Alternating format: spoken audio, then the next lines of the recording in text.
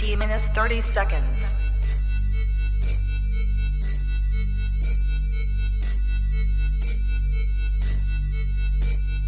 T minus 20 seconds.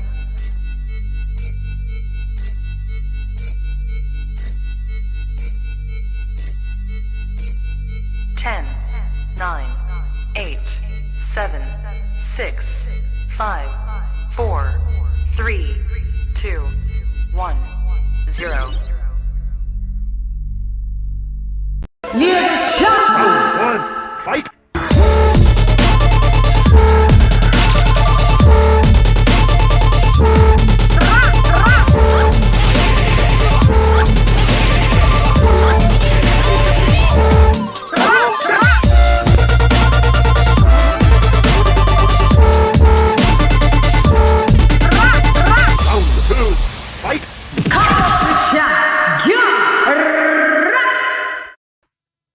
That's right, yeah. Smash the like button. Yo, hey girl, it's LadyChann rep nonetheless, and welcome to Cumbox with Chan. We're in the building. The weekly wrap-up shiggity show.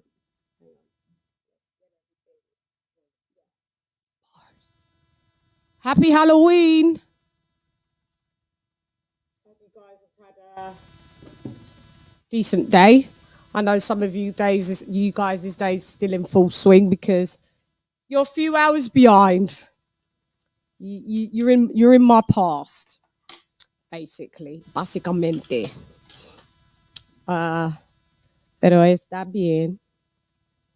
Eso es.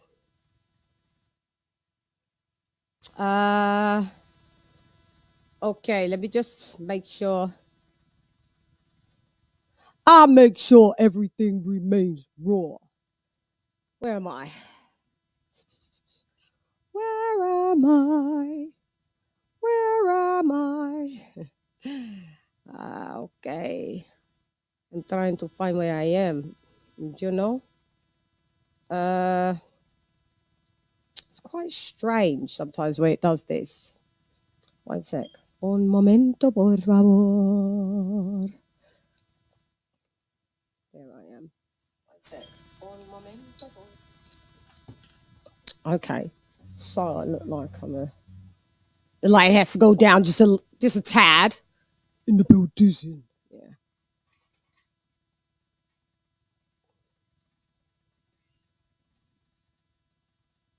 And the helm.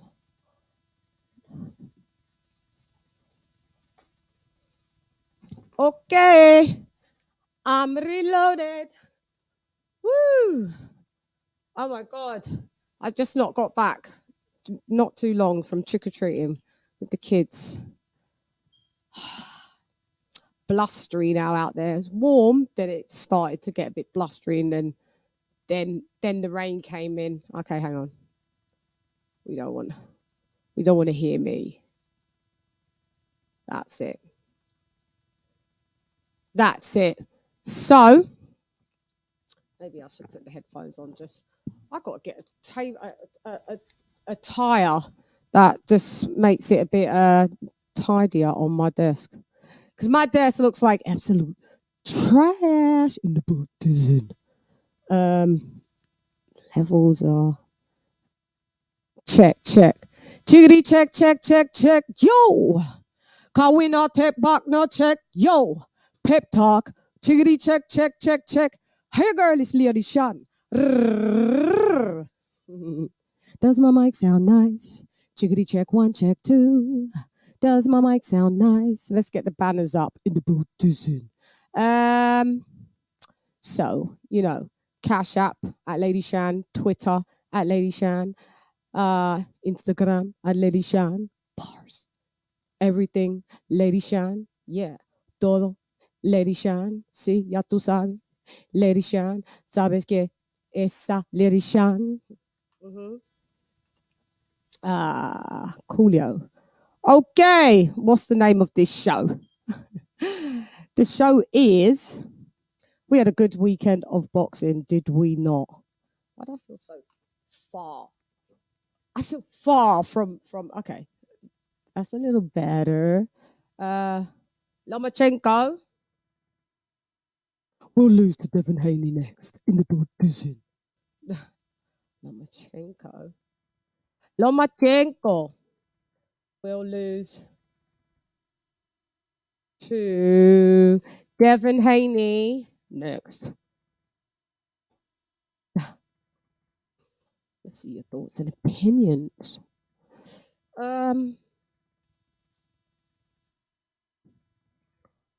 Okay. The weekly wrap-up Shiggity Show. Weekly wrap. Oh, this keeps setting my levels differently. It's battling this row card, so it seems to be battling me. Wrap up show. I think sometimes the road casters can be a bit glitchy and temperamental and they need rebooting and stuff like that. Okay. Okay, I'm reloading. Okay, smash that like button like what King of Kings says. So let's roll call in the building. Okay, so we have my members, and if you want to join the membership so you can get exclusive member live and stuff like that, etc., then click on the members link, go to the channel page and click join. Okay, so we got Martin King Boxing in the building, Jimmy McClendley in the building, Ringside Reporter Live in the building. We have King Boxing in the building, Queen Lisa Bales in the building, Stephen T in the building. We have Mark Liggity Nash in the building, Donald Banks in the building, New Media Today USA Boxing in the blood clot dozen. We have AJ all day in the building, Charlo in the building, King TJ in the building. We have El Primero and El Edificio in the building, Haplotype in the building, Dr. P in the building, Devil Beats in the building, Queen Arlette in the building, D-Star Boxing in the building, Dub Right Side in the building, Slim Boxing and Commentaries in the building. Mi esposo número uno, Héctor García en el edificio. So ya tú sabes. Okay. All right. So, well, let's see. I'm going to be introducing. Let's hang on. I'm going to put this in here, and this over here. Did I not put the? Did I not put what the thing is about? CHANN show. There you go. Okay. Me. I'm introducing. Introducing. Introducing my co-host, Kenny Can in the building. Ding, Kenny in the blood clot building. Hello, LadyChann. Hello, everyone in the building. How have you been this weekend? That is, of course, it's Halloween. Of course, I'm not one of those people who enjoy it, and not many people dared knock on my door to disturb me when I was busy. But to be honest, yeah, we had a couple with my kids that was like, they don't even come to the door. Sour. Yeah. I will say, as we've kind of seen the last week and this week, there's more talking points than actual fighting. But the talking points are really, really interesting because obviously your title's massive, very interesting. But let's not forget one of my close friends, Tyson Fury, was going like a pork chop again, and he didn't like his interview with my good friend, our good friend, who I don't really know much about. But yeah, True Jordan. I don't know nothing about the guy, so I don't know what his boxing pedigree is, but I know he does a lot of football.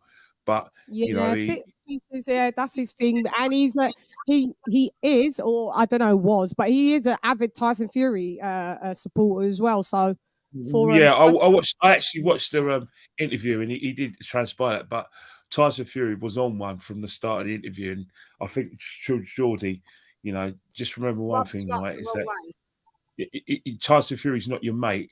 He's someone who's giving you the time of day. But no, the I fact don't is, care. Tyson Sorry, Fury, we don't. no, let me finish. You haven't let me finish. You haven't let me finish yet. Oh God, sorry. The fact is, read the room. The guy was in a bad mood from the start of the video. He carried on. You didn't read the signals. You just carried on and I thought, if I was him, if I was Tudor, I would have just ended that interview pretty quickly and taken the hint as we are. The guy was ready. Firstly, a lot of his answers were monosyllabic. They were aggressive. He was, and even though he was caught out on quite a few occasions, just cut your losses and run. Cut your losses and run. The guy did not want to be interviewing you. He knew that and you just carried on. So I really don't have much sympathy for True Geordie. And yeah, he got a lot of likes for his and a lot of views. But let's face it, mate. The fact is that, you know, he's only saying what a lot of people in boxing have been saying regarding these fights. And myself, you know, Tyson Fury, if I was you, just keep your head down, just get on the fight and do what you're doing, because there's no way you could sell this Derek Chisora fight to us. You can't sell it. Just stop it, Tyson. Stop making it up as you go along. All right, just tell the boxing public, the British public, I want to fight, and I'm bored. And I want some action. I want to earn some money, and we'll leave it at that. But don't try and talk this fight about what it's not.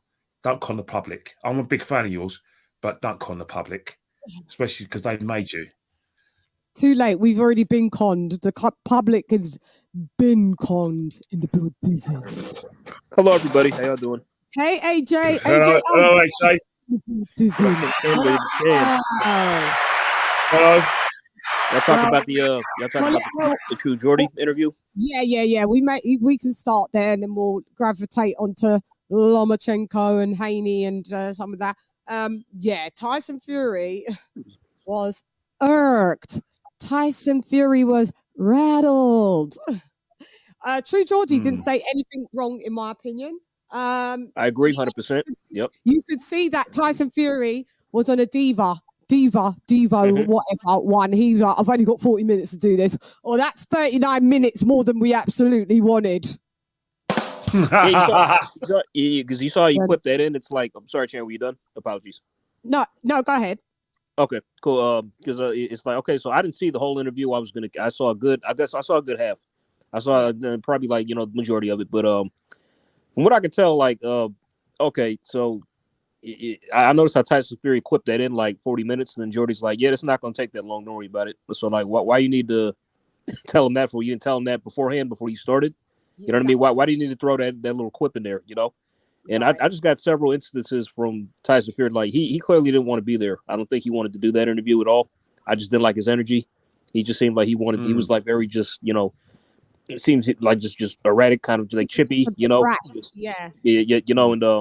And I like True Geordie. I've known about him actually for a minute. I mean, because I kind of like his takes on boxing in the past, and I kind of like him even more for this interview because he's just asking questions that the fans have.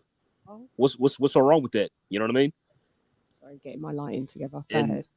Yeah, I mean, because he's just asking questions that the fans want to know, and I don't see anything wrong with that. There was nothing aggressive about it. I don't see anything wrong with what he asked.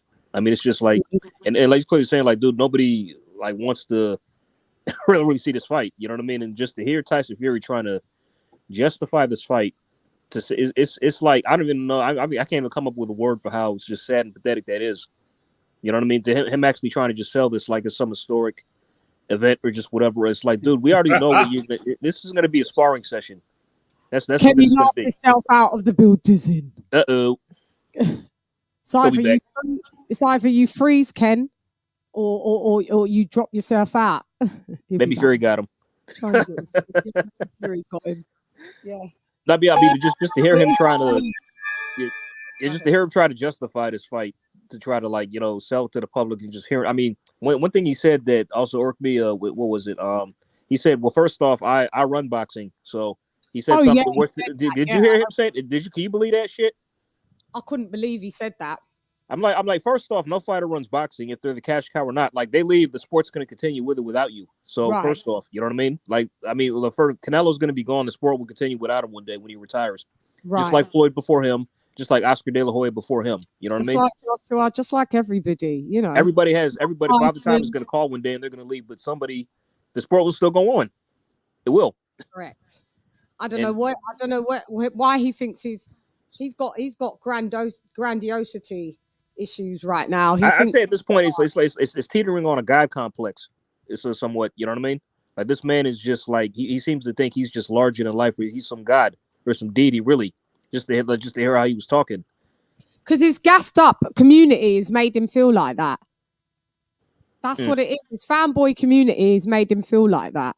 So he's just running with the, just like kind of like when Deontay Wilder's fan base made him feel like he was a superhero being the bronze bomb. And then he embodied that character. I think sometimes they go a bit too deep in with the character. They go too far with it. Yeah. Absolutely reserved or quite a real person, you get called fake and a fraud. So you have to be either a caricature or you're a fraud, which that is an oxymoron because a caricature is not the real thing. Right. But we've got, I don't know where, Kenny Ken must have got lost in the building. We have KOK in the building. What up, KOK? What up, bro? How you doing, LadyChann? What's up, AJ? What's up? What's going on? In the building. That's right. He's in the building. We're just talking about Tyson Fury. We did fleetingly just talking about when I think fan bases give fighters their alter egos. They go too far. Like we've seen it a bit with the Bronze Bomber, and I think they embody it too much. And then we've seen Tyson Fury embody this Gypsy King too much that now he feels that he runs boxing. According to him, he runs boxing. It's like we said one night. It's like it's WWE, but without the good acting, and nobody likes it. They put a whole big show, and he calls some because you're with the generation of trolls, so everybody does it. They act like there's no consequence for misbehavior, So I mean, it is what it is. It's kind of childish to be. I'm gonna be honest, like this speaking from a man's perspective. Mm-hmm. I understand and put on carry, but it's like some point in time, you're a man, you have kids. Like in your mind, don't you think they're gonna see this shit one day? Like, wouldn't that give you some kind of pause, at least if you felt that way, not to be like that in the public? But they don't even have any sense of dignity or anything. They don't give a shit. They don't care. Yeah. Did you see the true? Because AJ, you can finish off of what you saw and tell us the bits. The True Geordie interview. Sickening. Okay, I mean, like I said, I just saw about half of it. I missed the part where Tyson Fury lost it on him. I saw snippets of that part because True Geordie put it on his Twitter. But I didn't get copyrighted for it, so we may as well watch it. I just showed the bit that's important. So let's have a look at LadyChann reporting as she tends to do. Okay. No problem. By the way, Chad, before you do, could I just add one more thing? One last thing about it. Go ahead. You know why people shouldn't get emotionally? I mean, because it piggybacks off what KOK was saying too. Like, why fighters? I mean, why just fans and just people in general. Why I don't get emotionally invested in fighters? Because one day something is going to happen. They're going to take a fight, and they're going to lose, and in the process, they're going to let you down. Just they're going to. The fans are going to be disappointed when that happens. Mm-hmm. Then, as a result of you being so emotionally invested in that fight, you're not going to know how to process it. Correct.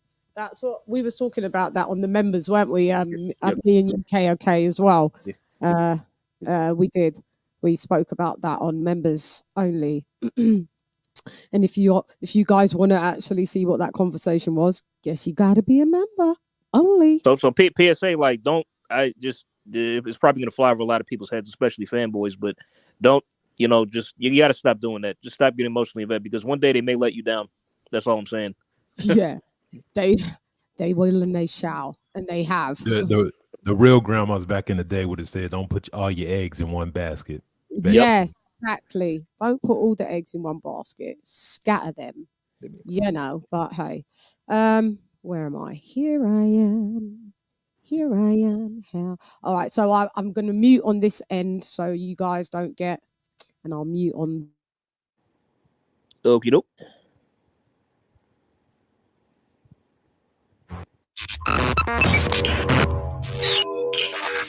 Tyson's going to knock out Dillian White. That's what I'm saying. That's what I'm saying. Hey guys. So I'm laughing at the interview. Tyson Fury recently sat down on a Zoom interview with True Geordie. I don't really watch True Geordie at all. I'm not really one of his biggest followers, to be honest. But in this instance, he just did something that I guess all of the British public, well, majority, unless you're a Fury fanboy, a Furite, are thinking. So here's how it went. Stand by. World would be happy for him. Even you'd be the one on the receiving end of it. Big thanks for taking the interview, Tyson. I understand where you're coming from. I appreciate you and Derek are legends of British boxing. All respect in that sense. And I wish you the best of luck, mate. See you next time. Cheers, mate. I think you're a tosser, you little top. Thanks. And I won't be doing any more interviews with you little toss-top bearded. No worries, mate. Thanks very much. Kiss my balls, you little shit house. Have you worked out how to close this phone? Are you all right? Hit the button at the bottom. Well, that went well, didn't it? Well, that's how much Tyson Fury really thinks about his fans. He cares not about most of you lot that are all fanning out for him, and he's in it for money. He's in it for, that's it. You can be in it for money, but don't lie that you are in it for money. He doesn't care about you guys and what you think of his legacy, and you guys don't really care either. You just will go along with his narrative, with his story that he's the greatest of, and he's up there with Muhammad Ali. God rest his soul. It's a travesty. It's absolutely blasphemy to even be in the same comparison and the same talk term.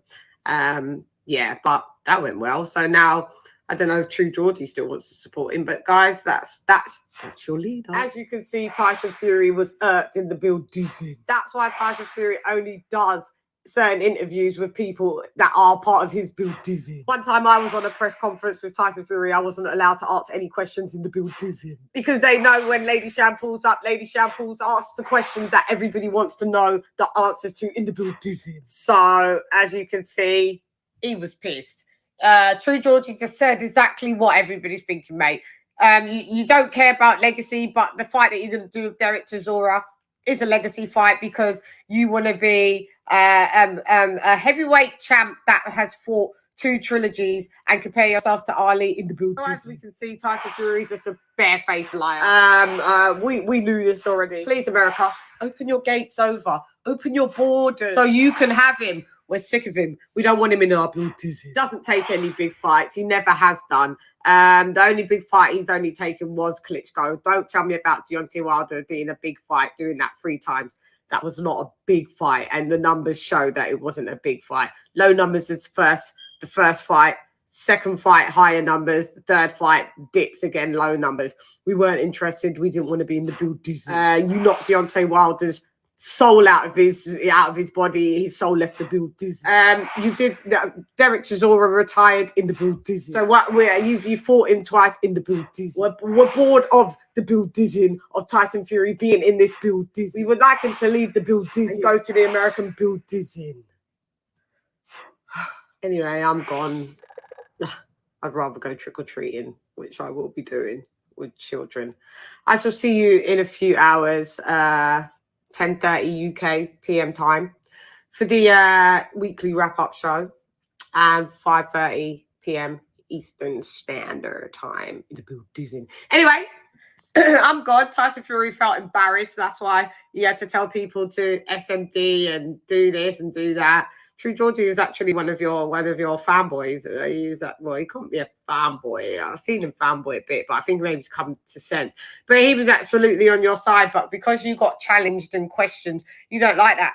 You like media that will kiss your ass. And True Geordie is a man that's about 260 pounds, and he's 6 foot odd, so he ain't kissing your ass. So use as his thing. Let me go. Anyway, I'm gone. Here you go, little LadyChann. Tyson Fury got embarrassed because he got told the truth. Come box with Chan.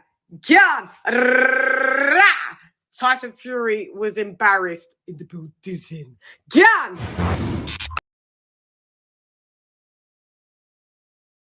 In the building.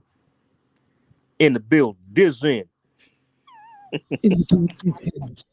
That was the sheer humiliation that he got because True Geordie told him that, listen, you're ripping off the British public by charging this as a pay-per-view. I don't understand why you're doing it. You know, there's no way that Derek Chisora is. Oh yeah, Kenny's computer did a software update, so crap. And so basically, there's no way that really Derek Chisora is going to beat you, or you know, or knock you down. And then Tyson Fury said anyone can knock you down, which is true. But True Geordie was like, yeah, but, you know, we just don't think Derek Chisora is going to do it. So, I mean, why does he get offered a title fight where there's other people? And he went, oh, there's Joe Joyce. He wasn't ready. There's this one. He wasn't ready. Joe Joyce had just came off from having a fight. So did Anthony Joshua. That's a fucking lie. Joe Joyce said he was ready. Then Joe Joyce said he was ready to step up. You still offered him just coming off a fight, Anthony Joshua. Then True Geordie challenged him and said, how comes Derek Chisora, even though he's the same management of Anthony Joshua, how comes he got more time to negotiate? How comes there wasn't any deadlines for Derek Chisora? And then Tyson Fury was like, don't you know what a deadline is? There's a deadline because, you know, I was throwing him a bone. Like, this guy thinks he's the second coming of Jesus Christ. He's not even really answering the question. He was deflecting as usual, and he was getting irked, and he was like, then he tried to be like, you're not going to tell me about Derek Chisora because he's a great fighter and you've probably never laced up a pair of gloves in your life. And True Geordie was like, well, this, you know, that's not the point. I'm just going to ask you a question. I'm just asking you a question. Like, I'm absolutely a fan of yours. So, you know, and then he was like, oh, so why should I do fights with other people? Because, you know, those foreigners, them foreigners.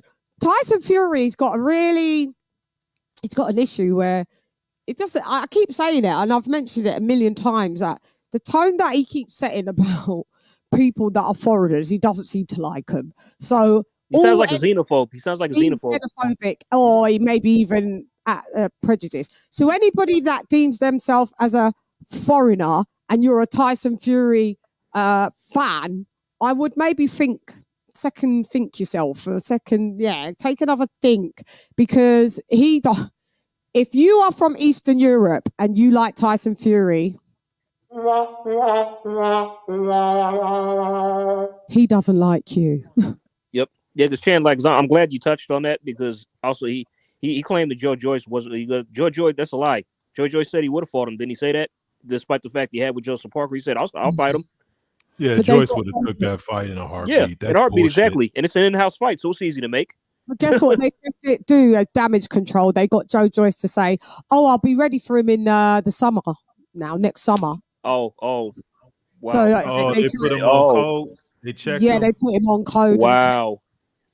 Yeah, see what they're doing. Like, yeah, it's quite sad. And remember, Frank Warren was on record saying that, you know, Derek Chisora shouldn't even be in the same sentence as Tyson Fury because yeah. And all of a sudden, he's the best thing since sliced bread because he's number 10 on BoxRec. You know what's funny?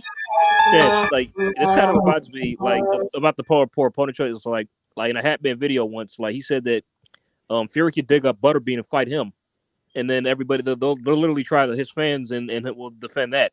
You know what I mean? Despite the fact that he's been years, like if you pick Butterbean to fight now, he's a consistent flop. I don't understand why people say that. Like, he's a kid. Look, man, you saw that fight even when he fought Otto Wallen.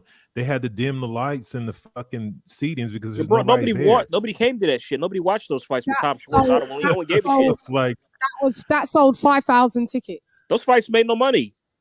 Yeah, 5,000. And the 50,000, it looks like that they're saying this one's. It's funny because the tickets have been on sale for a week, right? It's not sold out. This hasn't sold out. They're saying 50,000. The venue holds 73,000. Let me put it in perspective. When Joshua fought Usyk there for the first time in, I think within 3 to 4 hours that all the tickets had sold out. Yeah, all 73,000. There was still 100,000 people in the waiting. When Dillian White and Fury fought, those tickets sold out in a day, in about a day, maybe 2 max. So that sold out. All of a sudden, Tyson Fury, although Derek Chisora does have some following, it's not like to the levels of, obviously, to what Dillian White is a consistent pay-per-view guy or whatever. Yeah, he's headlined pay-per-view. He's headlined several times, and he's a draw himself. Yeah, so. I mean, but he's past the point where people think there's a possible chance of him getting upset, and once that happens, people stop watching you. If there was still his fans still thought, man, there's a 20% chance he might pull it out, they don't think he can win at all. So it's not even, that's not exciting to back somebody that you pretty much see is done, and you're like, yo, like you get to a point where your fans care enough to be like, why are you still fighting? Like, bro, like what? Matter of fact, let me ask you guys this question. This has been on my mind for a while. So, like, let's say, I know this is not going to happen, but let's just say it did happen. Let's say Tyson Fury fought these next 3 people in a row: Anthony Joshua, Joe Joyce, Alexander Usyk. Do you think he could beat all those guys in a row, or will he lose to one? Or will he lose to one? He will lose to 1. He could even lose to 2.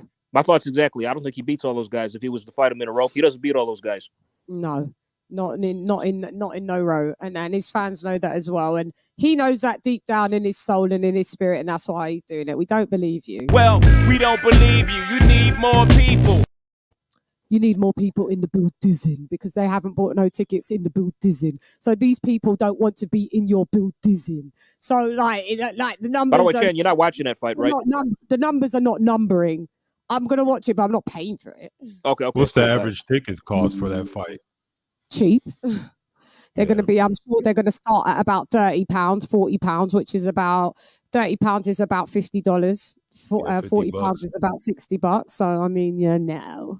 So basically, my dinner. Like I can go Tyson Fury fight for the same thing as a meal at Applebee's. That doesn't even cover all my gas. Bro, that's here in London. That's 2 Happy Meals. So let's put that into perspective. Like, yeah, we don't believe you. You do need more people. So it hasn't sold out after the tickets have been on sale for a week. What is that telling you? You should have had it at the Principality. You should have had it at a smaller venue. Stop acting like you're the superstar, because when you are a real cash cow, remember, you're the face of boxing and you run boxing. You're supposed to be able to fight a Yildirim. You're supposed to be able to fight the Dustbin Man or whoever, someone, just one of your any old mandatories, and you still sell out 70,000 seats. Because like Chan, I was talking about this with my pops yesterday, who's also into boxing too, and he was trying to like say that he kind of he doesn't really see a problem with this Fury Chisora fight, and I was saying, but he could have chosen somebody better who's probably not as much, who's still not a risk. Who deserves a title shot, though? Right. Deserve a bit of a title shot. Because I haven't compared it to Terrence Crawford taking on David Avanesian. It's like, well, like that. I know that's a fight that most people don't want to see, but that's a good stay busy fight. Yeah, there's a couple guys that I could name. Well, I named them before, and they're British guys that would be legitimate opponents he could have gave title shots to, and nobody would have been like, "Oh, okay, cool, I could see that happening." But who would I? Chisora, man, it's like, dude. Like you went to the well with that, bro. Yeah, I would have took Emmanuel Char over him. I mean, keep it real. No, I wouldn't have taken that. No, man. Yeah, that's why he didn't do that fight, because there was on this side of the pond there was sheer uproar. There was backlash over that. There was major backlash. There was sheer backlash. Kenny's back in the booth. I told them that the software had to be softwaring, so it's fine now. You're back. You look like a bit of a ghost. So we thought Fury got you. We thought Fury got you. There you are. You're back in the build, Dizzy. Why didn't he think about fighting like a Dubois or something? I mean, I think he can beat him, and I think that's a legitimate challenger. He's not the best challenger, but maybe that's more legit than this fight. Kenny, you tell Kingy King why Dubois would not be a sacrificial lamb at this stage for Tyson Fury, because Frank Warren. Because Frank Warren rather Frank Warren has got big hopes and he's invested a lot of time and money into Daniel Dubois' career. He's That's his determined job. for Daniel Dubois. He's determined for Daniel Dubois to go the whole way, win titles, defend them, go the whole way because he's invested a lot of time in him. He probably regrets putting him in with Joe Joyce. Oh yeah, but really and truly, both Joe Joyce and Daniel Dubois actually came out of that with a bit of credit. Obviously, Daniel Dubois lost a fight, but when he was fighting, a lot of people probably had Daniel Dubois up in that fight before he got his injury. So he got a lot of miles on the clock, creating the bank for that. And Joe Joyce, obviously, the fighter that Frank Warren really wasn't promoting, is now trying to promote. So there's no way he's going to sacrifice Daniel Dubois for Tyson Fury. But for some reason, he wouldn't mind him fighting a Dillian White because he knows that if he fights a Dillian White, Daniel Dubois, that gives him more elevation, gets him in the minds of a lot of Dillian White fans because Dillian White's massive in London. In fact, he's massive around the country. Arguably, we could say he's probably bigger than Tyson Fury on the quiet. But it's true because of the fact that it was Dillian White who co-sold the fight in Wembley, as well as Tyson Fury. And Tyson Fury needed that dance partner. Ken, I was just giving them the stats that Tyson Fury's tickets with Chisora has been on sale for a week and haven't sold out, despite 50,000 being sold. Yeah. There's 72,000 tickets. Gareth, you need to speak to his good friend Gareth A. Davies because Gareth Davies, is telling us it's 58,000 has been sold, and Gareth but that's not sold out. If it's 58,000, 73,000, I've got a bit of paradox here because Gareth A. Davies is completely and utterly Fury fanboys. I know. To extent that he needs that sort of surgical operation to have his head out of his ass because it's really that tight. That dude is cringeworthy, man. How bad he sucks Fury's nipples. Yeah, it's embarrassing. It's really embarrassing. Yeah, it's really bad. This guy ain't even a journalist. He's just a Fury fan. That's all he is. Is this guy even a journalist? Yeah, he's a journalist. He's a well-known journalist. Yeah, that's even worse. That makes it worse. I know. Yeah, I know. But never questions him. Davies. And so did you see the True Geordie interview, Ken? Oh yeah, I watched it all. I watched all 20. It was meant to be 40 minutes. It turned out to be 20 minutes, and Tyson Fury had a face on him. From the start, he didn't want to answer questions about the YouTube. He said, "Oh, it's great." And then I think the Conor Ben thing. I think that's what started him off because I think, as we all know, everyone knows Tyson Fury was suspended by the British Border Control and by UCAD because he failed a drugs test. He put it down retirement and falling out of love with boxing. What, something you've been doing since you were about 9 or 10? Do me a favour, mate. You were suspended because you failed. He thought he was going to get asked about that, and that put him on. That put him on. Anything to do with drugs. Anything to do with drugs is going to not only just annoy him, it's going to annoy his uncle as well because Peter Fury is his trainer before when he fought. Klitschko and got that brilliant win, and then afterwards, that's when he failed the drug test before the, the rematch. So it's going to be, a red record ball for Tyson. Any sort of questions regarding that because he can't condemn because he did it himself, and he can't, and also he can't, like I said, go alongside them to Conor because that's only going to remind fans and why he was really out of action. So. But if he just be humble about it, bro. Like I don't understand. Like okay, you made this is what people don't understand, man. If you just be honest and apologetic, the shit goes down better. But when you try to like, hey, look, I made a mistake. We were doing some things. I served my time. I got suspension, but that's not. I'm whooping ass now. What now? What and you could be like okay, cool. But every time somebody says something, you get a reaction. Especially when you in a media section where they want reactions from you. So that just means that this sounds like a guilty conscience. You know you did something, but then you're not even man enough to just be apologetic about and leave the shit alone. Be like, hey, look, man, I've seen interviews like literally, because I've been getting these shorts, and they showed Tyson, and people would ask him questions about shit from like 20 years ago, and he would just be like, yo, why are you even bringing that up? Like that was 20 years ago. What are you doing? I don't even want to talk about that. And then they would press him, and that's when the attitude would come out. But if he would just was like, yo, you know what I'm saying? I got caught. I served my suspension. I've been clean ever since then. I mean, hey, that's what's now? How many years has that been now? It's been 6 years.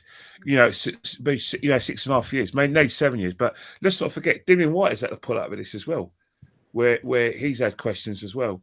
And every there's loads of boxers who are active now who have failed drug tests. So it happens. And as I said before, whenever the sports scientists and dietitians get involved in sport, like they haven't done, well, they weren't doing 20 or 30 years ago, but they are very prevalent now.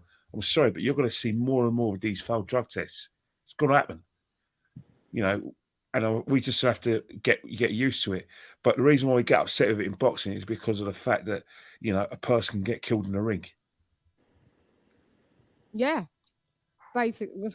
Yeah, and the Conor Ben story is still going on and on like bloody Ariston, mate. That's just getting on my nerves. Yeah, anybody else want to add anything more to this Tyson Fury? Yeah, I got something. It's just funny because to hear Fury called you Jody bald. That's ironic coming from him. You bald man with a beard, motherfucker. That's like a gay person making fun of another gay person for being gay. I know, that was weird. I was like, well, but I'm like, motherfucker, you bald yourself. Will you get off calling and making fun of him for being bald? You're bald and usually have a beard as well. But he said, "You bald man with a beard." He was so irked. The irkation on his face was hilarious. I was watching it in stitches. His mouth was going. He was twitching. Like, when someone's so pissed off that they start twitching. He was twitching, facial twitches. I was fucking dying. I was dying. I'm not going to lie. I found sheer joy in his discomfort. Sheer joy. Is that bad? But please admit, and it's true. At least if you just admit your shit and keep it moving, everybody. No one likes a hypocrite. No one likes a liar. Just at this point, I keep telling you, Ken, he's in the trash for me. And his fanboys are. And Gareth A. Davis is. We've thrown them all away, Ken. I need a meme that will just seal the lid, because Gareth A. Davies, he's got to start being a bit more objective when it comes to Tyson Fury. He has to be, because at this point it just doesn't look credible. But when you've got the thing is that when you've got when you've got Gareth A. Davis, you've got respected boxing journalists, then what will happen is that he'll always get away with that. And the fact is with Tyson Fury is that, he's just in a long line of people who claim to be humble when they're not humble. Tyson Fury's got every sycophant going.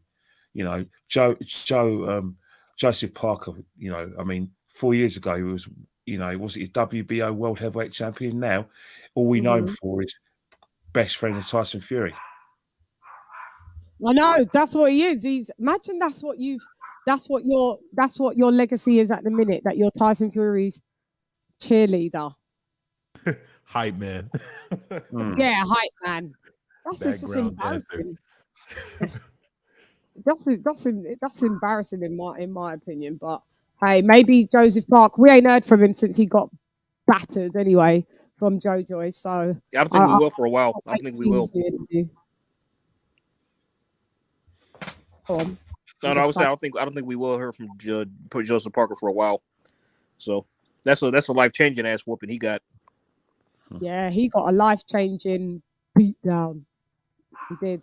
Them beatdowns, them type of beatdowns, you've got to recover mentally from them beatdowns. So you're back in the boot, do you know what I mean? So, oh well, shouts out to Tyson Fury. You've been rumbled, and I only had to block one Furite from my comments, and I noticed all the rest ain't landed, because they know. Some of them have got sense now. Some of them are like, yeah, they're finally seeing the light. Yeah, he's not taking the best fights. That he possibly should be and could be, and it's disappointing. A lot of people are disappointed on this side of the waters. That guy yesterday on Ring IQ's that I'm your leader. He's totally sickening. The only thing he was leading was his mouth.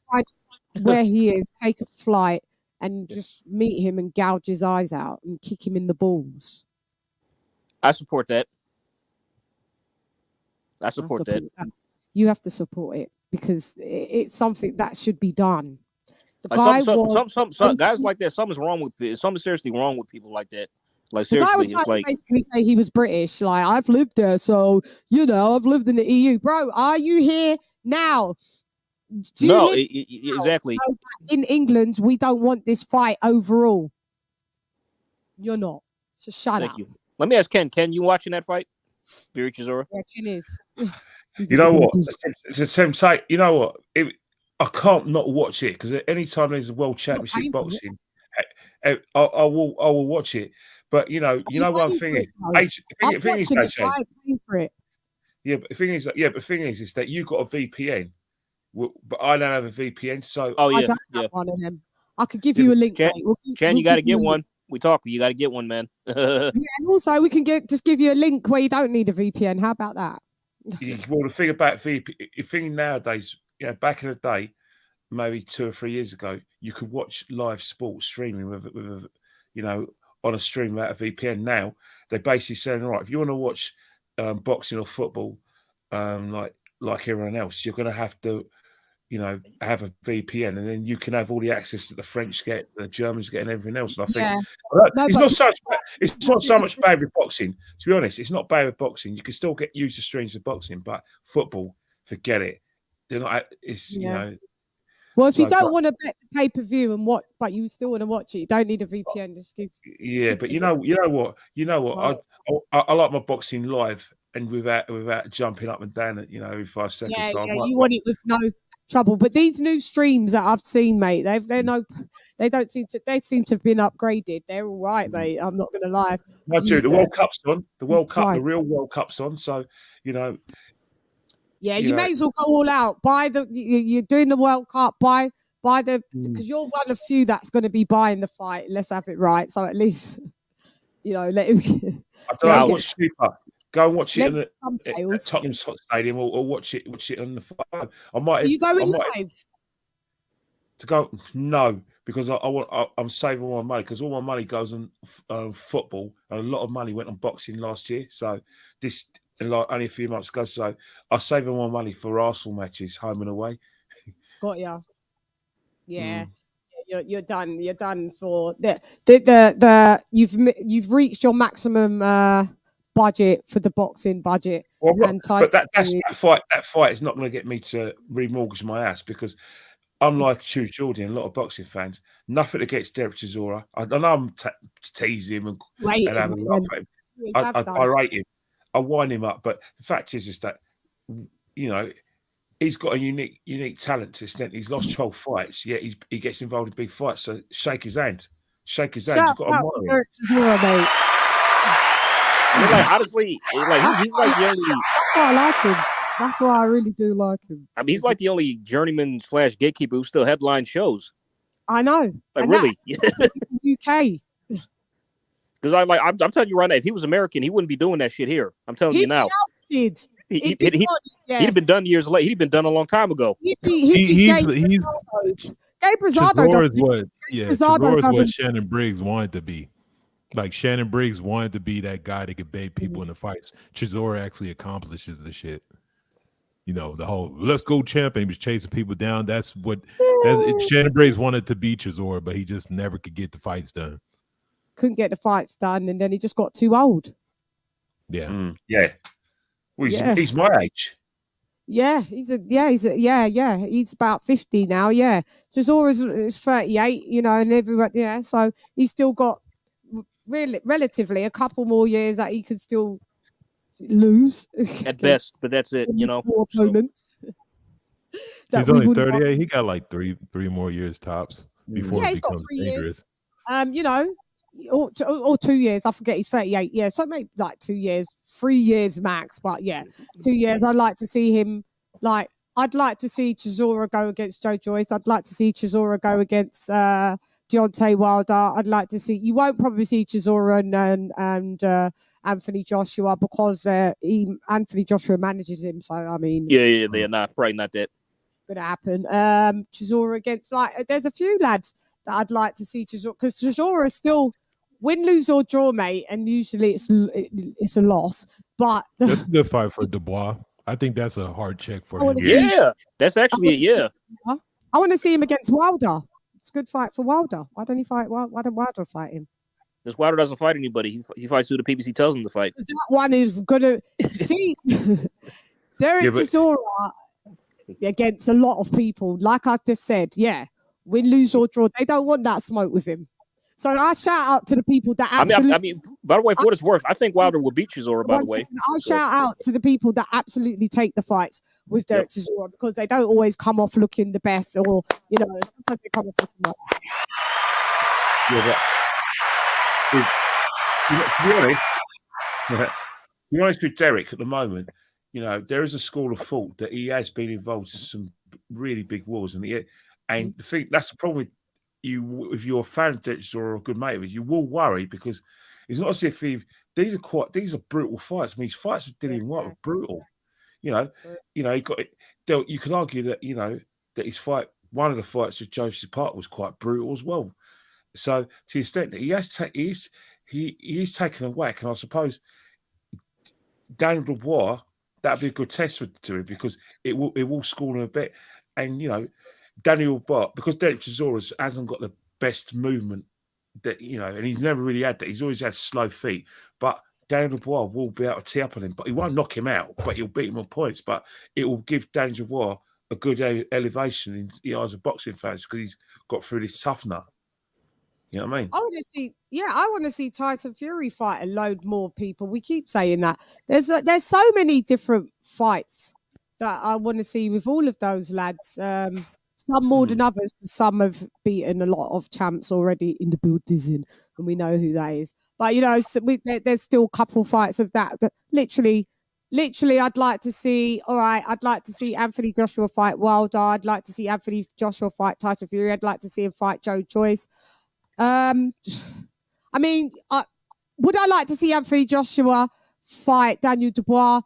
Not really, because to me, it's not really that much of an exciting fight, and I don't think Dubois is gonna.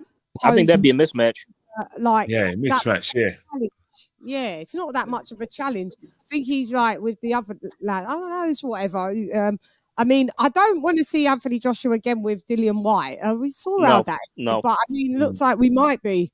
But it's only going to end up the same way. Yeah, Joshua will knock him out again. What way that you view Joshua, whether you think he's gone soft or not, it's just an uppercut. And that's it. Unfortunately, it is an uppercut because Dillian White I don't know what's. It's been like 7 years since he lost to Joshua. It'll be 7 years in December where, the uppercut still troubles him, And we can't just talk about the fight with Tyson Fury, the uppercut again, and then with even fights when he wins, even though he won, but he got uppercut again. The uppercut again, and that's with Dillian White. But the thing with Dillian White is that he's a higher grade fighter than Derek Chisora, and his resume is actually quite remarkable. It's not better than Chisora. Is it better than Chisora? It's not better than Chisora's though. Well, you think about it. Yeah, but no. Dillian White has beaten some good fighters to the extent that Derek hasn't. Derek's fought the great fight, but Dillian's what? Come on, Dillian. All right, everyone talks about if you factor everybody they fought all together, then Derek's his resume is better. Yeah. Alexander Usyk, Joseph Parker, one of the Vitaly Klitschko. Vitaly Klitschko. And lost to him. Kubrat Pulev, Robert Helenius, and several. The list goes on. Yeah. Pulev, Robert Helenius. Well, when Robert Helenius was Robert Helenius. When he was unbeaten. Yeah, when he was unbeaten. He's had. But Derek Chisora, Dillian White, kicked the crap out of Joseph Parker. Everyone talks about he fought Joseph Parker as well. Yeah.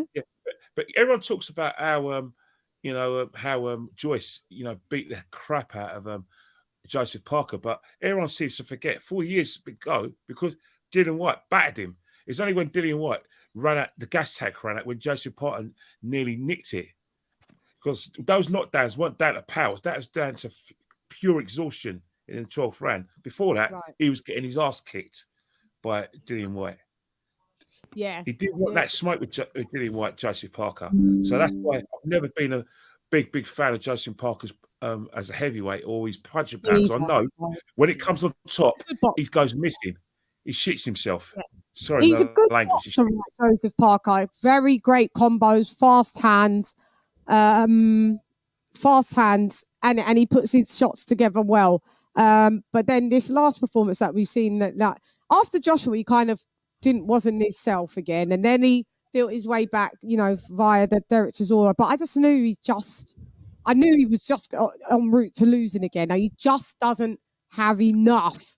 Yeah, he doesn't have that dog. He doesn't have that dog. He's a B+ fighter, and whenever he goes against the elite, he gets beat. Beater.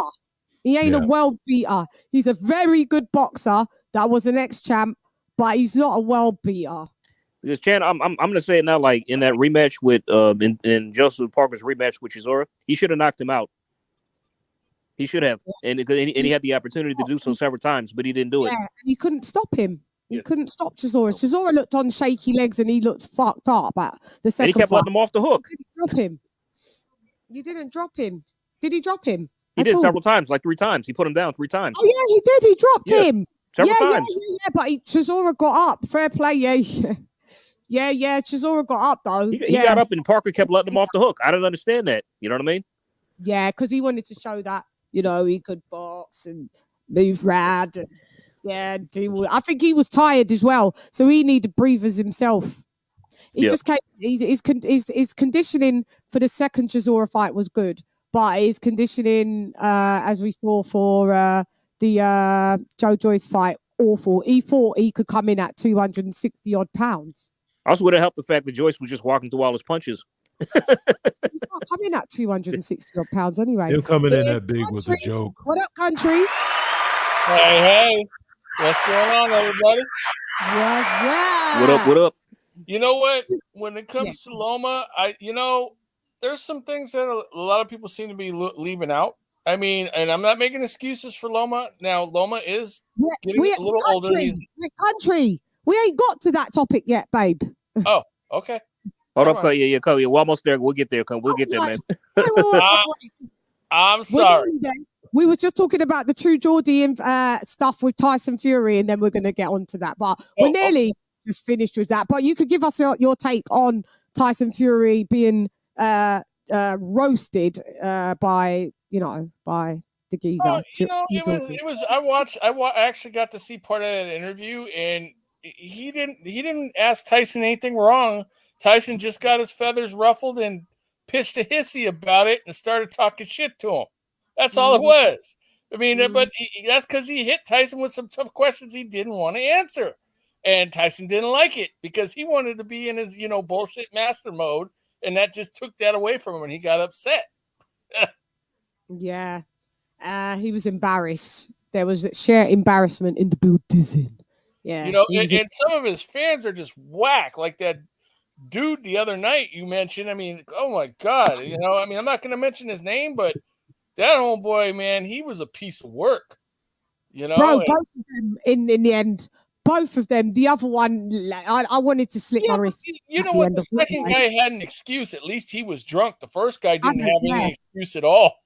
Yeah, but just manage your drink. Listen, guys, let me just give you a bit of advice. Whatever your vice is, if you can't disguise it when you come online, if you can't be drunk and still talk with some type of sense, then don't just be drunk or be sober and come on a live panel. It's one or the other if you can't do both.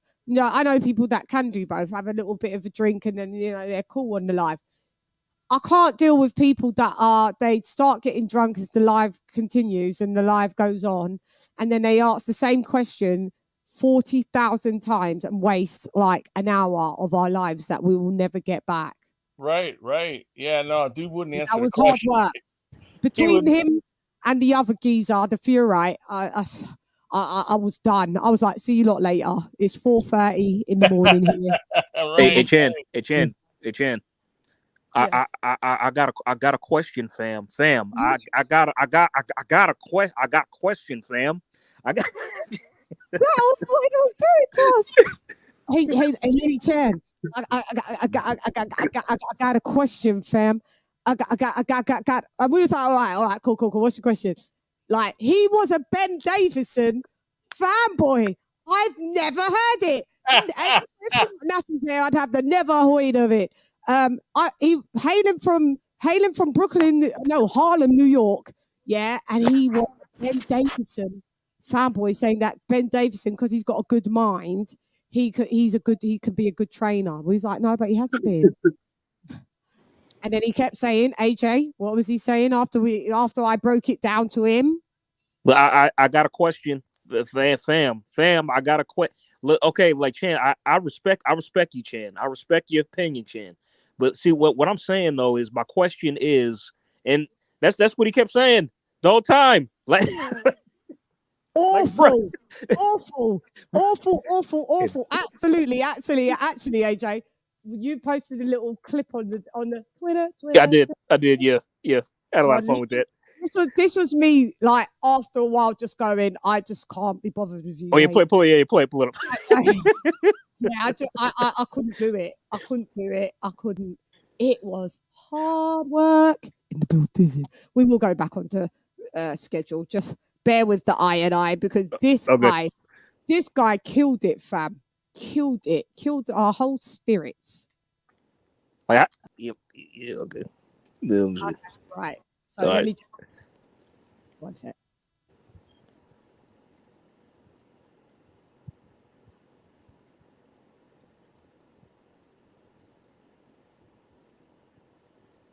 Next,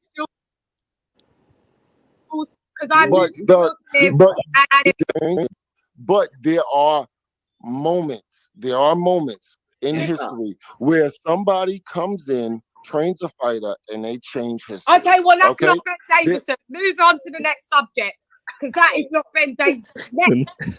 But LadyChann, as much as I want to shut up and roll over, okay, shut up then. No, LadyChann, I'm gonna give her respect. No, I'm gonna give her respect. But there are moments in history where somebody comes in, trains a fighter, and they change history. Okay, well, that's not Ben Davison. Move on to the next subject. That's not Ben Davison. But LadyChann, as much as I want to shut up and roll over, okay, shut up then. No, LadyChann, I'm gonna give her respect. No, I'm gonna give her respect. No, I'm gonna give her. As much as I want to shut up, okay, shut the fuck up then. Stop talking. You know what I mean? Oh, he said, yeah, bro. That was by the time that was like 40 minutes into him going, but can I ask you a question? And then it went on another 15 minutes after that. It was awful. As you could hear me, I was like, no. I was even like, bruv, Ben Davison is a great technical. He's an analyst. He'll break down stuff. He's good at breaking stuff down. But it hasn't transferred over to him being a great trainer. No. I gave those examples. Another geezer gave the examples. AJ gave examples. Julius gave examples. We all proceeded to give examples. And then he still hit me with, yo, but fam, yo, LadyChann, I got a question for you, fam. I couldn't believe it. It was 4:30 in the morning. I was supposed to be in bed at midnight. You was livid. I was livid. Oh, livid wasn't even the word. We've got a new guy in the building. Who you be, Mark, or have you been on there before? I've not been on the live chat. I've been in the. I've not been on the panel. I've been in the chat before, like, you know. So let me give you a round of applause. Let's hear what you got to say.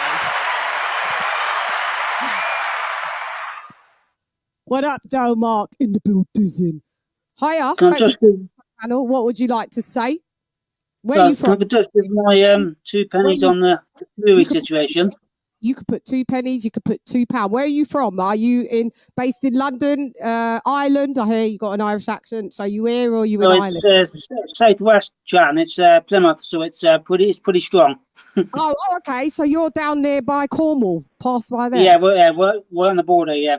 Yeah, got ya. Shouts out to my Plymouth crew. I have been there. Go ahead. So basically, I mean, I left a comment on your video about this earlier. Because it's such a niche sport, there's this big uproar that Geordie asked these questions, that questions. If it was the Premier League or it was a big sport, these people get paid big money to ask those questions with no fear. The YouTubers are scared of getting no access, and it's worse with certain boxers like your Furies who are totally delusional, who are so put back when they get asked a probing question. For fuck's sake, it is a real question. He wasn't being nasty. He was asking him questions. Fury didn't like it, got the assholes, made himself like a twat. Simple as that. And yeah, now I remember your comment, and it was as simple as that. Can I ask you, Mark? Are you like Kenny? Are you usually a Fury supporter? No, I don't like the man, the character, the person. I respect him as a boxer. I don't like him as a human being. Got you. So are you one of those? Did you like watch him when he fought Deontay Wilder? Did you pay for like pay-per-views? Yeah, definitely. Yeah, I support him because he's British. I just don't like the man when he opens his mouth. And the Americans that don't know what we know, Chan. They don't know like he was vilified in 13-14 when he was calling everybody gays and anti-Semitics, this, that, and the other. You know, but as a boxer, he's phenomenal. But you know, as a human being, I think he's a piece of shit. Yeah, I couldn't disagree with anything you said. I like him as a boxer. He's a good boxer. He's an anomaly. I mean, you know, the way he boxes, just for the fact of him nearly being like 280 pound, 290, 270, depending what day he wants to come in at and what weight he wants to come in at. And he moves well and he's a good boxer. But I think the American public, they're kind of new to Fury. So we're sick to the back teeth of him, to be honest. And we want him to go back to Vegas. Open your gate. I heard you say earlier, Chance, to Jules, let him go back, give him his visa back, let him go back to the States. We don't fucking want him over here. Yeah, because we'll have less and less. When he's in Vegas, he doesn't troll as much. I find that when he's in Morecambe, we see him a bit too much. He's bored, I think, when he's what I don't grasp is, I mean, I know it's a niche sport, but surely even the hardcore boxing American fans know the backstory. They know the shit that Fury used to get up to. Don't they find that disrespectful and disgusting like we did? Because he was a pariah, wasn't he? Which bit? Yeah. Sorry, with which bit? With the hardcore American boxing fans that big him up.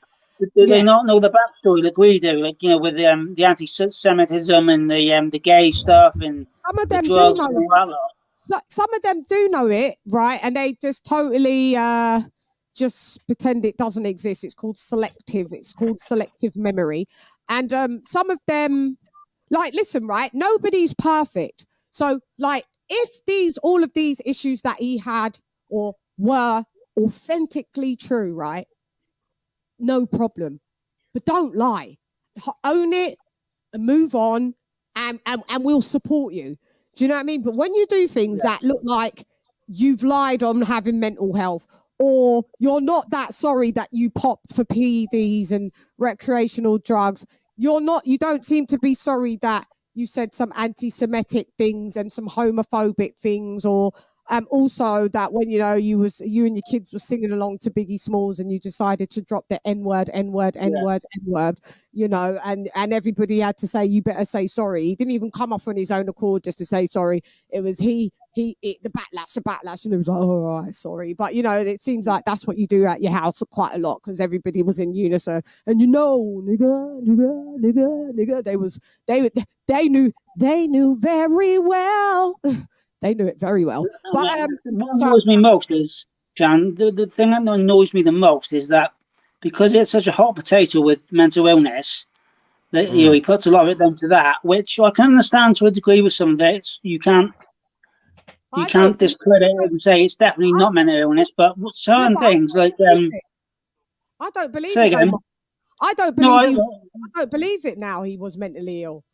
I don't believe maybe not, but what I'm saying is, Chan, even if he was, yeah. Right, the one thing that really gripes me is when he said he gave his whole past to charity for the Wilder fight. Can you imagine if that was AJ or something like that? They get absolutely hammered. Correcto. They would be hammered from dusk till dawn and dawn back till dusk. Because Fury talks shit left, right, and centre, it's banter and fun, and it's okay. He gets a pass. Can you tell me what's the climate of Fury in Plymouth? Is there a lot of fanboyism for him there, or no? No. People had enough, have they?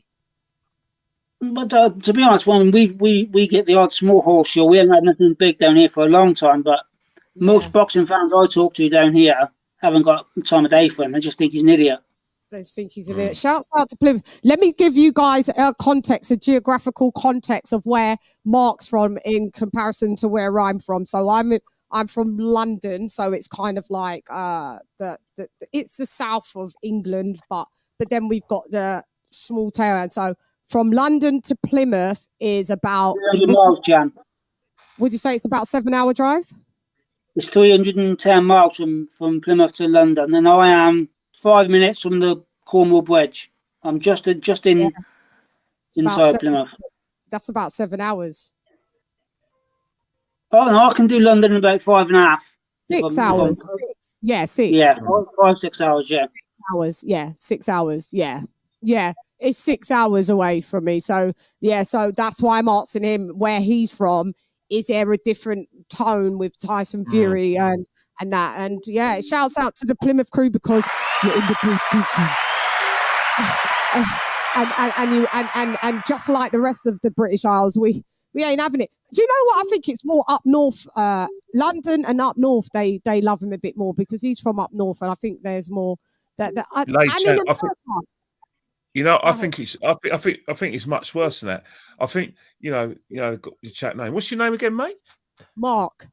I think what it is that, and I say it respectfully, or because I'm being too nice.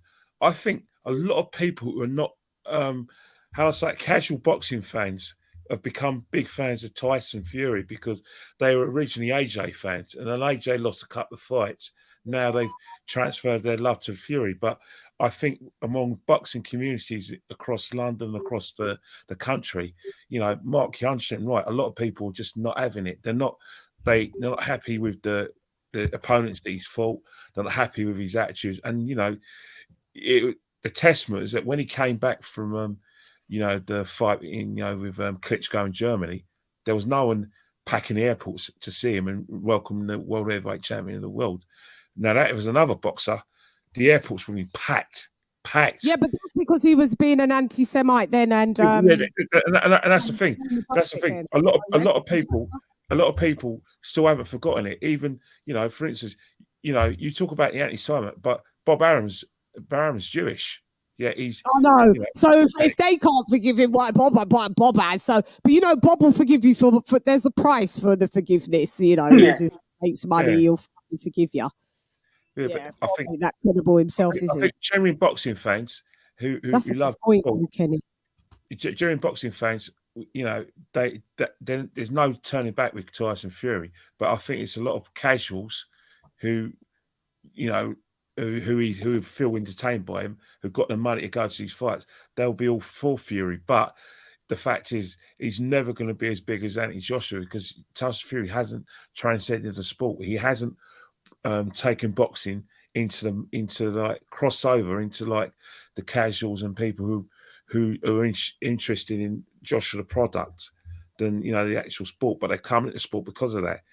Everything that all the boxers are getting paid massive wages, pay-per-views. That's all down to Anthony Joshua's success, and that includes Tyson Fury. Tyson Fury isn't transcended the sport like that, and I think that's where Tyson gets the ump. Yeah.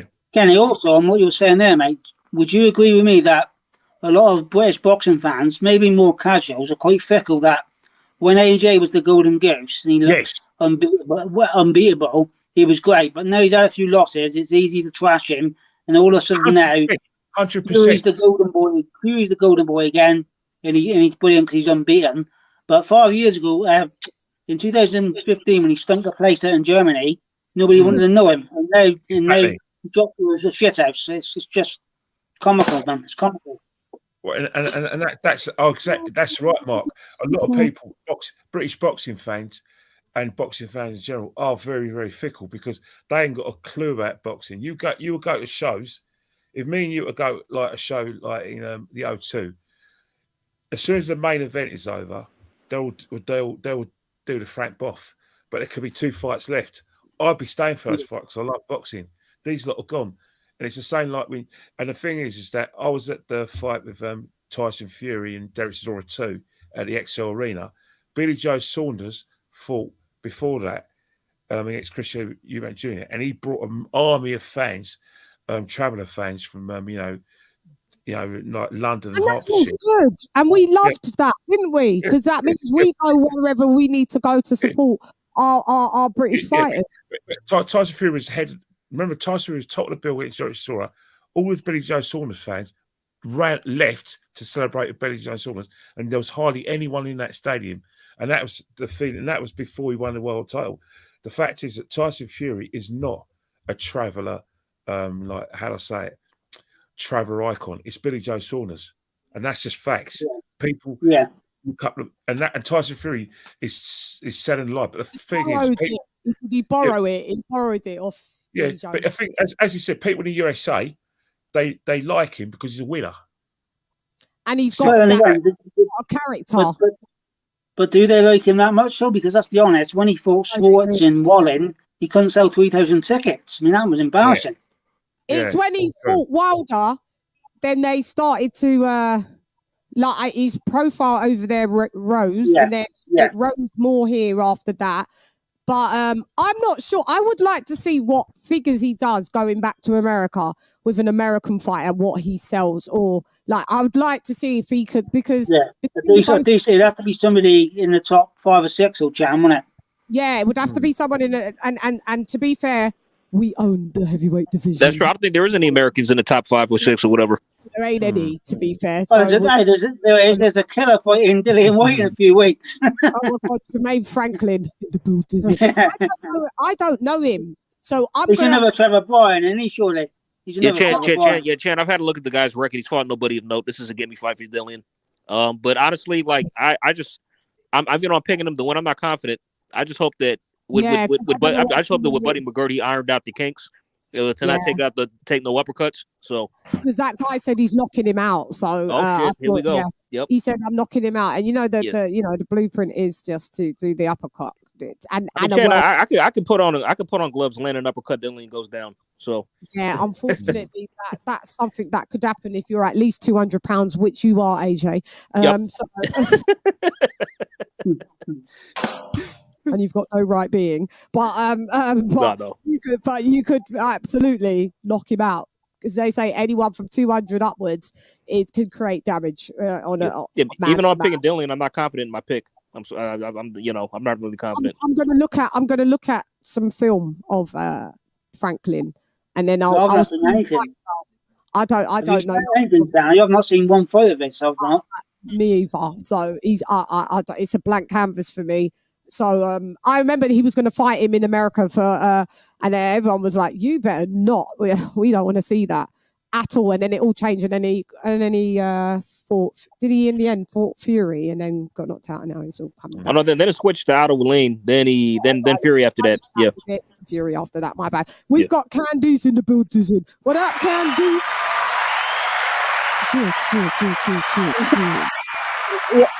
Yeah, what's going on? I just got off the clock, so at my job, so I was just listening to some of the stuff you guys been saying.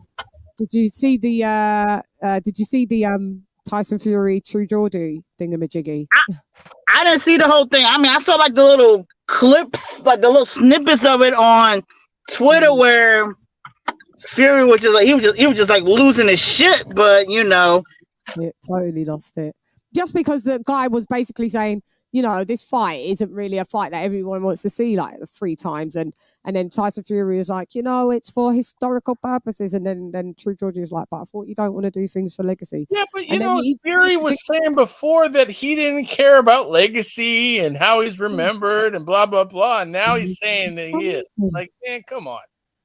We know this. I keep telling people, he's a walking contradiction. He said, what you do We all know he's going to say something else by tomorrow. He's going to change the story. You know what? So. I think Usyk said it best. He's a lunatic. I mean, as much as I love his bullshit sometimes because he makes me laugh hella hard, he's a lunatic.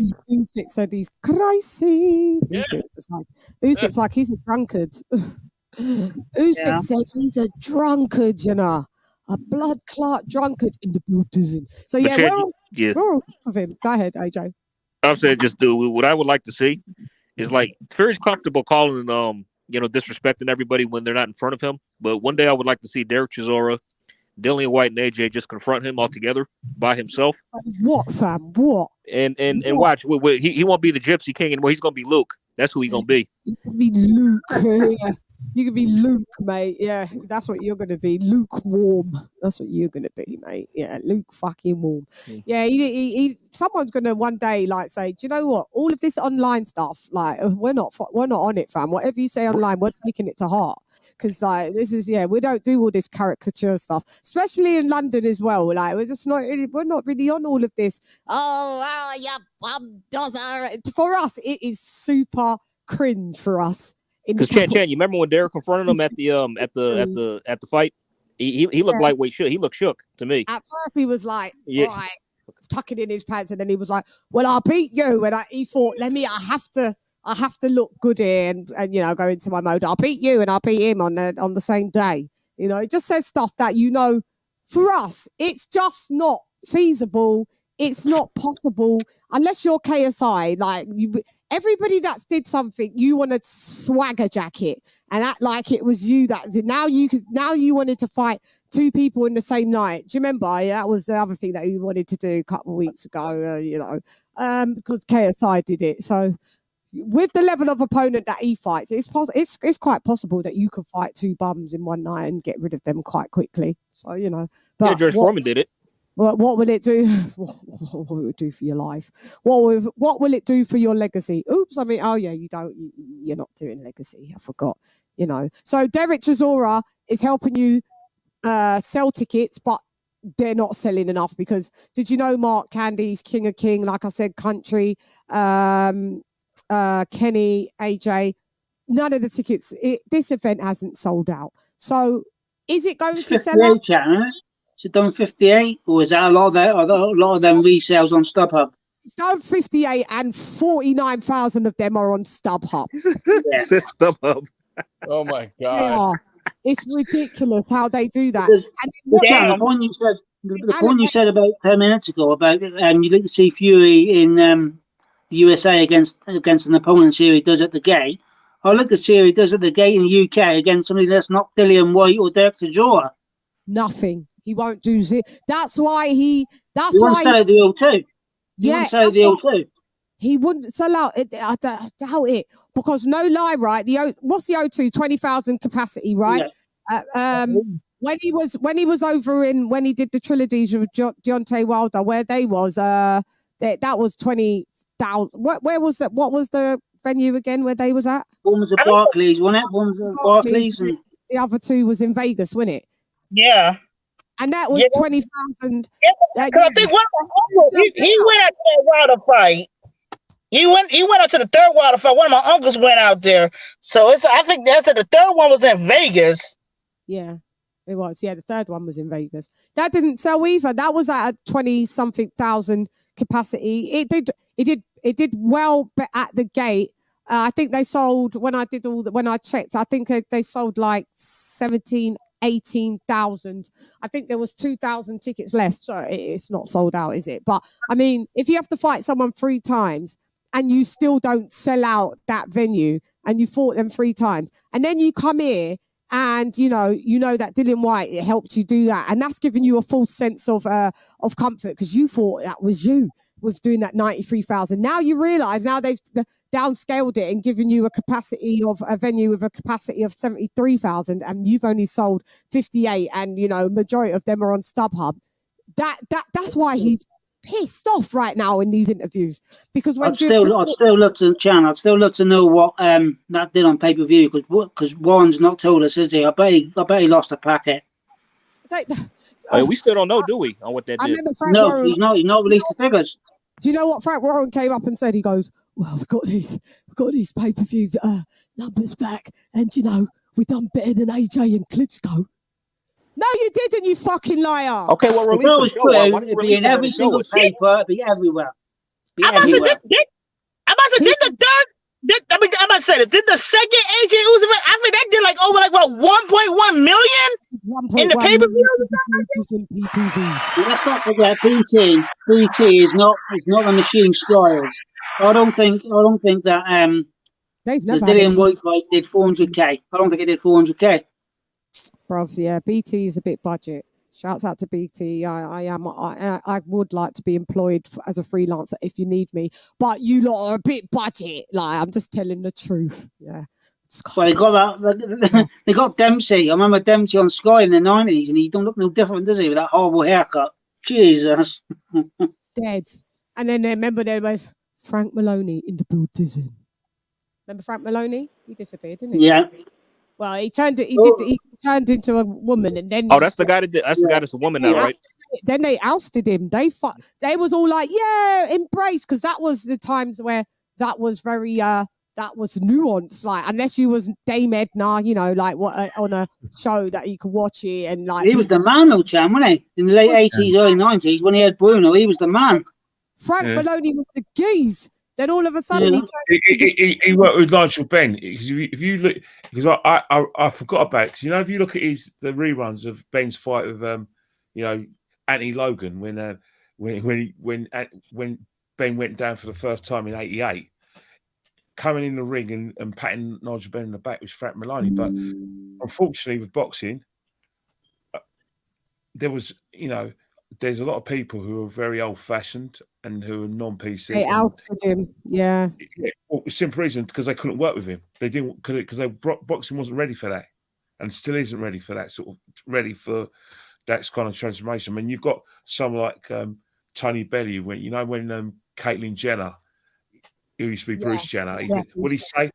How can you watch a program when men do strange things to themselves? That's Is that what he said? Oh, I don't know. Is that what you said?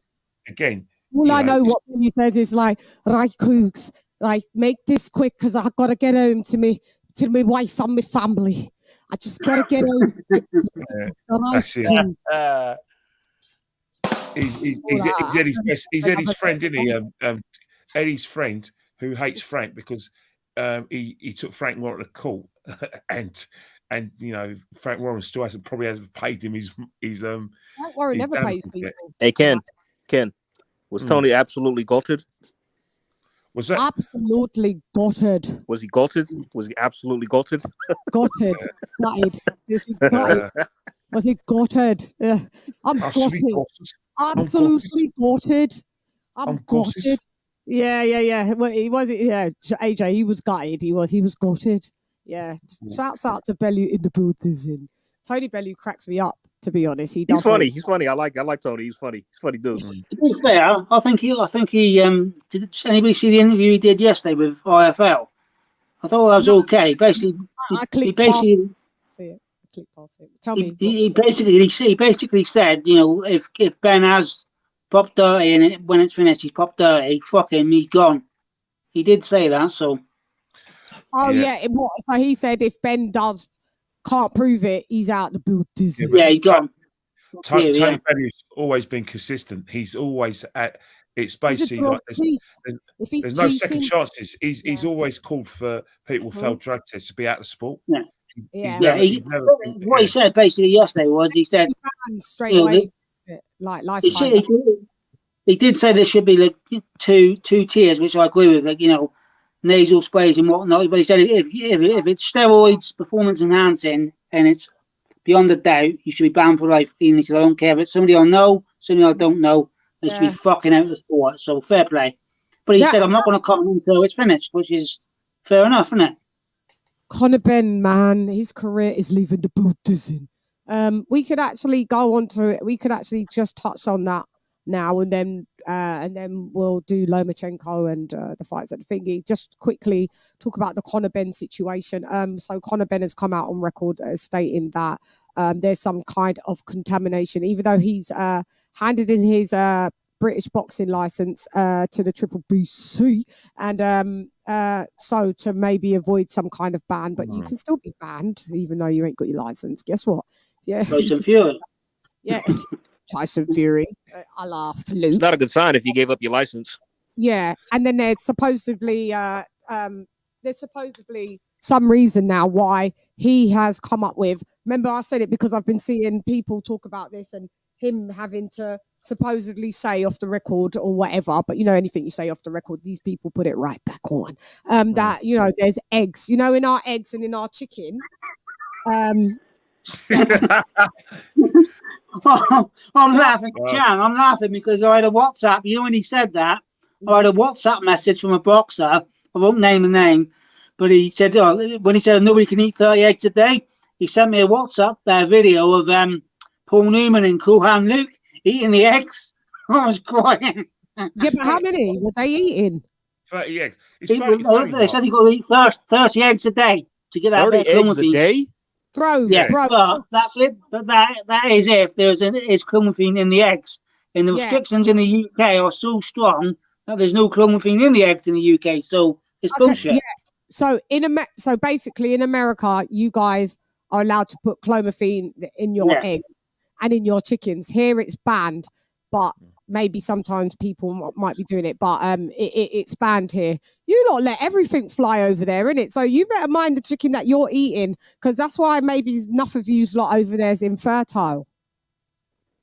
Because you're yamming down chicken that's got clomiphene in it. I just found all this out. This is a fact. In your regulatory food, you guys can have clomiphene injected that are injected or given to your chickens to produce more testosterone for the fertility, to boost the fertility to produce more eggs. So the concentrated amount will be in the chicken, and then there's a lesser amount, but amount nonetheless in you guys' eggs. Did you know that? I found that out today. Yeah. So it's banned here. Damn, so, I didn't know that. I just looked. You know what I'm saying? Maybe that's why. I mean, I love my chicken, bro. I love my chicken shit, man. Yeah, maybe that's why they tell us lifters to eat a lot of eggs. No, it's better to sometimes just pay the extra money and get organic.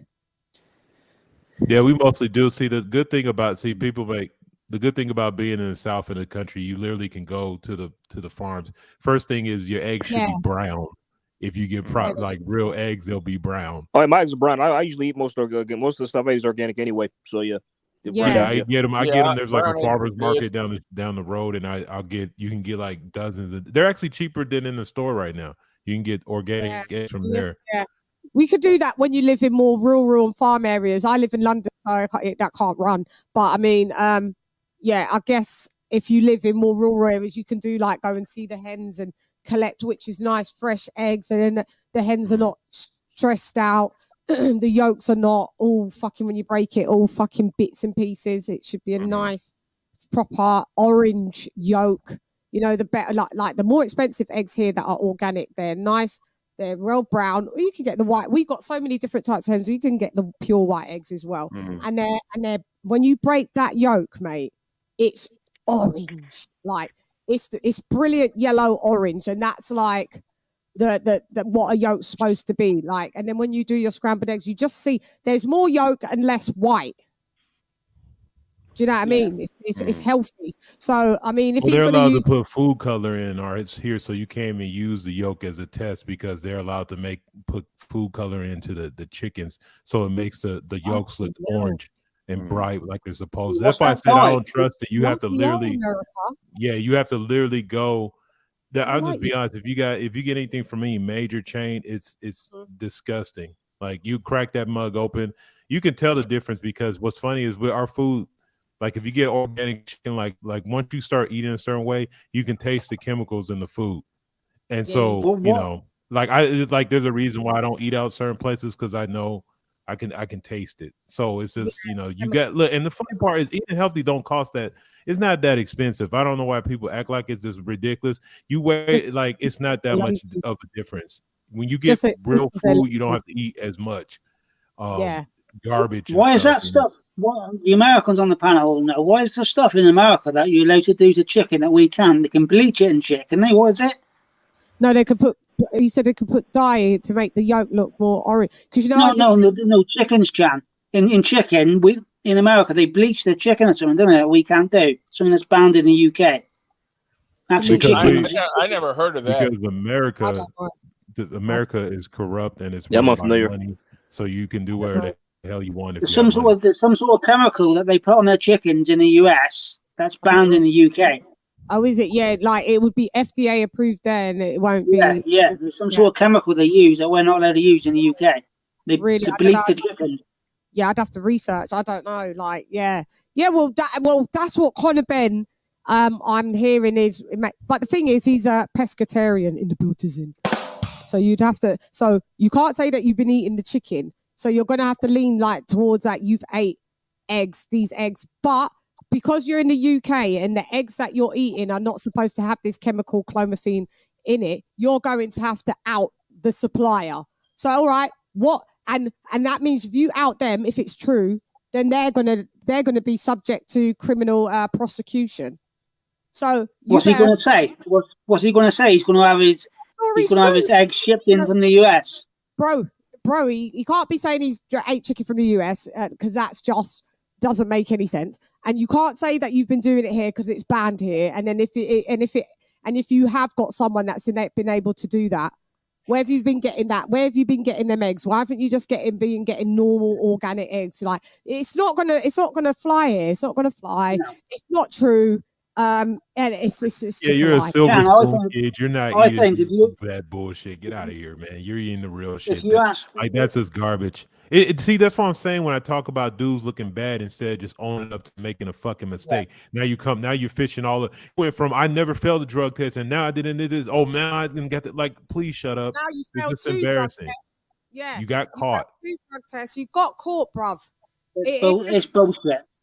Yeah, it's bullshit. He's saying there's contamination. We ain't tested the B sample. You ain't tested the B sample because you know it's just going to be exactly what the A sample is. Yeah, let's be honest. Even the most ardent Ben fans believe he's cheated. But the only thing I do. So do I. But the only thing I think that helps him is his lawyer. He's got the Chris Froome lawyer, isn't he? He got him off a ped.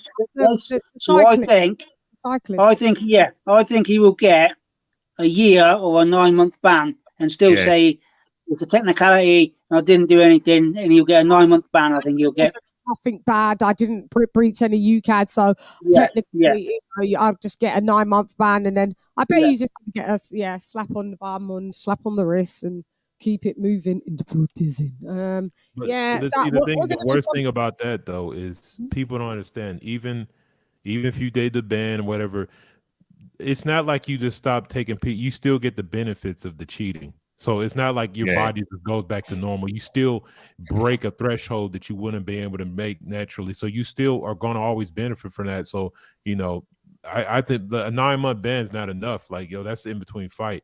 You need a 2-year ban. You need to go sit your ass down somewhere and take it serious. But you know how fighting is. They gave Canelo a 6-month ban, which basically the same time he takes off fighting anyway. Big baby Miller, Jesus.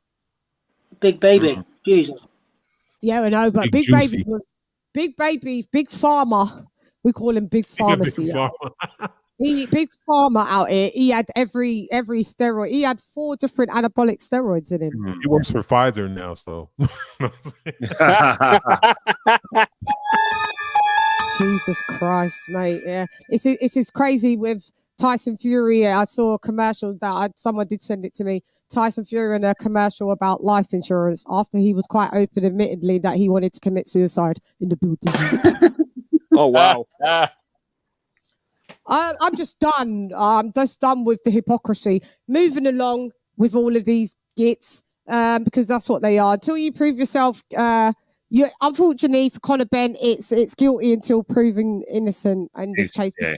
You are guilty for now because you've popped dirty. It's not an assumption. It's not an allegedly. You've popped dirty twice. So, dos veces. It is 2 times. Okay. So you're guilty and then you're going to have to prove yourself, not guilty. So I want to move on to the fights that happened at the weekend.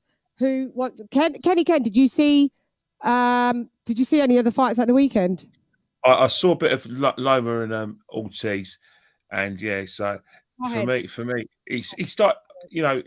Ortiz started off really well, but in the business end around, Loma just pulled away, and I think the talk now is Devin Haney and Loma being next fight on carrying rank in terms of a fight, and I like to see it because because I think that Devin Haney right now is the top. Is like I said, he's the king of the division, and Lomachenko. Well, everyone talks about him being a generational fighter. So, yes, please, I'll see. I want some of that. Yeah, let's see, King. All right, your take on what you saw and what you think. It's got hot in here, man. Are we talking about a particular fight or just whatever? Lomachenko and Ortiz. Oh well, what sucks is I had somebody tell me that Ortiz was better than he was. He was built up. He wasn't a Canelo sparring partner. I the thought young that. man, But the young man was prepared. He was going in the fight, but I think it was a tall task for him. His first 12 rounder against Lomachenko. I'm like, damn. Like, you know what I'm saying? So you can tell he gassed a little bit. Some people were like, well, why didn't he stay on the gas? He just didn't have nothing left. He was tired. And Lomachenko was able to pull out. But the scores in that fight are complete garbage.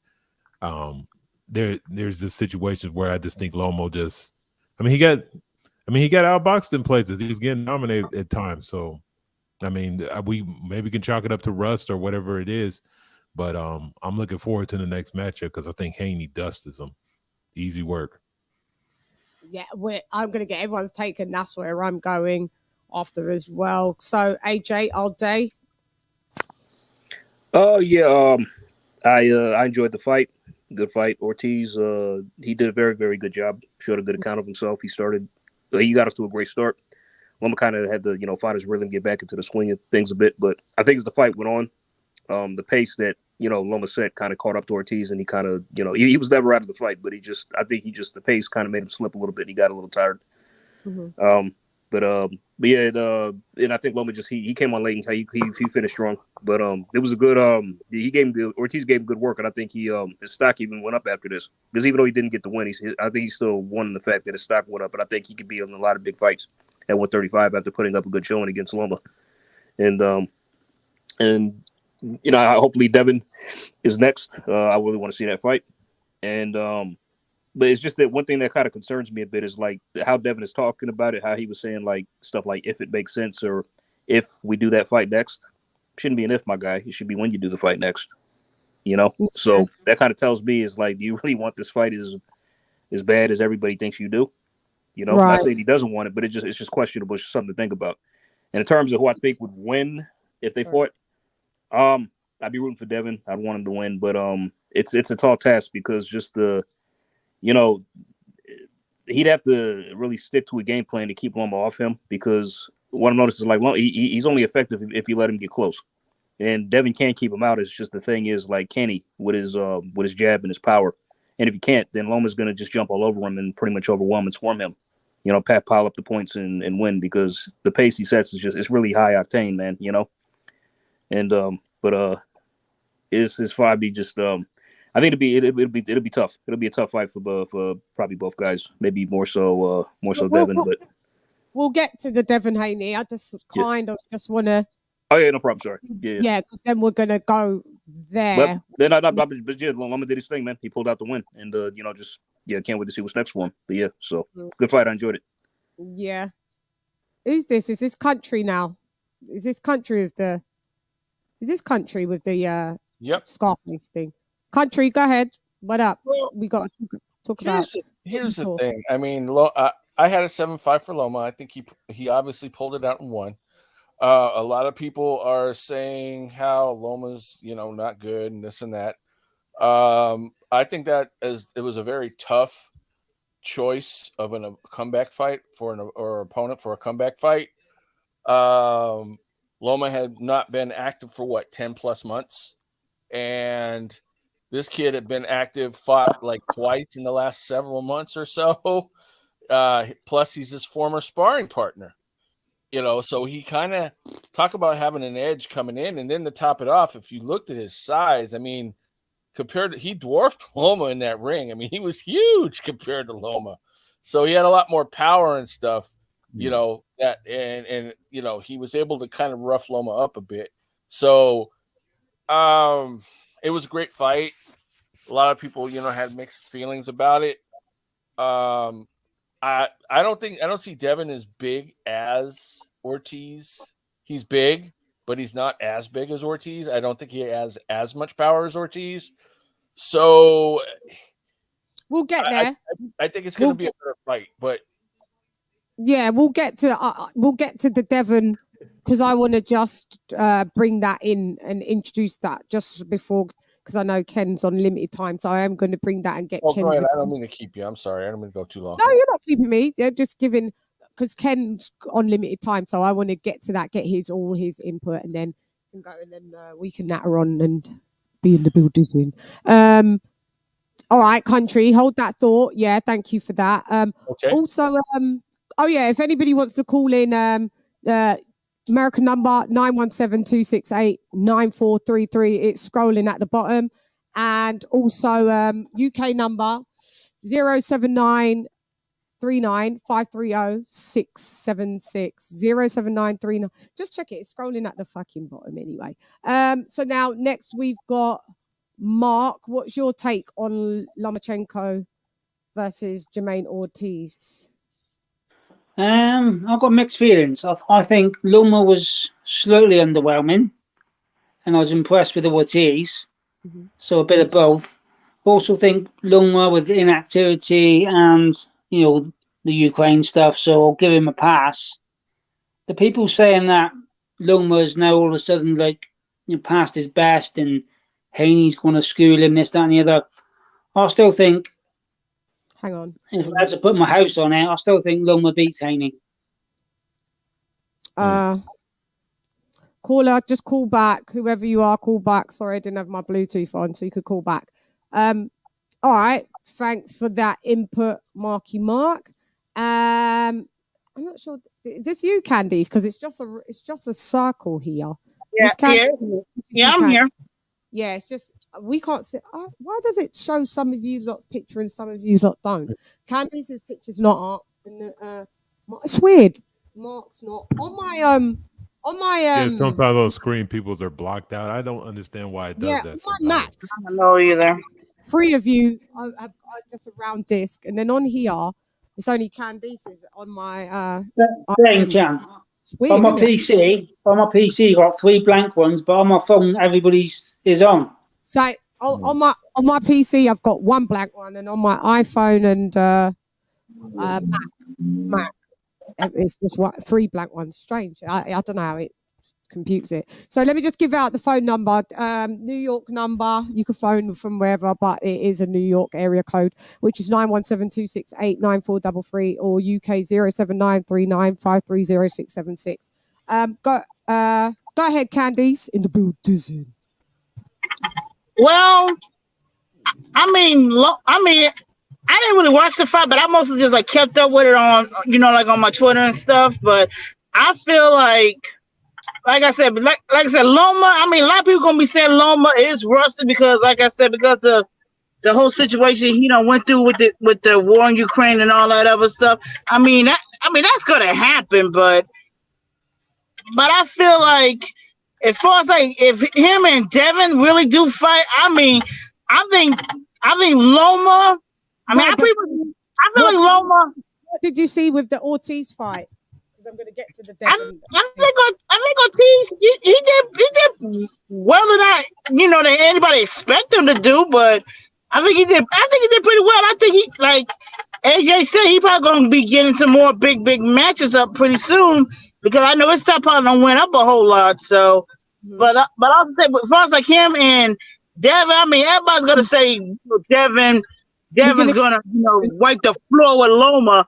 But like I said, man. Let me just get everyone's take on the breakdown of the fight, and then we'll do now. Then Devin. So I just want to get it all rounded, because then Kenny can say his input about the whole Devin thing, and then because he's got to go to bed because he's got work in the building. So one more before you, Ken. Candice, we will come back and we'll just all group it and just all bug out. Is this 150 Dream? Yes. Ah, I knew it. 150 in the building. One sec, we got a caller. What's your name? Where you're calling from, caller? Hello, Mr. 917. No. Okay, it was someone from New York calling because they was 917 in the building. All right, go ahead, 150. What up? Ain't seen you for a little minute. How you been? I'm good. Good. Salute to the chat and the panel. Yeah, man, I watched the fight, man. A good fight from Vasily Lomachenko and Jermaine Ortiz, man. I was impressed with Jermaine Ortiz. Jermaine Ortiz, those first couple rounds, man, he just did well. One sec, 150. Caller, what's your name and where you calling from? Same caller. They keep hanging up, so I'm just gonna not answer that number. If you ring again and don't say anything, you'll be blocked because we ain't got time for trolls. Go ahead. Sorry, what? No, as I was saying, I think Ortiz did well, man. Like him and Lomachenko, I think that sparring really played a big role. They only sparred for 5 weeks. He was imitating Come's style, and he stayed orthodox the whole time. Once Lomachenko got in the ring, he started switching, pushing him back, fighting in the pocket, hitting Lomachenko with a lot of uppercuts, and it was a tough fight. I think Lomachenko, like at 130 and 126, like it takes him like 2 rounds to figure these guys out. But at 135, guys are stronger, bigger, just as fast as him. Not the same footwork, but similar. You know what I'm saying? Pretty close, just as good foot speed as his. It takes him like 5 rounds just to figure these guys out, just to get in the inside. So it was tough, but he overcame it. He figured out Ortiz. I think he won the last 4 rounds, and he just started landing that right jab and a straight left. And Ortiz, he just didn't know what to do. He was unexperienced. He got took into deep waters. He never been there before. So it was a good fight, though, man. Ortiz did his thing. Definitely impressed me. Yeah. Let me, I got a cash app coming from the Queen Lisa Bells in the building for dropping that £6 on your Gizelle. Thank you very much.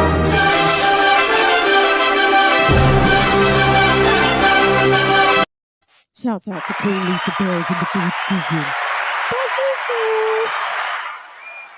Thank you very much. Thank you, sis. Massively appreciated. Donations appreciated. Yeah, 150. I agree with what you just said there as well. Like, I will. I think who's down here?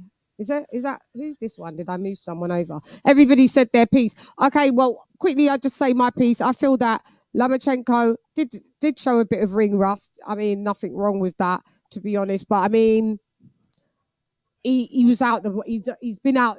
Let's not go on like he's been out the ring for like a year or 2. He's been out the ring for 10.5 months. Yeah, and most of these fighters are only fighting once a year anyway. So I mean, it's not ring rust as such, but I guess he hasn't been in the gym and doing too much intense sparring. The last time I think he had a full camp was with for the Richard Comey fight, and that's where Jermaine Ortiz entered the building. But I was like, oh, I'm criticizing this man because Lomachenko's fighting his sparring partner. No, it wasn't a consistent sparring partner like Robert Deontay Wilder. It was just a 5-week camp, and then that was for the Comey fight, and that's it. So I mean, fighters spar each other here and there and everywhere. So it wasn't his consistent. Fucking control. It's just ridiculous. Are you going to speak or am I going to block you? Which one? Block. Bye-bye. Yeah, so just leave it on the line.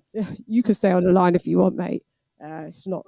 I'll take you off audio, though. Actually, I'll mute your audio so you won't be able to say anything troll, but you can, yeah, exactly. Put the phone down. Let me just block this caller. Sorry. Bye, Felicia. Always get losers like in life, don't you? You Ortiz really did get his losers. studying. Ortiz You really did his get losers studying. in life. Like they find any way to try and disrupt your shit. Phone, email, Instagram, YouTube. Get a life. So what was I saying? So yeah, so shouts out to Ortiz. You know, I give him credit, and I give Lomachenko credit because it was Ortiz started off fast, and I mean, I thought he was winning the fight. Lomachenko, as usual, the late starter. I think he was finding it hard to even work out Ortiz a bit and keep up with the speed. Ortiz is a big lad. I don't know how he's making 135. He's a big lad, isn't he? Fucking huge. You saw the size difference, yeah, of that. And I think Lomachenko found it really hard to try and gauge that. And as soon as he would try and establish some kind of rhythm, Ortiz would clinch and hold him and break that rhythm, which was a good tactic. He was successful with, I don't know what, I'll tell you what, Ortiz's jab, perfecto. He had that sort, you know, the jab where he's doubling and up, quadrupling up, and you know, he's circling around with that jab. Loved it. And what I equated it to, nearly there, I equated it to, because I saw it yesterday when I said it, to Taylor. I think that was, what's his first name? We just watched his fight yesterday. B-Hop. Jermaine Taylor. Jermaine Taylor, yeah. And if you look at Jermaine Taylor and look at Ortiz's, like snappy, fucking fast, sharp, accurate jab, I shouts out for that jab. Not many things in life impress me, but that jab did. I've seen many a jab. I have. Don't tell anyone. But I've seen many a jab, right? And that jab really impressed me, how snappy, sharp, accurate it was. But I think he just punched himself out in the end. And Loma started to, you know, put the rounds in the back. And then at the end of the fight, I had it, Lomachenko 7 rounds to 5 for Ortiz. I think that was quite a lot of people's outcome when they checked how many rounds that they gave. Some people on Twitter think Ortiz won.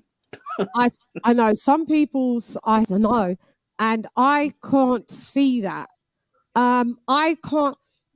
If someone said that was a draw, I could be more down with that, and then wouldn't mind. You know, you're going to do a rematch, but it was a close fight, but like Loma started to take the last. I gave Loma out of the first 4. I gave Loma one of the first 4.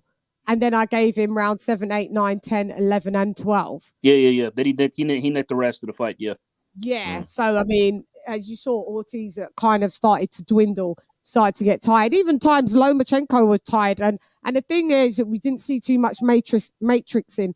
A little bit when he started to get into his bag a little bit towards the when he lap got into his groove a bit. Toward late. certain angles and switch on the angles on the. But Ortiz did switch into southpaw. He had some success there, but and then he switched back to orthodox. Good switch hitter. It was effortless because you didn't even sometimes realize that when he did switch into southpaw, you're like, oh snap, he's southpaw in it. But I mean, does he have power? He's got respectable power. Like I said on my report, he does have respectable power. Lomachenko, for a little guy, he does have great power as well. But nobody was battered. Nobody was dropped. It was my favorite fight of the night. Funny enough, Mine too. It's like Jojo Diaz and thingy, but Jojo Diaz was one-sided. Yeah, it's just a one-sided beatdown with Jojo Diaz and what's his name? Fucking hell. William Zepeda. Billy Zepeda. We call him Billy. Yeah. By the way, Chan, like one thing I noticed as well, like after in the Loma Ortiz fight, after the second round, Loma had a knot under his eye, like that early. Yeah, he did. He did have. Yeah, but was that from a punch or was that from a headbutt? It was from his wrist, bro. It was from the tape.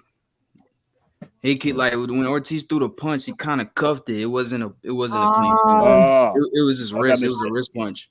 Yeah, kind of like and it was like a little abrasion. Yeah, under Loma's eye. Yeah. I think Ortiz really studied Lomachenko in those sparring matches, man. I think he really did, like, because he was turning with him, man. He negated a lot of what Loma was trying to do. Loma's work. a lot of Loma's work. And Lomachenko, shouts out to Lomachenko because he did give him the props and said before the fight, this is a very good boxer. And you know, Lomachenko's quite arrogant. He don't give credit where credit if it's not due, mate. He just say no. And even after the fight, he gave the geezer the belt. He gave the geezer like, yeah, you have it, like, you know what I mean, and gave him a lot of props and praises as well. But I just want to get Kenny's take on and then get Kenny's take on him fighting Devin Haney. Then Kenny will go off to Dreamland on Halloween. Hope you have dreams and not nightmares. And then we'll do the rest and we can all chime in. So Kenny Kem, I don't know. You may have to see all of the fight, but what you have seen with Lomachenko, does that Lomachenko beat Devin Haney?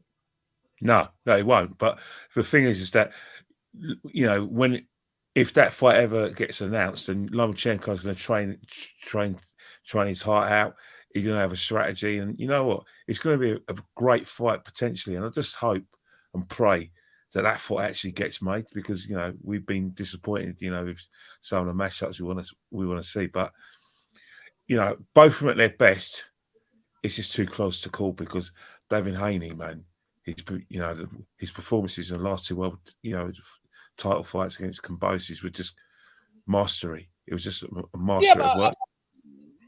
But when I look at Lomachenko, I look at him. Everything about him, I like his foot speed, I like his hand speed, I like his movement. It's elite, man. But I don't know. I really don't know, because when I see Devin Haney, I like a lot of what he does as well. So this is a fight that just potentially could be a trilogy, you know that. But the thing is, it's going to be Lomachenko's age, isn't it? You know, he's in his 30s now. Well, you you know, can still get a trilogy out. You can still get. I suppose you can, but you know, I think what's happening is that the thing is, Devin Haney's got the youth on his side.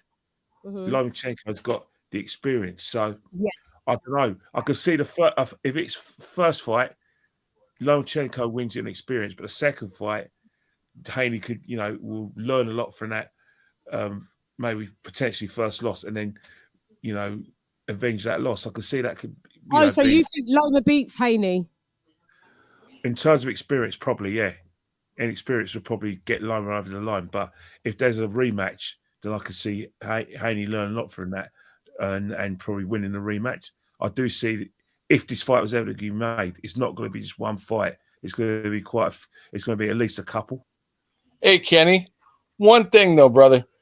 Devin Haney beating George Kambosos was kind of a foregone conclusion. I mean, he didn't have any answers for Haney whatsoever at all. And I mean, we kind of knew that was easy work for Haney. I mean, pretty much. I think the second fight, the second fight, 100%. But I think what's happening is that when you look at, you know, like Kambosos, the first fight, you know, like the emotional fight with you know, like Lopez, Teofimo Lopez Jr., you kind of, you know, in terms of you're trying to promote that fight, you're thinking it's a close fight. But obviously, you're right. Boxing people think, nah, man, Haney's no, you know, Teofimo Lopez. He's slicker. His defense is a lot better. Your fighter range, and you know, and he's quick as well. Like Teofimo Lopez is a very emotional fighter. He wants to take your head off. And you know, when you got that racket from his dad, you know, his dad's probably the worst person. George caught him at the right time. I mean, that's the only. If they would have had a rematch, I think Theo would have blazed him up, man. Oh, of course.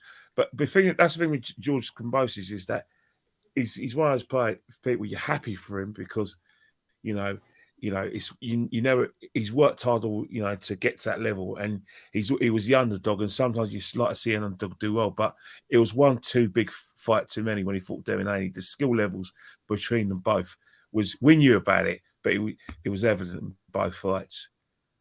But you know, as you're saying before, Lomachenko's no George Kambosos Jr., so it's going to be. He is not. You know what I mean? And that's where you have your doubts about whether Devin Haney would clean him out, because Lomachenko's just got too much experience and too much tricks in his magic box. So I think it'll be close, but I think it'll be a split in Loma's favor. Muy interesante. Because even when Loma was going to go fight George before the war broke out, no doubt in my mind Loma would have beat him, probably stopped him. Yeah. I agree. So Ken, I know you got to go. You want to go, don't you? I'm not running you off. You know you can stay. No, sorry, no. I generally got to go because I'm thirsty as well. So Yeah. I've got to go, and I need to get a little nightcap before bed. So, guys, nice to meet all of you. You know, Tell them where they can find you, Kenny. LadyChann. Yeah, I just want to say I'm glad Mark's on the panel because I think there's a lot of people who like me. I'm a Fury fan, but like Mark, I'm going to say as it is because You're not a fanboy. I've seen better fighters than Tyson Fury, and I think it's refreshing to see a British fight fan tell it is about Fury because there's a lot of British fight fans who claim to be big boxing fans who think Tyson Fury's he's like the second coming. He's like Jesus Christ, going through Jerusalem. I respect that.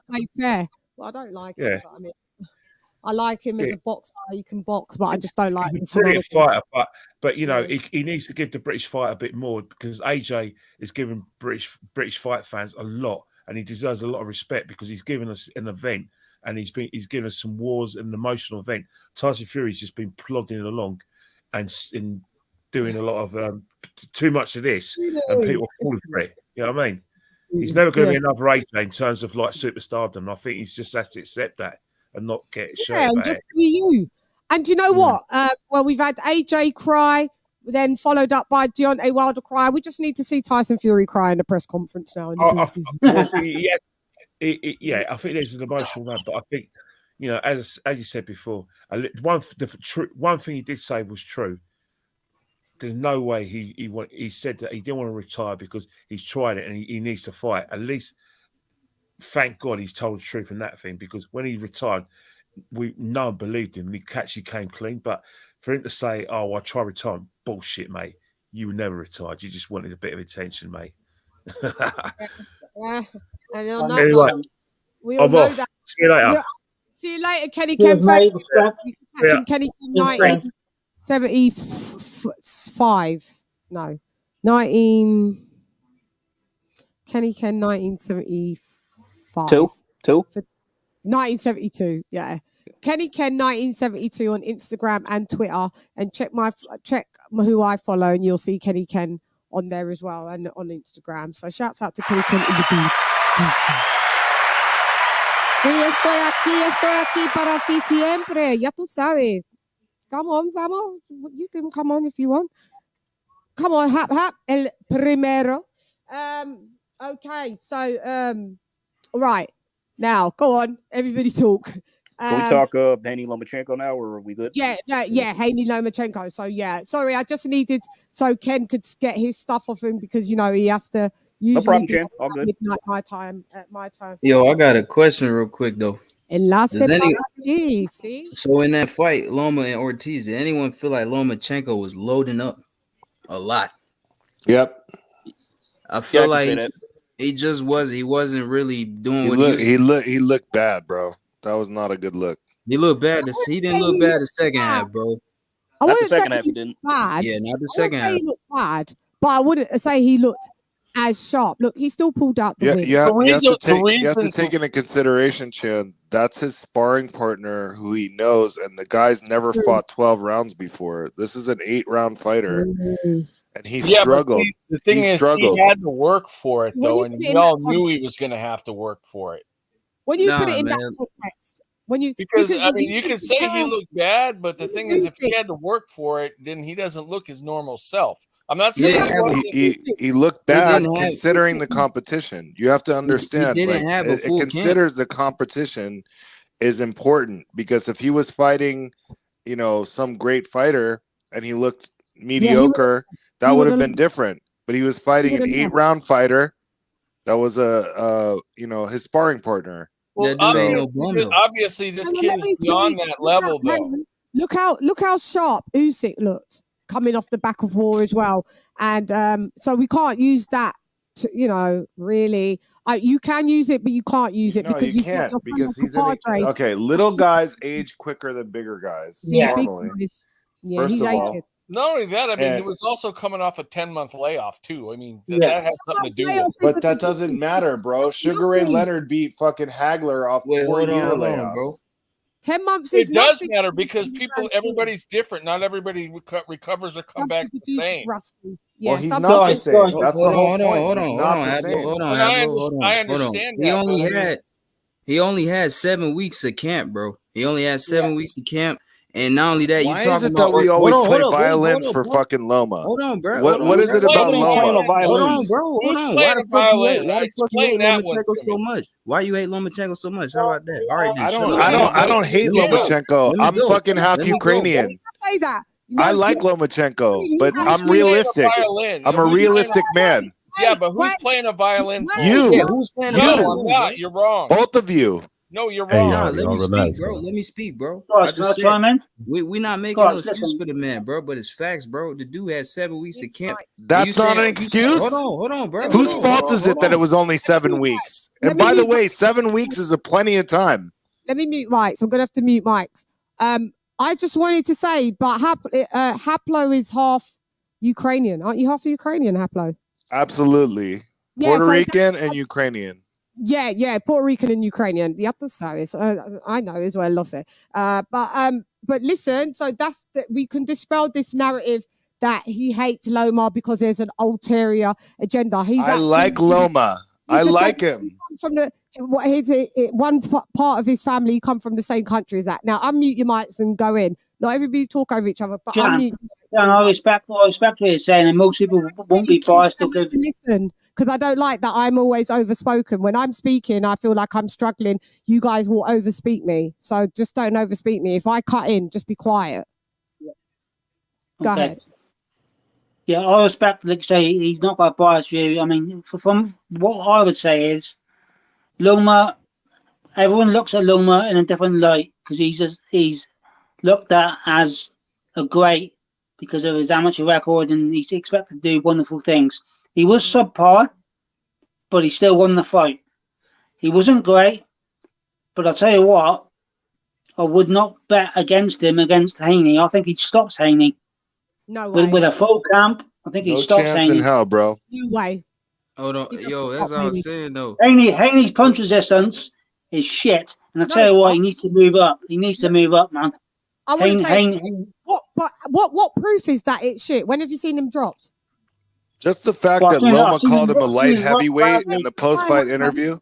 Let him rock badly. I've seen him rock badly, Chan.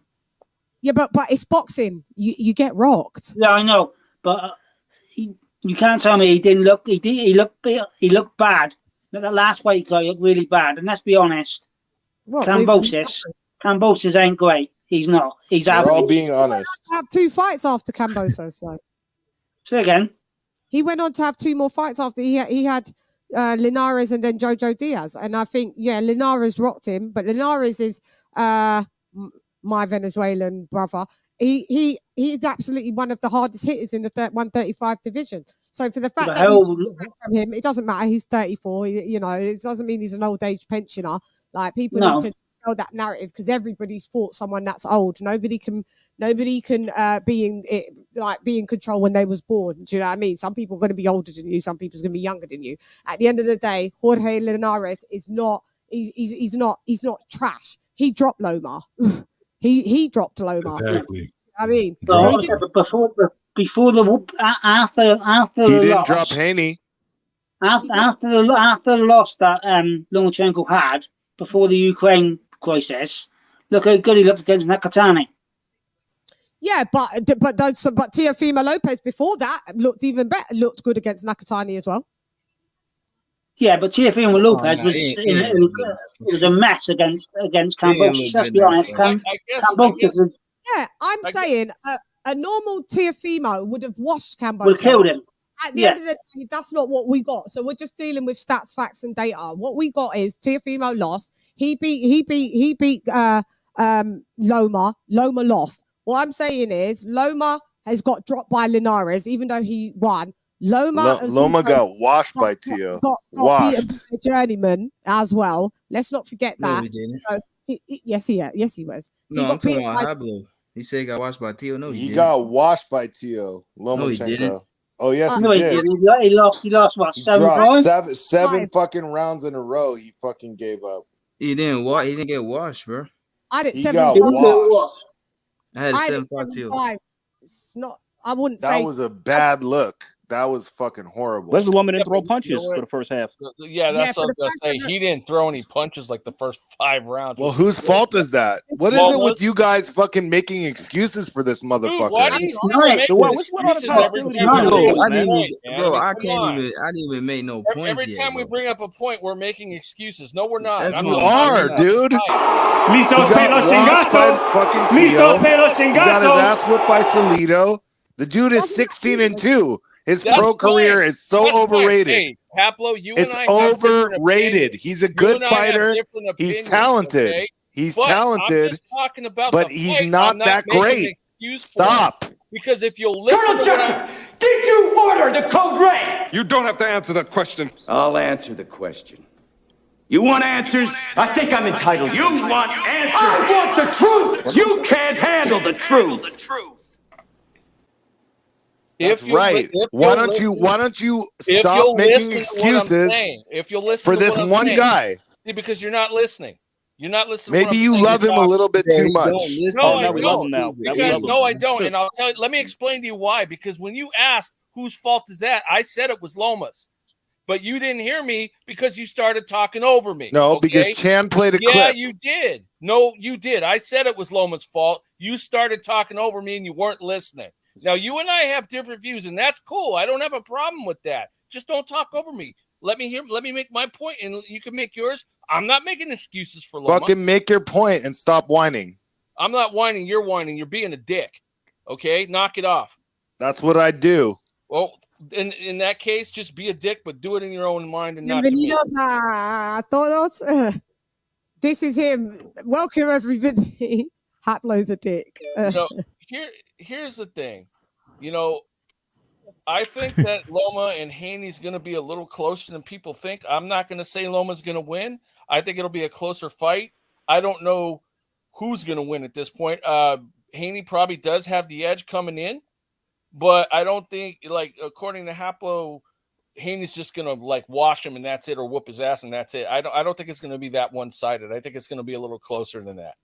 But that's according just my according to Haplo, Ortiz, some bum 8-rounder fighter, right? He is. Get the fuck out of here, bro. No, he's not a bum. Haplo, come Yeah, on. that's what I'm talking. I didn't say bum. I said 8-round fighter. That type of that shit was is his first 12-round fight. Yeah, that was his first 12-rounder. Yeah, I know that. I know that. But Haplo, Lomachenko said the dude is good. Whether he's an 8-rounder, now he's in conversations though, Hap, with that performance. Yeah, but he didn't say he was a bum. He did say he was just an 8-round fighter, which means No, he's young and I know, unexperienced. He wasn't calling him a bum. Somebody added that. No, but that loss has made us be way more aware of this kid, and he's in conversations, and I'm letting you lot know he washes a lot of people in 135. That's what I'm saying. That dude He gets his ass whooped by Kambosos.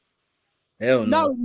Who does? Kambosos beats the shit out of fucking Ortiz. No way. I don't see that at all. Sorry. I don't see that happening. No way. Wait, hang on. We don't believe you. We need more fucking. Well, we don't believe you. You need more people. We're not on side on that one. You don't need more people. You got the primero. El primero. Bro, Hablo. Chan, ask everybody on the chat. Ask everybody on the chat. Who's Kambosos? You seen what Ortiz brought to the table, bro. Kambosos beats the shit out of that guy. No, why are you trolling? Are you trolling?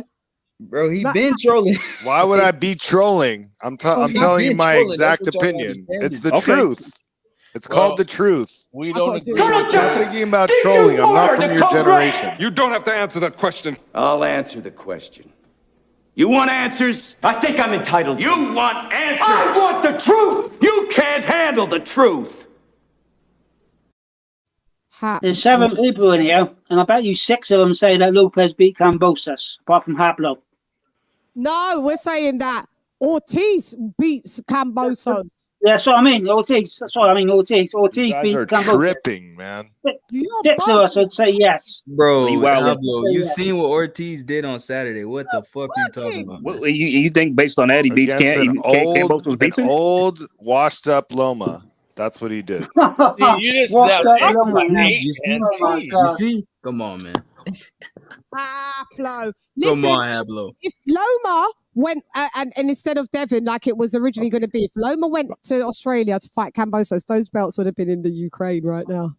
All of them. Facts. All of them. Perhaps, but not if he looked like last night. No, but he would have had his proper camp. Remember, like not gone. Maybe. Okay. Now, see what's up with all these excuses? His proper camp. Right, whose fault is that? Whose fault is that? What you saying? Stuff he asked to do. Camp. Even that Loma beats fucking Kambosos.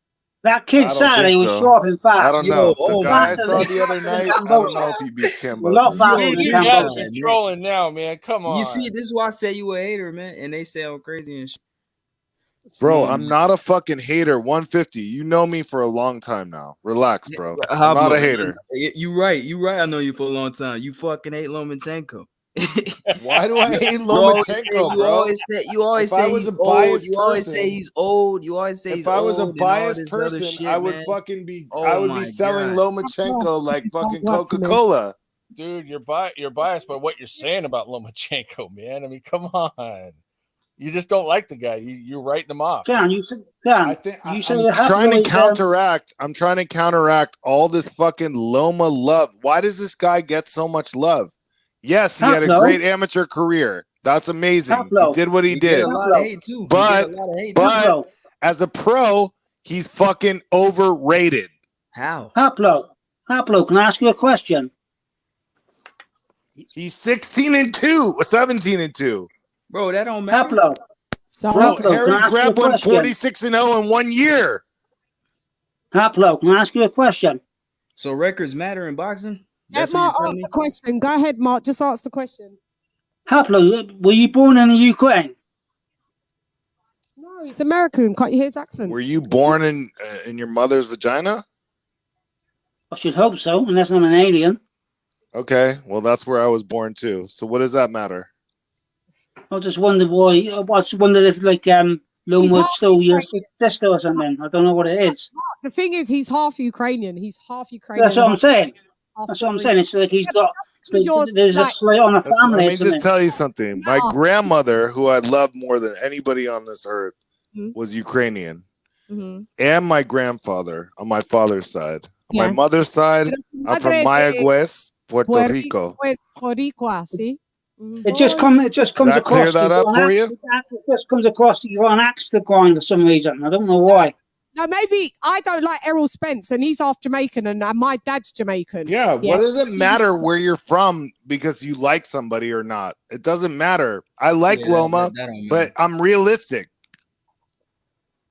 Go ahead. Yeah, and you know what? No, he does make. Look, you guys, let's be honest, because him describing him said, if Devin Haney 17-2, you guys would say he was a bum.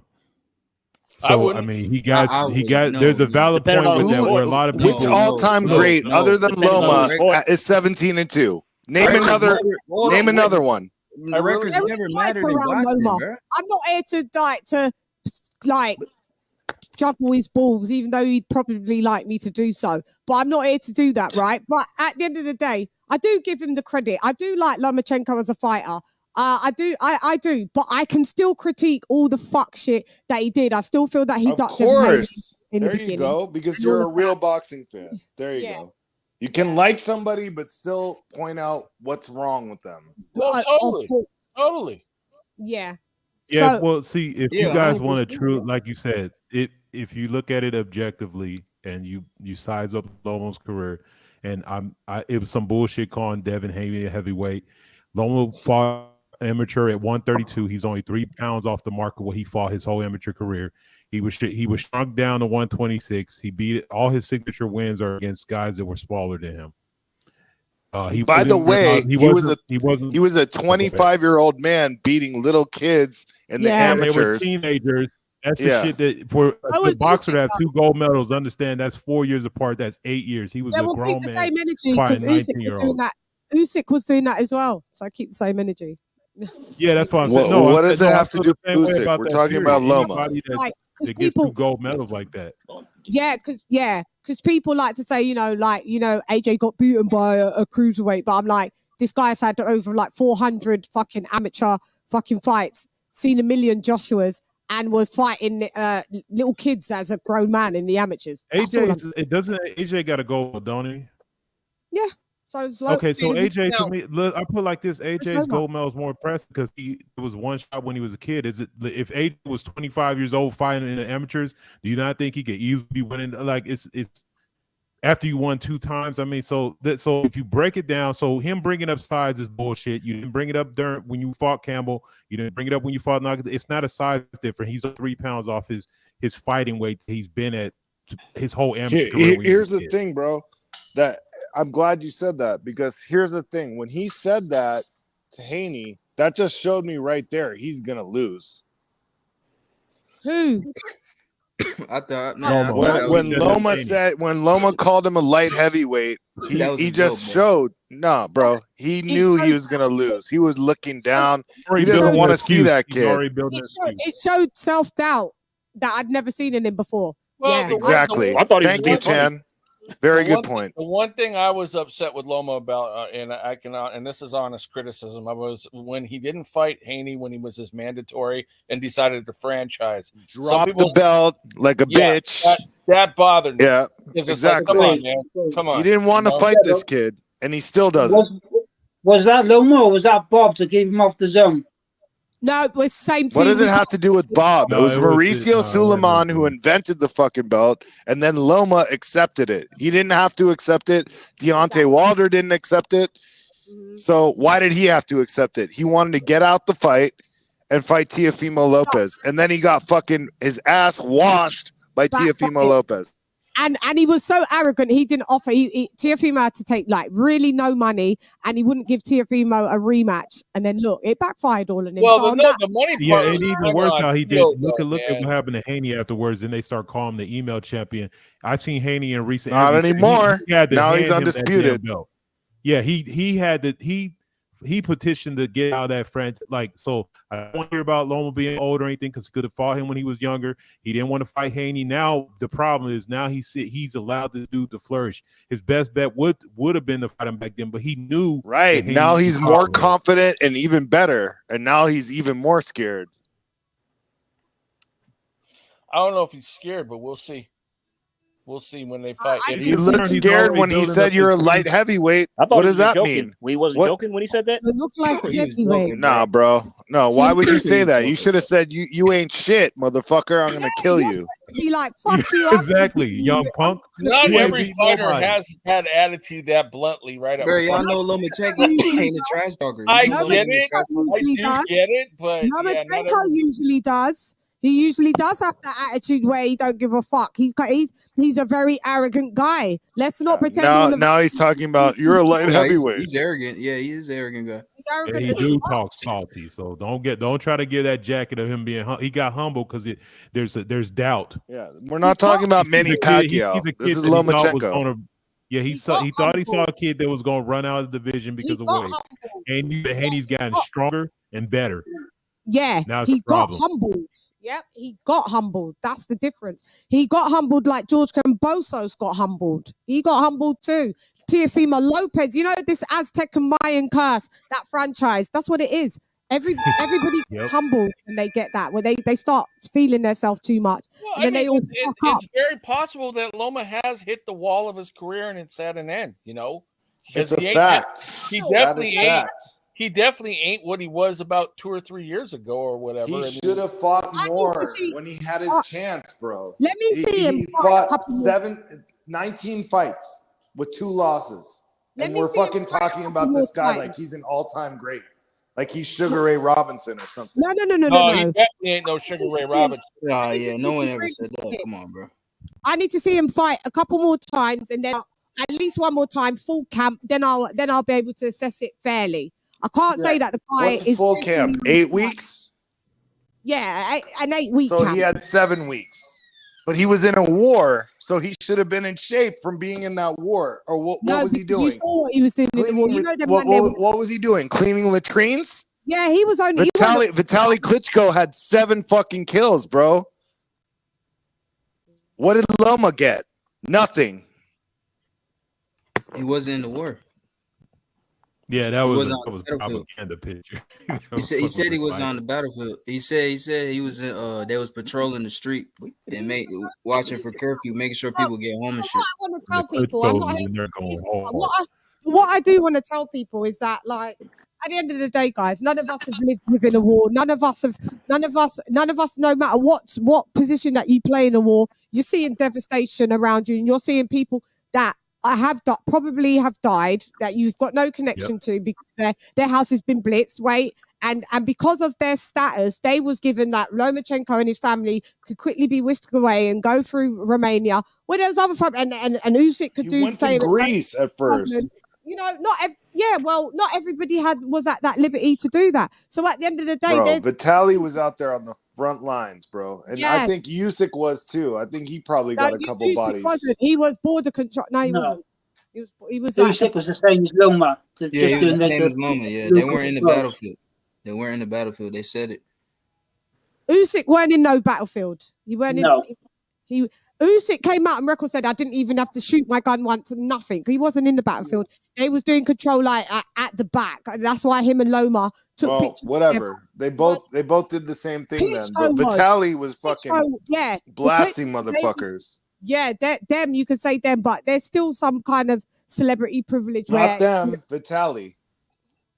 Oh, didn't his brother be there as well? I thought his brother was on there. All I heard was that Vitaly got 7 bodies on his record. Oh, is it? Okay, well, I didn't know much about what Vitaly's doing. I just thought Vladimir was, still... Regardless of what they did, any millionaire boxer who could leave the country of their own volition with their family and stayed, I respect the hell out of them. Simple as that. But then at the end of the day, on the flip side, how I can flip it and critique it is that at the end of the day, if you're going to go into a war, you must commit to the entire war. Don't dip in just to make it look good and then you're saying, right, I'm out now, I'm going to fight. Yeah, and then say you're out of shape and you only had a 7-week camp. Yeah. Bro, you should be doing push-ups, running. If you're in a war, like, what is he talking about? Yeah, what is this excuse? Yeah. What is this excuse that he only had 7 weeks? 7 weeks, my ass. I wish I had 7 weeks. Yeah, I wish too, in a camp, 7 weeks. That's a holiday for me. Yeah, I'm trying to keep it fair and critique all the way down the middle on both sides. Chan, you always keep it real. Thank you very much. I try my best. I try my best. That's why I like your channel.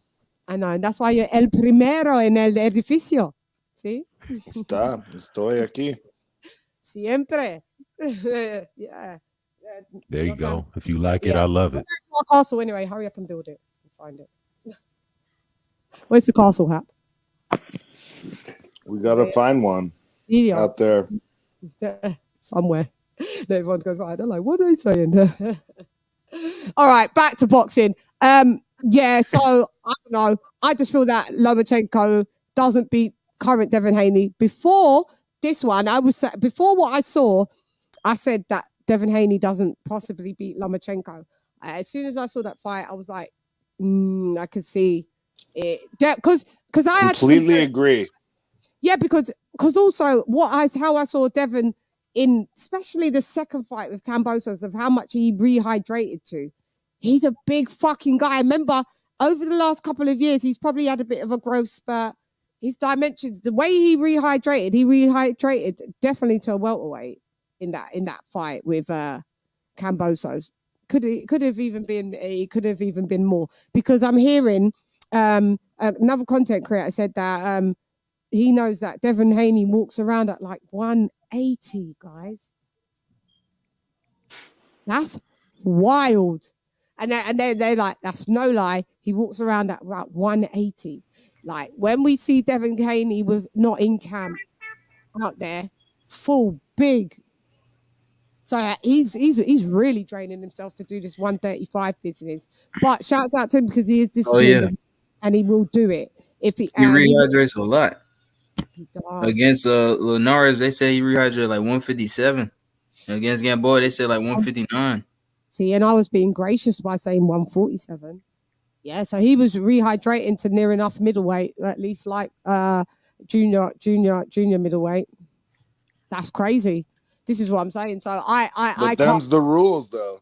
Yeah, and that's fine. Ain't no cheating. No. He just rehydrates what he can.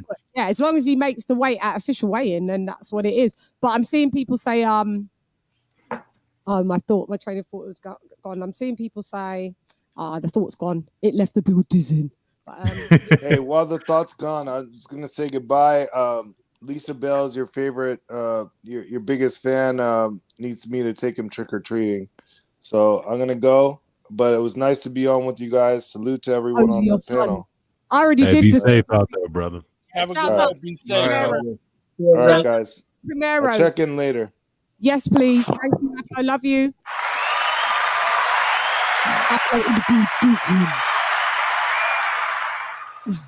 Haslo always comes to ruffle feathers. That's what he does. Everybody that knows him, country, that's what he does. Yeah, well, I don't mind. I didn't have a problem with him having a different opinion. The only thing is that when I was trying to get part of mine out, he was talking over me, and I had to tell him, "Hey, don't talk." And we're just telling him facts, and he keeps saying we love Loma for that. Like, what's up with that? Like, nah, man, I know. Yeah, Pablo, he know me. We've been. I mean, but I'm for a cool long time, bro. He been like that, man. I'm cool with him having his. I'm totally cool with him having his opinion. I don't have a problem with it at all. I mean, to me, I felt like he was just writing Loma off a little too quick. That's all. Well, irregardless of whether Loma wins or loses this fight, if he fights Haney, I don't see the need to write him off that quick. And a lot of people are though. So I agree. That's all I'm saying. Everybody has their own, view. So I mean, I'm not gonna say, oh, you can't have that view. It is what it is. We think differently.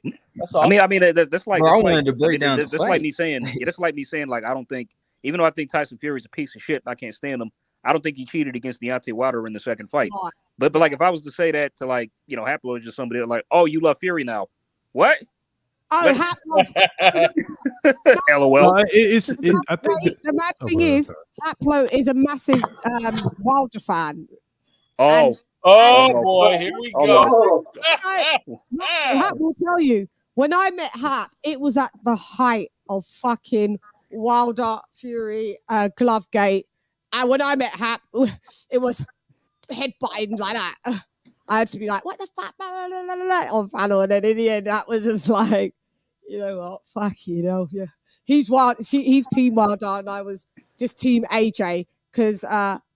I don't think Hap likes AJ either. So no, Hap doesn't like AJ. He doesn't like anybody, does he? He just loves Wilder. He likes a bit of Tyson Fury, but he loves Wilder's his favorite.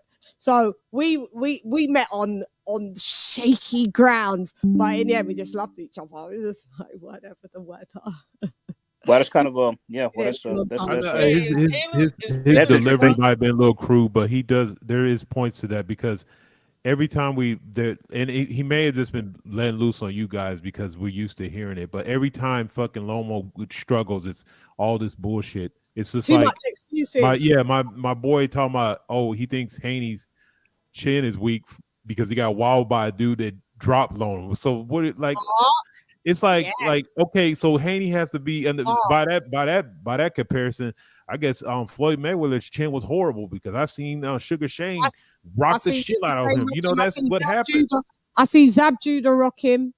Yeah, so his chin's garbage, but really taking the shot and standing up against a puncher, it shows you have a chin. Nobody had so I the thing about it for Lomo, like I said, we can size it up. There's clear things in his career that he's done that if other fighters had done, we would have critiqued all over. We know, and we can go down the list on that. I'm the first one to say it. Because he did boy the axe murderer so bad. That was one, but I love that fighter, and the way they did him was so freaking cold on Walters. To me that never sat right with me. I think that's bullshit how they did him.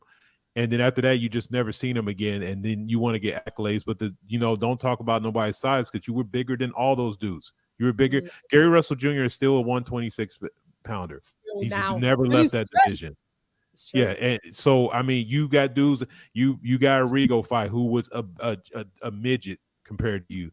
So don't bring up size. When it was to your advantage, you took care of business. You fought guys that are bigger than Haney. Campbell is bigger than Devin Haney. Nagasaki, I think, is bigger than Devin Haney when you look at him during the fight night. So that shit doesn't matter. He's bringing up size. He's like always bringing an excuse. I guess people got tired of using the shoulder excuse. That was the number one thing you go to, a fucking shoulder. That wasn't. Yeah, so it's just like that's what I was saying.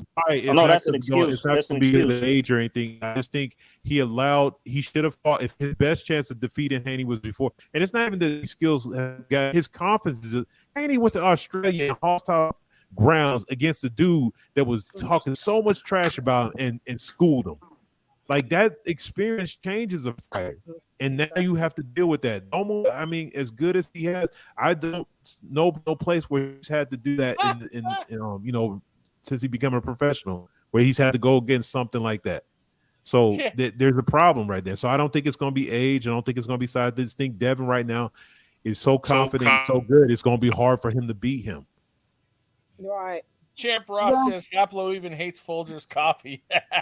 yo, that's what I was saying earlier, bro. At 130, at 130, 126, those guys he was fighting, bro, it takes him 2 rounds to figure him out. But at 35, it's taking like 5 rounds. It's too late for Lomachenko. Look at the Ortiz fight. He struggled to get in the inside. You know what I'm saying? And Ortiz was just negating what he was doing. And look at the Luke Campbell fight. Well, Teofimo Lopez is saying he's just come out on record now saying that Haney wins if he fights Lomachenko. Yeah, I heard that. Yeah, I seen that video. Jorge Linares fought Devin Haney and Lomachenko. I'll just see what's my man? Linares says Haney wins too. Damn. He does. And Lomachenko, I mean, Devin's going to make that fight happen. He'll take $1 and fight him. He don't care. He's not going to avoid that fight at all. You know? I hope Devin says you're getting paid $1 million and that's all you're getting, and it's one and done with no rematch clause. I hope he does that to him. I hope Lomachenko gets a bit of own taste of his own medicine on stuff like that, because Devin had to fucking fight hard for that. You ducked him, so I'm not going to make you rich off of doing this. You're going to fight me, and you're going to fight me for $1 million. Like you said, you do whatever you want me to do. Basically, that's what you said in the ring, and that's what you get. It's one and done. If I lose, I lose, which I doubt Devin Haney's going to lose. And then I think Devin moves up either way, though, Chan, don't you? After this fight, I think Devin moves up. I think Devin moves up either way. He has the one fight with moves up. Yeah, he's definitely have to go 140, and then Lomachenko's still going to be there at 135. Guess who's in the building? Shakur Stevenson. Who's that's what I'm talking about. There anyway. By the way, Loma's like the only fighter who has a lightweight upper body but a featherweight lower body. Yeah, he's big hair, little down. He's big upper body, but his legs are still like featherweight legs. Tiny. He's tiny. He's little. He's a little geezer, boy. He's little. When I saw him standing there when he was at the Usyk AJ2, and I saw him standing next to him, he looked like a child. He looked like someone's child. I was like, wow. Imagine that's your boyfriend. Oh boy. He's got kids and everything. How does this happen? Like, you're 5 foot. I can't fathom. Was he 5'7", 5'6"? Or no, he's not. He's never my height. He's never my height. He's never my height. I'm 5. I'm near enough 5'6". I'm 5'5.5", 5'6". He's never. He puts the shoes on. He can see. Look right in your eyes, LadyChann. Yeah. Oh God, he can look in the mirror. That's where he's going to have to look, because you're going to have to make a change. Yeah. That's what you're going to have to do, Loma. And that's tiny. I can't. That's I'm just imagining it. Like, imagine going out. That's my boyfriend. He's little. I got kids taller than him. Oh. It's wild to me. No, that can't run, fam. That can't run. No. Yeah, that got to be a bad feeling for somebody when you introduce your boyfriend and everybody says, "Oh, that guy, that little guy right there." Yeah, wild. That's wild. His kids are going to be little. It's just a cycle. It's crazy. But yeah, could you imagine? Yeah, no, that doesn't work for me. Sorry, I've gone off course because I'm like here. No, it doesn't work. No, it doesn't. Moving along, yeah. Let's get back to boxing. Loma, you're too small, love. And yeah, my man's going to go up to 140. And I don't know what Lomachenko does after getting another defeat by Devin Haney. And say there is a rematch, he'll get 2 more defeats. Shakur? So he'll have 4 defeats. Then Shakur comes in, defeats him. That's retirement. Yeah. I think Haney. I think he votes Haney, then he votes Shakur, and then he retires Loma. Yeah, that's where I think. And that's done. I don't think he ever obtains undisputed, but kind of like serve you right, because when you could have, and you didn't want to do it. So that really pissed me off too, by the way. It's like, because for all intents and purposes, this fight with Teofimo should have been for undisputed. It should have been for undisputed. It should have been. Yeah, it should have. Because I was really quite high on Lomachenko, but I saw the fix was in when everyone was trying to make him like they deleted on tail of the tape that he had one loss one time, and I was like, and they had him as undefeated. Yeah, I forget. Yeah, on ESPN they showed him being 14-0. Yeah, and I was like, on what? On what? No, ESPN's pound for pound list when they were talking in their main broadcast. I was on the tail of the tape on a fight. Yep, during the fight too. No, it's happened a few times. Go check it, but on the tail of the tape they had him as undefeated. Yep. For some reason, they still continue to rank him in top 10 pound for pound, despite him not having being a champion. Yeah, he's still. They even introduced him like that in the fight today. A couple of days ago, they said top 10 pound for pound. He's still in the top 10. What is the end? I can name. You know, a fight I wouldn't mind seeing. Yeah, he was still on there for a while. I was like, damn. That's what the ring. He's been active. I don't know, man. But you know, a fight I wouldn't mind seeing, and I think it'd be the perfect fight for Shakur to get his feet wet. I like Omar, but like I said, I'm gonna critique. You're not above critique, mate. I see the good things because I do really like when he was at his peak. That Matrix style was very impressive. I do love it. I see it. Cabby does. He's open to it, though, Chan. He's open to a lot more critique because of the Matrix tag and his amateur record and all that lot that they sold him on. He's open to that critique.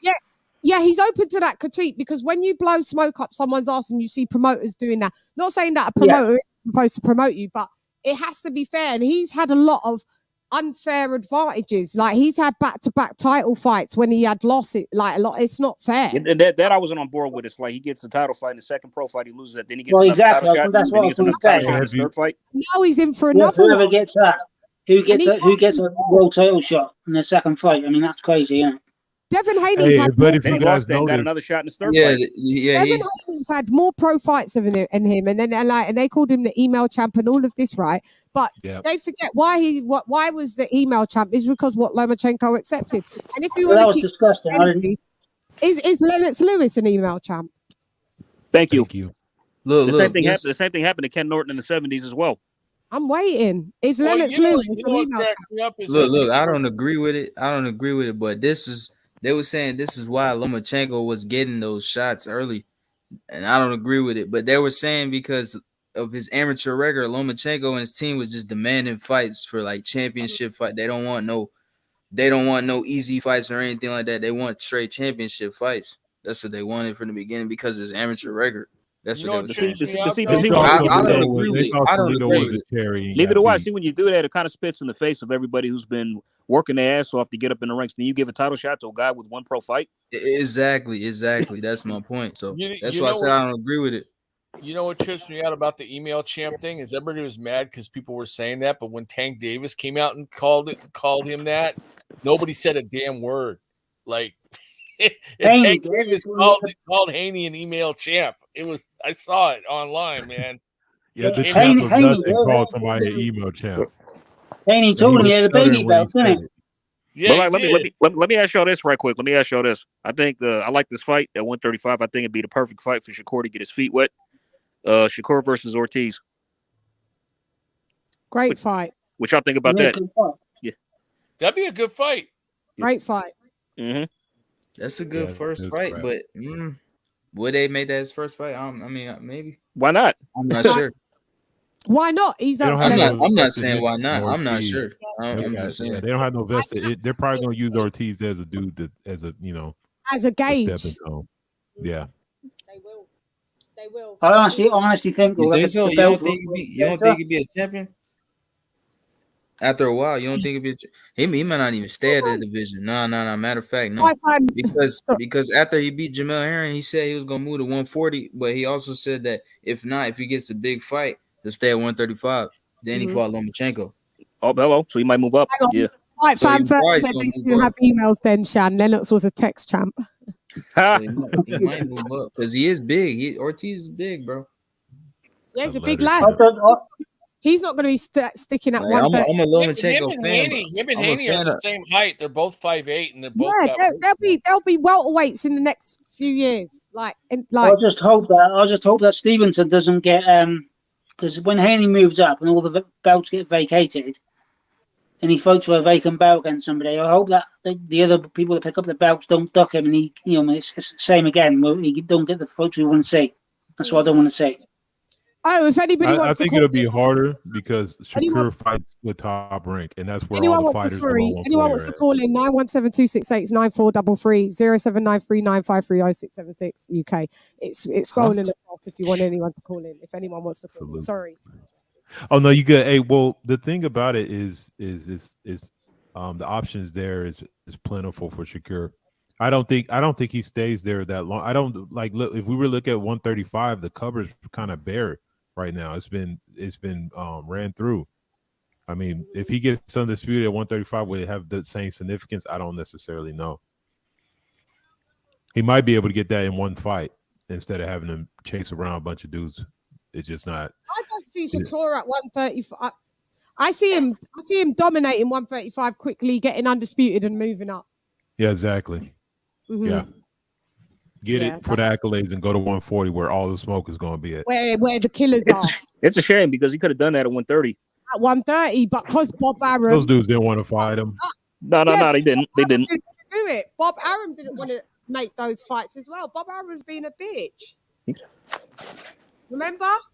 Bob Arum was blocking stuff. But then again, but one of the champions were on PBC, so would he have been allowed to take the fight too as well? So he said he wouldn't even bother reach out. Mm-hmm. Why? But that's what you're supposed to do for your fighter. Reach out. Reach out. I know it's freak out, but I think he fucked that off. He said, "No, we're not interested in disputed this and that." Which of course, it's like, what's wrong with this guy? Like Bob's got 2 summers. Is it still 2 summers? Because I swear, how many summers left has he got now? 1. By the way, speaking of Spanish chicken, and that I made a joke about Bob. Y'all let me know if this was too harsh. Like, has anybody ever seen the movie 127 Hours? No. Oh, that's how long Bob. That's how long Bob Arum has left. We'll go. Nobody watched that shit. She's like, no. I mean, yeah, that's how long he has left. So yeah. She's like, no. I haven't. I mean, I don't even know. I know everything. How much? How much is 120 hours in days or weeks or months or whatever? Well, there's 24 hours a day, so it's not long, is it? What is it like? 5-6 days, maybe? Or let me see, 24. So trying to do the math. They maybe the math ain't mathing. I suck in math. Hold on. 2, 4, 6, 8, 10. How much? It's about 5.5 days, isn't it? 5.5 days. It's about a week. 5 days. Fuck it. I don't care. It's too late to be doing maths anyway. It is. Anything past 5 p.m, man, maths can't run, fam. Maths is done. What is it then? Nobody knows? No? You gave it to us. It's 5 days. 5 days and 7 hours. 5 days and 7 hours. Yeah, 5 days and 7 hours. Yeah. A week. Did I say 5 days? Yeah. 5 days and 7 hours. I said 5.5 days. I was right. Yeah. Hey, you said 5.5 days. No. Too short, AJ. Too short. He's got I know I don't even want to say that because Lisa just said Bob might outlive us all. And that would be the cunning thing that you lot will come back on this YouTube channel and go, oh, do you remember when I did that, man? Look at her, bless. R.I.P. Chan. You know what I mean? So we should stop it. Get out to the weed. The weed is keeping Bob alive. Yeah, the weed is the thing for him, mate. But you know, smoking weed still, if you got cigarette in it, love, I know people that still drop. My ex's, my daughter's dad, his friend, just died like literally 2 weeks ago from throat cancer. All he did was smoke weed. All condolences. I swear, man, Bob's got to be an alien. That dude's living forever. Well, not clean, Jan. No, he did it with tobacco and weed, did he? With tobacco, and that's the thing. Yeah. Anything that gets into the lung, though, even if you smoke weed idle, we called it ital. Yeah, if you just do it without, you still can run the risk of having some kind of lung disease. You know, I've not smoked weed or cigarettes in 10 years. I'll just vape now. Just vape. 10 years. You got to stop the vape soon. They're saying that they're doing a bit bad. Anything that goes into the lungs externally is no bueno para ti. It's not good for you. I don't know. I make my own. So, I mean, I make my own liquid and I know what goes in it. It's only three ingredients. PG, VG, and nicotine. So, that's stuff in food. It's all clean. No, nicotine's not clean, babes. It's not clean. It's addictive. There's nothing harmful in it. Really? No, there's nothing harmful in nicotine. Research it. No. It's addictive. It's addictive, yeah, but there's nothing harmful. You weren't born with nicotine. Anything that you wasn't, any chemical that you naturally wasn't born with, means it's not supposed to. You're not supposed to put it in the built-in. Same as caffeine, then. Yeah. Coffee, not coffee on the head. I don't drink coffee. Never do. Tea. I'm exempt. I don't drink tea. I drink herbal. So only herbal tea. I've never been that traditional Brit that drinks like tea. I'm not one of them. Only ever so often it will be an Earl Grey, but no, I drink peppermint tea. Remember, I'm West Indian and South American, so it's different. Just tea or beer. Just tea or beer. That's it. Okay, yeah. Well, I'm not really a big drinker. Sorry that I sound perfect, but I'm not. Trust me, I'm not. But yeah, the things that are very addictive. I tell you what I like: sugar. Bad. Yeah. You're a candy woman? Yeah, because I'm sweet. I think so. Well, you like that sugar.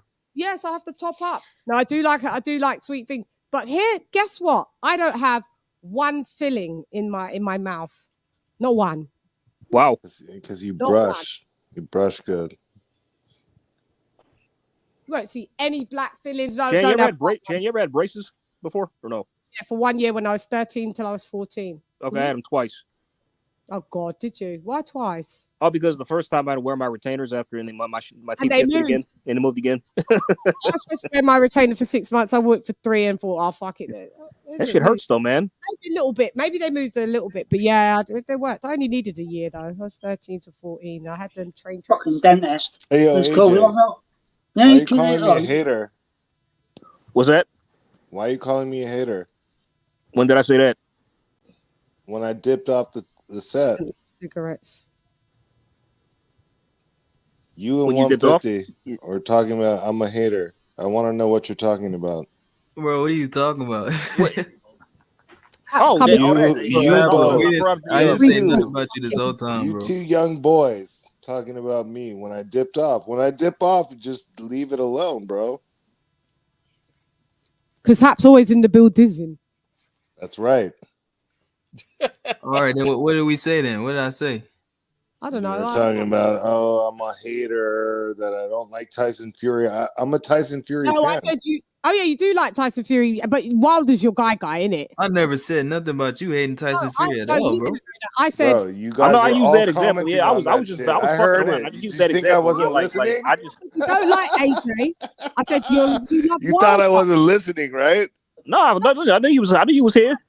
Shit, bro, you was in the chat. I'm still here. I know you ain't going nowhere. But you right here, so address me right now, please. Bring all your grievances to me right now. Hablo, you do this shit all the time, bro. I know you was in the chat, bro. Bring your grievances now. Hablo, why are you such a troublemaker? You are so bad. There's a thing called integrity in the building. Yes, there you go. You don't. No, but I was gonna say something else, but I know. English translation, feather ruffling. Yeah, he rustles feathers. Oh, that's what I love. Yeah, we know. Bro, We've seen that already, you guys man. do realize that I'm one of the originators of everything that you're doing right now. And he's so proud in that. Since 2006, I've been on here doing this. You old kid. You say this all the time, bro. Man. All right, I'm just letting everyone know. Pablo, you say this all the time, bro. All right, you're a young boy. I like you.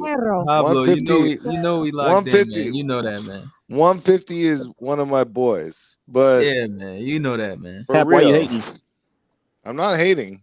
Hating on who? Let's go. What do you want to talk about? You love Wilder. I hated when you loved Wilder. Do you remember? You loved Wilder. Remember how we met? I said Wilder, and I explained it to you, Chan. And you didn't like the AJ. reason why is because I have a special needs kid.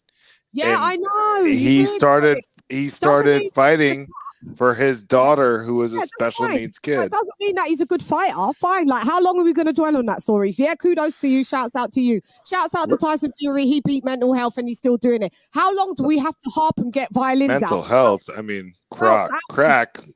I know, yeah, but but shouts out. How long do we have to have this story that holds us to ransom, and that means that we can't critique you? You still can't. You can critique Wilder all you want. It doesn't bother me. Yeah, that's all I was saying. I was just telling them the introduction of. Oh, if that bothered me, I wouldn't be here. No, because you hate Wilder. I hate him, and you was one of the. I know that. You was one of the first moderators, and you. No, I was the first. No, he's the El first primero. El primero. No, I was the first moderator as well. He's first mod and the first member. That's right. So in other words, you're a legend in your own mind. He's a legend in my life, but this is what I'm a legend in your own grime.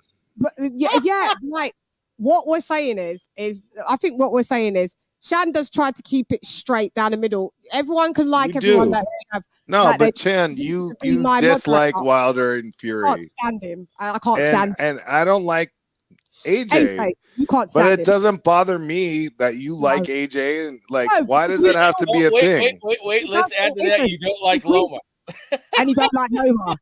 No, I do like Loma, and he's a great fighter, but he's a great amateur, not a great pro. I'm just giving you crap, man. That's all. He's a great amateur, not a great pro. No, because what it is that we don't. No, even though we like different fighters and that, we're not fanning. I still like I said. Yeah, that doesn't matter. It don't matter. If it mattered, we wouldn't be on the same panel. We wouldn't be members of it. You wouldn't be a member. You wouldn't be a moderator. Same with King of King. He's from where Wilder's from. He supports Wilder, but he doesn't fan out. Then Sawab is a different story. Get him out. Here we go. King of King will go a little bit quiet when I go in on Wilder. He just was like, all right, time to fall back. Yeah. No, it's okay. You can go in on Wilder all you want. The reason why I'll just tell you, he likes Wilder as well. I feel you. He just lets me go in. The reason I like Wilder is because I can relate to him. I know. I get it. You told me it. I know already. Hey, you have a special needs kid, huh? Yeah, so he told us the story, and I get it. And I'm with you. What are you trying to say about my kid? I already said I have one. I just asked the question. I'm not saying anything. Don't put words in my mouth. Just watch it. Dude, I didn't say nothing bad. I didn't say that in an attacking way. Let me do this. Let me just break up the Ross Clark Free Smoke Monday, because this has turned into Free Smoke fucking Monday.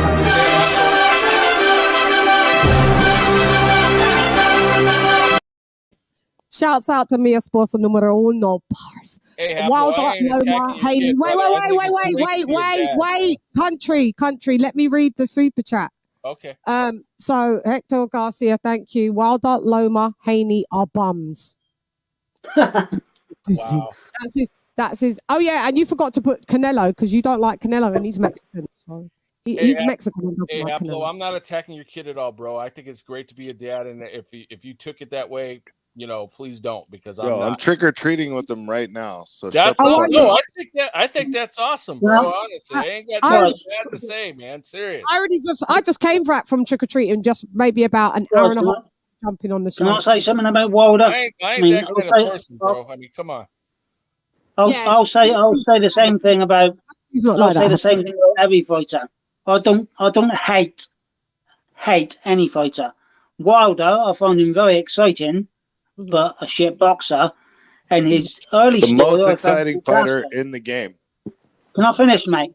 I found him fantastic. His early story with picking up the gloves to support his family and his kid, fantastic. But I found him a bit weak-minded, that he let himself get pushed into the narrative where he went along with all the bullshit, the LDBC and the glove gate. And I know. Hey, for the record, Chan, did I ever co-sign?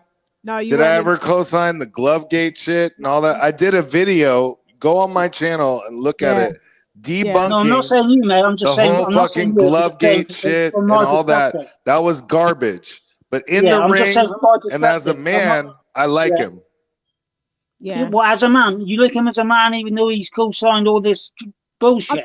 As a man that takes care of his family and got into boxing as a truck driver, he didn't have shit going.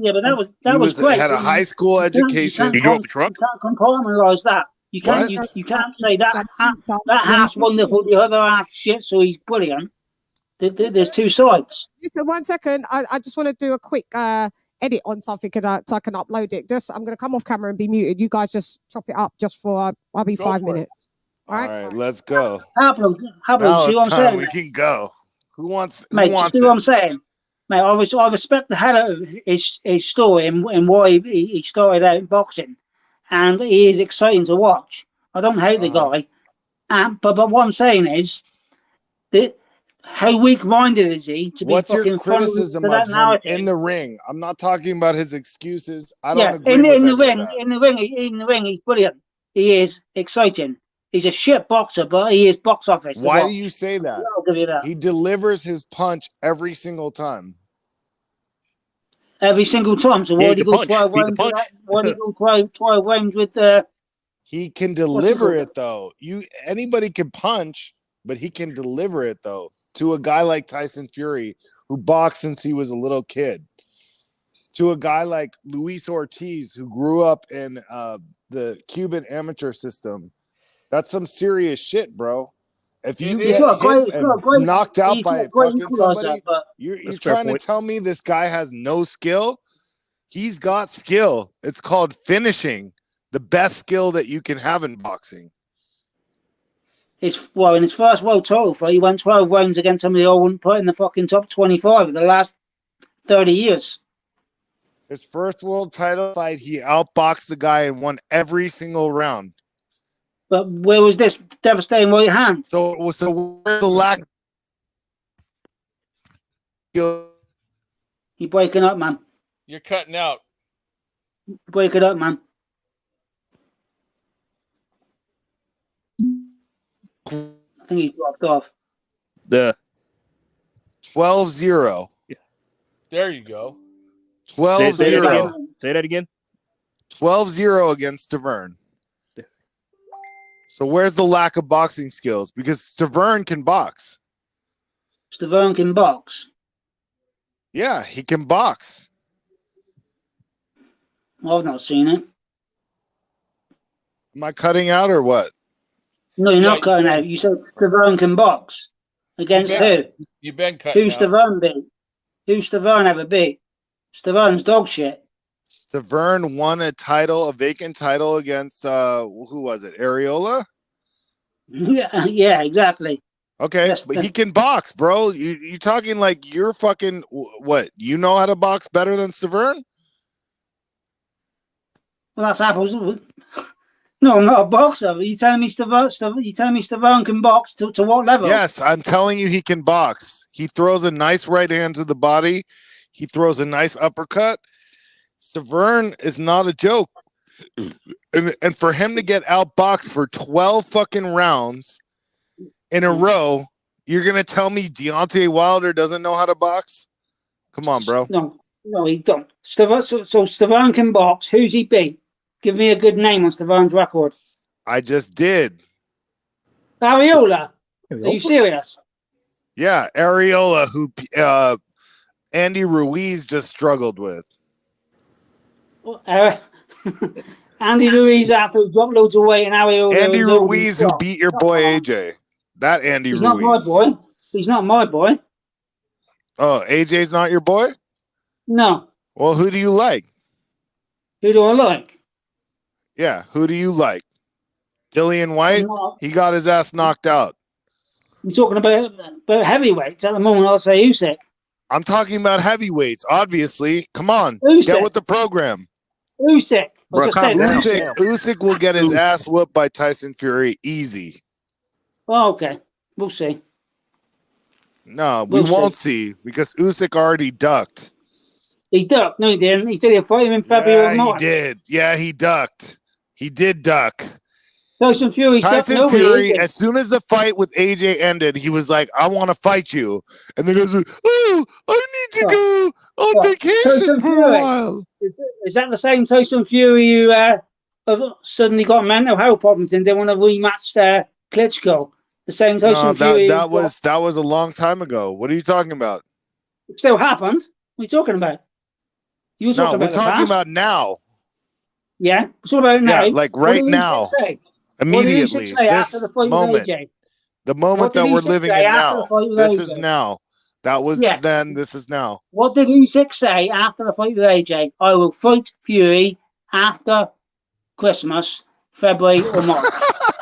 After Christmas, what a bitch! What a bitch! What a bitch! That's won every title. He'll slap. No, Fury will fucking destroy Usyk. Fury's fucking overweight. Fury will destroy Usyk. He will destroy him. Well, this big power puncher. He's only a power puncher because he's been fighting people like Wilder. Bro, he knocked out Wilder would knock out Usyk. Wilder wouldn't even hit Usyk. Behave yourself. Wilder would knock out Usyk. That I'd like to see. I'd like to see that personally. What? Wilder I'd like to see if he actually could. I don't think we'll get the chance, though. We won't. The fight won't happen. But no, we won't. No, they never make that fight because it's not a big money. Let me just tell you something. Wilder delivers his power in every fight, every single time, including against Fury. Yeah, no denying that. But still, I'd like to see the fight against Usyk. Don't think it'll happen though. So I would love to see it too. It's not a money fight, is it? It is. Oh, that's on a money fight? They'd have to pay Usyk a lot of money. Who's going to pay him? Who's going to pay him? It's not a money fight in America, is it? Because the Americans won't come out for Usyk. They won't come out for Wilder unless it's somebody who they consider a big star, and Usyk's not. So it's not a money fight in the US. It's a Saudi fight or a UK fight. Listen, you're not in the US, so listen, just don't talk about it. I'm not going to tell you what's a money fight in the UK because that's obviously where you're from. Well, but Usyk versus Wilder is a money fight in the US. I would have to. I mean, I knowing where I'm from knows where he is or who he is. So maybe it is, maybe it isn't. It's where they decide to do it. Maybe Vegas. Every fight that Wilder's in the US. Well, it depends what you consider a money fight. Barclays, maybe, but what are you considering a money fight? If Usyk just made 70 million plus in Saudi, is he going to fight Wilder? Why do you care what they're making? You're a boxing fan. You just said don't talk about what you call a money fight. If Usyk just made 70, definitely a money fight. It is a money fight. He's not going to fight Wilder for 20 million, is he?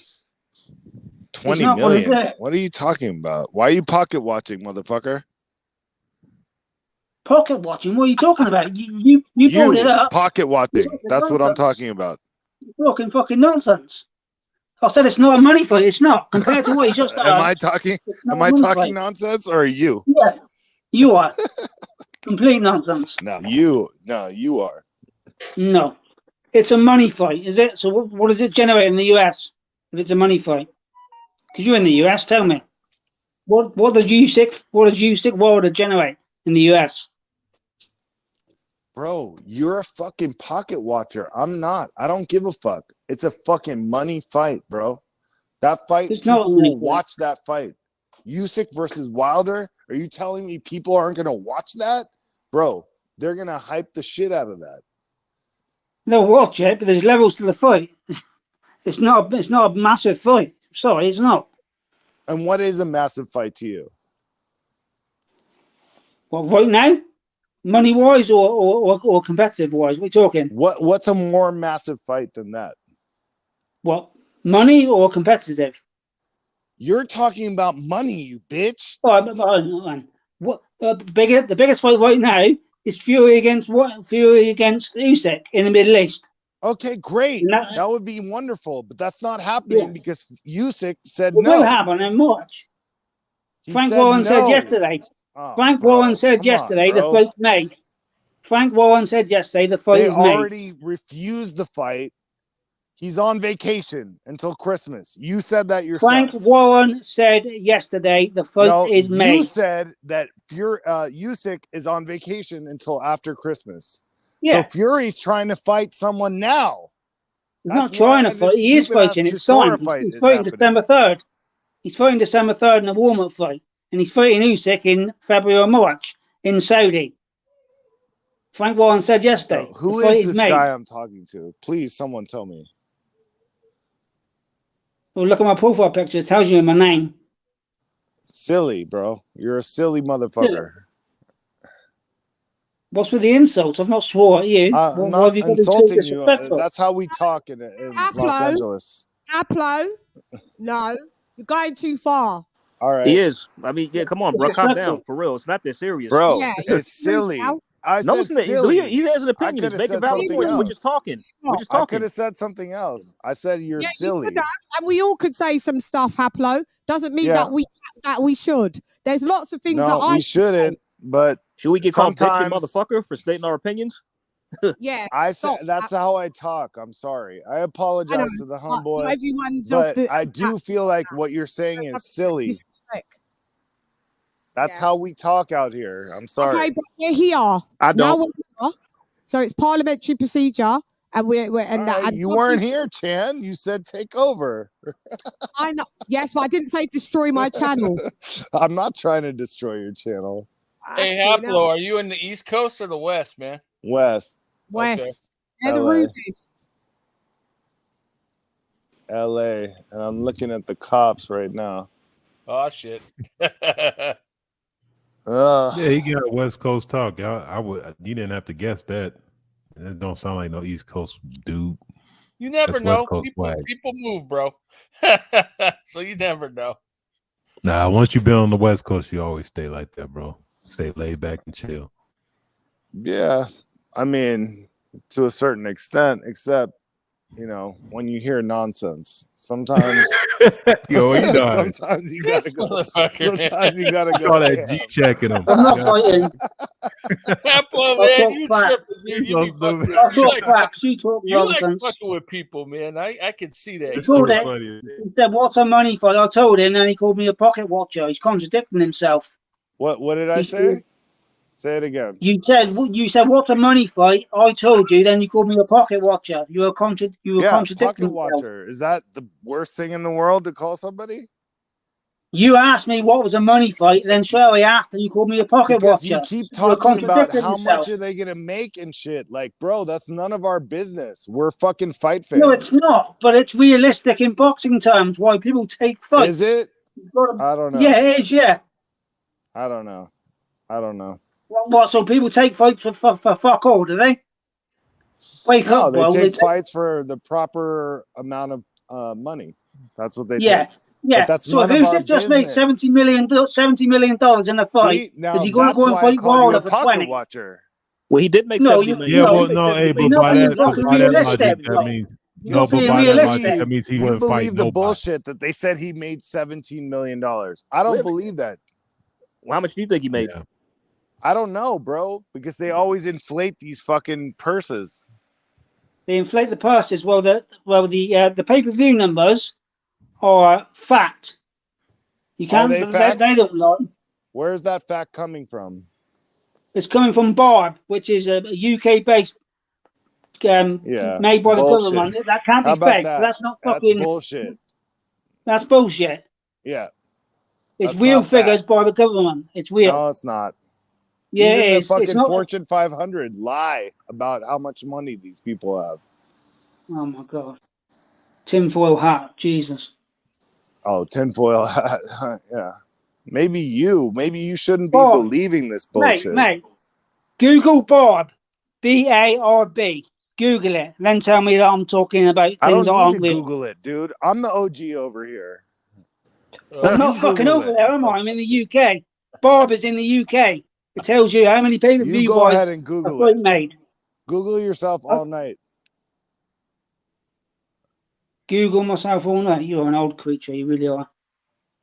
Yeah. Exactly. That's what I thought.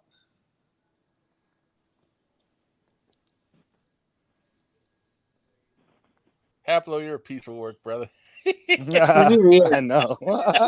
My show. You motherfucker, man. You're a piece of work. Man. I know. You're awful. I You know. ruined the show. Hey, listen, bro. Get your ass back. You're a young kid. Relax. You get in the Who's a chat. young kid? I'm probably the same age as you, man. Not you. This other guy. You calling me a young kid? I'm probably older than you, mate. What are you talking about? No, he's a big I'm man. 45. I'm 45 years old. Get in the chat. By the way, Mark, you got a Twitter account, my guy? Yes, mate, I have, yeah. Okay, can you put it in the private chat, the link? I'll follow you. All right, bro, no problem. Oh, I'll follow you too now. No, you follow me. You're trolling me. AJ. Yo, what up? AJ, CHANN follows me, and I commented on her tweet earlier tonight. You find my link on there, bro, all right? Okay. Yeah. Hey, Haplos, on a real note, I hope you have fun tonight trick-or-treating, bro. That's a cool I'm thing. trying. I'm trying to. Really, he's not, because he's on there. I'm being antagonized. No, you're so not. No, you antagonized him. That's ironic. That's ironic. You're creating antagonization, man. Come on. Isn't it ironic? Don't you think? See, I think you like doing this shit, man. I really do. I do like doing this. Yeah, I know. I can tell, man. That's why I've been here for all these years.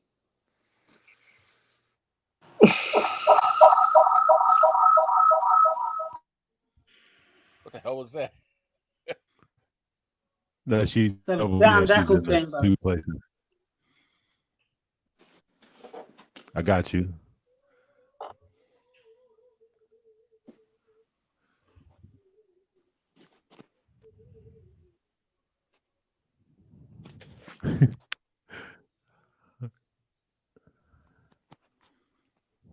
Well, this is awkward. What now? Yeah, AJ, I thought you were supposed to be talking or something. Okay. No, could I?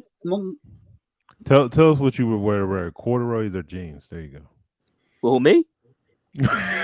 What kind of question is that? What the hell? What the hell am I wearing? What the hell? Come on, bro.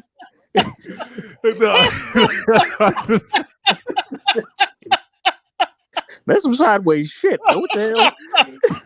It's like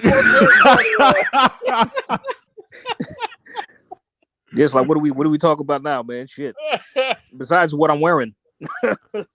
All right. No, I was talking about what did you prefer, but I wasn't. Oh, what I prefer. Oh, yeah. I prefer jeans, but I like corduroys too. But I prefer jeans. Straight up. Yeah. All right, I got a question. You guys think Serrano Taylor 2 is going to happen, or you think it's not? 50-50. Yeah, I'm 50-50. Yeah, it could happen, it could not. So it depends.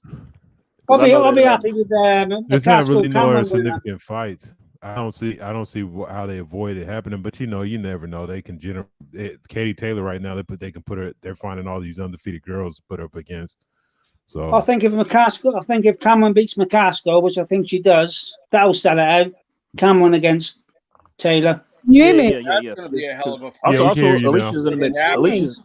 Yeah. Can you hear me? Yeah, we hear you. Yeah. Okay, cool. There's Alicia Baumgartner's in the mix too. Katie could fight her as well. So, after she beats Joy. Yeah. You talking about Katie Taylor versus Alicia Baumgartner? Maybe. There's a possibility. Oh. Mm-hmm. I don't know how I feel about that matchup anymore. Yeah. 135. What she fought 135. So Lisa Baumgartner's 130. She can move to 135. Yeah. And then she's gonna beat Troy. She's gonna beat Troy and become undisputed. Then when that happens, is Troy even gonna take that fight? Troy been hiding out forever. Troy said she would. Oh no, she's open to it. She's open to it. She's open to it. Yeah. Troy has no choice. She's mandatory. Eddie said 2 days ago, didn't he, that she is still with Matchroom and the fight will be made in January, February. Nice. Do you know what? I was just uploading just so that let's see if it works well, because I thought I need to have this instead of me just always saying. Still fighting to this day. To this day.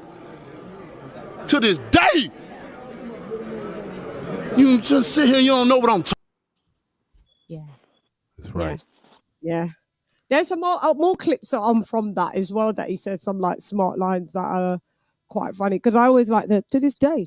I should have had it a bit longer because he was like, you don't know what trying to say, but I don't know. Let me play it again. Still fighting to this day. To this day. To this day. You just sit here, you don't know what I'm talking. Yeah, I like that. You don't sit there and just don't know what I'm talking about. Yeah, because when you lot chat shit, that's what I'm going to play. Because you lot sometimes... Play it again? Play it again. Stupid. Hang on, let me play it one more time then. Still fighting to this day. To this day. To this day. You just sit here, you don't know what I'm talking. It's good, isn't it? That was always a good... I always liked that clip. Do you like the little effect that I've got around it and like it's double? Did you like how I just edited that on the fly like that? Yeah, that was nice. Yeah. That was I like pretty quick. Raheem's composure. I'd be like, shouts out to LadyChann with the quick editing. Because yeah, Radio Raheem, he was pissed off because then he did a thing like, AJ. Hey, yo, if that was me, I'd have told him, there's this thing called Altoids. You ever heard of them? What's Altoids? Breath mints. Oh, you don't have that. No, but it was too powerful. AJ. Man, AJ be, man, whatever. You would have got mollywopped. No, you easy work, homie. Because that was too powerful a moment.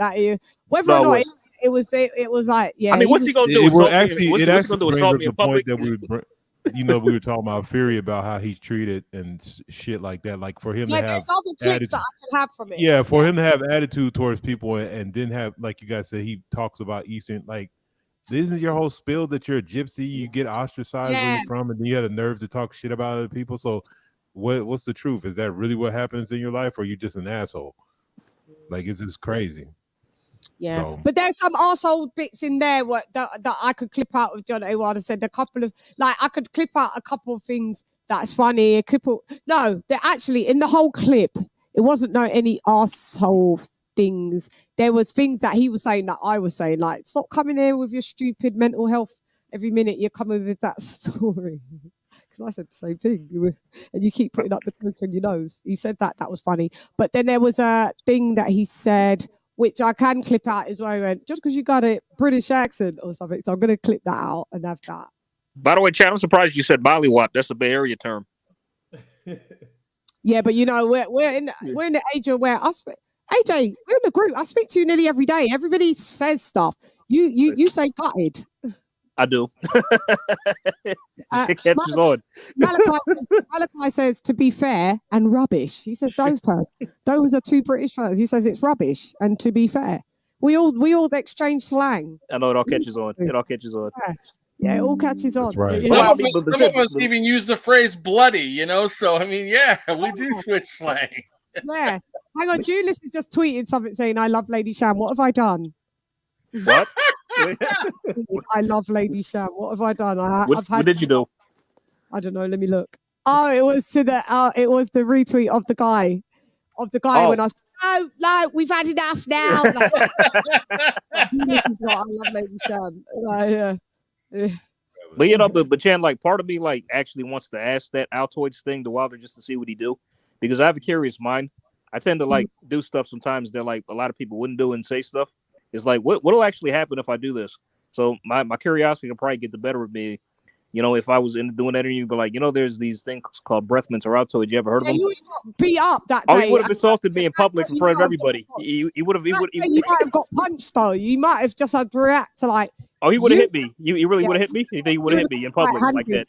I reckon on that one, we would have lost you. Yeah, AJ, don't talk like that. That sounds like scared talk. Oh, you want to hit me in public? Don't do that, bro. That's like the guy, hold me back. Knowing you about to get folded up. I'm just saying, if you hit me, you hit me. I wouldn't really care. I take that as a badge of honor being hit by Wilder's legendary right hand. I mean, but still, at the same time. No, he would hit you. In that moment, I reckon, because he looked like he was going to hit fucking Radio Raheem. He does. He looked intense. I'm not going to lie. He did look intense. At the moment, because he was like, listen, man, like, Radio Raheem, don't try and go on like you're not black, like you don't know what I go on to this day. Like, by Wilder, man. That would be a trip to the hospital. Yeah, he looked there. Wilder weren't having it. Let me ask you guys this. Would you rather take a straight right hand from Ernie Shavers or Deontay Wilder? None. Because Ernie Shavers, yeah, that's a no, none of that. They're both going to do. Look, I'll be destroyed. You're not going to be the same. He wouldn't want to do that to me anyway. Just ask that question to the lads because no, never. Yeah, he wouldn't. None of them would do that to me. Do you know what? I'd be like, to this day. He'd be like, all right, let me put the right hand down. Yeah. Let me put the right hand down. That was actually great. That was right before the first Fury fight. That was great promo for it, if I'm being honest. That I don't. Does he not have merchandise that has that saying on? Oh yeah, I think he's got it on shirts. Yeah. He does. Okay, I was going to say, silly move if he doesn't. Honestly, yeah, because that was the phrase. Everyone uses it now, whether you like him or not. Like I always like to this day, like when it has to be. I like that rap song. True, that shit is everywhere. Oh, I love what Julius did with that shit on Ring IQ, man. If you guys ever seen it, man, he made some funny videos with that. Who? With the guy, has he? Julius with Wilder saying till this day, he made some really funny videos. Yeah, he did. I don't think I was on you. Did I have a channel then when he was doing that? Ask Jules to show it to you, man, or show you the link for the videos. They're hilarious. Hang on, the funniest shit I see on his channel was the stuff he did with that English bloke. That was hilarious. Yeah, by the way, I got you, Mark. Yeah, on Twitter. I just saw it. We've got a phone call. Yeah, mate. Yeah, we always follow each other. Hello, wait, be quiet 1 second. We've got a phone call. I don't know if I just had them on thingy. Let's see. Sorry. Okay. Can we hear you? What's going on? Let's hear. Hello, caller. Hello, Shan. Can you hear me? I can hear you loud and clear. Who's calling and where are you calling from? Ricky Ricardo, San Antonio. How you doing, Shan? What up, Ricky? Yes, ma'am. Hey, how's it going? What up, Del? You good? Thank you for that. Why didn't you just on the thingy? I thought I just saw you on the panel. Then you was like, "Fuck it, I'll just." Yeah, it was giving me technical difficulties. Oh, okay. So I said, let me just chime in. Yeah, let's go. Well, give me happy Halloween, people. Yeah, happy Halloween to you as well. In the building. Let me know how you feel about everything that we've been talking about, Ricky. Well, we're gonna have to have a separate segment for you called Ricky Ricardo's Rundown. Hey, I would love that. Yeah, go ahead. But I can hear. I have a question, Shan. Mm-hmm. Go ahead. Can you hear me good? I can hear you. Yep. Okay. So I was trying to become a membership because I got a little heartbroken. I said, man, I can't join this panel because I'm not a member. But I need a link or something. Do you just go on the front of my channel, the actual channel front, and just literally it will say join. Like just go to the front of the channel. Click on go LadyChann. Okay. On YouTube, right? Yeah, on YouTube. Mm-hmm. And then once you go on my page, it will say join. Yeah. And then you just click on the join. Moderators, you should be putting that link out in the chat. It's my bad. It should sometimes, but it's so easy. Just go on the front of the YouTube. In the chat channel, I'll just jump back in. But 1 minute ago, there's a link there. No, but the link to join my YouTube channel to be a member. Oh, sorry. Because I do members lives and stuff like that, and then we have guests on just like that are on members. This always happens. Look how spooky! Did you see that? I got short, so my fan went out, light went out. I mean, did you not see that? Spooky! Wow! Better burn some sage. Get rid of them spirits. Listen, the devil lives in hell. The devil lives in hell. If you think fucking sage bothers him. Why would the devil? Damn, you upgrade to the devil? Ooh. Yeah, well, that's what evil spirits are, isn't it? Ain't they demonic? Hey, make sure, join the membership, and then we'll give you a super chat. Like we'll welcome you, and I'll add you to the members list, and you'll see what we get up to over there. Some good lives. All right. No. We do separate lives. I'm looking for. Yeah, we do separate. I'm looking forward to it. Yeah, we do separate lives over there. We have guests. Yeah. I've just released all the guests from membership onto non-members. So, like we just had with Ronnie Shields, we did the Rick Glazier. We had Kubrat Pulev's trainer, Carson. who is Hasim Rahman's younger brother. We just released Hasim Rahman on there as well. We're supposed to have someone tomorrow, but I don't know. We're supposed to have Sonny Edwards. I spoke to him, but yeah, he comes on. I know he goes on Jules, but he said he'll come on here as well. So, but anyway, click the link, join the membership in your due time, and go ahead, give us your rundown, Ricky. Well, before I get started, there was I think it was, is it AJ Slay? Who has Afro Samurai on their avatar? Oh yeah, that's me. I'm AJ. Yeah. What up? When I was having technical difficulties last time, I was trying to figure out what went on, so I kind of replayed some of the audio footage, and he said, "Heyman got him." Yeah. That was fucking hilarious, man. I was dying when I heard that, man. That was good. That was rich. That was rich, man. I like that shit. Al Heyman's out in full force. Talk about them or Wild Eye, it goes all mad. It goes a bit crazy sometimes. Things go wrong, like as you see. So I'll get to this weekend's fight. Let me start off with Katie Taylor. Hard to go against her. I wasn't familiar with the girl she was fighting. I know she was undefeated. Obviously, she was hungry. She had a good. I forgot her name, but she was an Argentine gal. She was tough too. Carbajal. Yeah. Yeah. She did good. She did good. But Katie does what she does best. She has the output. She has the energy. She throws punches and bunches. She just doesn't stop. And she is getting up there in age. So it's going to be interesting to see what happens in the Serrano fight. I think the Serrano fight is going to be the next time they come, because both of them are not spring chickens. So Yeah. I know they want that one to take place. Go ahead, Yeah, I know they want that one to take place in Ireland, correct? Yes, indeed. That's where the next fight's going to take place. And Eddie. yeah, and I'm looking forward to that rematch as well. Yeah, so let's see what happens there. If it's going to happen, though, Mm-hmm. we don't know if it's going to happen or not. Because Amanda's currently on her undisputed run as well. She's trying to be undisputed at 126 as well. I think it will happen.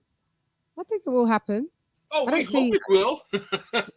Not necessarily, Jan. If Eddie rinses Jake for 100 million, it's not happening. For 100 million, what? What happened? He's suing him, isn't he? Eddie's suing him. Jake for 100 million. Yeah. All right, you pocket watcher, don't start that again. Yeah. Yeah, pocket watcher. We're allowed. Oh shit! I talked about money. Oh we have shit! to talk about money because it's about that's what's in boxing at the minute. Some people don't talk about money and thingy. I do because it's a part of stats and data. Unfortunately, That's what I'm saying. I mean, it's realistic. Yeah, it's realistic. Yeah, it's part of the game. Yeah, it's about it's money's the thing why we're not getting fights. But let Ricky run it down anyway. Ricky, go ahead. So I think that fight most likely happens. Jake Paul's coming off a good win. He's motivated. He's confident. Serrano, she went ahead and came back off of her bounce back fight. She won that fight. So I think there's going to be too much money on the table. I think it's going to generate so much revenue, so much interest, so many people involved. The fight's most likely going to happen, in my opinion. And it's a fight we're all going to watch. Let's not lie. We're all going to fucking be tuned. If it was to get worked out and everything, the negotiations and everything looks good to both companies, it's going to happen. Yeah, so that's my opinion on that. That's my opinion on that one. So do you want to? Have you got an opinion? Let's stand by for that. Have you got an opinion on the Tyson Fury of the True Geordie thing? On what now? True Geordie. Did you see Tyson Fury lose his shit on an interview? No, I haven't. I you know what? I saw some headlines. I didn't really read into. I don't even know who Georgie. I don't know who the fuck Georgie is. He's a YouTuber who interviews people, and he was interviewing Tyson and asked him some hard questions, and Tyson got pissed off and started talking shit to him. Watch it, you'll like it. Yeah, you need to go watch it. This sounds kind of like what R.A. the Rugged Man and Homeboy did to Floyd when they asked some hard questions years back on a radio show. He flipped out. Kind of, sort of. Yeah, like that. Kind of, sort of, yeah. Okay. Yeah, very similar. He flipped. Okay. He flipped Okay. out. Now I'm interested. So he's a podcaster. Is he a fight fan, or is he what is he just what does he do? He's a heavyweight lifter. He does a bit of everything, but he's a big time podcaster with 2 million subscribers. Got to deal with Spotify. He's from the UK up north. He's called True Geordie. A Geordie in the UK means if you're from a specific part of the UK. Newcastle. So yeah. So you're a Geordie. Yeah. So he's called True Geordie. Check him out. And yeah, he's a big fight fan of CHANN. Talk shit. He just says, I mean, he's a Tyson Fury. He's always been a Tyson Fury fan. We always called him a bit of a Tyson Fury fanboy. But I mean, he's also knowledgeable about boxing. I mean, he's been on the small hall shows and a bare knuckle and all that. Like, he knows his stuff. He knows. He just asks like, why have we got Derek Chisora happening? And like, you know, and Tyson Fury. It was gold. Come on, it was gold, wasn't it? It was gold. It was. And CHANN, one thing he probed about, and that's type of like, why did AJ get deadlines but Derek Chisora didn't? Yeah, he asked that as well.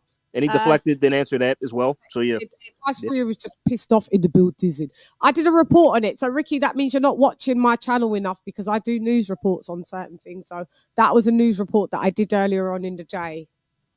And I put the clip, and but that's what I was saying though earlier though. Yours was one of the headlines I saw. I didn't click and watch, but I did. I was like, Georgie, who's Georgie? Yeah, at least you saw me then. Yeah. No, I didn't get around to it, but no. Okay, so I'll follow up on that just to see the bullshit on that. Watch the full interview. To watch the full True Geordie. All you type in is True and Geordie, GEORDIE. DIE, right, and then Tyson it straight away it will come up because it's okay. Like, yeah, it's fucking. It's only a 17-minute interview. It was supposed to be half an hour, but he lost his shit. It goes that 17 minutes goes so quick. It really does. It really does. He was calling out Tyson Fury pretty much. He was calling Tyson Fury out pretty much. Not in a disrespectful giving him tough questions. way, though. It wasn't even in a disrespectful way. Okay. He wasn't just asking him questions that I would have asked. Yeah, you just asked him stuff we would have. That's it. Yeah. And Tyson Fury, here's the link to my channel as well, Ricky. Here, so I've given it. It's in the chat. Yeah, that's the link to my channel, so anyone can click the link to my direct channel. But yeah, so he just said, "I'm not doing any interviews with you again." Yeah, Fury, man. Fury's a fucking conundrum, man. I don't know what's up with that guy, man. He's a good fighter, very talented for his size. He's a heavyweight, good boxer. Yeah. But man, his mouth, man. I don't know what's going on with his brain and his mouth. It just comes out. He is the bullshit master, and like Usyk said, he's a lunatic. He is. That's why I love for Usyk, because Usyk just keeps it a trillion. He's just like, this geezer's fucking mad. By the way, CHANN, could I ask you something real quick? So, do you guys? I'll give you guys my opinion before we continue on with this weekend's fight. If he ever goes against Usyk or Joshua, I don't know if either of them will win, but I'll be pulling for him only because of the antics and the bullshit this guy pulls, man. I like Fury in the ring, but outside, geez, it's hard to fucking. He's an acquired taste, man. Yeah. He's an acquired taste. Yeah, no me gusta. Lo siento, papá. By the way, CHANN. Just right quick, like, do you see let's say Usyk and Fury happens, do you see Fury steamrolling Usyk and making easy work of him? No. I see Usyk winning. I do not. Okay, cool. Usyk wins. I don't. I think Usyk wins. Everyone thinks Tyson, but I think, do you as well, Mark? Yeah, Usyk beats him. I'll be taking him too. I got Usyk, bro. I've been saying that shit. Yeah, Usyk out. Yeah, no. Tyson Fury. Go ahead, Rick. Everyone thinks Tyson Fury watches him, bro. Is this Usyk has a team? They're going to be watching footage. They're going to study. They know the size. They know the dimensions. They know what they're up against. So to think that they're not going to go in there with a game plan would be simply foolish for somebody to think, oh, Tyson's going to win just because of his size. No. You don't think Usyk's going to go in there with a game plan? I can guarantee you, in my opinion, one of those game plans is going to be going to the body. Mm-hmm. Yep, that's where Tyson. So soften up, because he's soft down there. He's soft down there, and Usyk with the stab jabs, the quick combinations in and out, moving around. Yeah, they're going to have a game plan for real. So I'm not saying Usyk would win, but I would pull for Usyk, and I would not be surprised if he wins. Yeah, give him a run for his money. Yeah, Chan, can I say something quickly? I'll tell you my big thing about why Usyk beats him. My big thing about why Usyk beats Fury is Fury fights people in the last 2-3 years who gas easily, especially when they lean on him. Usyk gas tank is unreal. He's not going to gas out. He can go 12 rounds. He won't let him lean on him. He'll beat him convincingly on points. Because Fury's not this big puncher. Everyone says he is now because he's dropped Wilder a few times. He's not. And Usyk's tank ain't waning. Usyk will beat him on points comfortably for me. I'm with you. I Hey, man. Mm-hmm. That's a tough fight for Tyson Fury. I've been saying it, man. I've been saying it on so many channels, bro, and people just been saying I'm dumb. Tyson Fury gonna wash him and shit. I don't think so, man. That's a tough fight for him, man. Honestly, I think he's never seen that style matchup. Right. He's never seen that style matchup. Someone that's heavy, but not super heavy, but someone that's light on their feet with that movement, southpaw. A natural 12 round fighter. Good gassing. Yeah, actually, has seen that before, Chan. Do you guys remember? Do you guys remember? Oh, sorry. People saying. Hang on, Mark. Who's he seen that before? Who with? Somebody quick and fast. Cunningham. He made him look bad. Yeah, Steve Cunningham. Yeah, but now this is a upper echelon. Cunningham gave him problems, and Otto Wallin gave him problems too. Yeah, but Otto Wallin is he's a good boxer. He is, right? But what I'm saying is this geezer, Usyk's different levels. Yep. I mean, by the way, like Mark hit the nail on the head. He took the words out of my mouth. Do you guys remember who Tyson Fury said who gave him his toughest fight?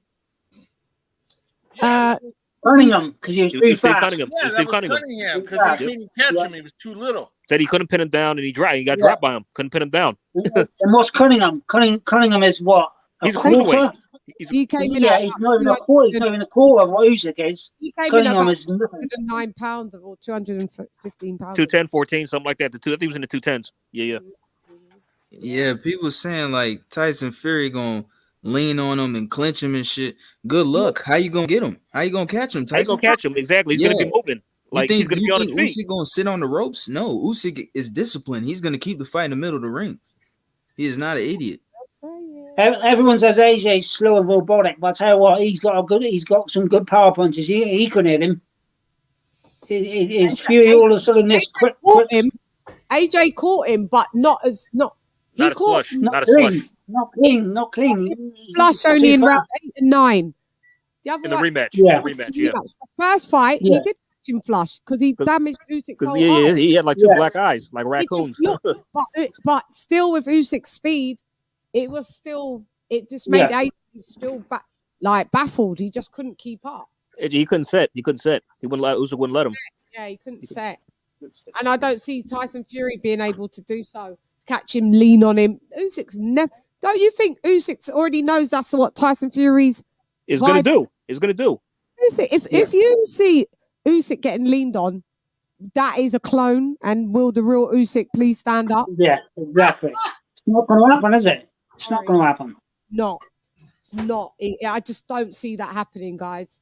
Usyk allowing Fury to catch him and lean on him. I'll tell you why I'm picking him, because like I've actually picked against Usyk a lot of times. I even picked him to lose both Joshua fights, if you could believe that. But I've learned my lesson. I'm not going to do that again. Lean on me.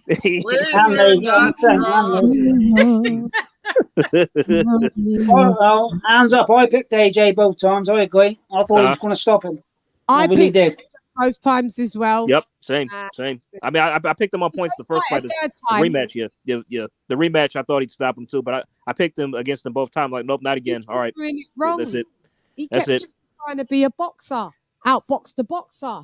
This is where you're supposed to fight and brawl the boxer, I mean, after I just couldn't believe in the rematch how much success he had in that 9th round. He just let it slip away like that. You know what I mean? Like, just pick up where you left off. Like, you know? The tank. Yeah, It was better though, Chan, in the second fight. He didn't completely gas. His tank was better, but he's still a bit gun shy, isn't he? Still didn't do enough. Still didn't do enough. You lot are going to say, you're fanning that. On the rewatch and point score, I had it a draw. Interesting, really. I think honestly, I had it 8-4, but there was one swing round I wanted to give to AJ, and if I gave him that swing round, it would have been 7-5. There was swing rounds. There was 2 swing rounds, and I gave AJ, but obviously I gave AJ both the swing rounds, and that's what made it. I wasn't offended to it, and that's what made it 6-6. And I was like, wow. When we presented our scores, I can't. Let me see. I was the same as AJ, 8-4, 7-5. Yeah. Yeah, see, that's close though, isn't it? It is. Yeah, it was a lot closer than people said. The first fight, I had it 9-3. I had 8-2, I think. 8-2, 9-1. 9-3. I think then I rewatched it, and I had it 10-2 when I first watched it, and then when I did a rewatch, I think I had it 8-4. 1 swing round, so it could have still been 9-3 for Usyk. Yeah. So I will tell you where I have my standings at right now, heavyweight wise. I'll go the first 5. The first is Usyk. Mm-hmm. Number 2 is Fury. Mm-hmm. Number 3 is going to be Joshua, and number 4 I have it between Andy Ruiz and Wilder. Can you not see this? No, it's too glary. No, I think I'd have Joyce at 4. So my score was for the second fight was 114. So I gave AJ the first 3 rounds, and then I gave him round 5 and round 8 and 9, and then I gave Usyk round 1, 2, and 3, 5, 8 and 10, 11, and 12. Gave him the Chan, on your rewatch of Clarissa v. Marshall, did you still have Clarissa losing by 3 or 4? No, I didn't do Clarissa. I had Maya. I did Maya Baumgardner. Remember? I was just taking a test. You know what I was on about. Oh yeah, coming from. Oh yeah, so you know it. By the way, Chan, you picked Clarissa, right? Yeah. Okay, right. You did. Okay, yeah. I remember. Yeah. Sorry, yeah. My bad. I'm not pulling my leg because that's where Sawab entered the building with his bullshit. Yeah. Hands up, bro. Hands up. Same.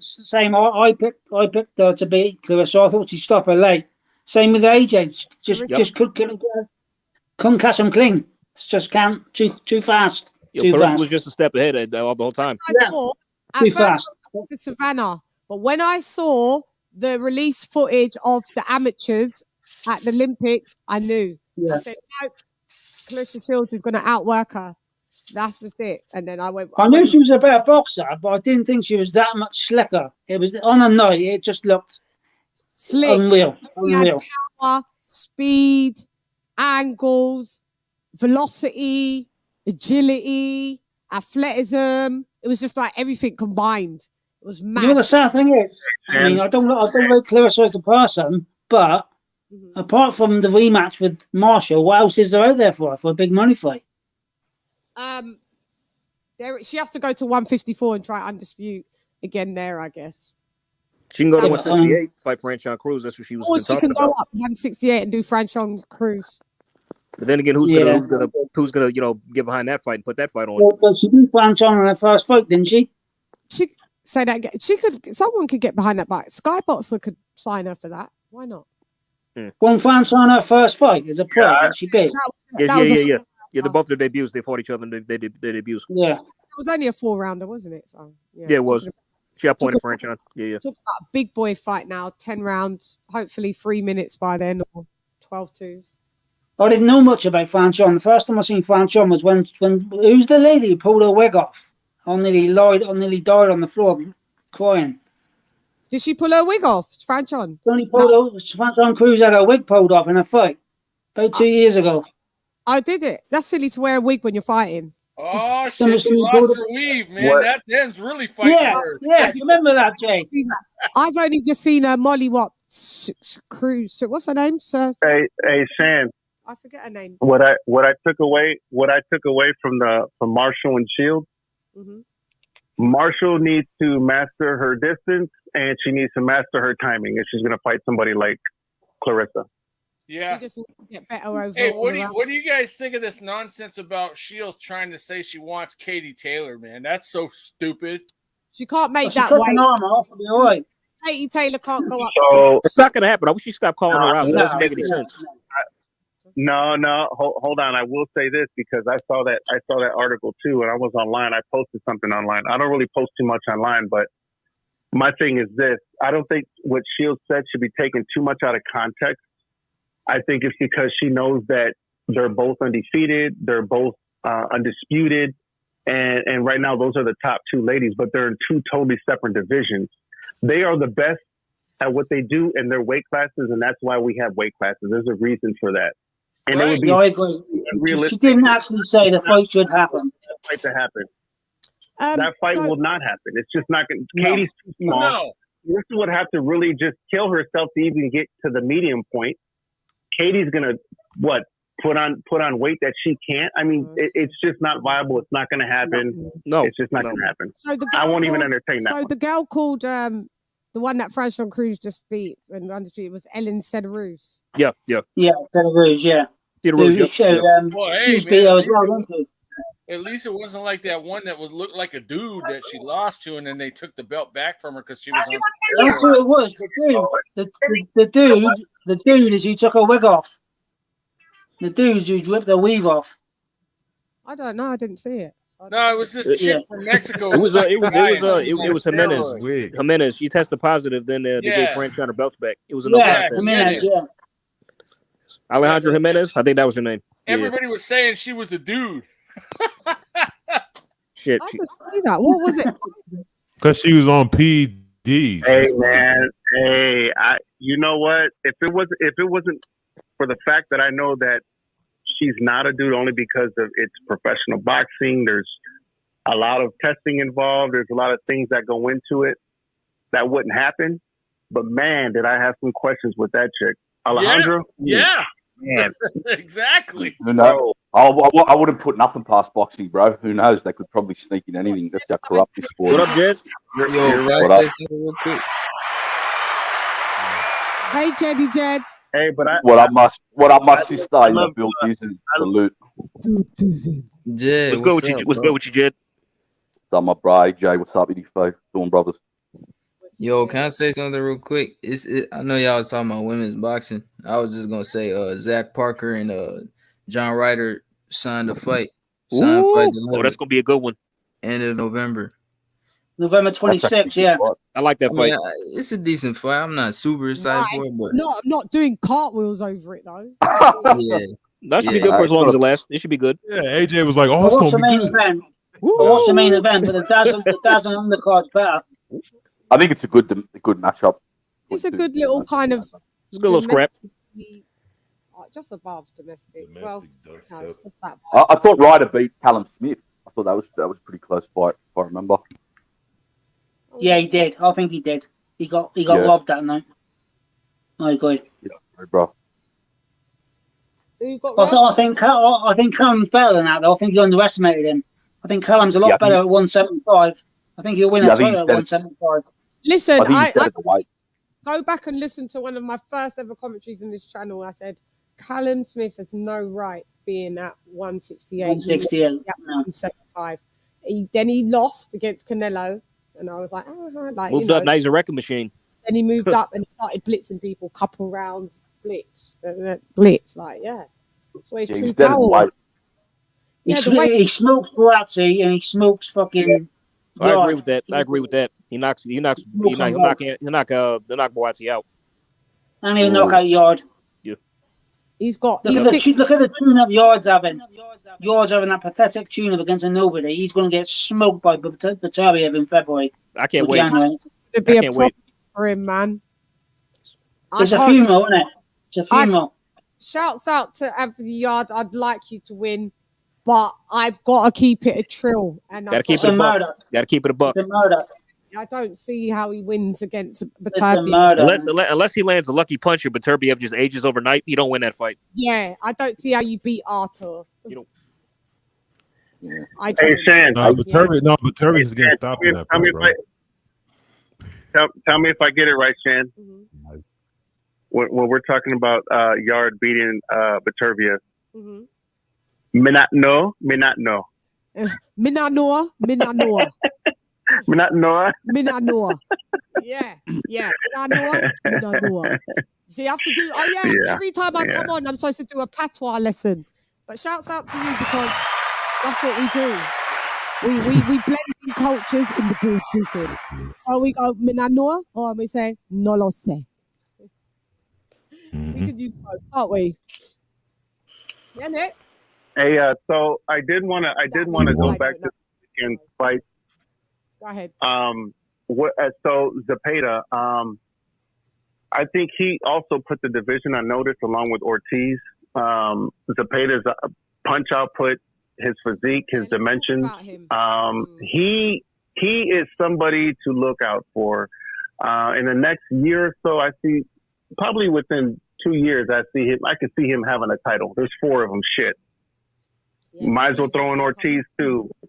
Yeah, this Wasn't that Zepeda? Zepeda wasn't that the most punches ever thrown in a fight? Yeah, 1,500, like 1,500 punches. Damn. Wow. That's crazy. Jojo Diaz is a trooper for staying in that fight. Tough motherfucker, man. Tough motherfucker, man. I knew JoJo was gonna lose, man. Stoppage, but it didn't happen. Chan, who'd I pick on points?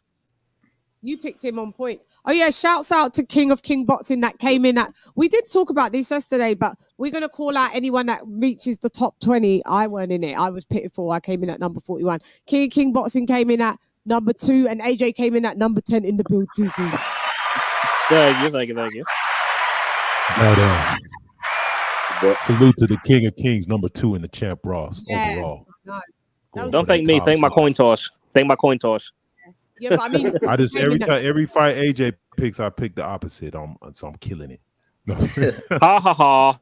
Well, he did well. He came in at number 10, so there was something. Yeah, he said AJ. I was 1 point from the top slot, man. I wanted to get by getting that $25. Shouts out to Champ Ross in the build Disney as well. Champ Ross, my guy. Yeah, Champ Ross is underrated. That's a lot of work, and he keeps it clean, man. Salute to you, bro. He does a lot of work, boy. What up, Ahmed? In the build Disney. Dem Brock. Ahmed.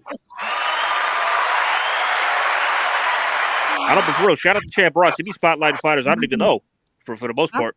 Yeah, me too. I don't know. I get introduced to loads of new fighters. I need to get a soundbite of going. I'm gonna do it. Dem Brock. You know, like how we've got Wilders to this day and all everybody. I've got to do a Dem Brock. I have to. Okay. Oh yeah, in that challenge of the patois challenge, Dem Brock. I would say that Lisa came in at number 1, and AJ, I think you was a close number 2. AJ's was good. I was on that live. AJ's was good. AJ's was good. Lisa's was number 1. Lisa and AJ was close. It was like a 7-5 fight. There was like a swing round.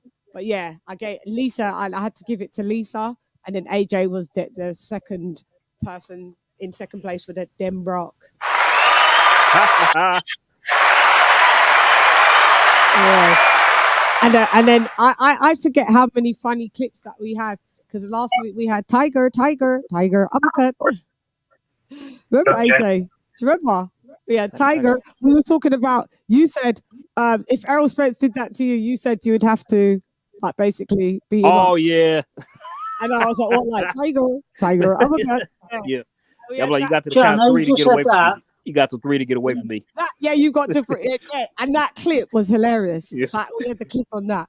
Every week where there seems to be a funny clip on the Jan, you just mentioned Crawford and Spence. I heard something earlier, I don't know if it's true, that the fight's been took off box rec against Avenesian. Is Spence and Crawford back on, or is that bullshit?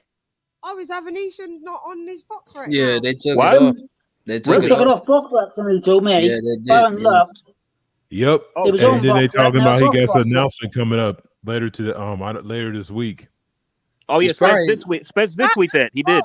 Bro, that better be Spence figured. Yo. Listen, if it's not, I don't want to hear any other like drum roll for nothing else, fam. Like, Don't take this off Box Rec and then tell us that you're going to give us an announcement and it ain't Spence. I'll tell you what, though, what a power play from Crawford. If he's done that. Who did that? I'll switch on Bud real quick. You know what? I jokingly tweeted. I responded to Earl Spence's Twitter, so we all know it's Keith next for your announcement. If it's Crawford, who said the big announcement? Oh, I thought you said it's going to be Bud with a big announcement. Yeah, no. Spence tweeted that. It's Keith Furman. Bud against Avanesian was on Box Rec, then it was took off, and somebody was saying that now Bud against Spence is back on. Yeah, well, someone said Spence had an announcement. So, but we thought Earl tweeted announcement coming soon, and I responded, we all know it's Keith. All right. Yeah, me and Shan thought it was Bud that you were talking about. No, it's not Keith. Yeah. I think it's going to be Stanionis, bro. Yesterday. That's a better option. Might be an announcement for Stanionis. I think it's going to be Keith. I honestly think it's going to be Keith. Who would you rather, Keith or Stanionis? No, David Avanesian's still on Box Rec. Man, I think Stanionis is a better fight than Thurman right now. Absolutely, 100%. I agree. Guys, it is a way better fighter. Avanesian is still on Bud's Box Rec. But they said Stanionis and his team already pressed play because he already. Am I talking to myself? What did I just say? Question. You said it hasn't changed. It's on Box Rec still, right? Yeah. Yeah, it wasn't this morning though, Chan. It wasn't. It was took off. That's why there was hype on Twitter. But sometimes fights get taken off Box Rec and put back on if they're not fully official. That's what happened. Yeah. Fair enough. Dem Brock. Bollocks. We hear you, Chan. I'm hearing your beautiful voice. I got you. Who's this? Jack, who are you? Hey, what's up? Just a boxing fan. My boy AJ knows me pretty well. I have my own boxing show. So what up, Mike? What's up? How you doing? Shouts out to you. Good, brother. Good. Hey, thank you. I did sound a bit hostile because I always just prepare myself for a troll. No, that's not Jack, me. who are you? Nice to meet you, Jack. Was I on panel with you yesterday on Julius's? No. I'm just jumping on, seeing what's up. No, but was I on panel with you yesterday on Ring IQs? Wasn't that? Was it you was on? Me and Julius aren't cool. No, I wasn't on yesterday. Oh, okay. So you've got your own channel. What's your channel called? Jack Alter. Jack ALT. So Jack space ALTER. ALTER Alter. Why aren't you and Julius cool? Tell me, because that's my guy. What have you done? Just because, I don't want to interrupt the entire combo. No, it's okay. You're fine. But no, we just we've had a lot of competition. He likes to always prove he's better than people, and I came on to debate him one time, and it was a very civil debate. But then in the thumbnail, he made a thumbnail of him with the dude with the giant bat from The Walking Dead, and then just a normal picture of me, and he just acted like he destroyed me. And I don't know. I'm just not a fan of that dude. I know you debated him, Jack.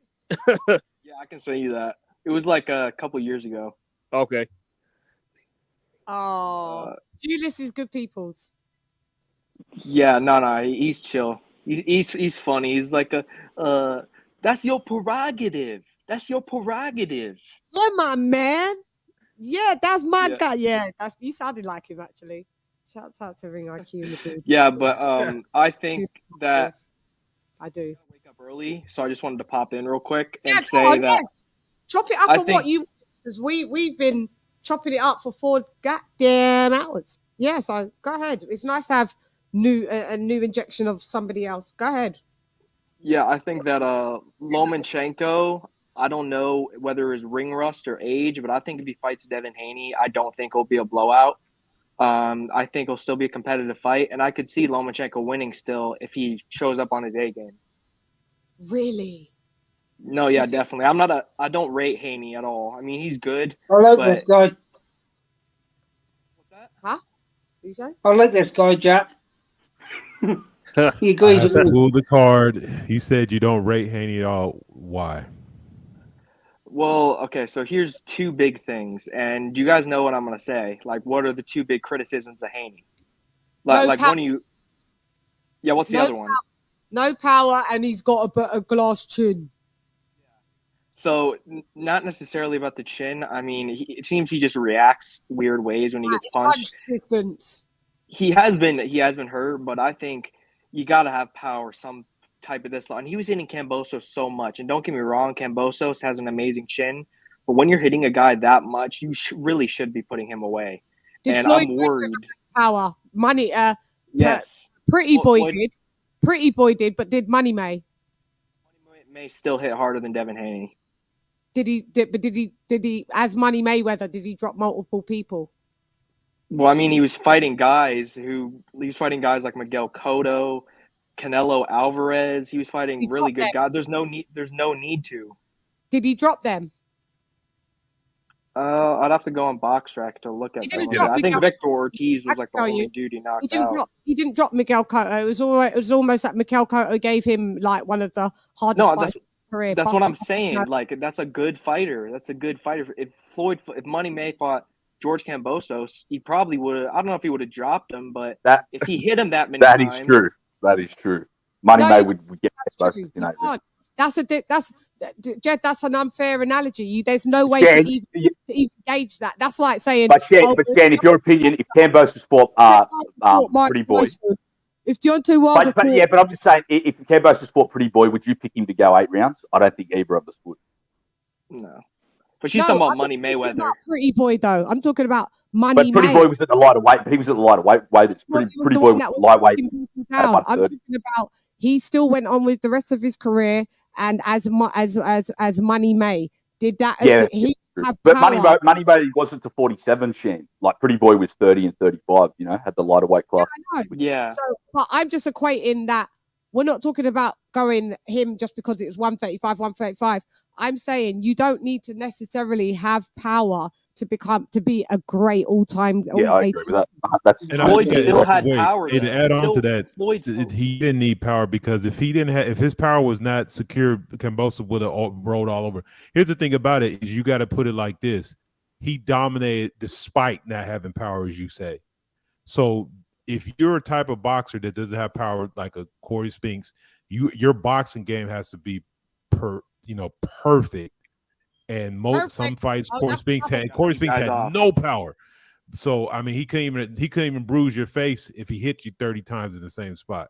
So to say, I can understand you say you got a knock on Haney, but not to even rate him is like. I rate him. He's good, but compared to like guys, if he was to fight Shakur Stevenson or I'm not going to say Ryan Garcia. Yeah, well, that's one of the. So. See, no. I rate Haney, but I don't rate him higher than I do these other guys that are near his weight class. I think Shakur would beat him. Do you reckon in 135? Who does he lose to? In your opinion? Well, I think Ryan Garcia would have beat him. He's at 140 now, and then I think Gervonta. Yes, Ryan would beat him. How is Haney? What happens when Haney gets hit with one punch by Ryan Garcia? He's gonna get slept. Nothing, since we never seen Ryan Garcia hit anybody. That was a good fight. Well, Jack, I'm glad you seem to think so because Ryan didn't. But Garcia's power is not even proven. Ryan, I don't like the slander of Haney. Haney's a fantastic fighter. He really is. But I still think that the slating that Lomachenko gets is unfair because of the way he was built up. I still fancy Lomachenko to edge it. But Haney's a great player. Who we want? Anyone can get slated, fam. This channel, anyone can get slated. What I'm saying is, Chan, that Lomachenko gets slated more because he was built up so much. Is this unbelievable? Devin Haney gets. I'm not a Devin Haney fan. Like I like the dude. I admire what he's done. Yeah, I think Devin Haney's a great fighter, and I think it's a good fight. But I think Lomo edges it. Hang on, you're talking over me. Hang on. He gets slated way more than Lomachenko, by the way. Devin Haney's accolades are more than at this point than Lomachenko now. Lomachenko's a disputed fight. Devin Haney is undisputed. Like, so his accolade in the history books, he's one of the 4 belt errors out of the 8. He's the 8th. How can him and Jamel Charlo, the 7 and number 8 or 8 and number 7? Can I say something? He's even next to Pernell Whitaker in the history books. Lomachenko is even on the same page. When we were coming down on Lomachenko, it's an honest evaluation because he just had a fight. We gave Haney some steam after his fight too. The thing about it, it's not overwhelming hits. We just seen Lomachenko, and if you break it down honestly, and you really size up the resumes, you can't say at this point in time Devin Haney is not on the pound per pound list, and they still have Lomachenko on there. To me, that's a joke. That's a slate. I don't know why. So, I don't know what. Can I say something real quick? Yeah, go ahead. Yeah, go ahead. I don't know why they have Lomachenko on the pound for pound list because he's been so inactive. But I just want to say something about Devin Haney. I don't mind the dude. Like, I'm not a fan. I'm not a hater. But the thing is, I'm just saying, and I regret saying I don't rate him because I do. But I think there's better guys near that weight. Like I said, like him? Just curious. I think Gervonta would catch him with one really big shot. I think way. Devin would be beating. I think Devin would be beating him, and then Gervonta just lands a huge. Yeah, Tank Davis had beaten Haney. I can't say that, bro. That's why I'm so dying to see these types of fights. I said that too. Actually, I said that too. I said if Tank and Devin fight, unless Tank catches Devin will win on points. He's not catching Devin. That's what Tank catches him. Tank's got nothing for Haney or Shakur. Just one's all you need. Not catching. And look, I put that. Look, man, Tank is the one that's left himself up to the question. Tank is about to be 28 years old, and he has fought nobody of significance of Zepeda. And come on, man. There's a reason why Tank ain't taking that fight. Now, if he fights Ryan Garcia, which I don't even think is going to happen, I think there's more clout. So Tank, yeah, we can say that, but we've never seen Tank hit anybody like Devin Haney or have to chase somebody like that. Because he don't fight. We haven't seen it. I'm sick of Tank. Right, he struggled with Barrios cutting the ring off. How's he going to cut Devin off? Of nothing. He's a junior champion of everything. I think King said don't fight no one. They both don't. But they're better off just fighting each other, and because I can't really put them in the equations anymore. I don't even do shows about Tank anymore. I think Tank sleeps Garcia. Garcia's chin's in the air. Yeah, if Luke Campbell can drop him, Tank can knock him out. Ryan Garcia is a big lad. After rehydrating, he's a big lad. Tank don't have them dimensions to like. He could sleep Garcia, but he may not. Garcia may. Shan, I want to raise my hand if I can. Go ahead, Ricky. So, number one, in my opinion, if you guys want to pay fucking $80 to watch Tank fight fucking Mares, go for it. Because that's likely what's going to happen next. They can't get that fight across the fucking line. All right, just like they couldn't get Spencer Crawford. I don't know what the fuck PBC is doing. Ryan Garcia's too busy getting his Instagram and Twitter feed fucking boosting up his popularity there. I want to see the two top dogs. The two top dogs are Devin Haney and Lomachenko. That's it. End of discussion. Mm-hmm. Haney has all the belts, period. Yeah, he does. Loma wants those titles. They're going to most likely make that happen. I don't want to hear excuses from either side. I don't care whose nuts we tickle. Doesn't matter to me. Yeah. Because those are the two top guys right now. And so, and I'm going to go ahead and give my assessment real quick on the Ortiz fight. Ortiz put the division on notice. Mm-hmm. So Lomachenko just happened to come out in the last 3 rounds in my card. I had it 7-5. Lomachenko did what he does best. He came out. I had the same card, bro. Yeah, he turned those gears up, and we saw what happened. Yeah. But Ortiz put the division on notice, just like Zepeda did yesterday. So with that being said, Loma versus Haney. Haney, he's gonna have to keep his. He's gonna have to stay busy for a full 12 rounds. He can't kick back. He can't relax. He can't sit there and pot shot and be cute. He's got to do what he does best: box, maintain distance. Don't worry about the boos, people talking shit. You just box and do what you got to do, and stay busy. Keep throwing punches. Loma, on the other hand, Loma's gonna have to kick it up in the second half of the fight because he is kind of a slow starter because he's sitting there, he's observing, he's doing what he does best. He's working angles constantly. If you notice Loma throughout his career, he's always in front of the guy, moving, turning, spinning, trying to work his way in, especially with the bigger guys because let's face it, look at Jermaine Ortiz. He was the perfect guy for Loma. He angled in and he was angles to get him inside. And you notice he was still there. And Ortiz did he fucking caught Loma with some nice shots. Some nice but look shots. what happened down But then he stretch. started getting peppered Yes. with them straight rights. Then he started. He started unleashing on Jermaine. Jermaine was getting caught. Yes. By round 7, it was done for Jermaine. He was going to Jermaine's body as well. That was taking a lot out of him. They're called championship rounds for a reason. And I heard the guy earlier. He sounds genuine, but when you say you don't rate Haney, when you got a guy that has all the titles, he cleared that up. He said, I take it back. I don't rate him as high as the other guy. He cleared up what he meant. Yeah. I'll tell you like this, man. Outside of Lomachenko and Haney, yeah, I don't see anybody else on the ladder beating either of those two. Shakur? You can give. Okay, hold on. Before we even get to Shakur, he hasn't made it there yet. You know he's gonna get a couple fights before he gets. He's got to get his feet wet. Let's be real. They're not just gonna throw him in. Bob knows what he's doing. Just in general, he's not just gonna go in there and just face the winner of Lomachenko and Haney. He's gonna go in there, fill out the weight, get warmed up, whoop somebody's ass, maybe somebody else. I don't know. Maybe Ortiz gets another fight and then they meet. I don't know. But I'm gonna leave Shakur out of it. Let's deal with who we have right now. That's Lomachenko and Haney. And I don't like, in my opinion, when people shit on Lomachenko and people shit on Haney, because there's only 2 reasons why. One, you have a narrative, or 2 is tribalism. No, he looks like me. No. All 3 they're not above to be criticized or critiqued. No boxer is. That's true too. No, you're right. I agree with that, Shan. Thank you. I agree with that.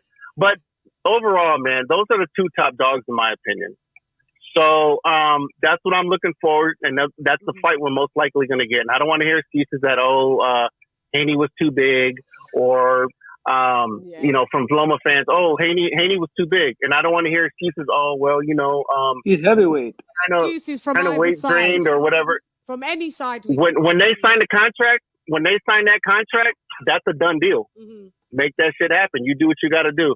But I will say this: after this fight, after Haney fights Loma, he needs to move up. He does. Absolutely. Yeah. I will say that. I'm not gonna. His health is above all. Yeah, his dad. So even if Haney. Go ahead. Yeah, I'm sorry. Go ahead, Shan. His dad was on another show, and his dad was like, that question was put to him, and his dad was like, "Look, all fighters look a bit, basically dry at the weigh-in and stuff, but don't worry about my son. He if he needs to do it for Loma and where he's fine, he can do it, and we see what we're doing." And he seems to be like saying to everyone, "Don't worry." But I mean, there was a stark difference between when he fought Cambosos the first time to the rematch in those weigh-ins. He looked really bad in the second. That's why he rehydrated to I thought it was to welter, but really it was probably to junior middle, for real.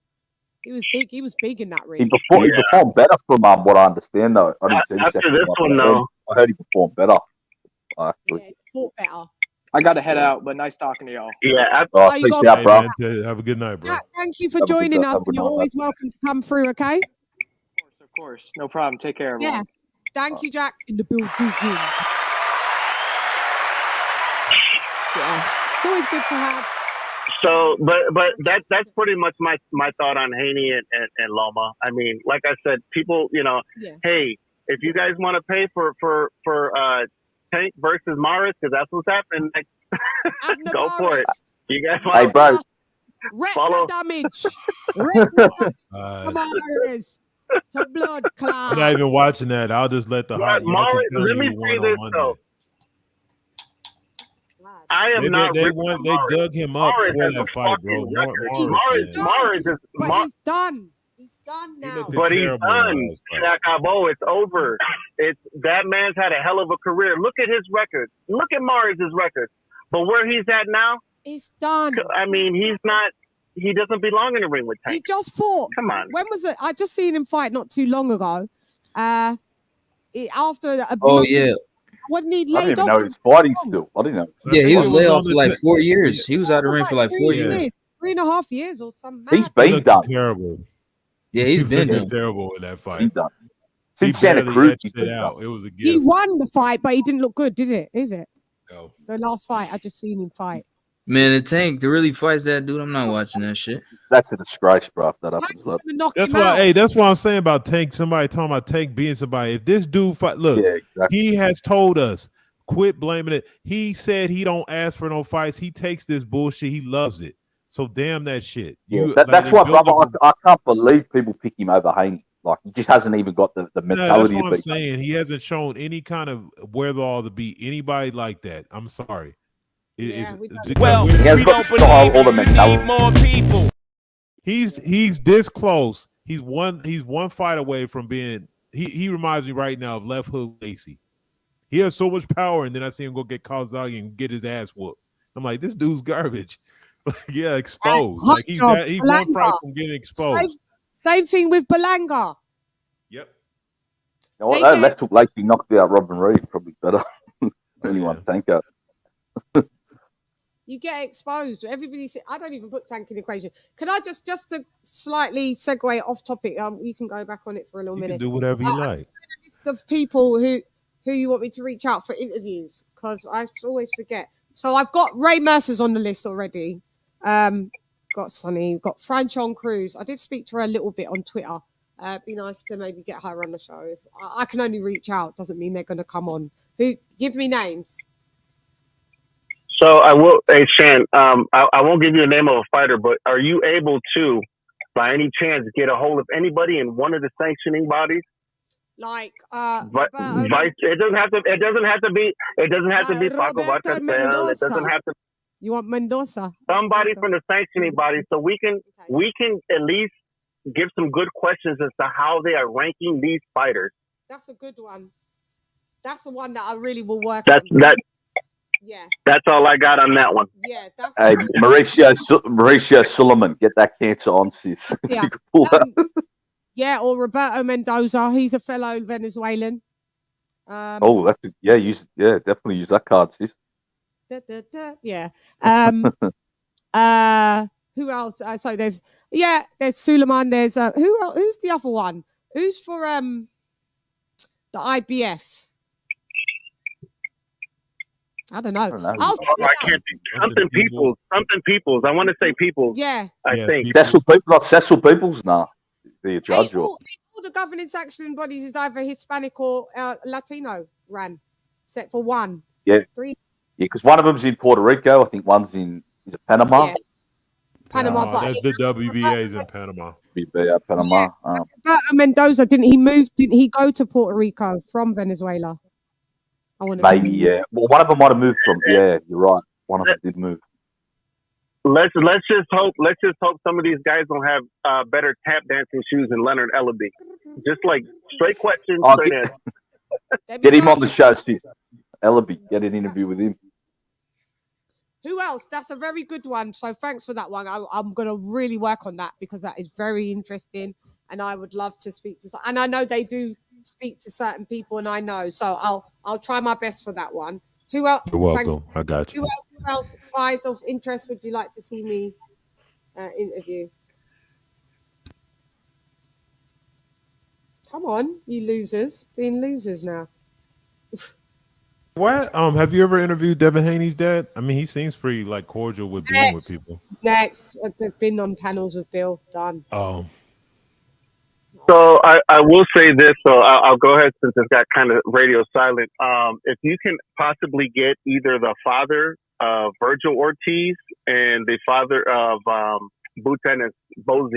I interviewed him when I worked on the Boxing Voice. Really nice guy. So. Okay.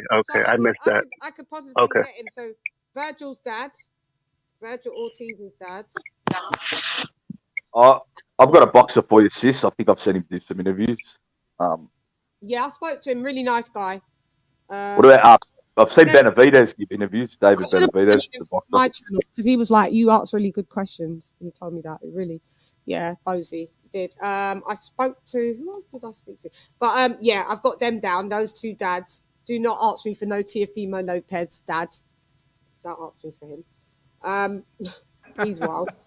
She's like negative. Air's wife. She speaks on panels. Who no? Yeah, no neither Daenerys' wife. I love her. She be giving you the business, telling you all the stuff, funny business that goes on in boxing. She broke down actually how Cruz got that fight with Tank. She explained exactly the elements that led up to Rolly and all that crap.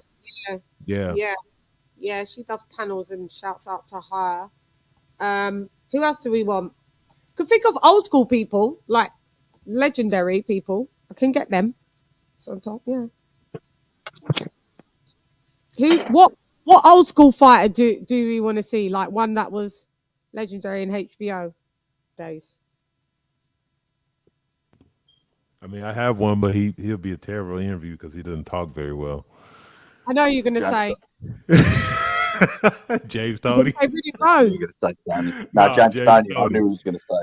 So I said James Toney. James Toney. James Toney. Oh God, that's hard. But you know what? It'll still be a good interview. I still think it'll be good. We do that, James Toney. Yeah. He still is a character, you know. I still think he'll open. Great, lights out, bit punchy, bit hard to understand, but man, we could try a thing. I did get offered Riddick Bowe for like a few minutes, but I did say I'm worried about how punchy he is. Yeah, that's the problem. Some of those guys are, it's rough. I'll put him down, but I did get offered him. And there's a boxer. Riddick Bowe them belt that WBC was out the build dizzying. I did get offered Lennox Lewis, but I know it sounds bad. I was like, it sounds mad because he's one of my ATGs. But he's hard. Knock back Lennox. I just said, want to do Lennox. Bad. You're probably looking at me thinking you're such a liar. I was like, because I just feel like he doesn't do the best for like Anthony Joshua. Like he did some fucked up shit over here with the whole Joshua thing, and I feel that he keeps trying to says a lot of horrible things on social media about Joshua. He was bitter, little champ, wasn't he? Because he didn't sign with them. He's a bit antagonistic, and let me just put him down. I did say he's not at the top of my list, unfortunately, just because I still feel as an ATG you should be trying to uplift the youth them. And not trying, and it doesn't matter what side or whatever, you should be trying to uplift, the young uns as the OG. And I'm not putting him down. You can wait there for a minute. Like if I see his energy change, and that was the thing, we never liked him in the UK. We never liked him. My household was down for Mike Tyson and Mike Tyson only. Lennox really was always salty about that because he never really had a home or anybody loved him like that. Yeah, it seemed like America didn't like him, UK, Canada. Didn't have a home. Yeah, I respect what he's done. He's an ATG. So like afterwards, then we're like, what he's achieved. He's an amazing fighter, amazing the accolades. It's amazing, an Olympian. But I mean, it's just this hard work, just not very likable. Never has been, and I thought that would change in retirement, and it doesn't seem to have. I like hearing. Yeah, you have to give him props for what he accomplished, but like you said, I just always remember him getting knocked out by McCall, and I'm like, yo, that's what Tyson would have did if he had fought you in his prime. That's what I always. You got to remember. Yeah. Like that would have been what would have happened. But you know what though, that wasn't Lennox's prime. You got to remember though, that wasn't Lennox's prime either. To be fair, because he wasn't with Manny Stewart yet. Well, that was before he became Big Lennox. That's right. He wasn't with Daniel Stewart. Didn't have a Daniel Stewart in his corner. After dreads, he was just. Yeah, that's what I'm saying. We talking about like because the funny part is we talk about Tyson's prime. He was like 20 years old. Yeah, Tyson's prime left early. Yeah, he was very early. By the time he was like 29, he was gone. When he went to jail, Lennox was cool. Lennox was cool with AJ until after the Olympics. He tried to sign him. When AJ fucked him off, he didn't want to know him then, did he? Yeah. And then after then, he's just started to... Slayton, and started working with PBC, yeah. It's kind of just being like... I like what ERF said, like, by the way, ERF, you're always able to join the panel, my G. But yeah. So it's mad. And I was like, because see me, I'm energy and I don't want to be... I would ask the questions and be like, why are you like that to AJ? I don't really want it to start to be like that energy and that because I can't fake because I'm not a journalist, so I can't do like just put on that. Oh well, nice to meet you, Leonard. So and just ask like the media trained questions and have that media trained presence where Tell me lies. Tell me sweet little lies. Yeah, you just fucked up shit, and it'd be like I'd have to say it. So that one can wait. Who else do we want to? Who else do you want me to reach out to? I'd love to interview Espinoza and fucking roast him over his. Oh no! I tell you who I would want. My old man crush, Roy Jones Jr. Yeah, I was thinking about that. I'd marry him tomorrow. Everyone's dash. Bye. I'm going with Roy. Yeah, live in Russia with him. I know, we're not going there. I've been there once. He's a Russian citizen, isn't he? Yeah, no. Yeah. He'd have to back to Florida. Yeah. Florida and the UK. Florida's crazy, so maybe more the UK.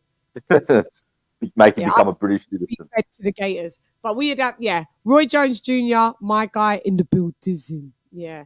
I put him down. B-Hop. Oh, do you reckon, Lise? Do you reckon? He talks a lot, but Michael Benson. Nah, man. B-Hop ain't a very interesting individual. You ask B-Hop a question, he'll take 10 minutes. Yeah, he is, but he's I don't know. He's long-winded as.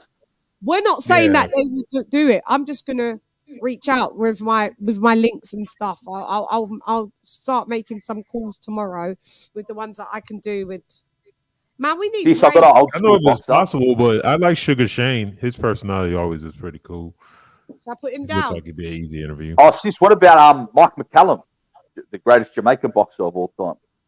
Body snatcher. I'm not sure. I think he was doing some training at Mayweather's gym in Vegas. He worked with Devin Haney early in Devin Haney's career. Yeah. I think actually that might. I've just put him down. That might be feasible because reach out to Spencer, sis. Reach out to Spencer with that one. He'll probably. No, good. I know. I did, and he didn't do nothing. He said he didn't, and sometimes. Don't do many interviews, Chan. If you get Calzaghe on, that'd be brilliant. Could you get him for me? I might be able to through Enzo. I can ask him. Do you know that Joe Calzaghe is one of my top 10 all-time favorite fighters? Well, I'm friends with Enzo, so I can ask him. Enzo, yes, please. Yeah, that'd be epic. He's been pretty secluded since he retired. I'll WhatsApp Enzo in the morning and ask him. Oh, Mark, that'd be lovely if you could do that. All you can do is arts. Doesn't mean they'll do it, but all one can do is arts. But because he already does any interviews, does he? No, I don't see him. That's what I'm saying. He does it when he retired. He went and did the good life. It was a wrap. Well, I see him like he was on doing something for DAZN at one of the fights a few months ago. He looked amazing, and I said, I think I tweeted, look how young Joe Calzaghe looks. Like he got out at the perfect time, like he should. That's. We're gonna do a rewatch with B-Hop and him. Rewatch and point score. Funny enough. Oh yeah, I seen that y'all talked about that. Yeah, that was a very good fight. It was close. This is what I'm saying. Yeah. Joe Calzaghe, undefeated. He's that's my guy from Wales, man, from Wales. If he could come on the show, I'd be gassed. I tell you who I asked Spencer, and he said he would. I wanted that guy, Sam, the one that does all the talking, Joe Joyce's ex-manager. What's his name? Sam Jones. Sam Jones, yeah. Yeah. Spencer's like, and then he didn't. I don't know. So I don't ask people, like people that can do it and then they don't choose to. What's the point? It's like, when people can do it, but they don't want to, so they don't do it. And then you ring them and then they don't answer your call, and it's like, I don't. Hey, look, it's cool and all, but just say no. I hate when you ask people, y'all take care of that, and then no. Saying no is Spencer's worked for Sky. He's worked for everyone. He gets everyone on his channel. His Black Book. He's had anyone from Lennox Lewis to Chris Eubank Senior to they can get anyone. So I mean, me asking for Sam Jones is small fry in comparison. Do you know what I mean? But I like Sam Jones. I like how he talks and breaks down stuff and keeps it real. So if I ask Spencer, him to say no looks haterish. So you say yes, but you don't want to do it. So you don't get back to me and say, oh, this one's XYZ, you just now ignore my call. Don't respect that. So you look like a hater or a buster. Yeah, Either so way, it's bad. Because it's not great. Because Shani's did a lot of work all on her own, and I don't rely on any. I've had legends, HBO legends that we grew up watching on TV, and that was me reaching out and having these people on, and these people got my phone numbers, and I've got theirs. Nothing to do with it. So that's why I don't like artsing people nothing, because they think that, you know what I mean. I just do it. So when I get blocked, I go round. You get the. When you're using that GPRS, your GPRS, and it goes rerouting. So I just reroute. Reroute. Cool. Because you'll see Sam Jones on my channel, and you're gonna be like, "Right, man, Shan did answer it, and she got him herself." So yeah, like some more British people. I don't have that much British people that like. The funny thing is, the legends are easier than the British people to come on. British people act like the British people in boxing act like they're too big. And I'm like, do you know who I've had on my channel? This is crazy. They're like, they're hot shit. It's mad. I think some of them feel awkward, Chan. I think they're not comfortable, don't know. It's they think they're too big. Some of them think they're too big to even sometimes respond. Sometimes, like, shouts out to Carlos Takam. He come on my channel when I had Carlos Takam and Hannah Rankin. I had about 600 people, subscribers, and he came. I wasn't even monetized or nothing, and they came on. And as you've seen, they've come on a few times, and afterwards built up Tasha Jonas. She's always come on. She's been on twice. Like, you know what I mean? Like that. Yeah, like, you legit. I don't know why people act like you. Like, it's not. Come on, man. Like, I can see Carl Froch being Carl Froch being like that. Like, man, I ain't doing no interviews. Yeah, Carl Froch. he looks like he's a dick. I like Froch, but he's a dick. I like him, but you can tell he's a great fighter. Yeah, he's a great fighter, but yeah, he just looked like he's a dick. And like, he just like. I would want. Like, wait, send me a postcode now. Laptop will be closed. Ricky Hatton would be a good crack. He goes on a few podcasts, doesn't he? Ricky. Get Ricky Hatton, John. Well, Froch, mate, to find where he is. He's annoying. He just antagonised us, mate. So we've got Ray Mercer, Sonny Edwards. I put Franchon Cruz. Well, we've got Ray Mercer's at the top just to keep him remembered. Yeah, because I've actually to have his number in my phone is mad. But I know there's some things that I got, so I got to let him do his thing. But guys, I do promise you, he will be on the show. Just bear with, okay? So we've got Ray Mercer. He's at the top because really, you learn how to box. Yeah, you need to learn how to fucking box. Impersonation. We did it back and forth on the phone, and it's like good impersonation. Sonny Edwards supposed to come on, but I'll get Sonny. Sonny, where are you, son? I'll turn you into clads. Franchon Cruz, spoke to her briefly on Twitter a couple of weeks back. Anyone from the governing sanctioning bodies, great one. I'm going to really work on that, do my homework on that. Virgil Ortiz's dad, Bozy Ennis, Boots Ennis's dad and trainer. Nonita Donaire's wife, James Toney, Riddick Bowe, Roy Jones Jr., B-Hop, Sugar Shane Mosley, McClellan, Joe Calzaghe, and Sam Jones so far. Couldn't add more. Right, the more the better, because it adds people, and then I've got more homework to do. It's better for me instead of sometimes procrastinating. Ricky Hatton, John, get Ricky Hatton on. Who? Ricky Hatton. Ricky Hatton said. Okay, let me put him down. I'll put Ricky Hatton down. Interesting that you said that, actually. Yeah, Ricky Hatton. Sometimes these people watch my shows and they'll be like, "No, I'm not going on this bitch's thing." She don't like it. What they predetermined. I've seen him on channels.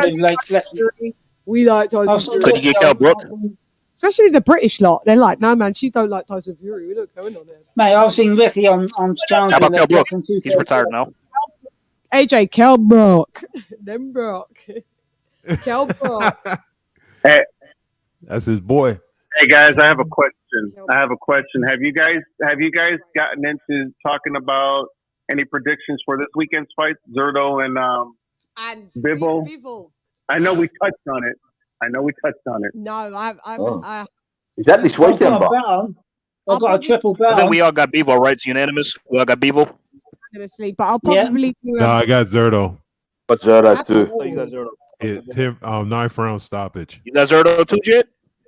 Yeah, I'm going out on a limb. I've got Bivol UD. I've got Bivol gonna get UD. stopped by the Fight ninth is round. on Saturday. The fight's on my birthday. I got Zerto I got UD. Bevo. Happy birthday! I got Happy Bivol, birthday bro. to you. If I don't see you, babe. Happy birthday, Edie Faye, my bro. Happy birthday, You're gonna brother. be again like 22 or something, isn't it? No, I'm gonna be 23. No, I'm gonna be 23. In the building. Yeah, Shouts out to you. I've got a 22-year-old daughter, so she's gonna be 23 in December 17th. So yeah. What's everyone got on the rest of the card? I've got a triple bet on. I've got Bivol UD, Cameron UD, and I've got Rakhimov stoppage.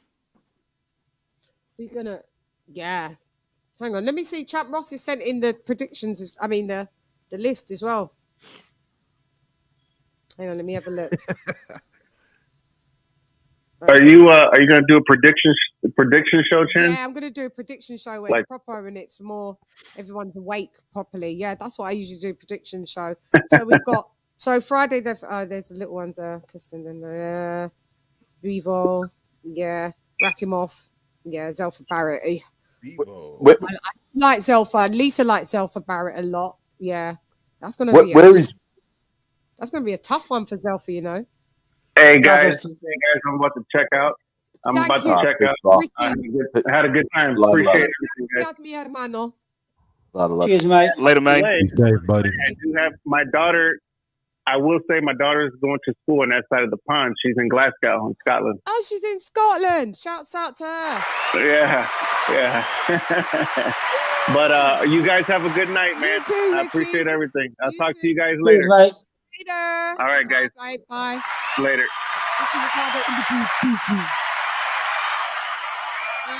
Are we gonna have a members live this week? I'm down. Yeah, that shit was fun as hell. We had good fun on the members, innit? Oh, we had fucking fun. So we have a member. So Lisa and Arlez, you know what I mean? Arlet's the trick. Who's in Chan? Who's in there? Huh?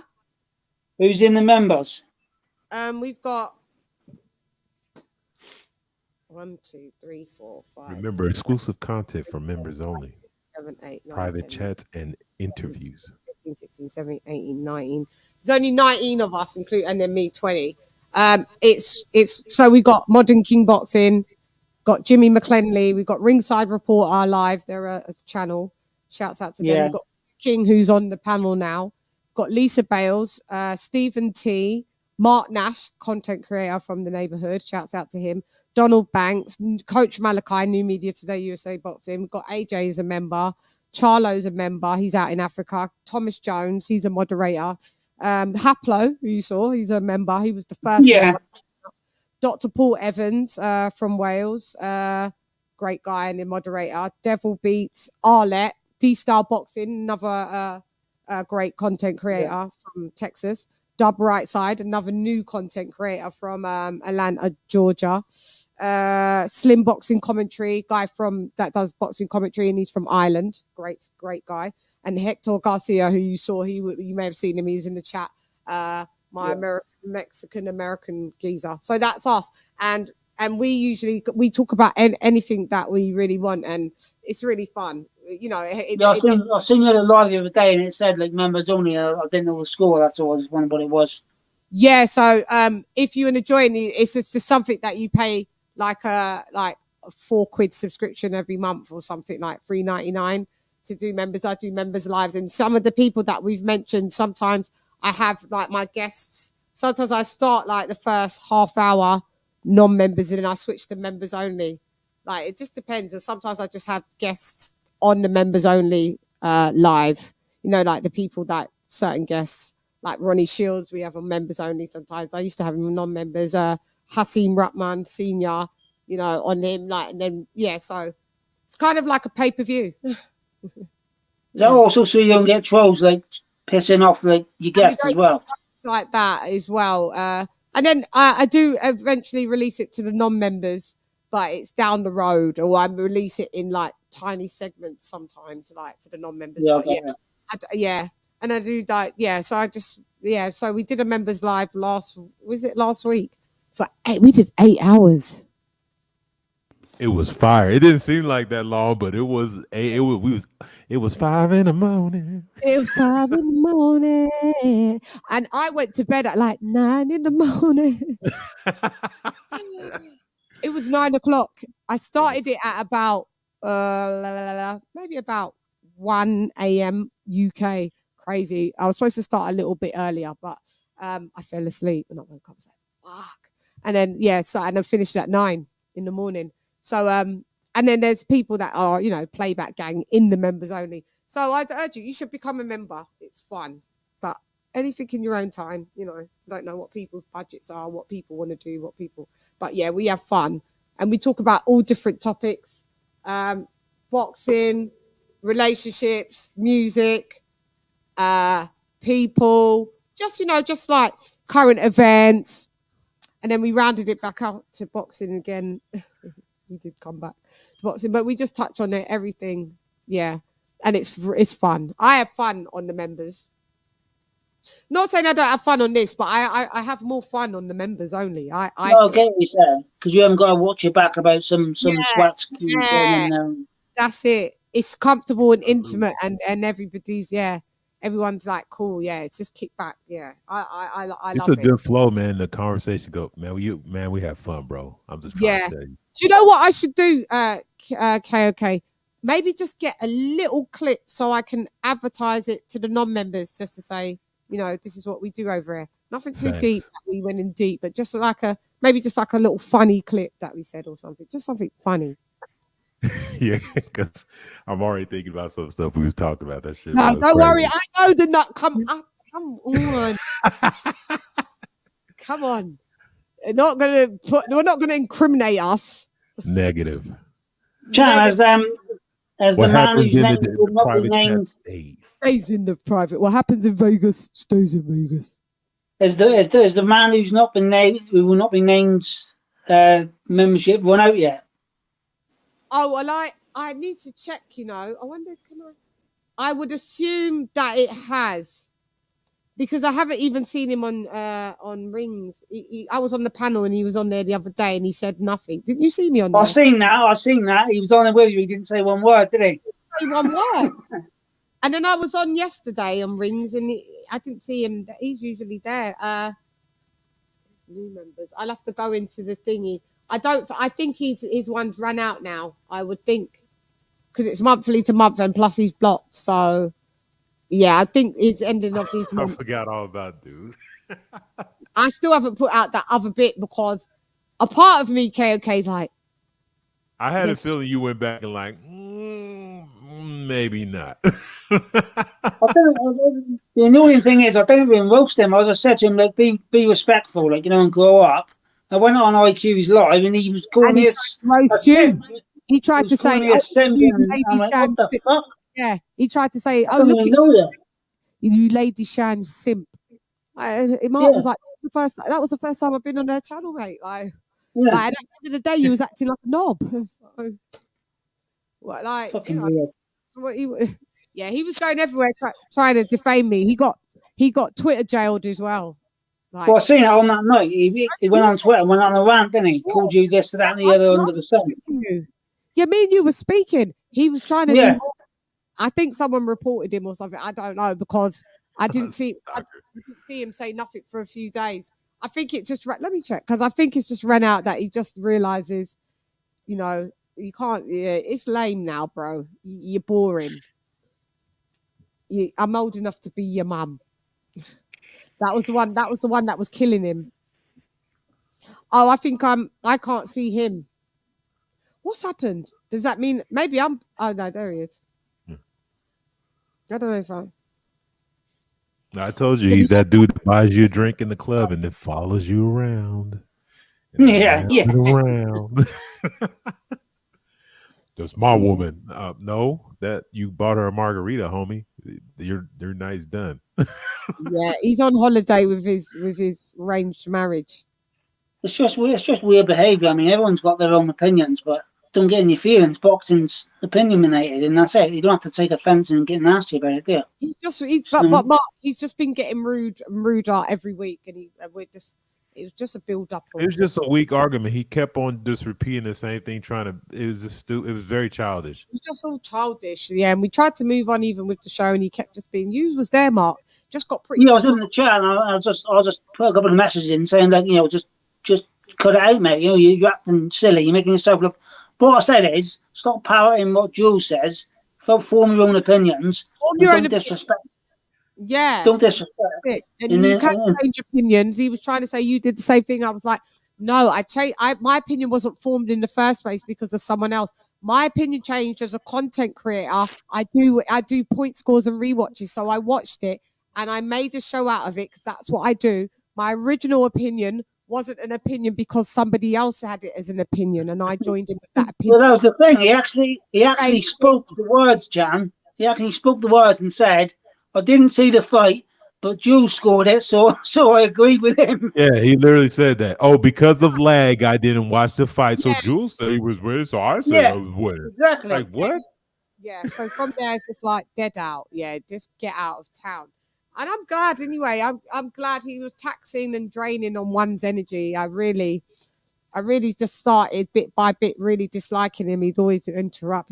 I just really didn't. My spirit just didn't set with him. I just started to dislike him, and that was just like the icing on the cake. I just don't. Yeah, it was always inevitable. It was going to happen. Yeah, it's just unfortunate it happened. Yeah, just go away. Yeah, he's just. Oh God, when there's not many times where I don't really like someone like it. I can't remember disliking someone this much for quite a bit. I really don't like him to this day. I'm the same way. It's like somebody really has to do something to really get on my nerves for me to really hate them. Yeah, it was a. Let me play this. Still fighting to this day. To this day. To this day. You just sit here. You don't know what I'm talking. Yeah. Think it's a game? Thug life. You know I scored the fight. Seeing her acting like you don't know what I'm talking about. To this day. To this day. Your young ass. But it's not real. I'm gonna buy that shirt now. Start wearing it. I'm gonna buy that shirt now. Start wearing it. I'm gonna buy. I'm good. Where is it? I'm gonna buy one of those. Because I was thinking, I'll find one for you, Chan. I got a website to go to. They probably made one. If I do, I'll find it and send you the link. The real one. He want the real one, not no knockoff Alibaba stuff. I don't know if it's knockoff. I mean, shit. I want the real one. We watch his fights right now. I just got to decide to buy my shirts from. No, but we want the real one. Deontay Wilder merchandise.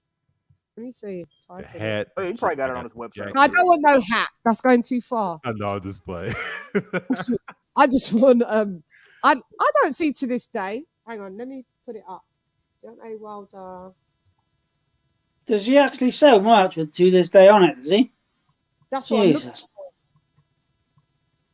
That's what I'm looking for. Hang on. Has he trademarked that? But I bet he's not clever enough to do that, has he? I don't know. Maybe. I wonder if he has. Oh, this is art. Oh, that's nice. They've got art as well. Different boxes. John A. Wilder, Anthony Joshua. There's art. How did that? I just wanted the match. Bronze Bomber T-shirt. T Public. What? To this day. Okay, till this day hoodie comes up. Let me see. Oh yeah, fighting to this day. $61.99 in dollars. Is that without shipping? Fucking laugh. Was that with or without shipping? That's not even with shipping. I know that's cheaper for us because we're going to pay in pounds, but 62 quid. Let me show you it. It does look nice though. I do like it. It's red as well. I think you could choose other colors. Let me show you guys it. People would be like, I come on my next show wearing Deontay Wilder to this day. People would be like, what wrong here? Switch. Yeah, I'll be like, yes, Deontay Wilder Appreciation Day. today. To this day. Yeah, hang on. Let me show you. I see it. The red That'd be hoodie is crazy. fire. That's crazy. Imagine. I'd be like, yeah, that mate. hoodie's dope. Look at that. The t-shirt's $29, I think, but the hoodie's tight. The hoodies. Oh, there it is. Oh, that's. I'm gonna get AJ one of those. Damn, the hoodie cost that much? Are you serious? $62, Selling them, AJ. man. You know how many people from what you call them? Yeah, got could have been. hoodies walking around. I buy my hoodies for 30 or 40 usually. Yeah. Nah, man. There's the That's small time. t-shirt, $29.99. Fighting to this day is 30. Hey, bro, I'm cheap. We're cheap in the building. Look. All that money you save by not going on dates. You know damn Yeah. well. Come on, AJ. Splash out for your old Deontay. I wouldn't spend 29 cents on another man's clothes. No, I was going to say I need a cool shower. What you think you wear right now? What you think you wear? Hey, but you know, a boxer's name on your shirt. I can't understand it. It's like I'm like that about jerseys. That's a bit like, cringe, isn't it? It's like a football shirt with the name on it. It's for teenagers, isn't it? For kids. Yeah, exactly. That's what I always thought too. As a grown man, it's not good. Do you know what? I'm absolutely going to show you my merchandise as well. Tell me the things that you do like. Tell me the things that you don't. Actually, I've got for the members. I'm going to give you like a good old percentage. Like a gift thingy, so you can get like a chunk off. By the way, I haven't paid too much thingy, but have a look. Deontay Wilder, I would rather buy the hoodie than spend $30 on the t-shirt. But it says it's heavy set one. Yeah, but what are you going to do? Wear it for banter once and then throw it away? No, I'm going to wear it. The hoodie, the to this day hoodie was something that I just wear because I like the hoodie. I like the to this day. I wouldn't buy it. I wouldn't buy it to throw it away. I absolutely like the whole to this day, and I like the hoodie. I do like it. So I'd rather spend $62 on the hoodie than 30 quid on the t-shirt. Because the hoodie I'd wear, the t-shirt in the end, it's probably, I don't know. I just would prefer the hoodie. It's winter as well. Yeah, I prefer the hoodie too. That's fair. Yeah, I prefer the hoodie. I'm showing you my shop. Fuck it. None of you look at my shop. AJ bought stuff from my shop, so I can't. I didn't even know you had a shop, mate. So yeah, I used to kill it at first. I used to kill it like bing. My phone always used to be blinging. This purchase. I did. I was killing it, but I used to advertise it a lot and do like YouTube advertisements for it. But I haven't done that for a minute. I got a bit lazy. That's what it is. By the way, Chan, if you make in the build Disney shirts, I'll buy those. Yeah, I'm gonna make them. AJ, someone else said to me, "Why haven't you got shirts that say in the build Disney?" And I was like, "For real." But that just came along as I came along. It's true. And I was like, someone said that to me literally. I swear to you, last week. Why haven't you got in the build Disney thingamajigs? So here's my. Put them on the store. I'll scoop them up. I will. So here's my store. It's a bit quite garish. Some things are. I'm Jamaican, so some things are a bit too loud and exciting for y'all. But and I know these will be. None of you lot would wear these, Joe. These are workout joggers, but they're all over joggers with the Tandem season. But that's excitement, guys. In the building, don't worry. I couldn't see King of King wearing them.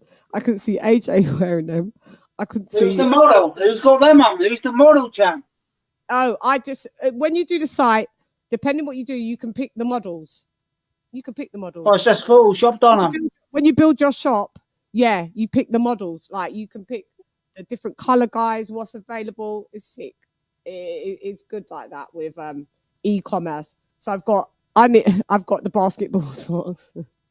Done them season. Guys, you always need fucking socks. Come on, stop being stingy. Buy some socks. Hang on. Okay. I've got the beanie hat, which is pretty cool. If it gets hot, beanie hat. I mean, cold. Yeah, we got. And that's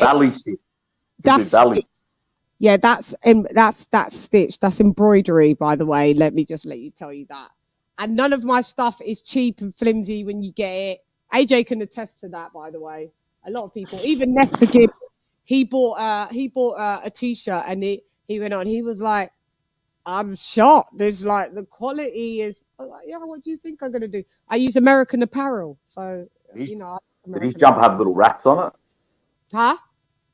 Did his jumper have little rats on it? I know, should have. No, because it was my product. So yeah, my product. His one maybe has rats on it. This is just baseball hats. Get different things. That. I don't know if you guys wear hats, but AJ, you have this. You have this, don't you, AJ? Oh, maybe he's doing something else.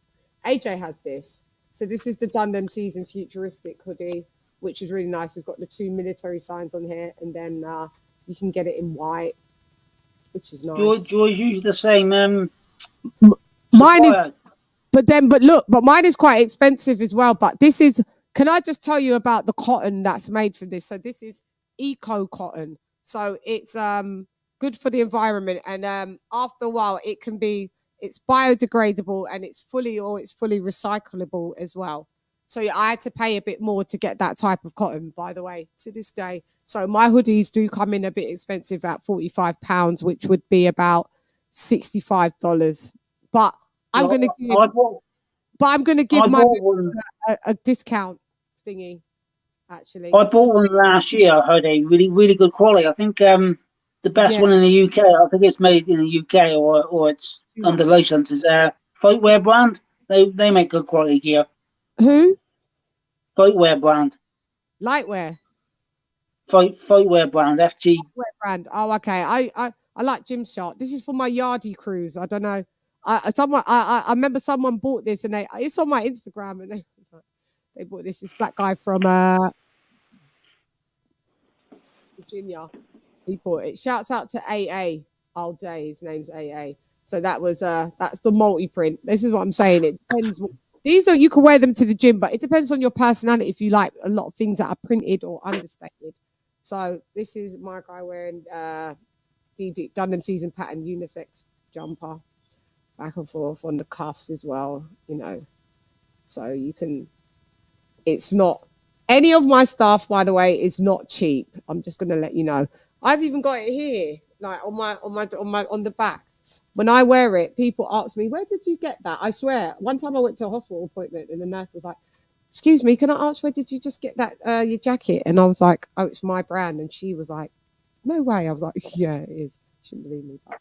So this is like unstated. It's just on the cuffs in it. Like, you can mix and match. That jumper's quite nice, actually. I like the jumper. I love that. Yeah, I love that. I need to get one for myself so I can model it. I don't have the jumper. I've got I'll show you in a minute. I've got the jacket. I should be wearing these things. A lot of these sold. Then a lot of people sold out. So I got the Dundham Season Eco Hoodie Navy. That's in navy. That comes with like that. This was the retro design. So this was the other one you saw was futuristic. This was the retro. This was the first series. That is £45 as well. And then we had it in the eco in black, French navy, black. That's it in black. And we had it in white as well. White is just a thing like that. So you can back. Whatever the weather, that's £45 as well. I haven't looked on my shop for ages. My daughter was like, she sent me a thing the other day. Mum, can I get this from your shop? The 22-year-old. Can I have this? Girl, have you got money? So I have to actually sort her out some bits, actually. Natasha Jonas, there's something that I'm doing exclusively that I'll be sending to her first of my brand. Bless her. Shouts out to Natasha. I've waited so long. She sent me her address. She's like, send it through. You'll see it. It's fucking hot. And then it will be available for sale. That's just the normal sweater. That's the futuristic Dundham fleece pullover.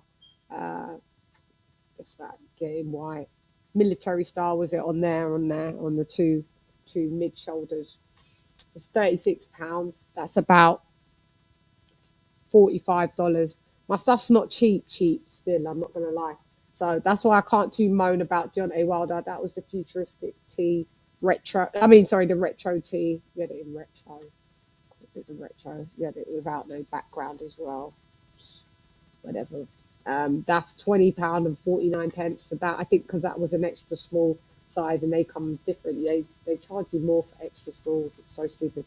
This is the jacket that I have. So I have this jacket. This is £50, which is $70. Great quality. Wherever I wear it, it creates, as you could imagine, a lot of attention. I interviewed Hasim Rahman Jr. in this. It's always at the back of my chair. I got the full tracksuit. You know me. I like a lot of bright stuff. So that's £50 for that. Then we've got the futuristic. I'll show you who's wearing that. So Jamal Charlo has this. And Ronnie Shields has this. I need to put them on my site. I need to upload on my site them wearing it as well. I'm not sure if you guys have ever seen Uncle Ronnie wear it. He's wore it on my interviews as well. But yeah, him and Jamal. I sent one for Jamal. He hasn't worn it yet, but Jamal wore it. Jamal has it, and bless out. Shouts out as much as everybody coats him off, but shouts out to Jamal.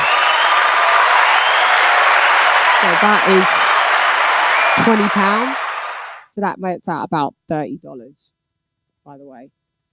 That is American Apparel. Doesn't stretch out. That's a face mask and it's got no logo. It's just a self face mask because that was at the height, where everyone doesn't want to go without breathing in germs. That's the Dunham season face mask with all of the logo on it. That was just a lightweight bomber with not too much excitement. And that in the back. It's just a lightweight bomber jacket.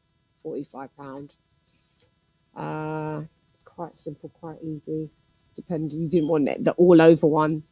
Again, so this one was from 15 quid. This one was because the other one you got to pay. I can't remember what the difference. You got to pay more for certain sizes. That one goes to 2XL. So that the other one was 15, and this one is 20. So different. I think because this one. I think the other one goes to 3XL, so you got to spend more for sizes that are not, people that don't use them a lot. So like extra small, they charge you more for from the shops, from the wholesale, and after 2XX, 3XX, you got to pay because not many people are that big. Well, that's so they think. So you got to pay more. That's the trucker hat. Those did well actually with my trucker lot. Because this is again all embroidered. Shouts out! I got them all on my Instagram. People send me them of them wearing my stuff, which I love. I got to post some more, but oh yeah, there's one more. If you want to mix, and that's the understated tracksuit bottoms. It's quite easy. Dunham season logo on the pocket, easy as pie. That's it, black.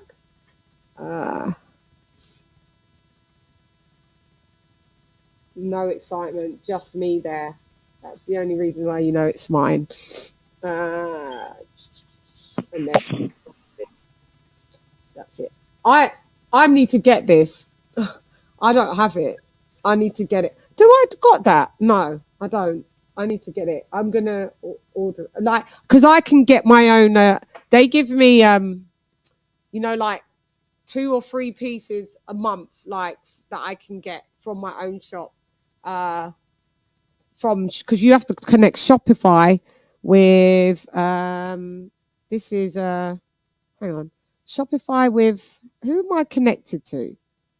Oh yeah, Printful. Yeah, so you have to have a printer who does that, and then your e-commerce shop, you need to tie them and link them together, and then you've got to pay every month for your store to run, and then you do all of this and do your patterns and designs and take care of your store. But yeah, and it's there. Then you got to pay for your URL. So mine's www.dunhamseason.com. So you pay for that. But yeah, so that's what it is. But what I will do is, I will give out in the members. I'll give out a thingy. I'm going to send Ryder one anyway. Jeddy. Jed, thanks for your t-shirt because when I wear it, people love it. 100%, my sis. Anytime. I've got to send you a jumper as well. Oh yeah, because it's winter now over in London, eh? Yeah, So, it's winter for you. I'll send a t-shirt because it's hot coming up to good old summer for you lot. But when I wore that a couple of weeks ago, someone was like, "Where did you get that t-shirt from?" I was like, "Oh yeah, it's my friend from his boxing gym, Outlaw Boxing Gym in Australia." I swear, he was like, "Oh, that's bad boy." I was like, "I told you, didn't I, Jed? Didn't I?" Yeah, loved it. So I was What's like, up, sis? yeah. So I was wearing it. I need to wear it on the show again because You're repping our area because it's got our postcode on it as well. So you're repping the area in London. So Buddhism. I'm a part of the Sydney Buddhism. Yeah, that's what I'm part of. Yeah, so shouts out for you for that. But I will send one for you and Ryder as well, Jed. That's the least I can do for you sending that. I'll send you a jumper. I'll send you a hoodie back over. The hoodies are fire. We just got them from Indonesia. Yeah, no, I'll send you two that because that's the least. You sent that all the way from Australia. Do you know what I mean? So like, I appreciate that, my bro, man. Honestly, and it's dope, and the design's dope, and it don't look shit as time goes along. It looks doper. So yeah, when someone says, "Where do you get that from?" that means you're onto something. That means you're wearing something. Do you know what I mean? Yeah, that means you're wearing something really nice. So yeah, shouts out to that. So yeah, I will do that. So also, okay, so I'm going to do a members only live. I'm going to do a prediction show. So today's Monday. Oh, it's Tuesday for me. It's probably Wednesday for Jed. It's crazy. It's Monday for y'all. Tuesday for me. Tuesday. I'm only a day ahead. It's Tuesday. What's Tuesday? Tuesday. It's 3:48 in the morning here. It's Tuesday, yeah. It's 11:48 over here. Yeah, it's 8:48 over here. 2:48 p.m. on Tuesday for me. Tuesday. Damn, different times all over. We got a race coming up, the biggest horse race. So, have you? What sport? What sport? No, horse racing. It's called horse race, like the derbies and that. Like the derbies, yeah, exactly. Yeah, I don't really fuck with it. I'm not interested. Yeah, not of the betting and gambling, man. Or you go out for a day out and have your hats on. No, if it's just somewhere. What's the big thing in Oz? It's the Gold Cup, isn't it? Nah, Melbourne Cup, lad. Melbourne Cup. But yeah, I don't really follow it. I don't follow it there, bro. But yeah. But yeah, I was going to ask you actually because I've not spoken to a lot of Aussie boxing people lately. What's the buzz in over there now with Matchroom going over there? Is it they happy or no? Because it's all like main event, isn't it? Oh yeah. Yeah, it's not. They're happy for it, but there's not really. It's really underground here, lad. It's not really big, you know. MMA is actually probably more popular than boxing, you know. But hopefully, Matchroom brings more eyes to it, you know. I think that could help. Because even with like your zoos and that, I mean, you have like shows on midweek, and on Wednesdays and Thursdays and stuff. Yeah, that's because that's a big night for rugby league. Rugby league, the biggest sport here. The two states play each other, so it's like they follow night. Into the boxing then. Yeah, exactly. Yeah, Wednesday night's like a big sporting night here because of a thing called State of Origin where the two states play each other. Yeah, it's kind of confusing, but I know it's outside of it. Yeah, that's why it's on Wednesday night. It's good when they have one on a Saturday because I can watch it like at 9 o'clock in the morning when they have a Saturday show. Brilliant. There's a Japanese fight tomorrow. That's going to be on about midday our time. Mal's going live at 4:30 a.m. on his show, but for us it's going to be for us it's going to be like 10 a.m. 11 a.m. card. I could go live and I could cover that tomorrow morning. I know y'all will be in your bed, but it's a good fight. I've got Yoda coming at 1 o'clock. November 1st. Yeah, that's it. That's the one I'm talking about tomorrow. Oh, the one with the little guys. Japanese lot, yeah. Yeah. Kyle Gucci versus Tarashi, right? Yeah. Oh, they're two G's. Is that streamed on YouTube or is it just Japanese TV? That's his own. So if you got the zone, it's a unification going to be on fight. ESPN Plus. But you know what? I may go live for it. It's a you know what we got? ring on the line. What time is it, Jan? Because I'm on all day tomorrow. Apart from delivering. I think our time it's going to be I think the card starts at. Let me check. I think the card starts at like 10 a.m. or something. Yeah, it'll be morning for you. I've got the Yoda wanker coming between 12 and 1. So you'd be in then, wouldn't you? Yeah, I'll be in all day, but Okay, the 12 and 1 with Yodo. That means if I go live, you can just jump on if you want. I can't do, yeah. I'll be in all day. 12 and 1, I've got a massive order coming, so. I'll be up, Shane. That's on my time zone. I'll be up. Yeah, that's your time zone. Yeah. I'll be up, sis. Yeah, I'm up yeah. anyway. I only sleep like 4 hours, so I'm fucking up all the time. So, Yeah, we're like that. We're the same. we're like that. We're insomniac brothers and sisters. Yeah, man. what do you mean you don't sleep much? Actually, now I'm intrigued now because Jed's on the panel. Jed, what's the buzz in Australia with the women's boxing with like Bridges and O'Connor? It starts for us live at 10:15. Karaji and Kayaguchi. Mm-hmm. Yep. Yeah, it's on the zone. Yeah. Yeah, Jed, is it pro O'Connor or pro Bridges in Australia? Because Bridges now lives in England. What's the score in ours? Nah, I think she's more popular in England, lad, from what I see, brother. Yeah, she seems to have more of a following in England. Yeah. Leeds a lot. Leeds up north. She doesn't, yeah. They seem to really adapt her, you know, because here I don't really hear much. See what she got to say. Ebony Bridges. She did say something to me the other day on Twitter, actually, or she just retweeted something. So could get Ebony Bridges. Yeah. No, I have heard about that fight, though. Just to have more women. It's always good to have them. Hey, she sent me free merch. She did. Huh? I have heard about the fight, though. What's the other girl? Shotgun Shannon, is that her name? I have heard about that. Yeah. Yeah, she's fighting another for Armando. She sent me free merch when she first joined Twitter because she didn't know anybody. Yeah. Before she got big time, she followed me and through Enzo and a couple of others. Yeah. And when she got her first clothing deal, she sent me and a couple of others the stuff, and she like posted it on her Instagram. Yeah. She's good at marketing. She still DMs now and then, but she's like massive now, isn't she, over here? Yeah, Keith look. Breaking Errol Spence versus Keith Thurman, December the 17th, possibly. He's called it. I know it. I know it. I fucking know it. I told you. Is that on Twitter? Is that just saw Mark Nash say it.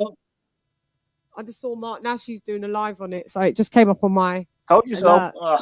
Told you so. But it has got a question mark after the statement. Yeah, it's gossip, man. It's gossip.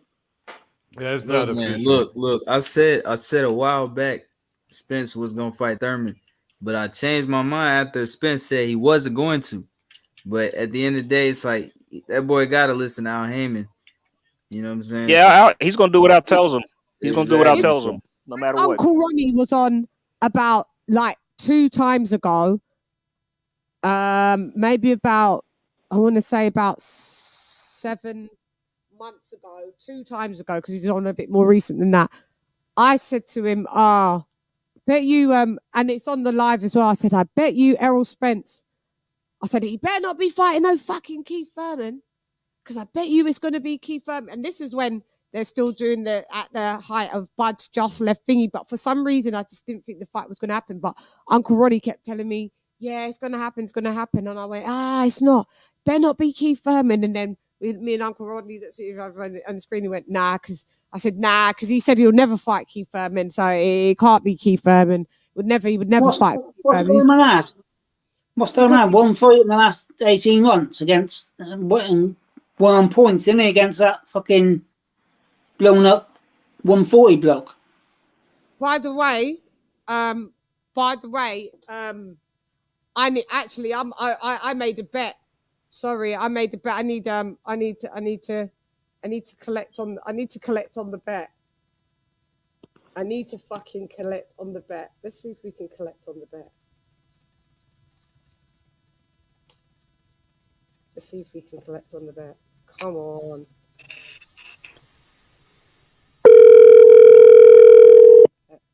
She's ringing somebody and asking for money.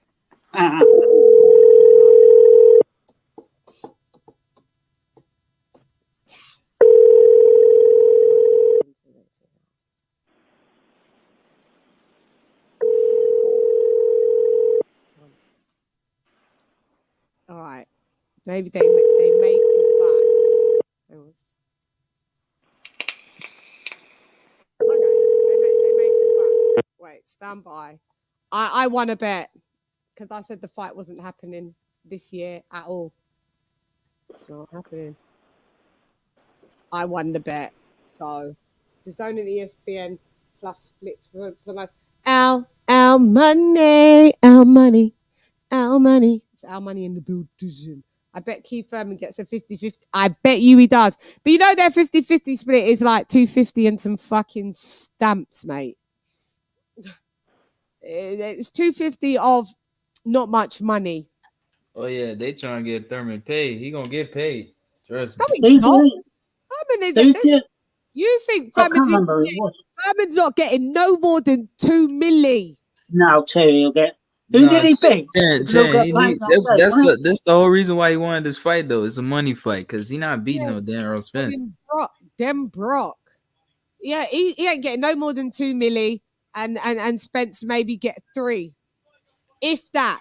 Thurman may even get 1.5, and Spence may get 2.5. Bro, there's no money there. That's not a big money. All right, go and tell me, is this a big money fight? Like everyone, this ain't no big. Like this is a letdown. So why would Thurman take the fight then? You think he's gonna win? No, he just wants some money. What's he earned in the last 2 years? He's had one fight in 2 years. He doesn't want to fight none of the young guns.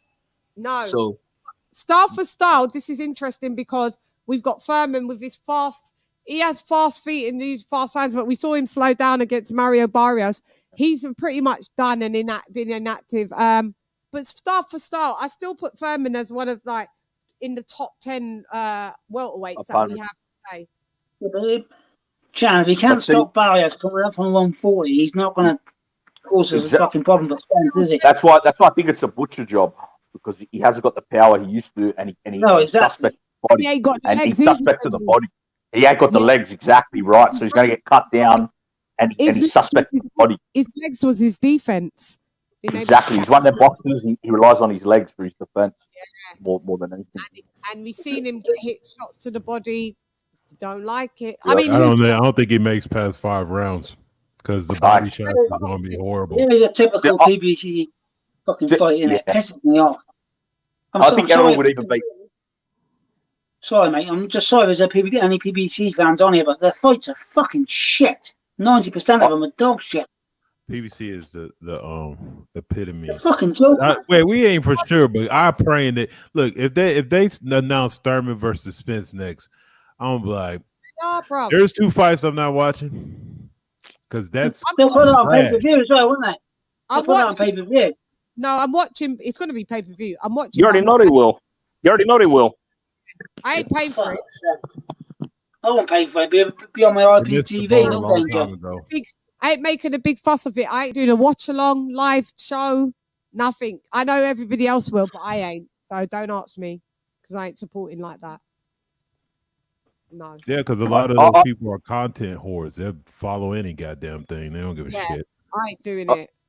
I think Errol would even beat Prime Thurman. Like he's a bad matchup for Prime Thurman, let alone a washed-up Thurman. I think it's going to be a demolition. Oh yeah. I tell you what would be funny as fuck if the numbers got released for Spence Thurman in that BLK Prime Bud fight did like double. Fucking hilarious. If the Bud fight did what? If the Bud fight did like double the numbers of the Spence versus Thurman fight, that would be a like. Yeah, for real. That would be interesting, but Bud fans don't pay for pay-per-views. They don't pay for his fights. Say that, King. I said a lot of Bud fans don't pay for his fights. Like he has a big fan base, but when he's on like ESPN for free, he'll get 3-4 million people watching. Then he goes on pay-per-view and can't do over 150,000. It's bullshit. But neither same with Spence though. Well, look at Wild. Look at Wild 2 weeks ago. The highest he's done is 360,000, and that was with Mikey Garcia. Ever since then, he dropped 100,000, went down to 240. He's declined every single pay-per-view ever since. Yeah, but that's he doesn't do much more than Bud himself. That's the fucking thing about it. They paid this narrative. You put Bud, one sec. You put Bud on ESPN Plus, where you know it's a bit niggly of an app for which I've been told, and how you've got to sign up for it and all of that. Those 160 really equates. If you put him on normal ESPN, it's almost like sabotage. If you put Bud on normal ESPN, he would do numbers because you try put him on ESPN Plus, which is a hideaway app. He doesn't do the numbers there. It's on purpose. But I'm telling you, Bud does numbers. Like his next fight is going to be in his hometown. That's going to do numbers. Even though nobody wanted the Avanesian fight, I bet you it does numbers. That's Bob's bullshit, and that's because Bud at home does sell out the house, and I don't know why he hadn't had way more fights. I don't look. There's no purpose in Bud Crop, especially look. Bottom line, no fighter. None of them should be fighting in LA or anything. Those aren't good fight crowds. If you got a home advantage and you can get 30, 40,000 people to show up, why wouldn't you have every fight there? It's just stupid. I never understood the shit. They're not. It just doesn't make sense to me. I think it's ticket price, isn't it? In the hometowns, the tickets are cheaper, and if you do it in like Las Vegas or New York, it's a lot. It's not necessarily like that because what it is here is sort of like the NBA figured out. These smaller markets, since they have less events, they're willing to pay a little bit more. So, for instance, if I go like literally where I stay in the middle of two major cities. One's in Georgia, one's in Alabama. If you go to one in Alabama, which is a smaller town, the tickets are more than the one in Atlanta, which is because it's a big ass city that has constant shit going on. So you can charge more if there's less events in the area. So somewhere like that, they can't get Vegas prices, but they can get Barclays, or better, King of King. Hilarious.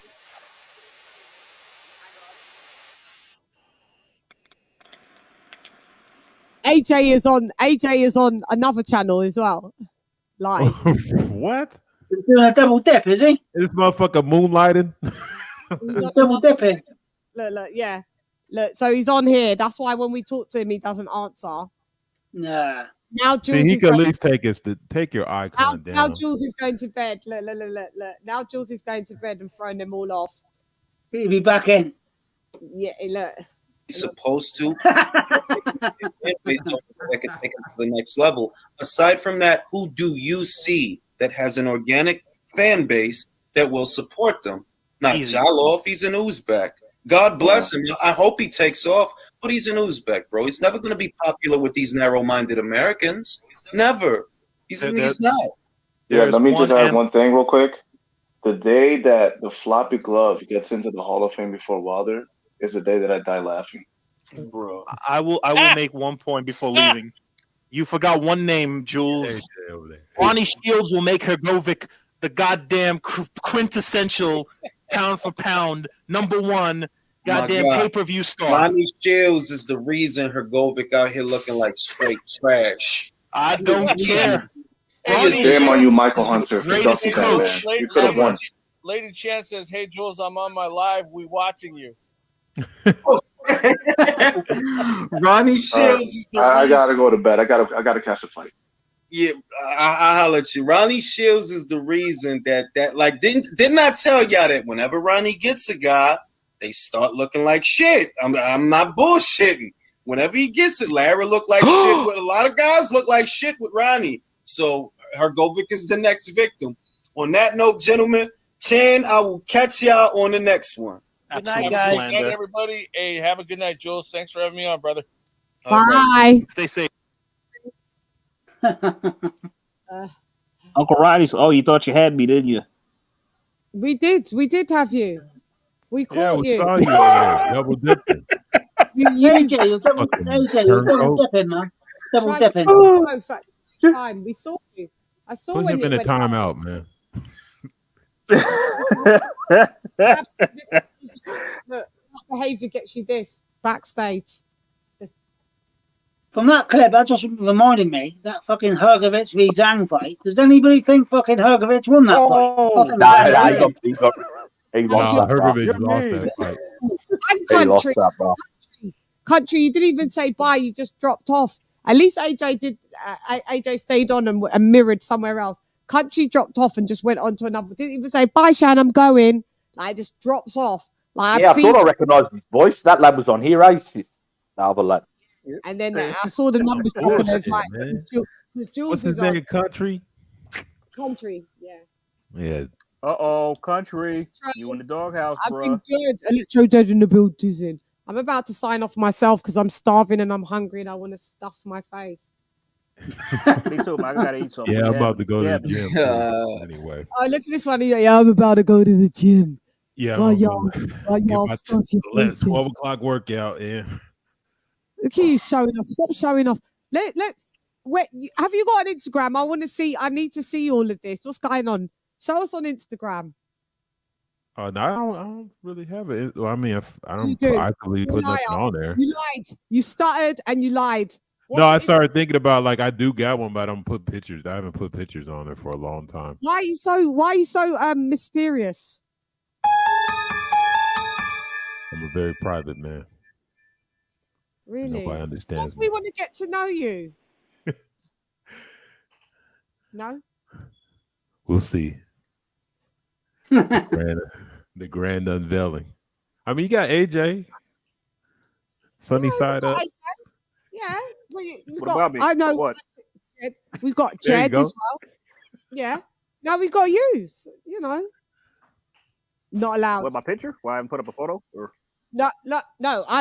I already know what you look like and see you and all of that. I said, why is King of Kings so private? I was like, so how do we But I get the private. Yeah, I get the private thing. He doesn't let us get. He doesn't. Well, I can't get to know you. It's all right. Chan, you're one of the only people that knows what I look like on here, so I get the private thing. Yeah. I really get that. Yeah, I know what you look like. Knows what I look like on here, so I get the private. Yeah, I know what you look like. Country, you're reverberating and we'll leave. I'm so sorry, Chan. Lady Chan, I didn't mean to not say goodbye. I know you've got no manners. When you lot go over to Jules, you're not allowed. You lot super chat to get on. No home training. They super chat to get on to Julius's. Yeah, on me they come over and they just like jump on the panel. But to get on, y'all shoplift the channel. Yeah. Oh man, I ain't shoplifting nothing. You know what the difference is? They do. You know what the difference is? You post. Hey, take my basket. Who took my damn bacon? Someone heard about me from Jules. He came in with manners. Let me hit you with your $2 super chat. Massively appreciated. At least you've got manners.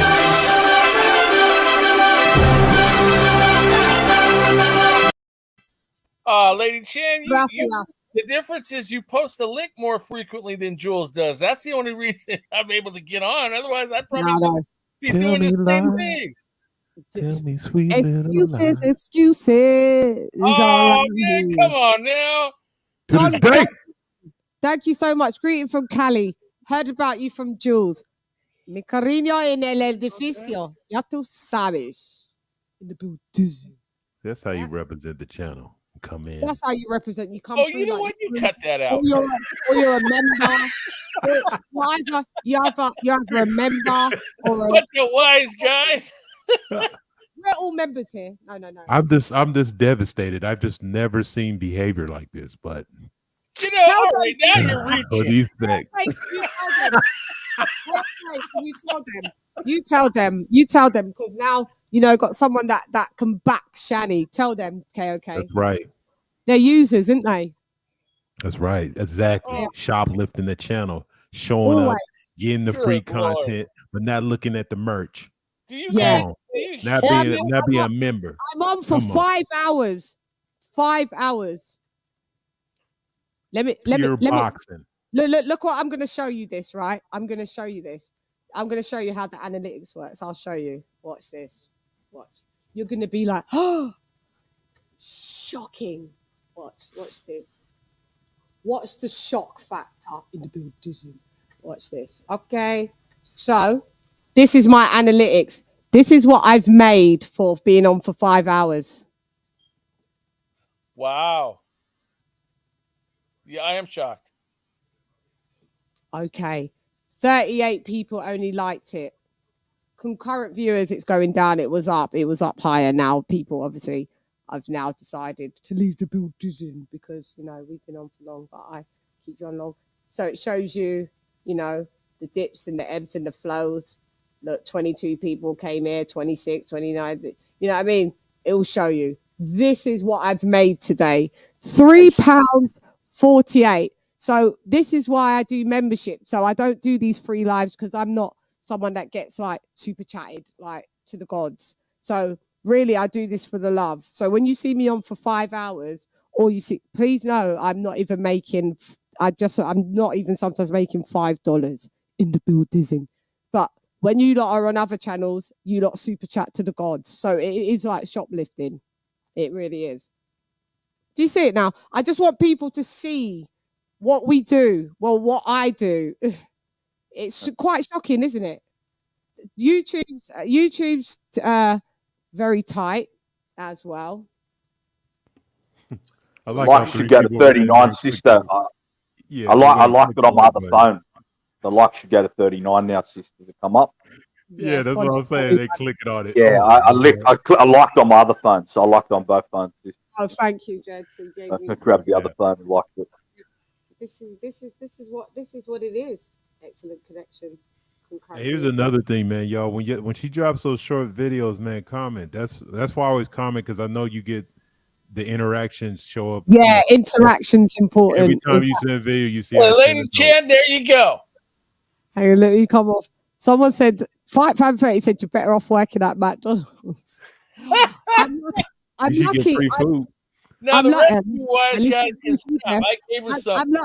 I'm lucky that this isn't my dependable income, by the way. I am an artist and I do have residuals. So I might like that. But I do put a lot of work into this and stuff like this. So hang on, I don't doubt that at all. I don't doubt that. I do it because I do love boxing regardless. Hang on. Oh country, that's you. I told you. Let me go on. Julius, I've robbed them back. I've made them feel guilty enough that they've upped their. No, AJ's always good. AJ, you know this isn't to you. AJ's I know.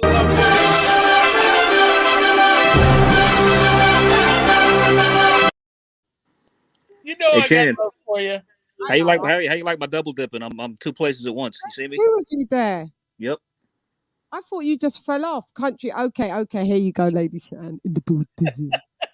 Thank you, country. I appreciate it. Now you otherwise guys can't say nothing to me. We can't. By the way, KLK, here's an actual picture of my face. This is what I look like. Yeah. Oh yeah. He knows what you look like. You come on. Yeah, Oh yeah, man, yeah. you Yeah. were here a little while earlier. Oh yeah, Hey, AJ, you're like in the Matrix teleport two places at once. Yeah. Exactly. We seen you. It's Agent Smith in that photo. I think this is the first time I actually used the photo of me. So yeah, I like it. Yeah, Thank I you. see country. Country always comes in. Yeah, I see country. No, we're not trying to peer pressure you by KOK. I know you're not coming on because there's people that just don't come on. Jed don't come on. yeah, but I understand it. I understand the privacy. So, Hey, yeah. I'm always intrigued. Because you want to see a face behind the voice, right? What? She wondering, huh? Yeah. He doesn't have to show it in front of everybody, but he could just show it to me somehow, some way. Be a short little white dude named Tommy.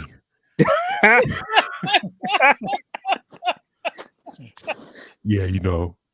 What was that? Was that on Wayne's World where they went to the DJ and it's a little white dude? He's like, "Oh, you're crazy, Dan." Yeah. Imagine if that was you. Imagine if that was you. I saw That you. was me. I'd do something bad to me. You just thought, yeah, I would do something bad. I'd be like, Hey, you lied. You said LadyChann, you were 6'5". I got a question for you. I asked Jules this question, and since I'm on here, I may as well ask you. After AJ and Wilder and Fury and them guys are gone, who do you foresee being the new cash cow of the heavyweight division? Hang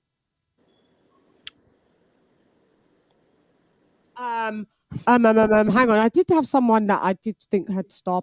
Do you know what? It wasn't Cash Cow who I thought had star power till they ruined it on this side of the Atlantic. I thought Conor Ben was going to do quite well. No, but I mean the heavyweight division. I'm talking. The heavyweight division. I can't see nobody. I got to wait to see what Jared does, but I don't see his personality as mad. But I need to see. I mean, if he just comes on and starts fucking up people like of note soon, like kind of like an AJ run, then I'd see that he may have it because he's handsome as well. So it would have been Dubois if he hadn't lost. But Dubois, no. Dubois has no personality. Dubois, I'd rather watch literally paint dry. No, Dubois, seriously, Dubois' the personality is still potato chips. Yeah, Awful.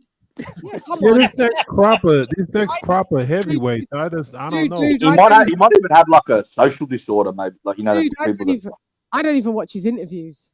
It's genetic. Have you heard his sister? It's exactly the same. It's fucking genetic. Wow. It's the same as well. Like watching paint That's dry. the only time I ever saw him happy, like when he was kind of funny. His sister's like this. Yeah, thank you very much, and thank you for just watching me. And you know, I just tried my best at the end of the day. Yeah, and I want to be like Shields, but yeah, everything's fine. Thank you everybody for coming and watching. Dead. In my WhatsApp, we call them the crayon eaters. Him and his sister. Because they talk. Hey, you know what, Shan? Your impression was more exciting than his interview. Like you were more exciting your impression than his interview. My impression is more exciting. You know, like at the end of the day, you know, I didn't really place in the Olympics, but yeah, my brother is Daniel Dubois, and like, yeah, I just want to say thank you for everyone for coming out here. By the way, the only time I ever saw him like fun, he made me laugh is when he was kind of clowning Billy Joe for getting his eye smashed because he made fun of him. Yeah, like, he talked about my eye. And, how's your eye, Joe? I want to thank Frank. I want to thank Frank, because Frank has got me into the position that I'm dead. I couldn't even imagine dating someone like that in the dating days. That is awful. Chad, you know what? If you date a guy like that, let's just say like, you know, you wanted to, you know, with him, and I like quiet guys. No, the thing is, right, I like quiet guys because I'm quiet. I wouldn't say that I'm loud. You lot see a loud version because I'm on the internet. When I'm just potting around in the house, trust me, you're very chill, right? And chilled. Yeah. So who I tend to date are usually people that are even more chilled. Like, doesn't mean they're boring. They're just chilled. With they don't have to fear that. They don't have to fill the air with their voice. Yeah, I know exactly what you're talking about. Calm. I can't stand that. Yeah, I like calm and quite collected. That's my vibe. Yeah, they don't have to fill a bus. Like, hey, it's me. Yeah, But Chan, you they said, say opposites attract because a lot of quiet men or calm men like me. Yeah. Yeah, because it makes a balance. Yes. Yeah. I mean, but you said imagine dating a guy like that. It's like you take a guy home like that. It's like he'll just stand there staring when he wants to, you know, he'll just stand there looking at you. Like, what do I do now? Yeah, no, that can't in the boot. Now I'm gonna have to jump on you. Like, dude, hurry up. Yeah, I'm waiting. Yeah, that guy. No, a guy that does. No, but see, with that, we need to take that. We do this at members. We'll do this on the members only. Right. Sorry. Yeah. Let me write this topic down. Yeah, AJ, quit giving up all the goods, bro. Ooh, My bad. AJ My bad. I'm zipped. Let's not let them shoplift any further. I love you, country. Don't worry. Calm guys. Calm guys with So we put calm guys dating. That's what we're gonna do. That we'll talk about. We'll talk about that and how we'll talk about sexual cues from women and men. Do men pick up on certain sexual cues? Do men like women initiating, or does a woman prefer it when a man initiates? We'll go into some depths in the booties. Yeah. Oh, that'll be fun. Yay, it will be fun. We're let y'all learn something. Yeah, put them up on some blood clot game. Hey, become a member. It's all you young fellas under 30, become a member. Learn some real game. Yeah. Well, that game, excuse me, how to treat a woman. There you go. Tell them again. Exactly. If you're 30 and below, I'm going to show you how to treat a woman. Quit watching all these little flicks and stuff. They ain't teaching you nothing. They're teaching you how to be by yourself. That's me, myself, and I. Salute to the shoplifters. Yeah. Shouts out to the shoplifters. What was that? I ain't no shoplifter. Shouts out. We got security. Oh, with me, sir. Hey, what's in your back pocket? What's in your back pocket, sir? Please. My wallet. Is that Lady Chann's content? It looks like LadyChann content in the booties. I'll be like, I'm here, out the wallet in the booties. Get him. Yeah, that's crazy. You guys are fucking crazy. And you know the thing is, I love it. The thing is, it is fun. But you know what? I keep getting asked, and I think it's fucking. I keep telling. I get asked in the comments, in the YouTube comments. Do I have again? I'm still being asked. I think I've already addressed this, but I'm going to need to address it again. Do I have an OnlyFans? No, I have a members only. Oh, good lord! I have a members only, not an OnlyFans. I want to smack whoever asked that question, bro, dude. I'm getting asked on Instagram and my DMs. Do I have? The other day, someone left a comment on there. I addressed it on the show. Then someone else left a comment again on the YouTube. This is the second addressing, but it's a different person. Shouts out to the Instagram geezer that keeps asking me, do I have an OnlyFans and why don't I? There's two. And I said to him, stop answering me that because and I did the roll eyes, right? And he went, oh, why are you rolling your eyes for? Because I said, it's just a silly question. It's disrespectful. Because if I had one, I would. About really you know what, Lady it's Chann? disrespectful, and if I had one, I would wouldn't I be promoting it on the Instagram? Exactly. The internet allowed for lame ass dudes that would never be able to talk to you in person to say something to you. There's a lot of thirsty mofos out there. Let me tell you. Yeah, because these fools, I'm trying to tell you, man, these fools. That's why you see all this. These fools just don't understand the reality of the world, and then they wonder why they end up like, dude, like that's stupid. Like, why are you even asking that? Okay, what you gonna get from? You get to see some pics. Grow up. Yep. I stopped looking at pics a long time ago. Real life is a lot better, homie. Yeah, it is. That's for sure. I guess like they may not be able to get access to what they like. So I guess. No, you can get access to whatever you want if you're confident and you go for it. But if you want to be lazy, you got to work on yourself, man. Fellas, you got to work on yourself. I think some of it's mentality. It's not actually about getting the pictures, about asking the question. It's the thrill of getting a knockback. It's their weird fucked up mentality. That OnlyFans thing's crazy. Like, why don't they just go to a brothel or a prostitute? Or why spend money for online? I don't understand it. They can't even pay for it. I think they like getting knocked back. They like getting talked to. They're a piece of shit. So but they're paying to look at a photo. They could actually pay to touch a girl. Yeah, but I don't think they want the photo. That's what I'm saying. They don't want the photo. They want to be told to fuck off. They enjoy it. I like to be rejected. Yeah, be careful, y'all. Getting a little too colorful. Yeah, be careful what you say in the stream. They just demonetize everything. Trying to analyze the mentality of someone who has an OnlyFans is very difficult. I wouldn't waste the brain cell required to what up, Ivo? Try to rationalize that. What's good? That's probably my sensible comment. So I'm in the background, Ivo, and I didn't know who Ivo was. We on panel yesterday, Ivo? I don't think I was. This is my first time here. Mostly I'm on Jules' panel. I'll occasionally call in on Coach. Weren't we on Jules' yesterday together? Me and you? I had to leave because it was really difficult to get a word across on yesterday's panel. That dude was... Yeah, I got a question, fam. I got a question. Fam. Ivo, thank you for coming over. We'll go back. Thank you. First time in the Buddhism. Listen, that guy did my head in. That guy did my... First of all, we had the Fury fanboy. Yep. That was funny. And then we had the guy that do it, AJ. That couldn't hold his liquor. I got a question. Quiet, fam. Chan, let me be respectful, Chan. I'm showing you respect, but Chan, like I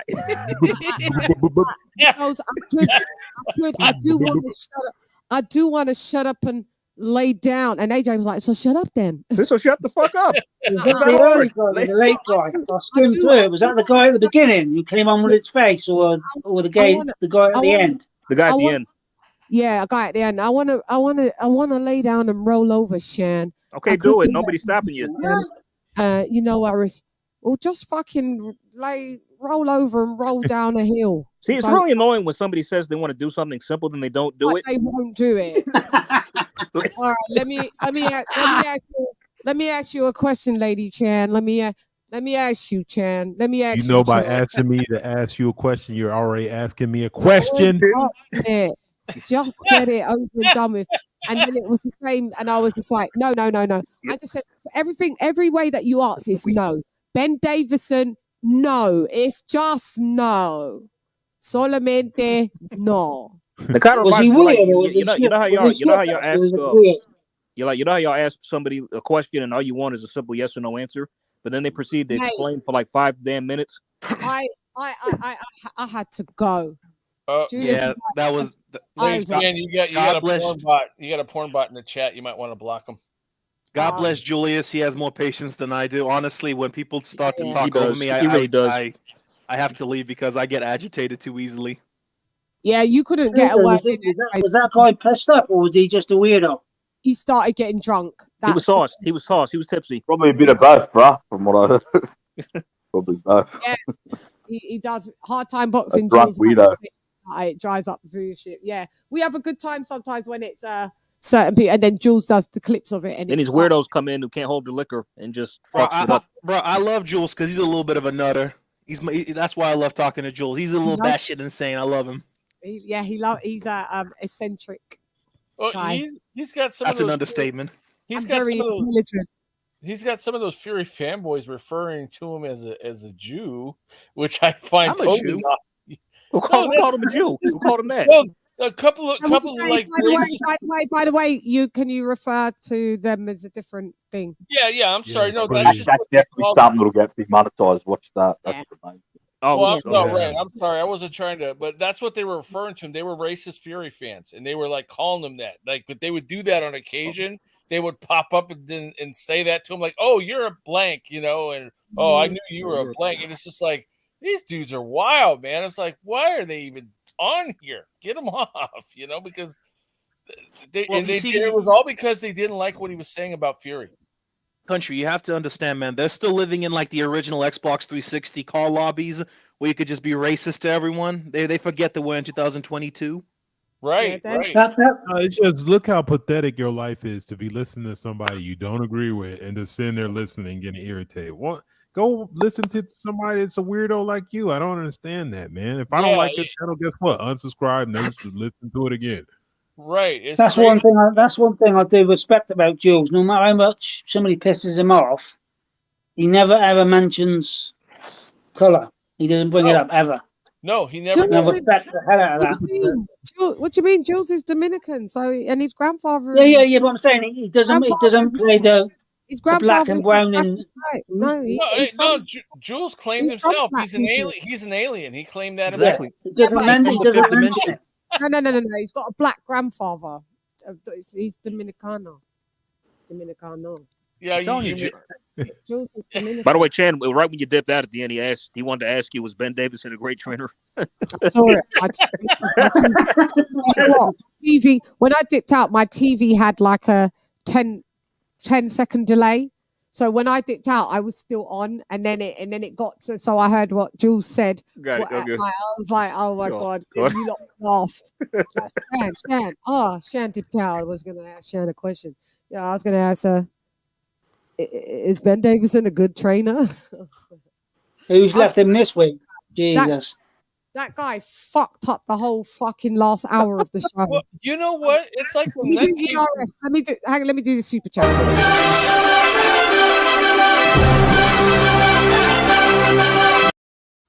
The pity works. When I showed you that I made £3.50, everyone was like, "Oh no, you give us some money." I swear to you though, the nutcase is like, it's like they speak. ERF listening in the background. I'm working, so I can't jump on. I get you. I was wondering. You're always welcome, ERF. Thank you for that deep sea diver as well. Massively appreciated. Go ahead. Sorry, country.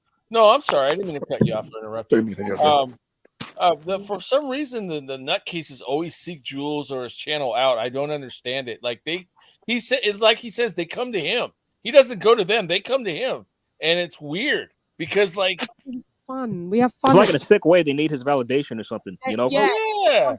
Because you learn going at Jules is fun, it's informative, he's intelligent, and they feel that it's better to watch the enemy and know what the enemy's doing than not watch. It's their guilty pleasure. That's what they do. There was a guy that popped on earlier tonight that said it was telling Julius he wanted to shag his daughter. That was Oh, What? What? Yeah. He was on for like 2 seconds. Jules insta banned his ass. It was pretty. Like, bro, imagine hating someone. Imagine hating someone so much that like whatever time it is in the day, you click on someone's link just to say some stupid shit online. Like, really? Yeah. Because they think that little bit of attention is accomplishment. Because look at there's times I've had to tell people like, how many times have you guys seen somebody make a comment on somebody's show and then it diverts the whole conversation for like 30, 45 minutes? So, on this show? What? You see people do that, and then it's like, it's like really at the end of the day, then you feel dirty afterwards. Like, fuck, this dude got me out of pocket, man. Yeah, they're called the detractors. They're professional detractors. They will come on here to fuck up your show. But in the end, what we've learned to do as content creators, like if they come on, we just end up making content out of them. So therefore, we post, we edit, and we post another bit. And get a few shekels in our bank from making you look like an arsehole. So it's all I know is that Mr. PBC works hard for his money. Country will get that reference. Maybe AJ will. I know exactly what you're talking about. But you're afraid to bet. You're afraid to bet. No, I wonder if it's the same. If it's the same person that comes on that panel and then anything that's Matchroom he hates. Yeah. I'm sure it is. I'm sure it is, man. We call and that's his handle, you know. Yeah, I can hear you. Don't worry. When I take off the headphones, I can still But hear you. I mean, like I had a dude get mad at me one time because I told him a wild honey badger would beat a pit bull, and he got pissed off at me for it and started talking trash. And I'm like, oh, wait a minute. You have your opinion, I got mine. What's the problem? This dude was mad. Hey, by the way, Chan, could I address this comment right quick? Yeah, go ahead. Wow, $1 billion Powerball drawing had the number 13 twice. 13, 19, 36, 39, 59, Powerball number 13. Okay, that's fantastic. What does that have to do with anything we're talking about? That's great. That's great. That's Jump Tube. He's okay. He just talking. No, I'm giving him a hard time. I know, but I'm being serious too as well. Oh, do you know them? Do you know Jump Tube? Yeah, he's a regular on Jules' channel all the time. I'm just giving Jump Tube a hard time. Because in case anybody's got the numbers. Yeah, it's just random. Hey, AJ, you know that turtles have a hard shell on the outside? I didn't. Yeah. Fun fact, honey. As a biologist, honey badgers are not technically badgers or made of honey. Wow. Informative. You're welcome. I learned that back in zoology 4 years ago. Could you imagine all of these lot in our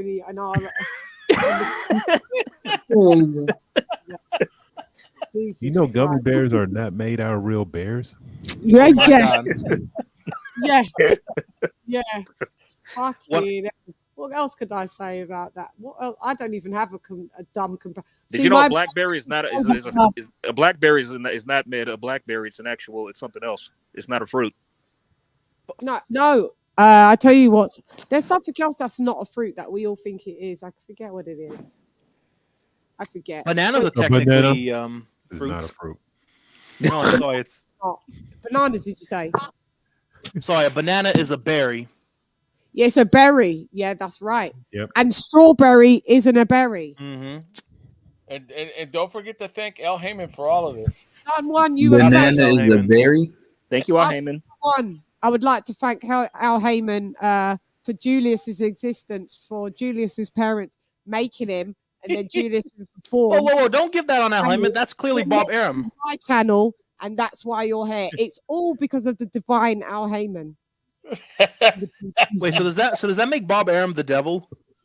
Yes, of course. All right, bad. Oh yeah. Where's my sound? His sound. Oh boy.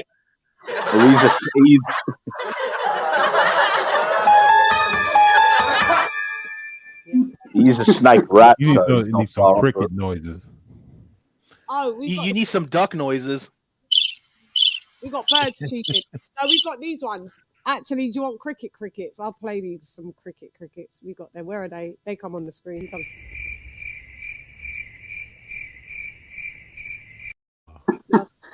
Was he reading? Colonel Jessup, did you order the code red? You don't have to answer that question. I'll answer the question. You want answers? I think I'm entitled. You want answers? I want the truth. You can't handle the truth. That's what we do on this channel. We Hallelujah. I just throw people in the trash here. I didn't. How'd you find a GIF of my controversial hot takes? Because AJ, I had it on normal, but AJ had. I found the actual clip. Yeah. And I edited it and put it on here.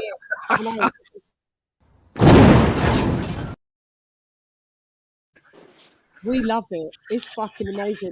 Whenever that is got put that, we always laugh. Some people need to be thrown in the trash. Like, let's throw them in the trash. Yeah. We talk about certain people and then we put underneath our message with that attached, that gift attached. In it, AJ, I die. Yep. Because it's so relevant with everything we post in the group chat. It is. Oh, yeah, I can hear the duck. Who's playing the duck? Country. Country, that you? Yeah, country. Look. He ain't playing a duck. That's a duck actually in his house. Oh yeah, look, that's the wild. That's the wild. That's the wild Hyman Mungia in its natural environment.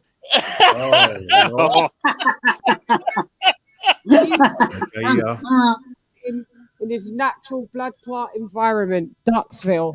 Well, somebody requested a duck sound. I mean, yeah, that was me. Yeah. And then when we're ready for the war, guys, this is what we play on this. Listos pe los chingazos. Listos pe los chingazos.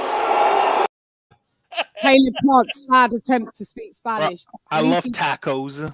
You know, tacos and all those burritos. Burritos. He's a real. Is that really bad? He looked confident. Spanish. Is that really bad? What he said? Mi Lamo S. Davy. I'm always stars. He was talking about hair in that. He wasn't saying listos para los chingazos. Hair? He said pelo. He just was wrong. It was all wrong. Bless them. Look, let's play it again. Shame. Listos pe los chingazos. Listos pe los chingazos. Even I'm not Hispanic. I'm like, bro, don't do that again. He looked confident. And everybody's booing at He him. was ready for hair. That's what he was saying. He was ready. All I know are curse words in Spanish, and I know he said that wrong. Yeah, totally. Just this was like, dude. But you know, he said it with conviction. So you know, he looked like he knew he was talking about the American. Payday. You want payday? I know that. God bless whoever taught Canelo to speak English. We've had such national treasures from that. Yeah, I know, right? We really have. I love Canelo. God bless. You know, You want to see that clip? Get the fuck out of here, man. I need to get that. I keep getting. Fuck out of here. Didn't I have that? I'm gonna fuck you up right now, motherfucker. Soul. What made me laugh about Plant is everybody was booing him so bad when he was saying that, man. That was hilarious. Hey, he brought some energy to the fight, though. I mean, keep it real. He made it interesting, that's for sure. Hey, I'll tell. And he held his own until his gas tank ran out on him. That's true. He did better. Hey, look, this is the thing I say about Plant. When you talk shit to him, at least he do bring some. Darrell was talking gang of shit, and he slept. He knocked his ass the fuck up. He sent Darrell a freaking album cover of. That's what I'm saying. We need personality, man. When he's like, I like that, man. Yeah. Hey, look at people switching up on Caleb though, man. Like when Canelo beat him, he was dog shit. He was never that good. The moment he beat Darrell, he could beat Canelo in a rematch. Yeah, now they want a rematch with Canelo. Are you serious? Like for real? I want to see him and David Benavidez fight each other. I think that would be a great fight. Yeah, the PBC doesn't want to see it. The PBC doesn't. So that's a fight that should have been like 2 years ago, man. Well, before Canelo went undisputed. When they were both undefeated, two sides of the street, easily should have been made. But nope, Samson. No, we got to build the fight up, but we can't do big. So, but we gotta put a lot of that on Benavidez' ass too. Yeah, he behaved. The reason Canelo was able to cruise to undisputed at 168 is because Benavidez is fucking up. That's why I don't feel bad for him. Like, dude, if you was a fuck up, he would have had to come through you to do that. Do you ever notice he kind of looks like Frankenstein when he's in the ring throwing punches? Who, Benavidez? Yeah, he kind of looks like Frankenstein the way he throws. He's just big as hell, man. He's a big man. Big. I think as a teenager, he was like 250 pounds, wasn't he? Yeah, that's what I'm saying. He was like a fat kid. To that weight. Yeah, bro. Benavidez is a lightweight in disguise in the same way that goddamn Zerto is a cruiserweight in disguise, bro. Easily. Like they're starving themselves to make weight because they don't want to go up to like a weight class above. Yeah, that's what I'm saying about the Zerto Bivol fight, man. That's not no increase in weight. That fool's getting closer to his natural weight. It's like big, man. Hard Times Boxing says that Canelo payday quote is part of boxing. I agree.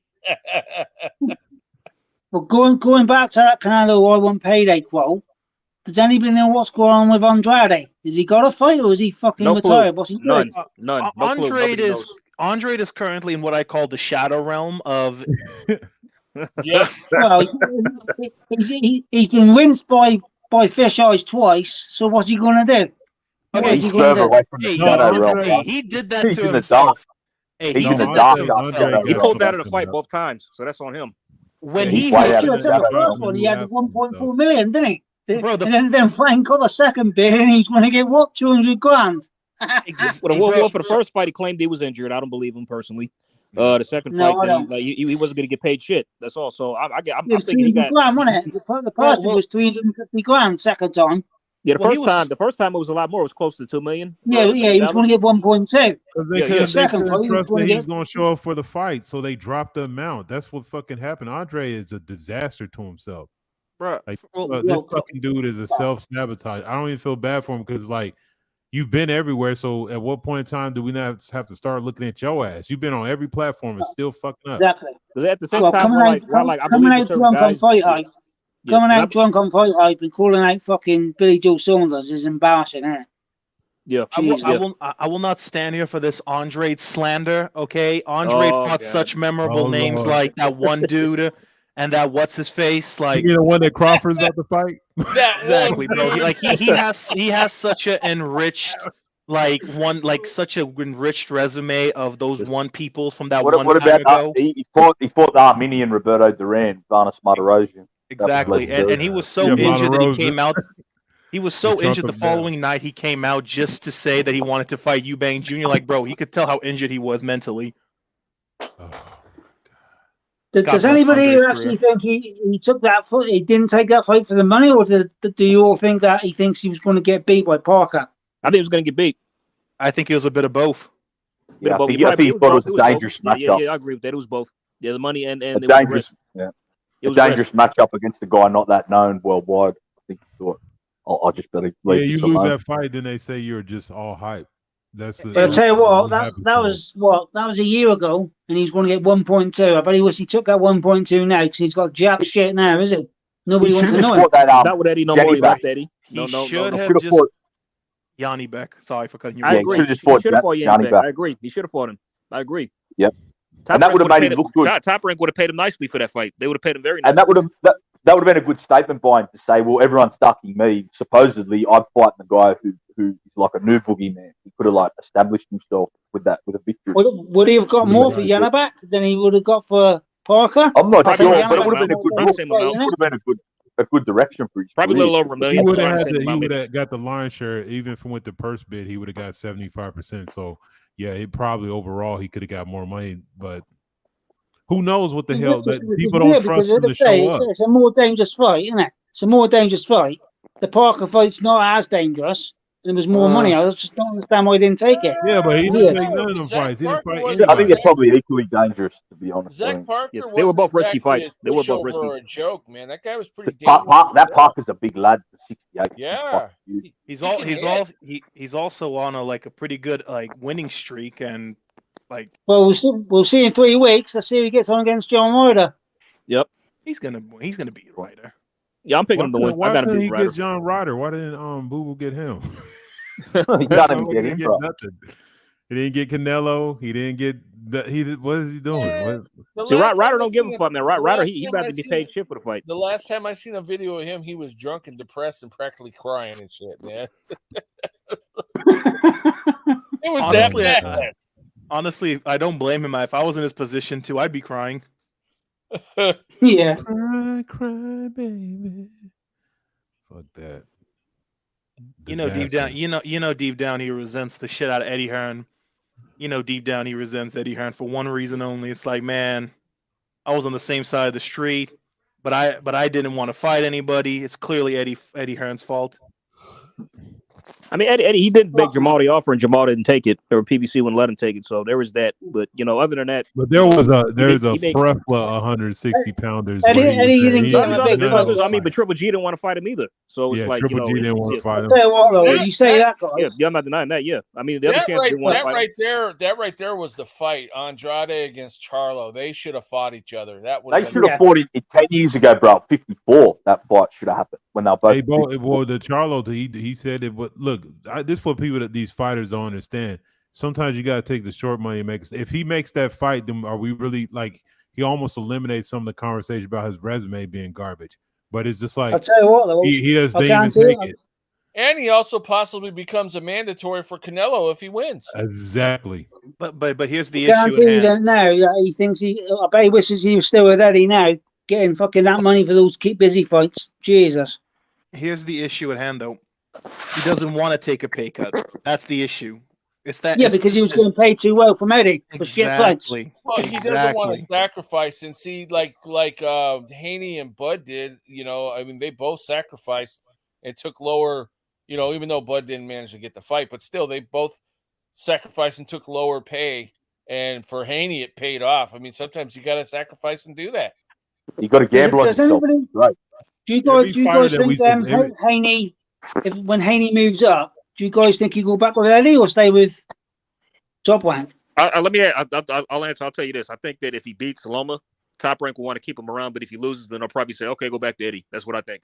No, but why would he even leave over there? All the best 140 pounders are in that area. That's what I'm saying. Like anything under 140 pounds, like just think about it, they had a tournament, it's all Top Rank. So why would you even go over there? Like all the fighters are there where he's at now. That's what if he wins, though, he'll probably stick around. Top Rank's got 140, and they've got Shakur as well, which Shakur will probably move up to 140 in the years down the line. If Loma beats him and becomes undisputed, will they really have? Why would they want to keep Devin around?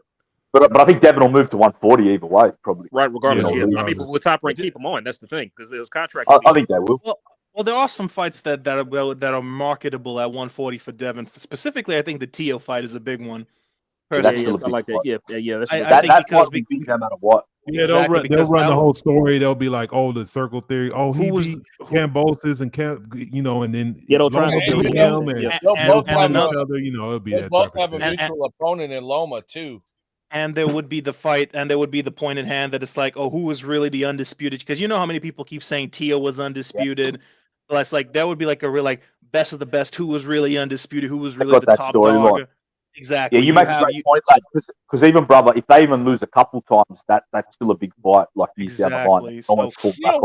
We potentially could end up with a triangle theory. The entire 135 division is a fucking triangle theory.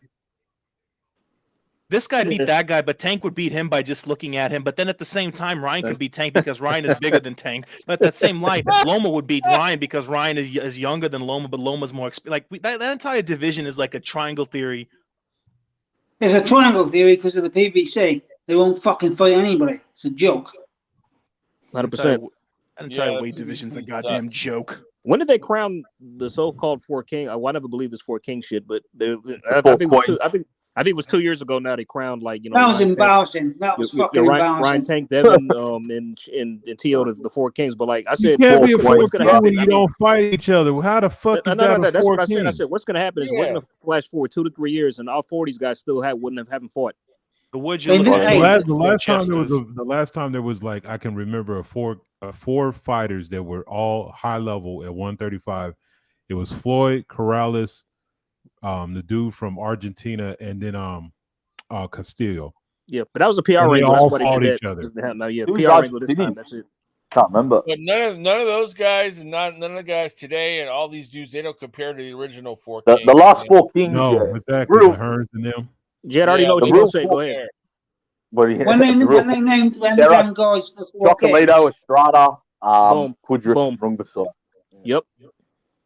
When they named them guys the Four Kings, I think I watched the documentary on the Four Kings about a month before, and then they started talking about that, and I felt fucking sick. I felt You know who even has more of a case for Kings? Barrera, Morales, Pacquiao, and Marquez. Oh yeah, I forgot about that. Yeah, that is another those one. That's guys the are perfect. comparable, man. Oh, A yeah. little bit. I mean, they're still below the originals, but they're more comparable than these other guys. I take Morales over any of them, man. Morales was a I love Morales five style. El Terrible.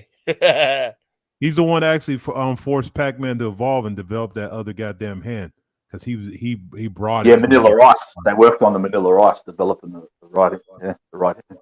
Yeah, that's when he had to learn to develop that right hand because Morales was that motherfucker was game and he was long and he could fight. Him and Barrera had some great fights too. They did not like each other.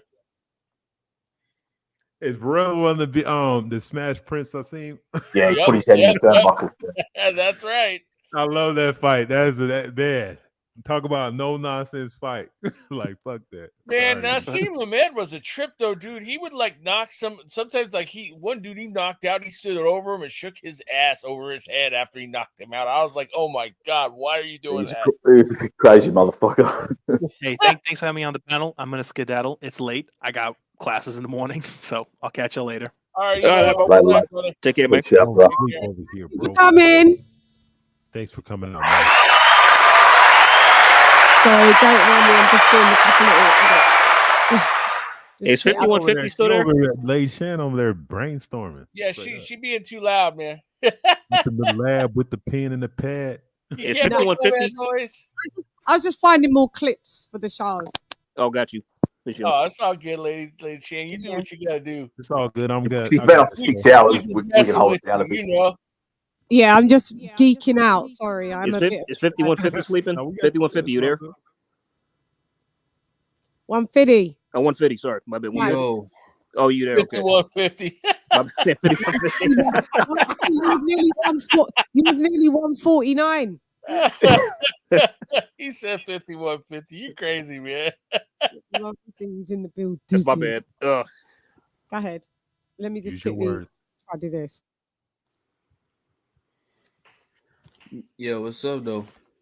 I was checking him, man. See if you were still with us.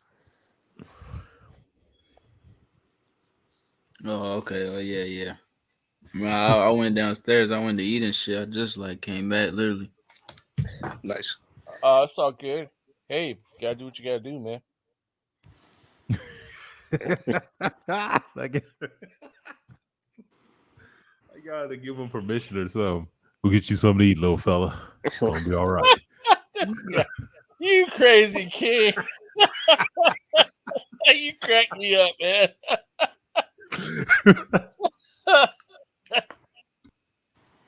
Oh man. Well, yeah, man. Sometimes when we on Julius's panel, dude, shit be getting wild over there, man. Sometimes, man, people come on and start saying stupid stuff. What cracks me up is when Julius starts clowning on people, and they don't have knowledge and they think they do, and he'll just totally rip them in half, and then they end up looking all stupid. Like that one guy. I don't know as well as Chan or Jules. Well, I don't know, man. I mean, but hey, AJ, remember when that one dude who tried to tell us that Tank Davis was better than Roberto Duran? Oh Lord, God! Oh man, that's blasphemy.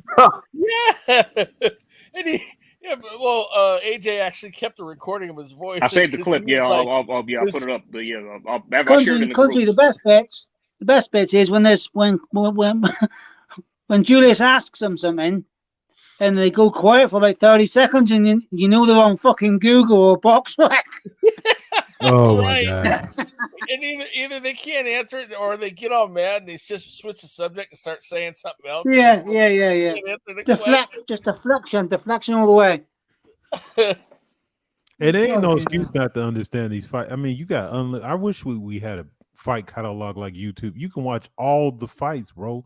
Like you have no excuse not to know about this shit. It's stupid. Like it's just aggravating as hell. Oh, but I'll tell you guys the worst person to talk about if you want to see the trolls come out. I was on a panel with a group of dudes and they were talking about Jake Paul. You was what? You was cheating. Was you cheating on the channel? Oh, this is before I ever came over here. Okay. See, straight up. Because actually, you came on tonight, and I haven't been on that show since I started coming on here. But anyway, we were talking about Jake Paul, and I shit you not, there was like 5 dudes that came on and showed their ass, like literally had their pants down, showing their ass, coming into the damn live. I was like, "What the fuck, you weirdos!" It was one after another, and they were playing it off like you were thinking of somebody else. For a bit, there was dick pics as well. Sorry. Oh, What the I hell don't was understand all that, dude. about? Like, you talk about that dude, he got like a armada of weirdos that will flood into your shit.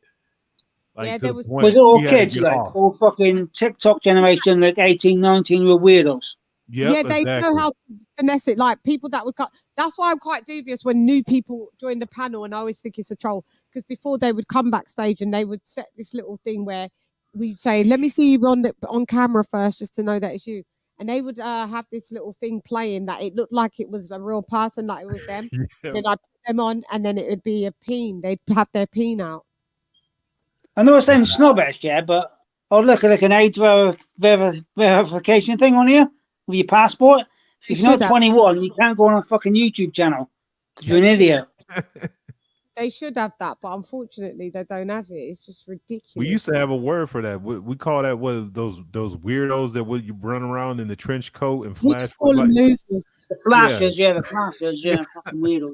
Hey, one thing about 6 weeks ago, I was watching an IQ live, and some geezer come on and got his cock out, didn't he? On Julius's live. Peen. Can you say peen? Peen, sorry, yeah. You got to use your Hey, LadyChann. He did. Somebody flashed, didn't he? Somebody flashed on Julius's live. Hard Times Well, Boxing says that's a good topic for a show. What's the most outrageous troll talking point? Yeah, we'll do that on members only. It's just weird. I just don't understand it. Why would you do that to yourself? These will be on these will be on members only. Who's saying that? Is anyone on the chat? I promise I'm not a troll. At least you're not to our channels. Give a man a slip or something. What did he ask? You lot address. I'm doing something. What? I said you lot address it. I'm doing something. Yeah, take it, man. AJ, we'll put you in. Talk about and the one job. Okay. They don't know how to take the reins. When I'm on, they all overtalk me. The minute I jump off. We got it. It'd be like 4 voices going, and then Lady Chan be like, "Okay, I'm about to jump off for a minute." And this is like, flatline. What y'all want to talk about? Y'all was just talking. I know. It's weird. You guys are weird. Like when you talk when I'm on, and when I'm off. Well, I'll tell you what, I'll get you all fired up because it's only me and LadyChann. The rest of you guys are from the USA.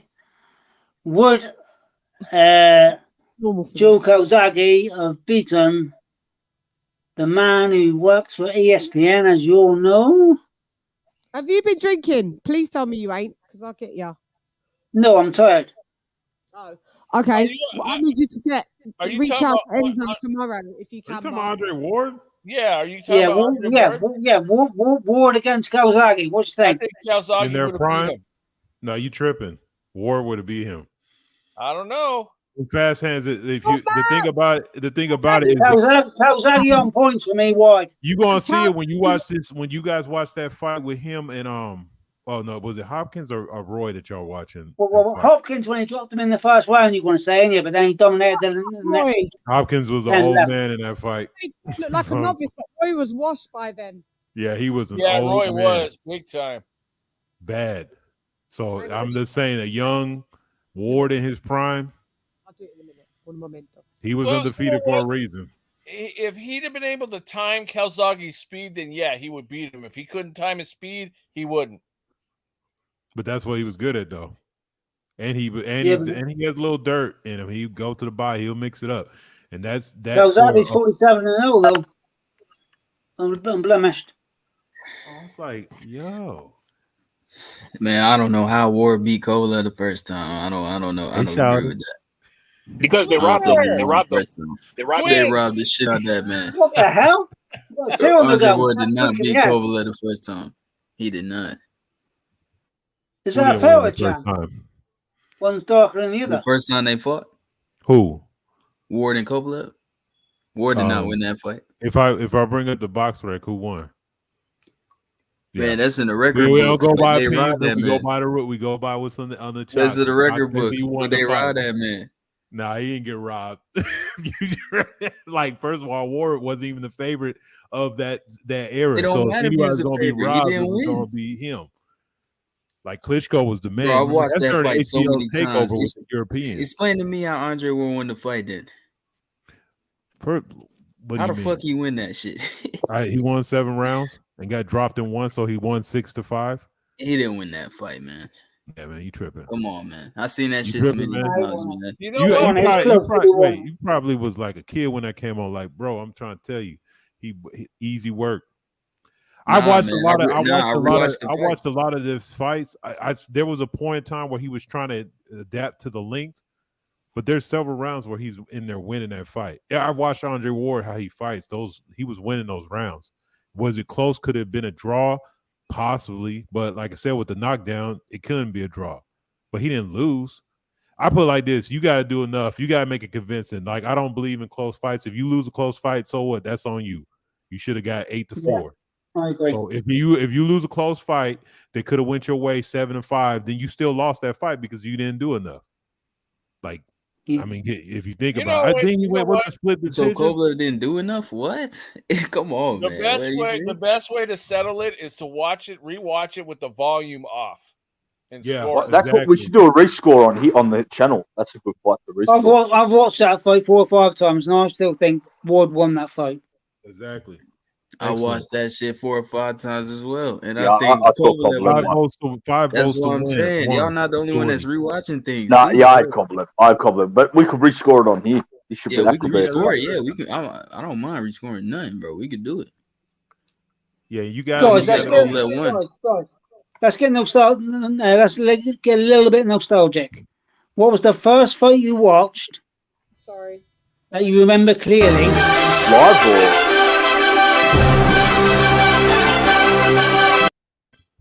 Don Juan in the building. Muchas gracias. $5 para mí. Talk about Errol and see all the trolls come out. Excuse me, I mean aerosexuals. We've done it. It's que horrible. Okay. It's like beating a dead horse at this point in time. I was saying, guys, what was the first fight you watched? You can remember as a boxing fan that you watched from start to finish that made you a boxing fan. Like For me, it was G-Bank. Get the fuck out of here, man. It's my night. Dini live, like Dini live. That was a bit for you. Get the fuck out of here, man. It's my night. Out of here, Mark. Hey, King, I got a question for you. Finish or not? What's up, man? Eubank versus. Hey, get the fuck out of here because I'm gonna fuck you out right now, motherfucker. This one is In the damn tracksuit, talking really shit. mad. This is when you're really mad. Ben too. For me. Fuck you! Get this! Well, get come, be a bitch. Yeah. What the hell? What the hell was wrong with his dad? Jesus. Is that Android's dad? Who was it? Yeah. Yeah, that's funny. He was He's sleepy. acting like he's the one fighting the match instead of his son. Oh, that's Yeah, he totally had more. smart. That's how Andre should have been. Andre was over there. Please, sir, can I have a bowl of porridge? Ask you. Can I have a bowl of porridge? What the hell? Still fighting to this day. To this day. To this day. You just sit here, you don't know what I'm talking.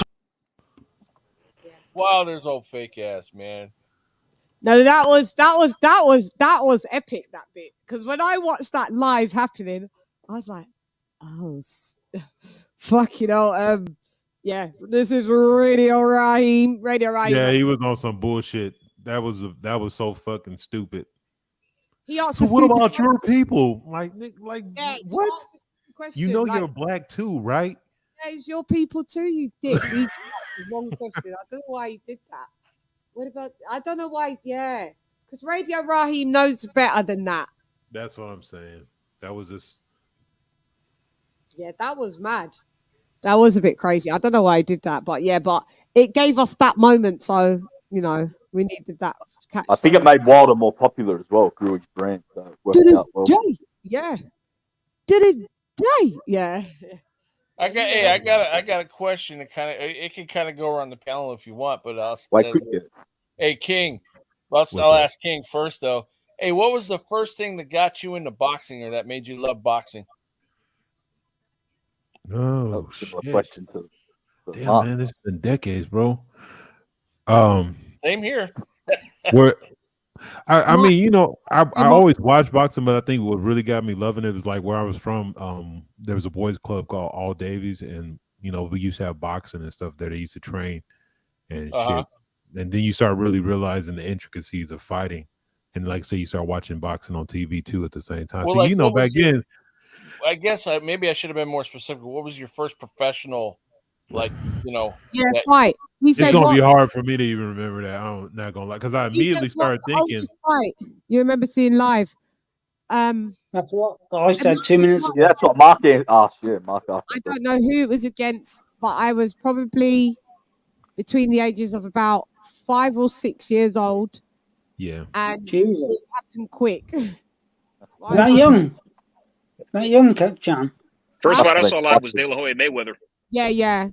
Really? Mine was actually De La Hoya Mayweather. Swear to God. Ben Eubank for me. Wait, how are you, AJ? When I was 12 or 13. Ben Eubank 2 for me. Yeah, I always had boxing because my father was a boxer, not like #1 heavyweight in the country, so it was like in my family. But the first fight I watched live was Purnell versus Oscar. Purnell Whitaker. And Oscar, yeah. De La Hoya, 97. Oh yeah. Yeah, mine was a Mike Tyson one. Don't know who it was because he was knocking out everyone just in one round. I think my I'm trying to remember what year that was, but I want to say it probably was Mike Tyson and Corey Spinks. It was probably about 87, 88, 89. I think that's when I was old enough to actually remember and knew what was going on. Yeah. Because you know he was massive at that time, and then when I got older, because you know Sugar Ray and all them were old. Like I saw the last Sugar Ray versus Hearns fight, and that was in like 1988, and they were old men. Yeah, I remember that year, so that's why I say it. At the time. Yeah, see, now for me, I never got to go to. I never got to go to a live event, and I was a little kid so it wasn't a concept to me at the time, unless somebody would have took me, but they didn't. But I grew up watching Foreman, Frazier, and Ali on TV. And you golden era. And ABC's Wide World of Sports. And Foreman and Ali were like, I mean, I liked Frazier too, but Foreman and Ali were my two favorites, man. I absolutely loved them. And I loved watching them on TV. And that's what got me into it. Hey, Ali, like you watched that live? I watched it on TV. Style. I didn't like Frazier style. I found when you're talking what's that like country, like late 70s. Yeah, it was like the early to mid 70s.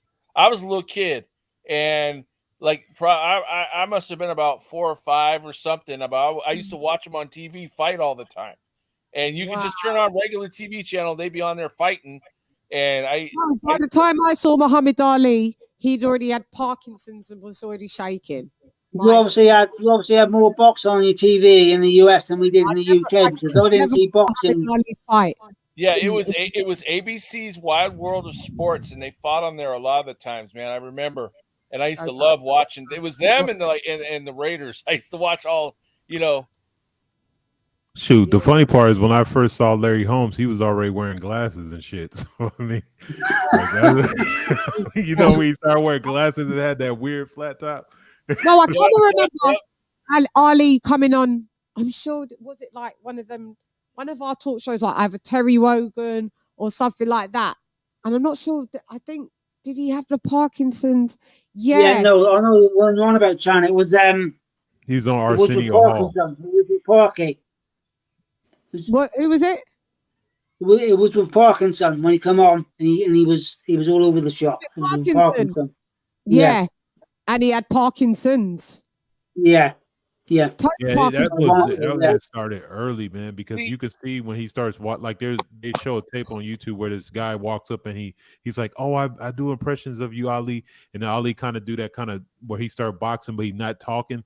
Yeah, you're like, man, and that was early. Yeah. It seems like it's, but he was like that for a long time. One of the things, or the Parkinson show, or whatever it was, or whatever. Yeah, he already. It was Michael Parkinson. It was in the late 80s or something like that. One of the things I remember saying to my mum, "What's wrong?" And my mum said, "Oh, he's got Parkinson's." One of the things I remember as a kid, they came out with this oversized comic. It was like a comic book, but it was oversized, and it was almost like a coloring book, but it wasn't. It was a comic, and it was Ali versus Superman. They had a boxing match, and Ali won in the comic. He actually won and beat Superman. He outboxed him and knocked him out. I know, because he was like a hero, wasn't he? He was huge. Ali was everywhere. I mean, he was. Mike Tyson was on commercial. Mike Tyson was massive. Ali's probably the most biggest sporting icon worldwide ever. I'd say biggest. Sporting icon. See, I feel privileged because I got to watch boxing from that era all the way through the 80s, the 90s, all up until now. I've seen so many great fights because of it. Yeah, the best.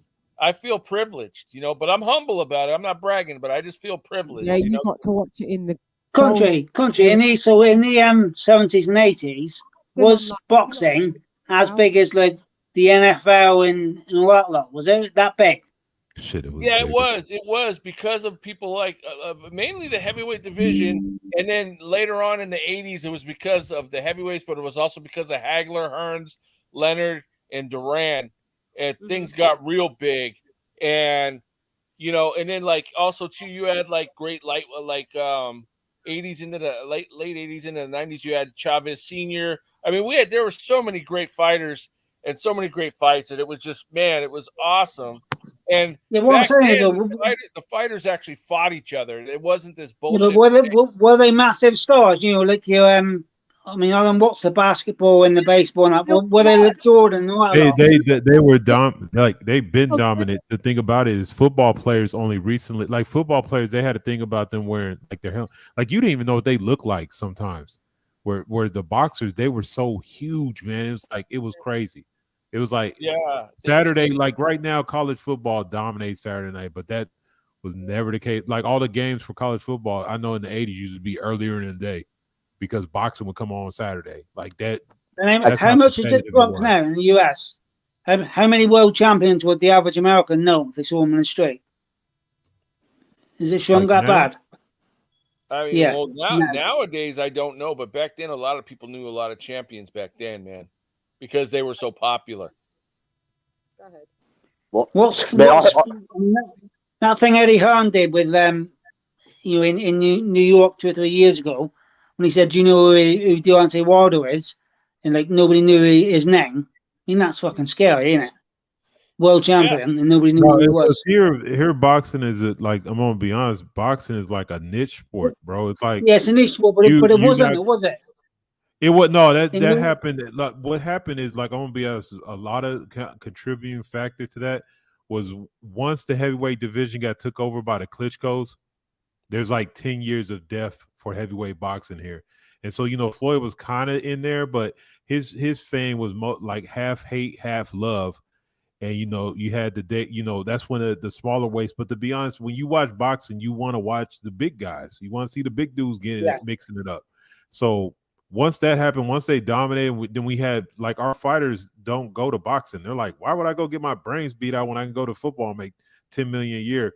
Well, and it's different. There's more avenues for you to make money. You'll get CTE. You'll get CTE in football. But I still think that's the most. Like most countries, the best athletes don't go to boxing. Boxing's not popular. See, the money also killed it too as time went on. The money actually killed it a lot, and then.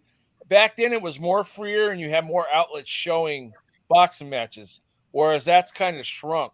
And everybody now they kept wanting more and more people to pay. Whereas before you could see it on TV a lot more. It slowly went to premium channels. Like the premium channels and pay-per-view is probably the most devastating part of it, because you went from pay-per-view killed it, innit? Pay-per-view has killed boxing. I mean, but you know what? The pay-per-view only came at like it was cool to a extent because like it was really actually big fights, and those cards, like it's not like now where you have one fight. Those cards, you pay per pay-per-view fight. There was the co-main was always as good as the main event. Like there was good fights on there, and then those fights was set up like you would see guys that you knew would eventually fight each other. So it would build up you would have a consistent thing where, but it's on premium channel. And be honest, if HBO and Showtime, a lot of people didn't have that. It wasn't on the regular. It wasn't on ABC and stuff like that no more. Yeah, so before that, it was like closed circuit TV in the cinemas in the USA, wasn't it? Not in the cinemas, but they did show it on TV and at bars and stuff. But see, you got to remember back then, there was a lot more boxing fans than today. Everybody was into boxing back then. But it seems like it's gone. I remember the fight Hagler-Hearns. I had 30 people in my living room, all from my neighborhood, that came over to see the fights at that fight. And I had to open every window in the living room because it was so damn humid and hot. But everybody crowded into my living room, and we all watched Hagler versus Hearns, I believe it was, man. But it seems like over time, boxing in the US is like dipped, because I've heard old timers tell me in the 50s and 60s, that and baseball were the two biggest sports in the whole of the US. Right, you are. So, you were. Yeah. So it seems like over time, more and more sports have got more popular in the US and probably buried boxing over there, unfortunately. Yeah, you got to think soccer was non-existent like 20 years ago. Like now it's like that's I heard that's getting more popular. Shit going on. Yeah, no in the US is it still American football? Is it? Because obviously football, you call it soccer. Football is the biggest sport in the world, but in the US, is it American football or is it baseball? We still call it soccer. That stuff we call it soccer as well. Yeah, football in America is American football. Soccer, we call it what football. But I've heard soccer has gotten a bit more popular in the US. I have noticed that. Yes, it has tremendously. Yeah, but the biggest sport in the US is still the NFL. Yeah, that's what I understand. I think so. Well, between that, the NBA and the MLB, Major League Baseball, and National Basketball Association, those are the three top sports. Everybody and are they way above the rest? Are they like fucking leagues above everything else? It's way ahead because their viewership, like a Tuesday game for the NBA, can have like 10 million people watching it. Like that's their viewership is massive. Like a football game, the football games now, like the stadiums went from 50,000 to most of them like now 100,000 now. They're huge. Yeah. Like that new stadium, I saw that new stadium they built in Las Vegas. That shit is beautiful. It's very competitive. It's just, like I said, they spend a lot of money right now. Like the Dallas Cowboys are like worth $2 billion. If you had $2 billion in boxing, you could literally make every fucking fight. What I find crazy is like in the US, you got like college football. Yeah, so basically, you're not professional, but college American football is viewed by millions of people. Because because college allows smaller markets to be involved. Like football, there's only 30 teams, and they're all in like bigger cities. So college football, you can have your local team. Like, to be honest, like I stay in Alabama. There is no professional football team, but they love the Alabama Crimson Tide and it's like rabid down here about some football. Yeah, that's a good point. Yeah, the South, because Alabama doesn't have a basketball or baseball team either, do they? They haven't got a professional league team. No professional teams, but football, college football down here is something fierce. You can go to the tailgate right now. As more like there's a junior college. Now I won't even say it's a junior college, but it's like not the big level. You can go on game day and everybody is there. It's like it's crazy how many people show up for college football. It's literally like a religion in some states. It really is that crazy. I mean, it's so would you say then that like some college football players then, like the ones that people think is going to be stars in the professionals, are more well known than some boxing people in the US who are world champions? I would think so. Yeah, or close to them. Only because of the sheer number of people that know or are more into this, college football as opposed to boxing.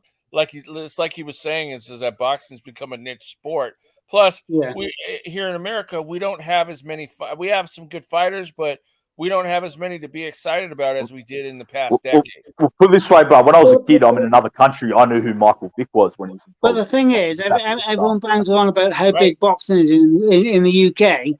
But what you forget is football, which you call soccer, is like 20 times bigger than boxing in the UK. It's massive. Way bigger. Soccer is like a religion in the UK. Yeah, it's a religion in the UK.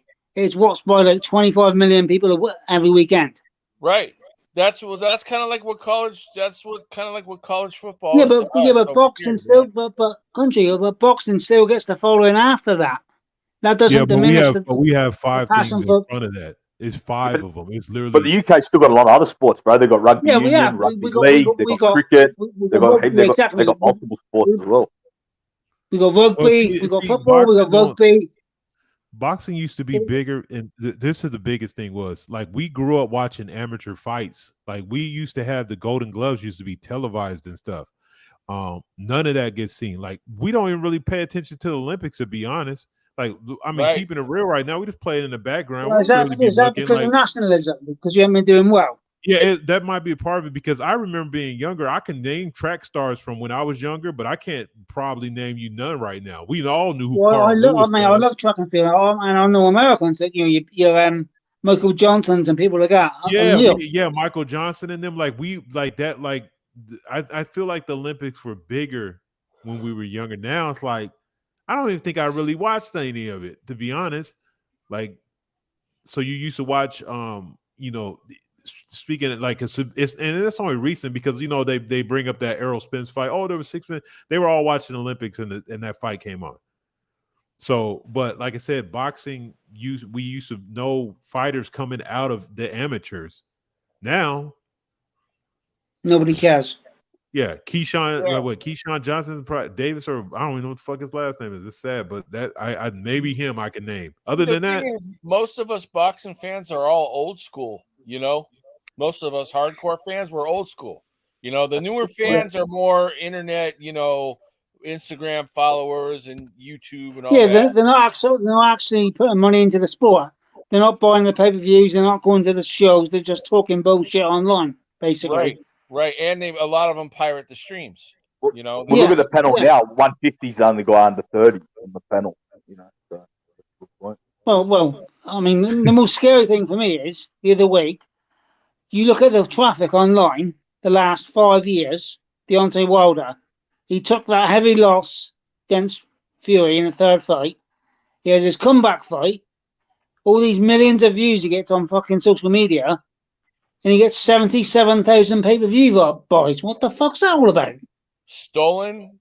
They stole they pirated this and streamed it. That's something streaming. Yeah, you got to understand how much pay-per-views are over here, and they are like the market is over. Yeah, so get $80, isn't it? Yeah, they pay $80, and they're every other weekend. I mean, it's like nobody wants to pay for that shit. For you guys in the UK, a lot of times your pay-per-views are like the equivalent of like $30 or something like that. Whereas here it's like $25-$30. Yeah. Yeah. See, we don't get them that cheap, so we end up like having to pay through the nose. I mean, we try to. A lot of us more hardcore fans try to be supportive of the sport, but it's difficult sometimes. I'm not saying we don't, but they make it difficult because they overcharge for shit all the time. And the fights aren't what you want to see. Like, who wants to pay for Wilder versus Helenius? Like, right, exactly. And they make fights. But what's funny? It's not just boxing. It's combat sports. Period. If you notice right now, people remember for a while UFC was UFC low key. Their numbers are dropping. People are not trying to be paying $80 for a pay-per-view, and then you get a hug fest. Like that's literally what's going on right now. Like they've restricted their audience by making it pay-per-view, but even them haven't been, because right now MMA. I mean, is above boxing right now. It's not even a comparison. But even they're having issues. Like it's not mainstream. I haven't got a star. I haven't got a star at the moment. MMA. I'll tell you what's scary. MMA, in the UK, the UFC has been on BT Sports for the last, 7-8 years. And I don't really watch it. I mean, if there's no boxing, I'll watch it. I don't mind the striking. I can't stand the fucking floor shit when they're hugging each other and bumming them. But last weekend, that UFC card, was it UFC 280 or 282? Yeah, the whatever one in Abu Dhabi. Yeah, it was in Abu Dhabi. Yeah, that there, yeah. That was pay-per-view in the UK. First time ever. 20 quid. Oh, yeah, on BT Sport, it was pay-per-view. And I'll tell you what, no way in the world they got more than 50,000 buys. Nobody's paying for that. Nobody's paying for that. The streams are too good now. This ain't back in the day where you were worrying about getting viruses and the thing was skipping. I've got an IPTV because not because I want to steal stuff, but like if there's a card on the USA and it's on Sky Sports, the Sky Sports stream doesn't come on until like half the card's finished.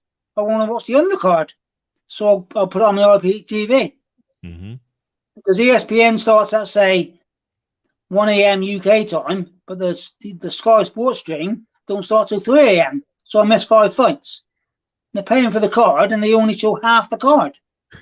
It's a joke. See, and that's the other thing too, is that these promoters and everybody are keeping fights from happening, and they're not doing anything to make the sport more popular. So it starts to decline. That's why MMA is able to give boxing such a run for its money sometimes, because it's cheaper and people have more access to that than they do to boxing. They fight. The ranked fighters in MMA fight immediately. You get a 5th spot. Guess what? You fight a number 4, or you don't want to fight him. You're out of here. You're all the way down to bottom 20. Yeah. See, people say what they want. The height of boxing here, I think, for years was when it was dominated by Don King. I don't know I know he was probably ripping off the fighters, but we got the fights. He's the greatest promoter in history. I always say that. He's the GOAT promoter. He might be whatever, but he's the GOAT. What's funny is he was doing that and they talk shit, but that's what they like low key. If you listen to you UFC fighters, they say that's what Dana White. Some of those fighters, man, I heard fucking Diaz and them making like $40,000 a fight. I'm like, what the fuck? Like what? 40 grand. But Dana White, like Don King, makes the fights though. He makes the fights though, like Don King. Well, that's why you're kind of seeing he's got the monopoly though, isn't he? He's got the monopoly. But that's what's great for the fans, because one thing you are seeing now that hopefully I'm hoping the influence is going to carry over to the men is that the ladies are actually fighting each other and not. I got to agree with that. Yeah, but that's going to change as well, though, country, because now you've got like Serrano against Taylor too, and they're talking about how much you want to get. Serrano wants 1.5 and all that stuff, so it's starting to creep. They're talking about that. It's going to creep in eventually, yeah. They're talking about that happening back in Ireland. So if that happens there, it's going to do massive amounts of money. Who Taylor and Serrano? It's creeping in. The money's getting bigger for the marquee fights. But like I know Taylor gets a million. Here's the thing, though: the ladies are willing to fight each other where the men aren't, and I'm hoping. So are they actually talking about Taylor fighting in Ireland now? Yeah, it's Croke Park.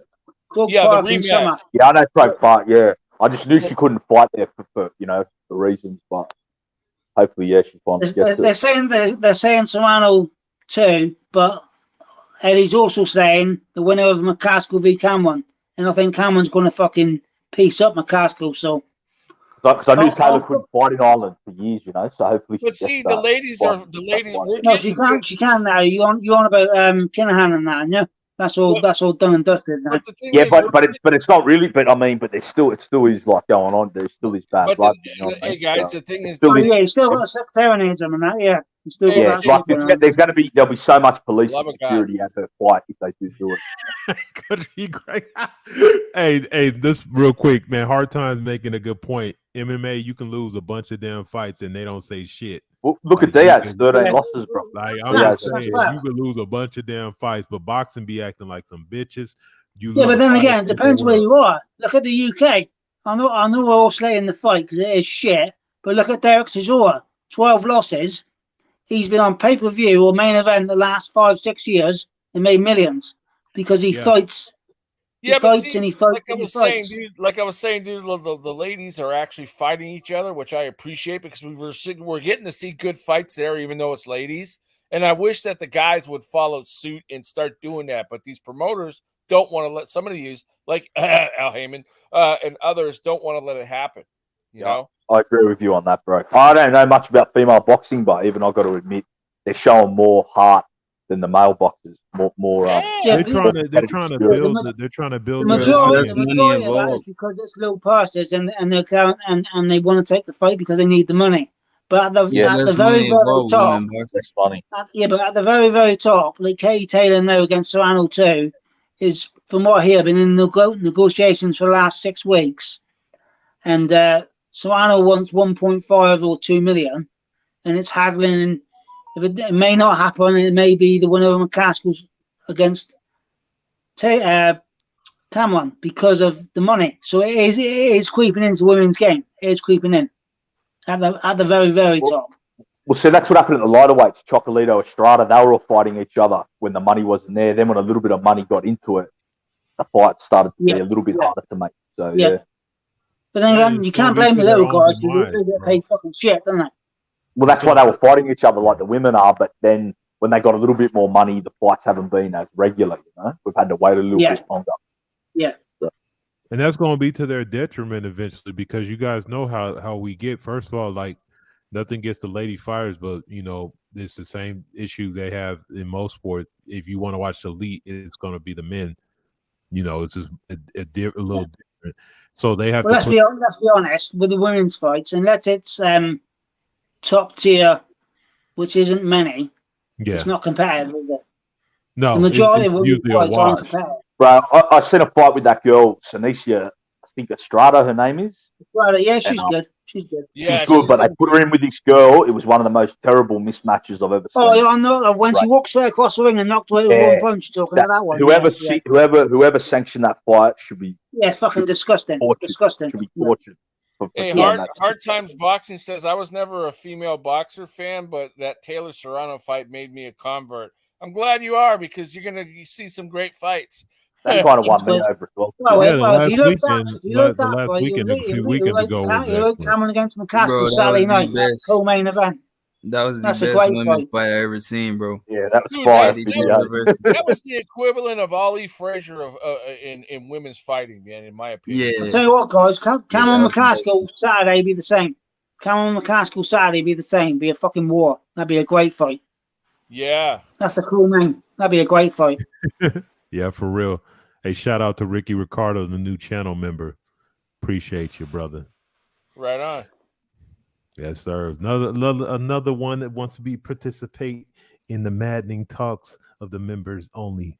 But straight up. Hey, no, look. I'm gonna be honest that Taylor Serrano fight. I understand everybody. I don't. It was a good fight, but it's not the best that I've ever seen for girls. Well, not the best women's fight you've ever seen. It's good for them because they were actually even. There's like 2 elite level women fighters actually getting a fight, because you know because they're so thin in their divisions, or they either have to be at some odd weight where they don't really supposed to be there because there's not no other fighters, you know. So, but with girls boxing, it seems like they picked up the amount of fighters, you know, because even UFC right now really only has 2 weight divisions for women. Well, King, let me ask you, what was a better female fight that you saw? Female fight, yeah, that's the best one I've seen. I look, to me that Katie Taylor Serrano fight was a brawl. To me, I'm more of a pure boxer type of dude. But I still think Kate. There was times where I'm like, there was like the defense that wasn't great. Well, like, you know what? I think Katie was trying to be. Yeah, I think Katie was trying to box it, and she was trying to the fight to her. Yeah, but you guys know, as I know, that if you're a master boxer, even somebody brings a fight to you, you're gonna make them bend. Yeah, you say that was a brawl. I think that fight was a brawl. That fight was a brawl because Katie made it a brawl. She wanted to have a fight. Exactly. She was doing fine. She was doing fine. She was doing fine until she decided to trade with Amanda. And that's when she got in trouble. Exactly. She walked. Because I think it would have made the fight a lot easier if she had boxed her. Well, listen, I guarantee you this. If the rematch happens in Croke Park in the summer, Katie Taylor will not engage half as much. It'll be a more boring fight, and Katie Taylor will win easy on point. Easy on points. But I think that adds to Taylor's legacy that she did brawl with the brawler and still come out on top. Yeah. And you got to respect her for that. But she won't be doing that again. She won't be doing that as a rematch. You know what? It was unnecessary, but she did what she did. But it was unnecessary. She didn't have to do that because she almost. No, she didn't have to do it. But uneducated boxing fans see that fight and think, "Oh, Katie Taylor's not that good. She was in a war, blah blah blah." She could have boxed and moved all night, made it boring, and won that comfortably. Well, sometimes two great fighters just go to war. You know, if you the basis, I think I seen Costamado saying this one time. The basis of boxing is basically the science of it is being in the position to hit and not get hit. That's not boring. Yeah. You can box somebody and that should be. Like, well, not for us. I'm talking about the casual fans. The casual fans. I put it like this. I put it like this. She puts Serrano in a position where it looks like this is more of an even fight, where I think Kaylee Taylor is a step above her. So it may look like they're more of an even fight, when really we about to see in the second fight that is not as close as it looks. Yeah, exactly. Is better. But sometimes when you get two pound for pound fighters, it just turns into a war, you know, like Hagler Hearn, Morales Ferreira, you know. But it just that's how it plays out. Yeah. Yeah, but the added incentive of that is one of them people got stopped. So you know what I mean? So you go to war like that, I want to see somebody get smashed. Hearns getting knocked out in that fight, I was like, damn. That's the best 3 minutes of fighting. But with the female lightweight with only 2 minute rounds, it's gonna be hard to stop. We ain't never gonna see a fight like that again, I don't think.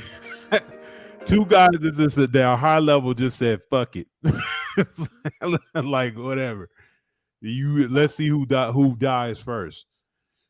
Yeah, Marvin wasn't playing, bro. Even though Tommy caught him with that right hand and stunned him in that first round, Marvin was not playing. That fight was freaking magic. Oh my god. I still watch it over and over to this day. Yeah, I have it. I have actually downloaded and saved on my computer. Oh, dude, no! You want to see another good fight? Check out George Foreman versus Ron Lyle.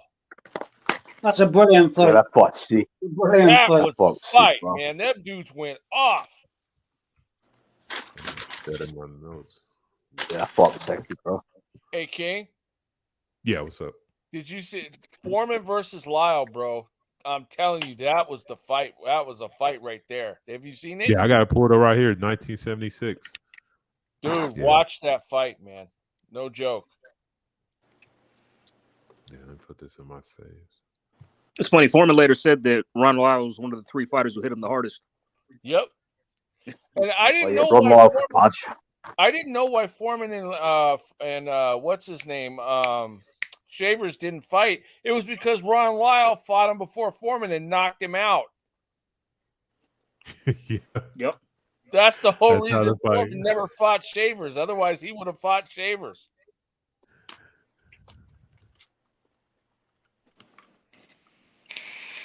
That was man, boxing was that's some life or death shit back then, bro. Like some real fighting, bro. You know who else I like watching fights of? Is a lot of Roberto Duran's fights, especially when he got a little older and people thought he wasn't shit and he was taking people to school. Oh my god, one of the goats, bro. That fight with Aaron Barkley. Yeah. I've got every single Duran fight on a desk, on a Blu-ray desk. I'll tell you another special for him versus Carlos Palomino. He moved up from lightweight and he made a very good, great welterweight champion look average. He played with him. That's one of Duran's best performances. Yeah, whenever I hear about like these new schools, this is why I said like we are old school. When I hear these new schools, oh, he was running and moving, I automatically think of Duran. I'm like, he would have never said that. He would have found your ass and slept you. I hate that people act like there's not a way to neutralize fighters doing that. Like it's just like whatever, fool. Just you got to do Chavez would cut you off, you know. Yeah, that's what I'm saying. Chavez, look, and now see Meldrick Taylor to his own detriment would mix it up too much.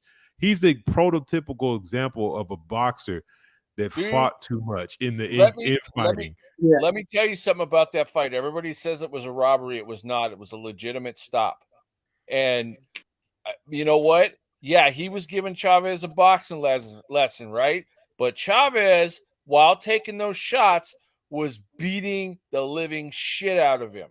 And if you look at his face from round 1 and then look at his face in round 12, he's all fucked up. I mean, he's broken down. Chavez. That's why he was never the same after that fight, man. It was a battle of attrition. No, do you know how did you see? If you see how he talked before that fight, and how he talked shortly after that. And the most sad thing about that Medjo Taylor, he was fighting way past it, and they were just using him to get knocked out. And he talks like he has Down syndrome. But when you see him as a kid, he's very articulate. It's like, God damn. Like, well, you know what? The problem was he kept fighting after that fight, and they let him, and he got serious brain damage because of it. Yep. Like, and in that fight, even fought Chavez in a rematch. I thought that was crazy. Yeah, in that last round, he did not respond to Steele. That's why it got stopped. It had nothing to do with the time, nothing. He did not couldn't answer. Couldn't answer the Steele. Huh? Yeah, he couldn't answer Richard Steele. Richard Steele said, "Are you okay?" And he looked out to the crowd. He couldn't answer. So right. That's why he did not respond, and that's why Steele stopped the fight. And it was that's why I've always agreed with it as well. It was a legit stop, man. It really. And no matter how much time was on the clock, Chavez beat him to where he couldn't respond. With like 2 or 3 seconds on the clock, man, everybody had a fit, but it was a legit. Yeah, but he beat him without where he couldn't respond within that time. So yeah, I've always agreed with that. Obviously. Exactly. That's a brutal fight, bro. Like that's one of like that's the definition of like you said, when people talk about brutality of boxing and how dangerous it is, that's the shit right there. Because one night, like you said, he should have. Nowadays, they probably would set him down for a couple years after that.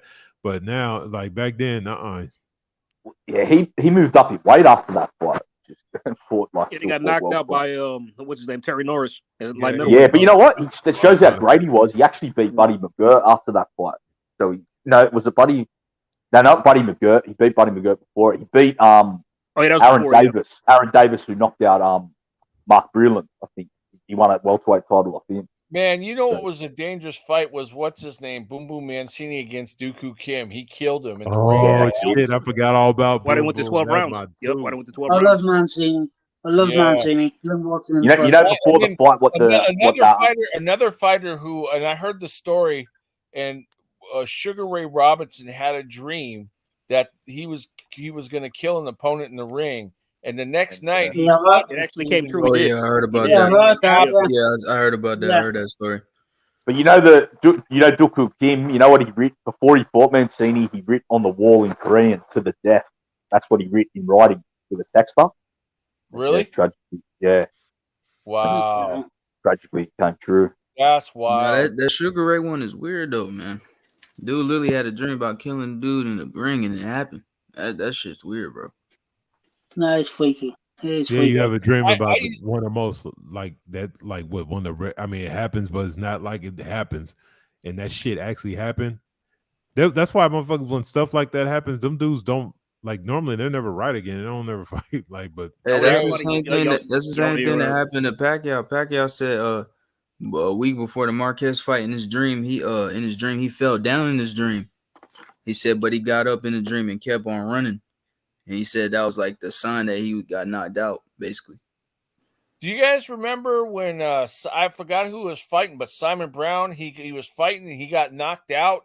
I think it was Simon Brown. Vincent Petaway. Yeah, he was laying on the mat. He was really punching while he was laying on the mat. Petaway was a big puncher, junior middleweight. He was y'all hear a funny story? Y'all know Sam Langford? Yeah, of course. Yeah. Like he had a story where like I think he had a fight where he was saying like how it couldn't go on too long because he had to catch his train, and I think before the fight started he announced to the crowd, "Sorry guys, I can't make this a long fight. I have a train to catch." And literally knocks the guy out in the round and literally left to go catch his train. What a gangster. What a you gotta love that. You gotta love that. You know, but I used like Chavez Sr., man. I used to love his body to head combination, man. He would rip people apart with that.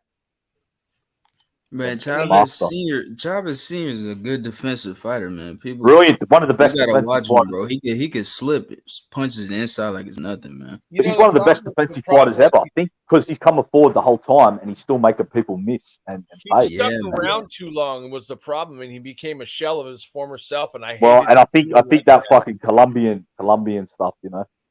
No, I really think Chavez is the same thing like Duran and Sugar Ray Leonard. He just fought a little past his prime. Roy Jones fighters like those, he just fought past his prime, bro. Chavez party. Yeah, Roy Jones, man. After that fucking first Tarver fight, he should have just retired. I don't like when he came down from Ruiz, he should have just called it a wrap. But you After know what Ruiz happened should have with that, retired. man. Yeah. You know what happened with Ruiz that should have because retired.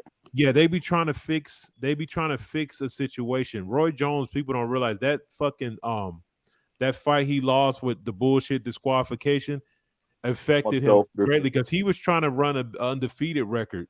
And so and from that point on, he was trying to prove something, and that shit just never happened. Man, that fucking shit was horrible when he got knocked out by Tyra talked shit before the fight too, and then slept him, man. I was like, damn. You know, Roy Jones was invincible at that time, bro. Like he was just like that, bro. Man, he just like this motherfucker, and then Tarver, this weird looking motherfucker come out of nowhere talking shit, and you're like, oh, he's gonna smash this dude, and nope. Bro, that was when I was still like a bit like a fan, like when I was a little kid. I fucking hated Tarver, lad, when he got that. I was like, I didn't like Tarver. I didn't like him. I thought this is me off, yeah. Right? The last 18 months or so, they've been talking about women going up in weights and how fantastic it is. They're going up 2-3 weights and winning titles out of the weights. Don't get me wrong, it's a good accomplishment, but it's easier for women to do it because of the bone density. And when you talk about people like Duran, they call him hands of stone, but they forget he won titles at fucking 3-4 weights above where he should have been. I mean, put some respect on his name, for fuck's sake. He beat an undefeated Sugar Ray Leonard. I'm sorry, Exactly. yo. Like, Exactly. that's why I'm talking about motherfuckers talking about people. Oh, he moved too much. Like, you bitches just don't know how to fight. Like, I've seen this shit get 3 neutralized. weights. 3 weights, you mean? I've fucking done that. Hey, Jed, let me ask you something. You said you hated Tarver. Were you satisfied when B-Hop schooled him? Shit, I was. Jed, you there? B-Hop was a monster, bro. Yeah, he went up there. He schooled Tarver bad. He defended that belt, he defended that middleweight belt for how long? Like, god damn. I don't know what was it. Something like Tarver. I don't know the exact year, but he held maybe it 10, for 11 very years, long. maybe something like that. Yeah, man, he defended that shit for so long, man. That shit. Hey, let me tell you something, the shit about B-Hop, the smart thing behind B-Hop, because you know we talking about somebody staying in the fight game too long. Him moving up when he fought who was that, the white dude, Kelly Pavlik. When he moved up, and that was fight, I think was like 172. The reason that shit was brilliant is because he actually had better hand speed moving up in the weight. So him being like at 160, that hand speed's not good no more. But at 172, the bigger guys, he got more speed, so it elongated his career a little bit. But Pavlik moved up. Pavlik moved up. Pavlik got, like, you know, I hate that. Look, this motherfucker, like, we watched this fight the other day. Jermaine Taylor is fucking underrated like a motherfucker. Now, his chin is terrible. He was getting knocked out by dudes, but he had Arthur Abraham beat. He had motherfucking Kelly Pavlik beat. I mean, he had these fights, but he just could not hold up. And think he beat Bernard twice. I mean, so. But that shit, that I like you said, if you stay in the game, I think the only way you can stay in the game is you can't be dropping down weight. You got to gradually move up. And if you look, that's what Duran did. He was slowly moving up in weights as he got older, and still I don't know, man. But B-Hop had a defensive style, though. That's another thing too. He fucked up De La Hoya with that body shot in that match they had, though. Yep. He's the only guy to ever knock him out. Yeah. Oh yeah. That's what I'm saying. But you know what? Look, I'm gonna keep it a buck. That fight should have never happened because they robbed the shit out of Felix Stern. Felix Stern won that fight, bro. Yeah, he did. I know. Oh wait, hold on. Go back to my rules. Who running in the books? But my opinion, Felix Stern won that fight, and he won it brilliantly. He used his jab. And you know, at that time, De La Hoya at the last 30 seconds would pull that flurry shit to steal around. Felix just moved away at the end of the round, so he didn't allow him to do it. Let me ask you this: do you think that Ike Corte beat him? Beat De La Hoya? Because I had it when I scored it. I think I had it like I had it 7 rounds to 5 with him losing a point from the knockdown. So I say, yeah. I thought De La Hoya winning that fight. Yeah, De La Hoya won that fight. Yeah, I thought he won. I heard that, like, what's his name is still bitter to this day for that loss, man. Wait, let me ask y'all this: do y'all think he felt like he got robbed? Go ahead. I'm saying, you think De La Hoya beat Sweet Pea? No. And neither did Chavez Senior. Chavez didn't beat Sweet Pea. Neither one of them beat. No. I said De La Hoya. Do you think he beat Sweet Pea when they fought? No. Okay. No. Yeah, he didn't win. No. Guys, It was close, but I was close, but Purnell still did enough. I think I scored a 115, 113 for Purnell, but it was close though. I still think had Purnell. What Purnell have two? Did he just have like 2 or 3 losses? He just had 1 loss going into that fight. That was it. No, I don't know who said that was the robbery to what's his face? I'm talking about when he finished his career. It was like 2. He only had like 2 or 3 losses. You know what? He only had 1 loss when he fought De La Hoya. De La Hoya just won. That was it. Okay. You know what would have been a great I think the De La Hoya fight was close though. I think Chavez was a robbery. But you know what would have been a great fight, even though they didn't get the chance to fight, would have been Sweet Pea versus Floyd Mayweather. Oh yeah. Oh yeah. That would have been a great. I think that would have been Sweet Pea as well. Sweet Pea would have beat him. I got Purnell in his best. I got Sweet Pea in that too. I got Purnell. Definitely. Purnell's defense. Who said it? Who said a minute ago about great fighter, but Jermaine Taylor didn't have a chin? Who said that? You know who else I liked was Julian Jackson. Oh, he's a monster puncher. Yeah, good fighter. Good fighter. He was one of the hardest punches ever. Pound for pound might be the hardest puncher in boxing. Yep. Yeah, My favorite Julian Jackson fight is when he fought Terry Norris. Yep. Terry Norris. Oh my god. Terry Norris is out boxing him so easy, and then next thing you know, boom, around, bam, right on the chin. Right, he froze. Terry Norris froze in the air, like he froze stiff like a statue. Then he hit him 2 more times. I know, it was fucked up, bro. Yeah, guys, hypothetical, yeah. Right? Give Amir Khan a chin. How good would he have been if he had a chin? I don't know, man. He would have had a much better career. I don't think Amir Khan's chin is the problem. I think he just had an amateur style that never developed completely. Yeah, but I just think he would have been better. He would have been much better, but I still think he had flaws that he just wouldn't have got. You know, yeah, there was world-class fighters that even if he had a chin, I still got some guys over him. Yeah, his defense was not all that. He couldn't. And he wasn't really a big puncher either. So and he wasn't amateur like You know who else was a pretty good fighter, but mental health and mental health issues, and he's now in prison. Ike Abuchi, man, that dude. He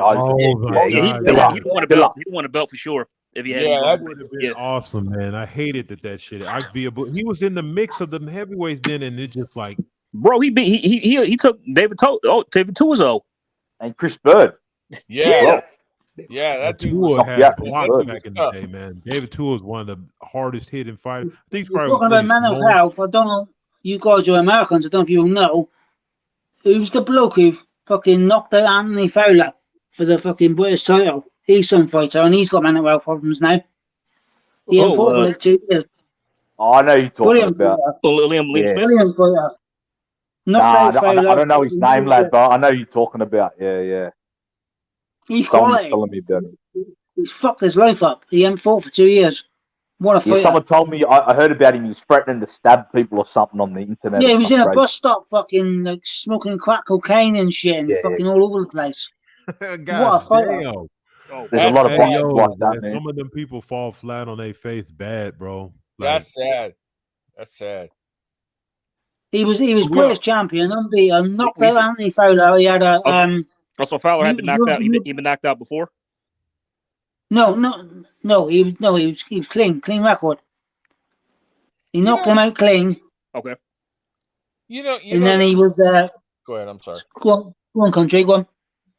Oh no, go ahead. I didn't mean to interrupt. You go ahead.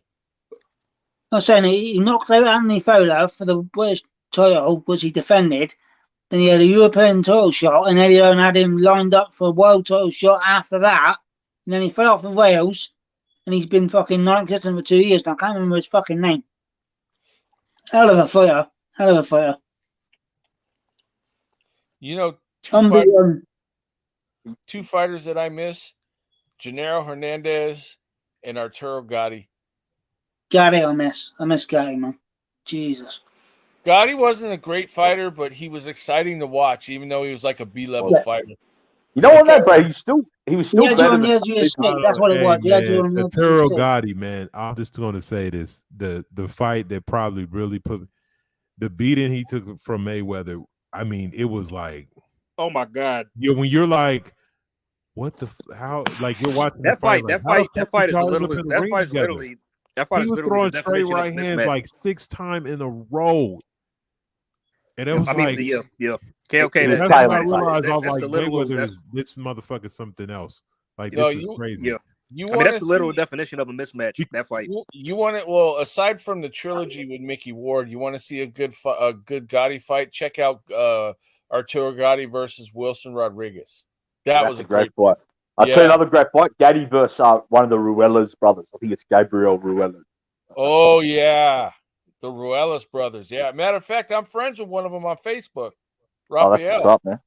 Yeah, Raphael. He fought Costa Zoo, Raphael Ruelas. Yeah, he did. Yeah. He was a really good fighter, bro. Yeah, I like Arturo Gotti. I hate how his life it's tragic how some of these fighters' lives come. He got murdered, dude. I don't care what they say. He got murdered. Yo, Jared, remember when we watched the documentary? Yeah, we did a breakdown on the case. Man, remember we watched the documentary? Yeah, we watched it, broke down the case. He definitely got murdered. Yeah, he got murdered. Yeah, no doubt. His girl was shady. You know who else got murdered too? Evan Valero. He got murdered too. Yeah, that's a suspicious case. Yeah, that cover up with whatever they said. The cops said he hanged himself. That's bullshit, man. They reckon they say he hanged himself with his own belt in the cell. Yeah, that's bullshit, man. There's a video on Fight Hype of one of his Venezuela friends a long time ago saying that they believe that whatever they said that was how he died, that was not true. Basically, right? He said someone killed him. That's what he said in the interview. Suspicious case, bro. Because remember, it looked like the crime scene had got covered up as well. There's people moving around. Yeah, and he was friends with all those Venezuelan guys, the government and all them. Those dudes powerful, man. They control the British boxer, an ex-British British champion who got tasered on the street 2 years ago, died of an heart attack. Can't remember his name. Hey, do you guys remember a lower level boxer that used to fight on Friday night? I think it was Friday night fights or Tuesday night fights. He was called the Outlaw Jesse James Hughes. Jesse James Hughes. No, I remember Jesse James Leha. They found Jesse James Hughes. They found him. They found him murdered in his truck. Really? But he used to fight. He was a cowboy dude. He used to fight on Tuesday night fights here in the States. And he was like really rough and tumble. He didn't always win, but he always had exciting fights. You know, he was like, he was kind of crazy. Like he'd see you if he was gonna fight you, he'd look straight at you and like start laughing loud and say, "Let's dance." And but they found that dude pissed somebody off. They were like, they found him in his truck, murdered. I don't know. There was a bantamweight from Texas, bro. He had fight of the year, I think, for a world title. He got stabbed. I can't remember his name though. Guys, got a scenario for you, yeah? We all fucking hate 147 because of the way the PBC have fucked it over, yeah? Yeah. Imagine Kell Brook never fought Golovkin, fought Spence, beat him. Where would we be now? Yep. Yeah, you know what? If he didn't fight Golovkin, he might have had a chance of beating Spence because I think he would have beaten him. You know what I think? We ain't gonna put that on PBC. That's on punk ass Eddie Hearn. He should have never let. Like, if you care about a fighter, you don't have him fight that dude. And the shitty part about it is, the shitty part about that fight that I hated about that fight with Kell Brook. Eddie Hearn offered it to him. Look, even if you offer it, you don't. He's your 147 champion. Like, basically, the reason we even know who you are is because of this dude. Why would you put him in a fight where it wasn't a skill gap? He was handling Triple G. It was the size difference, and it pissed me off because I'm like, yo, Kell Brook is doing good work. Yeah, but that's like the way he was turning Kell Triple took the G fight. on the inside, Kell took the fight. Like, he was an excellent boxer, man. Like, and Brook should have never took that fight. That's on Brook. That's on Kell alone. He fucked him up massively, but he got a massive payday. People blame Hearn for it. Kell didn't have to take that fight. He didn't have to take it, did he? Yeah. Brooks shouldn't have took that fight. He overextended with his heart, man. He went too far. He had too much heart. And it was the money. Country, it was the money. He got for £4 million, and he took him £4 million 10 years ago. It was a lot of money. It was the money, and also I think Brook had some weird obsession with outdoing Khan his whole career. Because remember Khan fought Canelo that year? It was like Brook was like, well, I'm going to go and do the same thing. And they should have swapped the opponents. It should have been Canelo fighting Triple G and Brook fighting Khan. Exactly, and Brook fighting Khan. Yeah, just like when Khan fought Canelo, man. I mean, that was ridiculous. What a waste of a career. Exactly. Wasted his prime. Golovkin fucked up Brook, and he was never the same. He was a class fighter. Fucked him up, His man. prime died that night. Yeah, it did. Killed him. He was never the same. He broke his fighting spirit, bro, because at the end of the day, if you think about it, there was a stranglehold on them belts that they didn't think Sean Porter was going to lose that fight. He came and snatched that off. And that's after Sean Porter was like on top of the world, had smashed Polymonology. Like, and Kell Brook went over to the US and he was working. Now, they try to say that bullshit about holding him. I'm like this. If you fight like Sean Porter, you should be expected to get fucking manhandled a little bit. I don't want to hear that shit. I mean, what I forget is Kell Brook went over to the US and still got it on the cards. Yep. Fucking hell. Yep. One by majority. Yeah, and I'd say till Crawford, I think Brook handled Porter the best out of anyone. Till Crawford. Yeah, he did. He did, like you said, but that was a primed Porter. That was just the best version of Porter that he beat. Undefeated, yeah. Yeah, undefeated champion. Imagine that Brook against Porter against Spence before he got fucking battered by fucking Golovkin. Fuck me.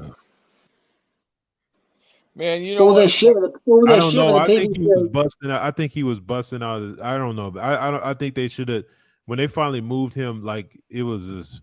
Kell Brook is Kell Brook. I feel like is underrated at 147 at that time. Like he was easily their number 1 or 2 at 147. Like they talk about Thurman and shit, but I think he could have beat. I don't think the money was there though, mate. I honestly think Brook's mentality was he wanted to get the money he could get, and the money he got offered for Golovkin was like 2 times what he could get at fucking welterweight, so he took it. What was he getting for pay for fighting Joe? Well, who was it? JoJo or whoever them little defenses was against. Yeah, I remember them. Right, JoJo Dan. JoJo Dan, yeah. I think it was something like that for $1 million, something like that. Hey, I know you guys. Man, Kell Brook versus Triple G. That's what y'all was talking about. Yeah. Yeah, like how the chocolate brownie got turned to a fucking truffle, man. That's what happened. Hey, I know you guys remember. I know you guys remember Ray Mercer knocking out Tommy Morrison, though. Who could forget? Who could forget that? Oh, that was pure 100% destruction. Was. You know what? Though, Tommy Morrison got a great knockout. I'm pissed at the ref. The ref could have jumped in a lot sooner. Yeah, that was a terrible stoppage, AJ. You know what I noticed? Tommy Moore, like people were more worldly. The funny part, Tommy Morrison was in movies and shit. Everybody knew boxing was. Like, I'm just saying, even the boxing movies and everything back then, like fighters were every fucking where. Like they were on night shows. They just had more in the mix. Joe Frazier appeared in the first Rocky movie. Yep. Well, Tommy Morrison was the main guy in Rocky 5. He nailed that part as well. He nailed that part. Man, that dude Tommy Morrison destroyed his body, man. Yeah. He destroyed his own body, bro. All those drugs he was taking. He looked like a freak. Yeah, and then he ended up catching bro, AIDS, at 42 years old, man, this dude had wrinkles, bald like an old man, bro. He looked like he was in his late 50s. Bro, yes, bro. That shit was sad, Oh, man. was he padded up, was he, Morrison? I'm sure I'm sure the HIV took an effect on him too, though, man. Yeah. Yeah. Yeah, but they were saying that's how he got it. They were saying he didn't have that shit. Yeah, that's all I heard as well. Did he have it or not? I don't know. There is controversy over it. Yeah, they said he had it, then he said he didn't have it, and all that. Yes, he may have said that, but he had it because they didn't let him box anymore. Yeah, he did. That is true. Yeah, the commissions wouldn't let him. Although some states might have let him. What? Blood transfusion or what? Nobody knows. Probably from the needle, sharing the needles. It's probably drug related. He probably should. Sharing needles. Drugs. It was definitely sharing. He was on the juice, was he? I don't mean. Yeah, also probably shooting up recreational drugs as well, probably because he used to party. So he was fucking with them needles, man. Fucking with the needles, shooting speedballs, shooting steroids. Yeah, heroin was big then too. I don't know that. He might even have been shooting. Cocaine is a hell of a drug. Yeah, you know, back then they didn't know, they didn't give a shit about sharing needles and all that stuff, and you didn't have little places. It's all shooting up together. You know, it's bad business. Bad, bro. Looks small now compared to fucking Big Pharma, doesn't it? Mr. fucking 55 needles in the ass. Yo. Oh, dear. I'm sorry. I never will understand that. They ain't never that serious, bro. You ain't gonna be stick. Oh man, you gonna feel good, man. Get that shit away from me. Like what? I know, right? Yeah. Screw that. Hell nah, man. Can you imagine? Yeah, getting fucking pulled for PEDs. Pulled for PEDs again. 3 took for 3 substances second time. Then put that, and then top rank give you a shout. Get pulled for PEDs again. Oh no, I was taking fucking dick pills. Dick pills. Fucking hell. What a wanker. What a fucking wanker. Hey, I got a good historical question. All right, so Aguayo versus Aaron Pryor. Was there something special in that bottle? Yes. Yeah, I think there might have been. Yes. Give me that bottle I mixed. Something that was in the bottle. Yeah, there was something in that bottle, man. Especially Panama Lewis had a history of. You need to mix water. Wait, what the hell? Like, I remember Panama Lewis was in the corner of Luis Billy Resto. Resta. Yeah, Louis Resta. Yeah. There was a fight last year. Oh yeah, the cheater dude, that dude. Yeah, so Panama Lewis one pretty was in his corner as well. Yo, do you guys remember how do you even put plaster in your gloves, man? How's that shit not break your hands, bro? When you punch it. I don't know. Ask because your hands are harder. It gets harder when it's wet. It gets harder when it's wet. Margarito, man. No, your hands are wrapped with a layer over the top, and then it's wrapped in between there. So your hands actually squeeze tight. You know, have you ever if you punch a wall with your hand over your hand closed, it's different, right? So that's what they were doing. So you wrap it over the top. So when it hardens, it is what it is. You know, he's a fighter. He probably has fucking tough ass hands to begin with. Because you know, some of these boxers, you see them punching fucking walls with their gloves and shit. Like the motherfuckers is different. So yeah, but that shit is crazy, man, because you look like, man, you trying to kill somebody? Like that shit's fucking sick, bro. Yeah, he ended that kid's It's career, man. it's about the stacking as well. Did you see the inside footage from who was it? The what's he called? Liam Beefy Smith fight in the US last year, where his trainer was in the changing room, and they were like triple stacking his fucking wraps. You see that? No, I never saw that. Who's the opponent? Was it Smith that was doing that, or the opponent?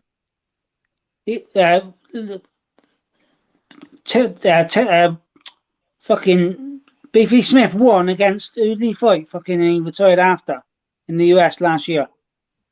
Liam Smith for. We fought Jesse Vargas. We fought Jesse Vargas this year. I'm not sure. Vargas. Yeah. That was this year. Yeah, they went into the Vargas training room and it was on camera, and they were triple stacking his wraps. And his trainer said, "Oh, you can't do that. That's fucking against the rules." Vargas. They made him take them off. He was triple stacking his wraps. Oh wow. All right. Yeah. No wonder Liam beat on the camera. shit out of him. I thought they showed it in the US, but on the UK stream they showed it. He was triple strapping his wraps. Well, no wonder Liam beat the shit out of him then. Speaking of that, man, he knew I got another one for y'all. Because even though he didn't get caught in this fight, did motherfucking Margarito have something in his glove when he fought Cotto? Yeah, of course. I don't doubt it. Yeah, he did get caught. Look, man, I'm gonna tell you. You know how I know, and this is gonna be crazy. Cotto was bleeding out his eyes. Yeah, that's how bad he was getting beat. And I've seen him fight many times. I've never seen no shit like that. There was blood pouring out his eyelids. Like that, inside where his eye, there's blood coming out. Like what the fuck? I have never seen no shit like that. And Margarito did that to an Argentinian boxer a couple of years before. He nearly took the guy's ear off by pounding on the guy's ear started coming off. So yeah. Come on, guys. Yeah, We've seen worse. Yeah, I've seen that. We've seen worse, guys. Fuck me. Come on. Look at Wilder last year. I'm just saying, I've seen Cotto fight a lot of fights, and I never seen him look like it wasn't just somebody look at getting Wilder, overwhelmed. guys. Come on, Wilder. That dent in his head. It was fucking bricks. I'll put it like this. Fury's gloves, man. Come on. This is the thing I say about the Fury Wilder. was loaded. Fury was loaded, like this. Margarito actually got caught later, so we all know that he was cheating. Thank God for Naseem Richardson. Brother Naseem, yes, sir. Fucking paying attention. One of my favorite dudes. I hate that he passed away. Type of stuff like that. That type of stuff hurts boxing. Him and Emmanuel Stewart not being around. That shit hurts boxing. But him catching that shit, because it was like, damn, like who does shit like this? And Sugar Shane just beat. I love that That- fight. that's man. that's what Sugar I'm saying. Like, Shane okay, beat yeah, the I'm hell out saying of like him. whooped his poetic justice. Sugar Shane just beat the fucking brakes off that man, like right afterwards. That was beautiful. It's like, damn, what was this Shane like years before? Like, like shit, bro. You know what I mean? You know what? Because Margarito fought like he knew he just got caught before that fight as well. Yep. He didn't have the same confidence was. I'll give Margarito this though. He was a tough motherfucker because that fight with Pacquiao he fought. Oh god, yeah, but oh lord, I'm surprised that So wasn't stopped. Like He was seriously, a cheat. He was a cheater, but he was a tough motherfucker. I'll give him that. What do you guys think about Taylor against fucking Cattle too? Do you think Taylor's too weight trained? I think Cattle will do him again. Yeah, I think I think Josh will clean it up this time. I think Taylor's going to beat him this time. I think that Catterall just caught him at the right time. Taylor might be drained out his ass, Yeah. man. I ain't gonna lie. Taylor doesn't live the life. I heard Taylor, like from what I hear as well, he hasn't lived the life the last few years. I think I might be catching up to him. Southpaw, I think he struggled as well with the Southpaw style. I don't know. I think it's still a dangerous rematch. He looked awful. Remember Josh had an injury. He had an injury going into the fight. Y'all remember his leg? Okay, that's a good point. I didn't know that. Yeah. I don't know. I think Catterall's lost some of his surprising, but like you said, Taylor's not going to be strong. He has no business fighting that fight at 140. He looked fucking awful, didn't he? He looked awful on the scale last time. That's how I know he was drained, because he got dropped by Catterall. Catterall is not a puncher, bro. I think his punch resistance ain't there. Like he didn't get dropped by Regis Prograis or Jose Ramirez. And like I was saying, Fitty, when you live that party lifestyle, that starts to catch up to you when you get over the age of 30. You know. Yeah. Yo, by the way, he was partying a lot, Jed. After Undisputed, he was, yeah. Oh, even before I've heard it, that lad loves to party. That's what Scottish lad. Oh, I've seen stuff on Taylor. He looks to fucking piss off. I've seen him go for 170, 180. Gonna be hungry, man. He he wants a revenge for the last fight. He didn't get the Undisputed. He's only fighting for WBO now, but I still think Catterall won. He won the first fight. I thought he got robbed. Oh, he pissed it. For me, he pissed it. Yeah, he won. I think he won. I know people say I was close, 1 or 2. No, for me, he won that by 4 or 5 rounds. Oh yeah, easy at least. He Taylor does win, I think it's coming amateur, man. He outclassed. It was like he was outclassing him. It was bad. It was like, what the hell? That was fucking disgusting. With the knockdown, how they could call that out, that to me was fucking unreal. That second half was just rough, man. It was just a dirty fight, man. It was clinching a lot, and it was a messy fight overall, man. Yeah, I like Taylor a lot as a fighter, but I think like he's seen his best days. You know what I mean? Yeah, I do as well. He might be better rejuvenated at 147, but he's got no business at 140. Yeah, 147 is gonna be harder for him, man. He's gonna be fighting guys his size now, that's big, strong, just as fast. Well, my opinion, I think 147 is a graveyard for him. Yeah, like does he beat Virgil Ortiz? I don't think he beats Virgil. Nah, he doesn't. I see it hard for him to get fights because who's top rank have for him to fight at welterweight if he moves up. Well, that's why he might need to stay at 140. You're right, AJ. That's exactly. That's why he's staying there. Yeah. That's why he's taking the Catterall fight, because Sky Sports are paying a fucking fortune for it. No, but he said he's gonna move up after Catterall. He said that's the only fight he won. Yeah, he is. Yeah, regardless, he is going to move up. But like say, he doesn't beat anyone at 47 anyway, so I don't think. No, he still has the WBO belt, right? Mm-hmm. Yeah, that's the only belt he has. He gave up all his other belts. Shit, he can move up and he can go fight Crawford and get smashed. No, if he loses, what if he loses to Catterall? Oh, then he goes up as a Catterall might take it, man. I'm not gonna lie, man. That's true. I might go Catterall. Hey, I got a question for you guys, man. Do you think Inouye and Fulton are ever going to fight? No. No, it's fucking BBC. No fucking chance. Cloud chasing. Fulton's cloud chasing. I want to see Fulton fight that Akhmadaliev anyway. He's not good man, bro. That's what I'm saying, Jed. Everyone is rolling over that fight. They keep saying Inouye, like, bro, he got a whole nother dude in his division with 2 belts, and he got 2 belts. He ain't fought him yet. He's not going to.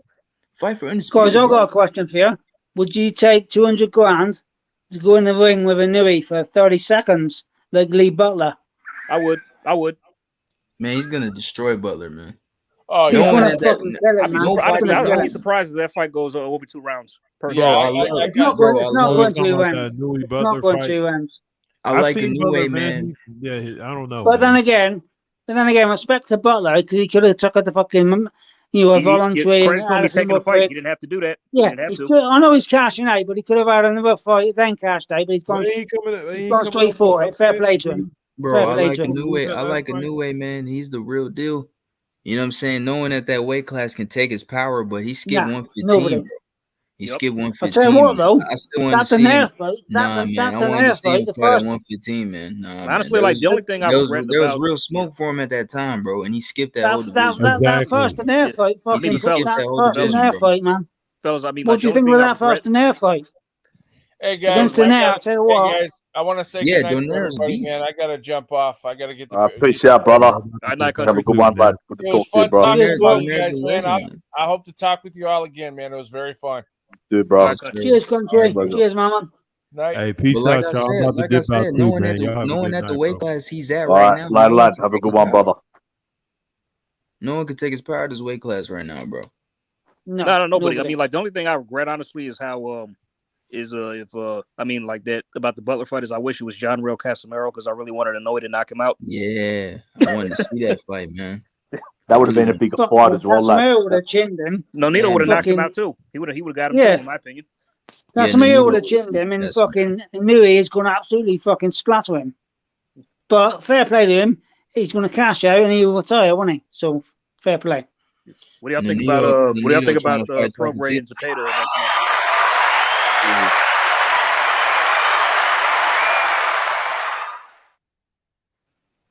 Got a cheer. Wait, what y'all think about Prograis and Zepeda next month? Y'all got that? And I'll go back and forth. I don't know with that fight, bro. All great for me. I got Prograis, but I'm not sure, man. I'm kind of leaning on that now a little bit. Prograis on points. Be a good fight. I think Prograis. You don't think anybody gets stopped? You don't think anybody gets stopped? Prograis stops him. 7-5. Something like that. Prograis on points. I think Zepeda could cause an upset in that fight. I just got to, I don't know. But 7-5. Something like that. Close. Prograis 7-5. I think Prograis stops him. What's that on? That's on Fight TV, isn't it? Some shit. I don't even know yet. I don't even know who picked it up. See, if Prograis fought Ramirez, I think Prograis. It's been promoted poorly, this fight. It's been promoted very poorly. Oh, it's, yeah, because he's had no fucking real promoter for the last 2 years, has he? No, he's still Prograis now, Fred Bellum, and he went to fucking this, that, and the other. He's still with Bellum right now. He's still with him. Yes. Okay. Is he still with Bellum, is he?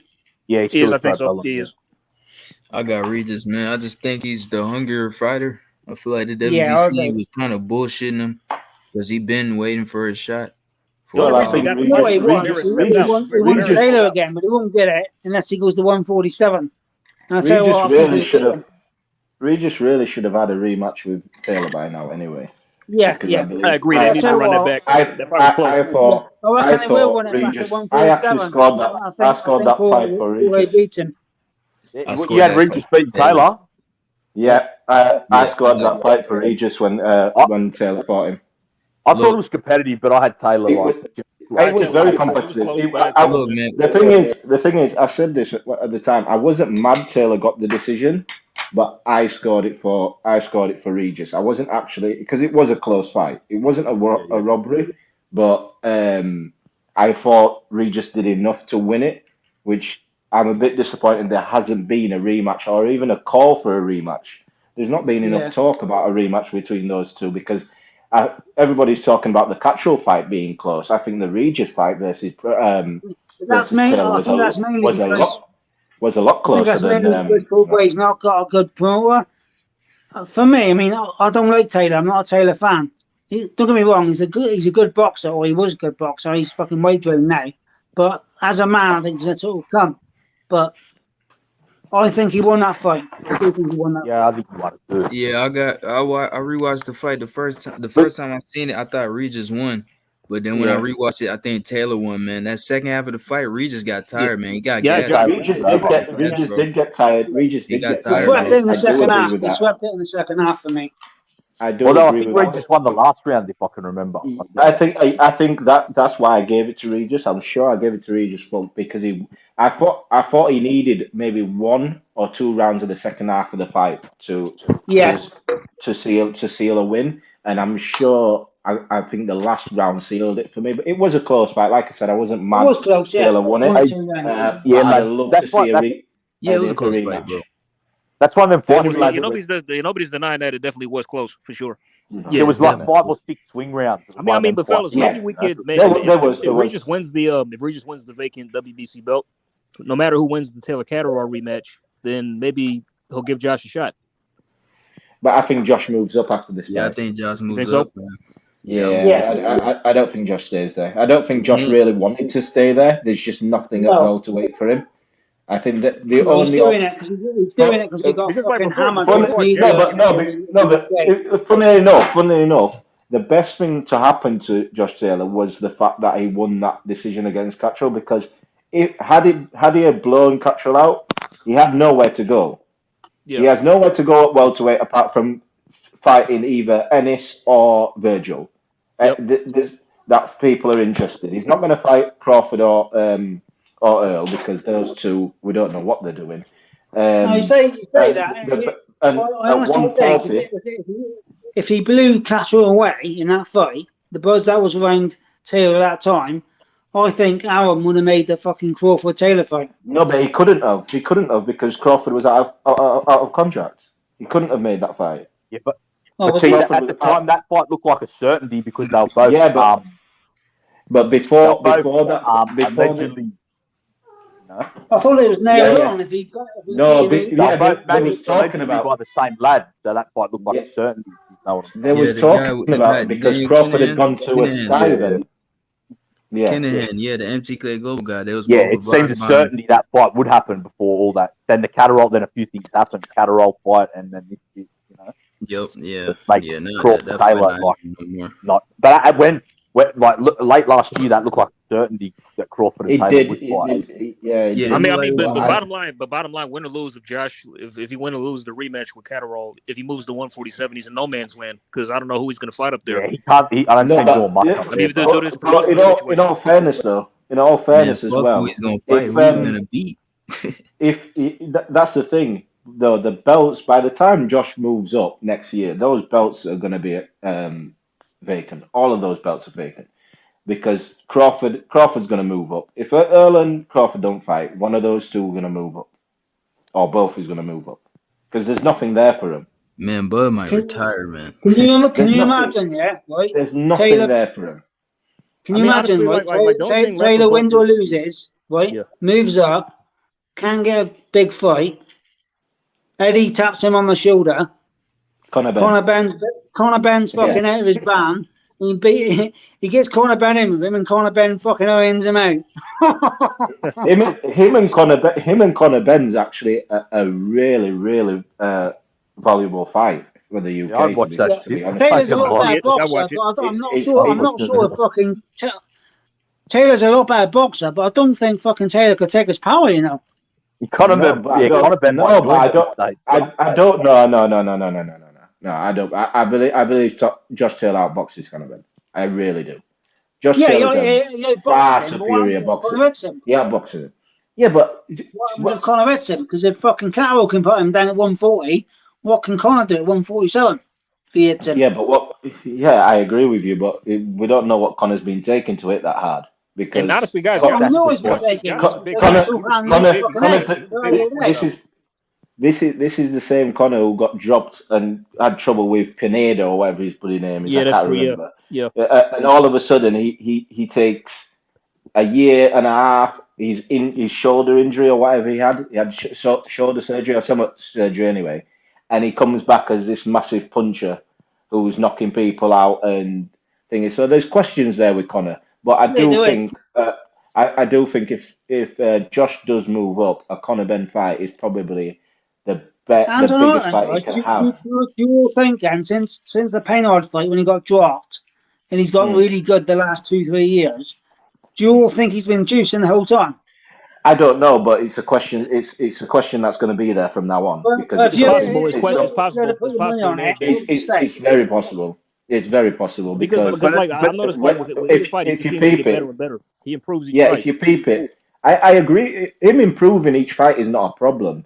It's when you look at how he was from Paynard, the first Paynard fight, he went life and death with that guy. To the subsequent second fight, he looked a totally different fighter. The power looked different.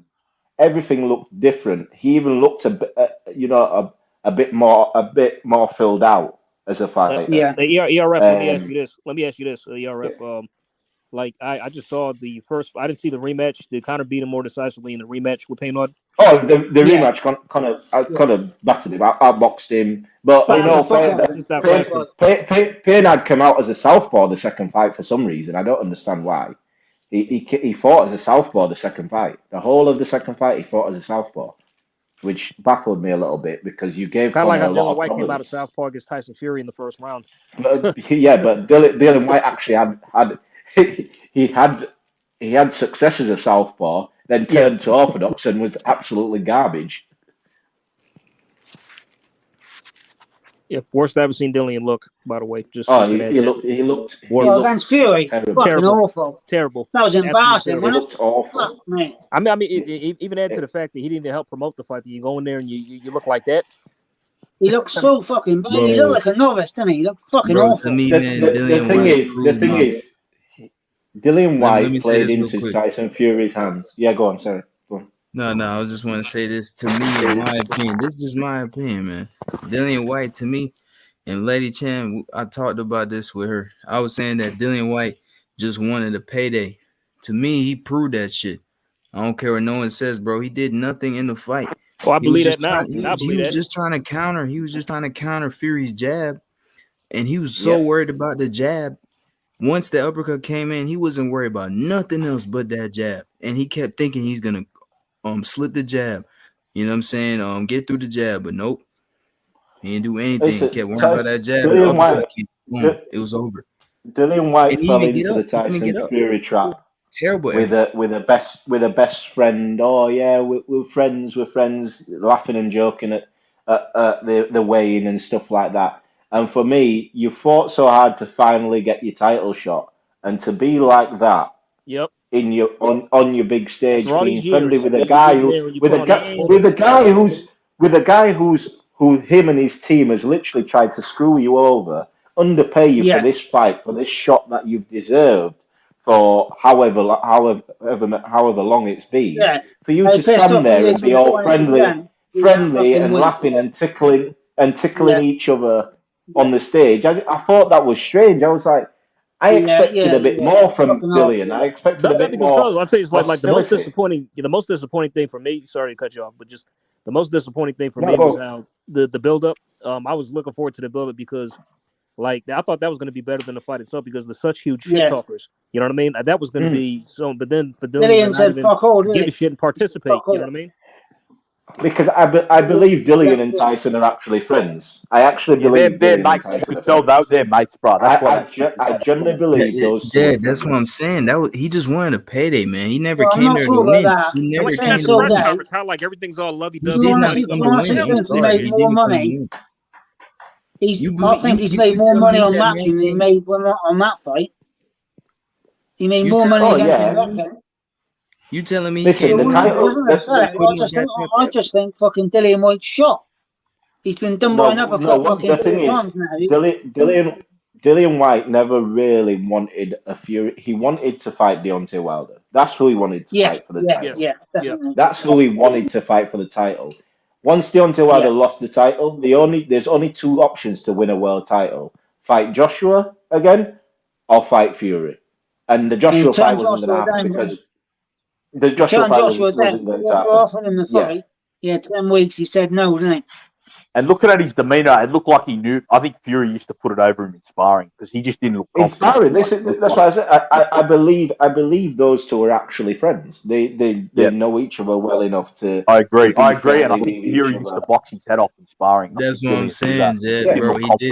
He didn't come to win, man. You telling me he came to win with that type of effort? No, he didn't come to win, man. He wanted a payday. He did not. He wanted it. The whole southpaw thing, I was like, what are you doing? But whilst he was southpaw in that first round, he was touching him to the body, which I thought, okay, but then he had that little bit of success. Then he went to orthodox, and he could not do anything but try to counter.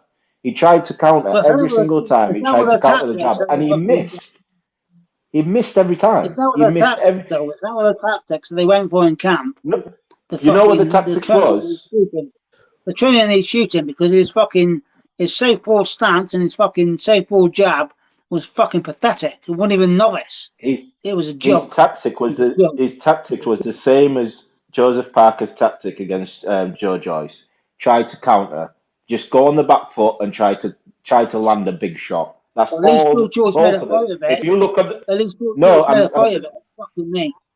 If you look at the two fights, how Joseph Parker fought and how Dillian White fought, they both did the same thing. All they wanted to do was try to land a big shot. They had no intentions of boxing that fight. Yeah, maybe, but they had no intentions of engaging. Parker made a fight of it. The Fury fucking but Parker you've got to realize Parker only made a fight of that because Joe Joyce stands there and let you hit him. That's literally, if Parker's doing that against anybody who can move, it's not going to happen. It's going to go the same way. If Parker did what he did against Joe Joyce against Tyson Fury, the same thing would happen. He wouldn't catch Tyson Fury like he caught Joe Joyce because Tyson doesn't stay on the line like that. Yeah. Joe Joyce stays on the line, so it allows you some success to hit him. What I'm saying is, from an optics point of view, if you look at the Fury fight against Dillian, and you look at the Parker fight against Joyce, the Joyce fight was a competitive fight and it was enjoyable. The Fury against it was a fan friendly fight. It was a fan friendly fight. Like a fucking professional against a novice. It was fucking embarrassing. White looked fucking awful. He looked awful. Yo, put Dillian White in there with that top rank heavyweight, the European dude. I think his name's Akhmedov. Put him in there. I bet you Akhmedov knocks his ass out. I bet you he knocks him out. Yeah, I agree. I bet you he knocks Dillian out. Yeah. That Honestly, dude is a beast. I'm waiting. I'm not confident. Fellas, I'm not confident Dillian wins his fight next month with this Franklin guy. I've not seen him. I was just about to say. What's he like? Yep. Go is he any good, AJ? Is he? I've not seen fuck all of this fucking Franklin. No, I don't think that Jermaine Frank. I don't think he's any guy. I think if Dillian White's anything, what he was, how he was performing against, Povetkin the first time. Povetkin the first time because although he got knocked out, that was one of his best performances. He was winning that fight. He was dominating that fight. He came close to stopping. It was generally one of his best performances I've seen. Like boxing at performance, everything. He just got hit with a shot that, I believe that shot. That uppercut is his kryptonite anyway. It is. It's his kryptonite. But I believe that particular uppercut, I think most heavyweights go to sleep on it just because of how they definitely do just about. Just because of how it landed, so I don't really put the uppercut down to his chin and his chin and stuff like that. I just believe it was just one of those shot Povetkin threw, and it just landed. And I believe if that lands on, I believe if that uppercut, I tell what worries me, the Povetkin uppercut and the AJ uppercut had some fucking real power on it, and fair enough, he got knocked out. But for me, the Fury one, yeah.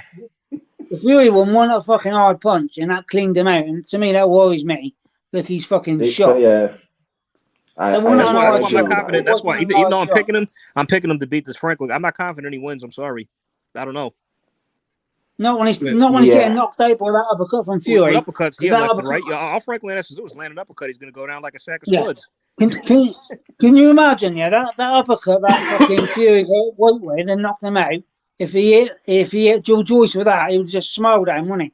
Yep, he just winked like that. Oh, you got okay? I'm gonna keep going. I believe that if Fury hits anybody with that uppercut, they look at him and smile because I believe the uppercut barely grazed his nose. Thank you. It wasn't really a hard uppercut. It did land.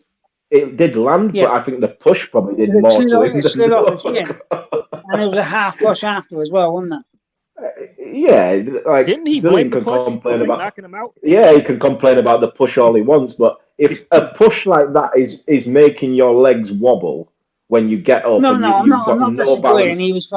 He was out, but he helped him down. I'm saying about not what you said, what Dillian White said. Dillian White said, "Oh, it was a push," and I'm like, if that push has allowed you to, I remember seeing Jordan Gill, not these last fight, obviously against Kiko, the fight before. Poor Jordan. Jordan Gill got stunned in the middle of the ring. He literally got stunned in the middle of the ring. You know when he won that fight in the last round, he knocked that guy out. When he got stunned in the middle of the ring. I Like think a punch from the gods. Like yeah, but he got stunned in the middle of the ring, and he got up, and you could physically see his eyes was gone.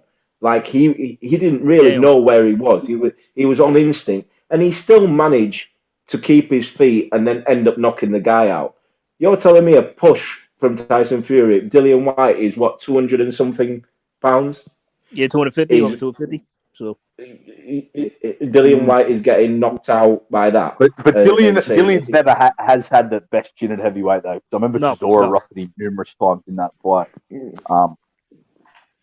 And Parker rocked him as well at the end. But Parker almost got him. Rocked a lot of times. Parker almost got him. So Parker almost got him. I think Rivas almost got him. Didn't Rivas drop him? Well. Yeah. He didn't get knocked out, but he got dropped. Yeah, Rivas dropped him. Yeah, Rivas dropped him. Yep. I remember when he first got knocked out by Povetkin in the first place. So was it Boxing Beats Around? Like somebody put up a photo with Dillian White like after the punch landed, and bro, that shit is just I don't mean to laugh. Oh yeah. He was out cold. He was out cold. Like this is he was out. I can do it. Let me see if I can do it. His eyes lit. This is the look on his face. His eyes literally rolled behind. This is how he was looking. Let me see if I can do it. Hold up. The funniest thing was, he was out cold, and in the interview 5 minutes later, Eddie Hearn was like, "Oh, he was up at 5. He was up at 5." Fucking up at 5. He was fucking down at 25 and still didn't know what day it was. Jesus Christ. Fuck me. He was up at 5. God, does anybody here actually believe that Daniel Dubois can win a world title? I don't. Yeah. No, I'm not confident. I'm not confident. Not at all. I wasn't even impressed with the Brian Jennings. Why do you think Frank the Brian? He kept them up against Joe. Not Jennings. What's he called? Trevor Bryant. The Trevor Bryant fight. Trevor Bryant. Like, as soon as that fight was announced, I said Daniel was going to knock him out. The problem with it having to be a vacant title, those titles are not going to be vacant. They're not. There's too many fighters above Daniel Dubois. Daniel Dubois can get his title shot, but they're not gonna. Nobody's gonna vacate. Usyk is not gonna vacate his title not to fight Daniel Dubois. But what about it? But I think Usyk's going to retire soon. I don't think he's got that much left. I think Fury maybe has that much left. So I don't know. I think there might be a few vacant a year or two down the line. I mean, the only fight left for them. My point is, who's he going to fight for the vacant? You look at those. Well, that's it. He needs a favourable matchup, I'd say. But exactly. Well, then again, it is what is it? It's WBA, right? Well, it's WBA, so WBA Reggie. Well, he's top 5 guys. Come on. Fucking Frank Warren said it. Frank Warren said it. The WBA. He's also got to fight Joe Joyce again in order to get the WBA. Nah, I'm sure. He's in the rotation, isn't he? He's in the rotation. I think he's 3rd in the rotation, isn't he? Yeah, but I mean, if the belt is vacated, there's still. Well, pretty much Daniel and Joe. Daniel would have to fight Joe. I'm sure Joe's number 1 in the WBA. I'm positive Joe's number 1 in the WBA. Yeah, they both have they both have interim titles. So. Yeah. So they would have to fight each other again. Yeah. But let's be honest, yeah. I mean, Dubois is a regular champion.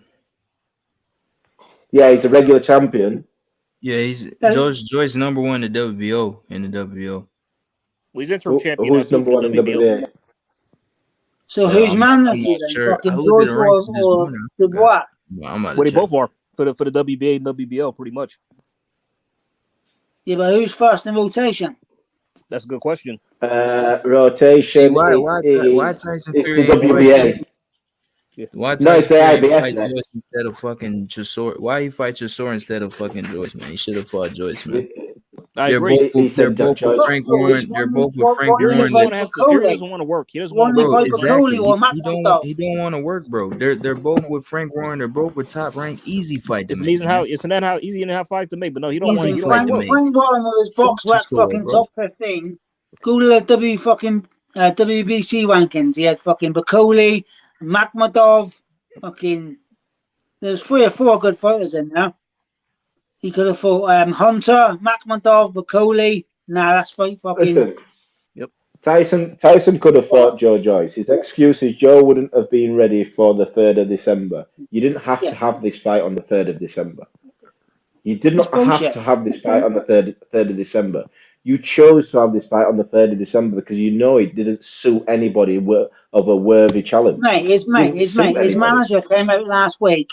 His manager came out last week and said Joe is now on holiday, but he would have been ready if he was offered, which he wasn't, Joyce on the 3rd or Joshua on the 17th.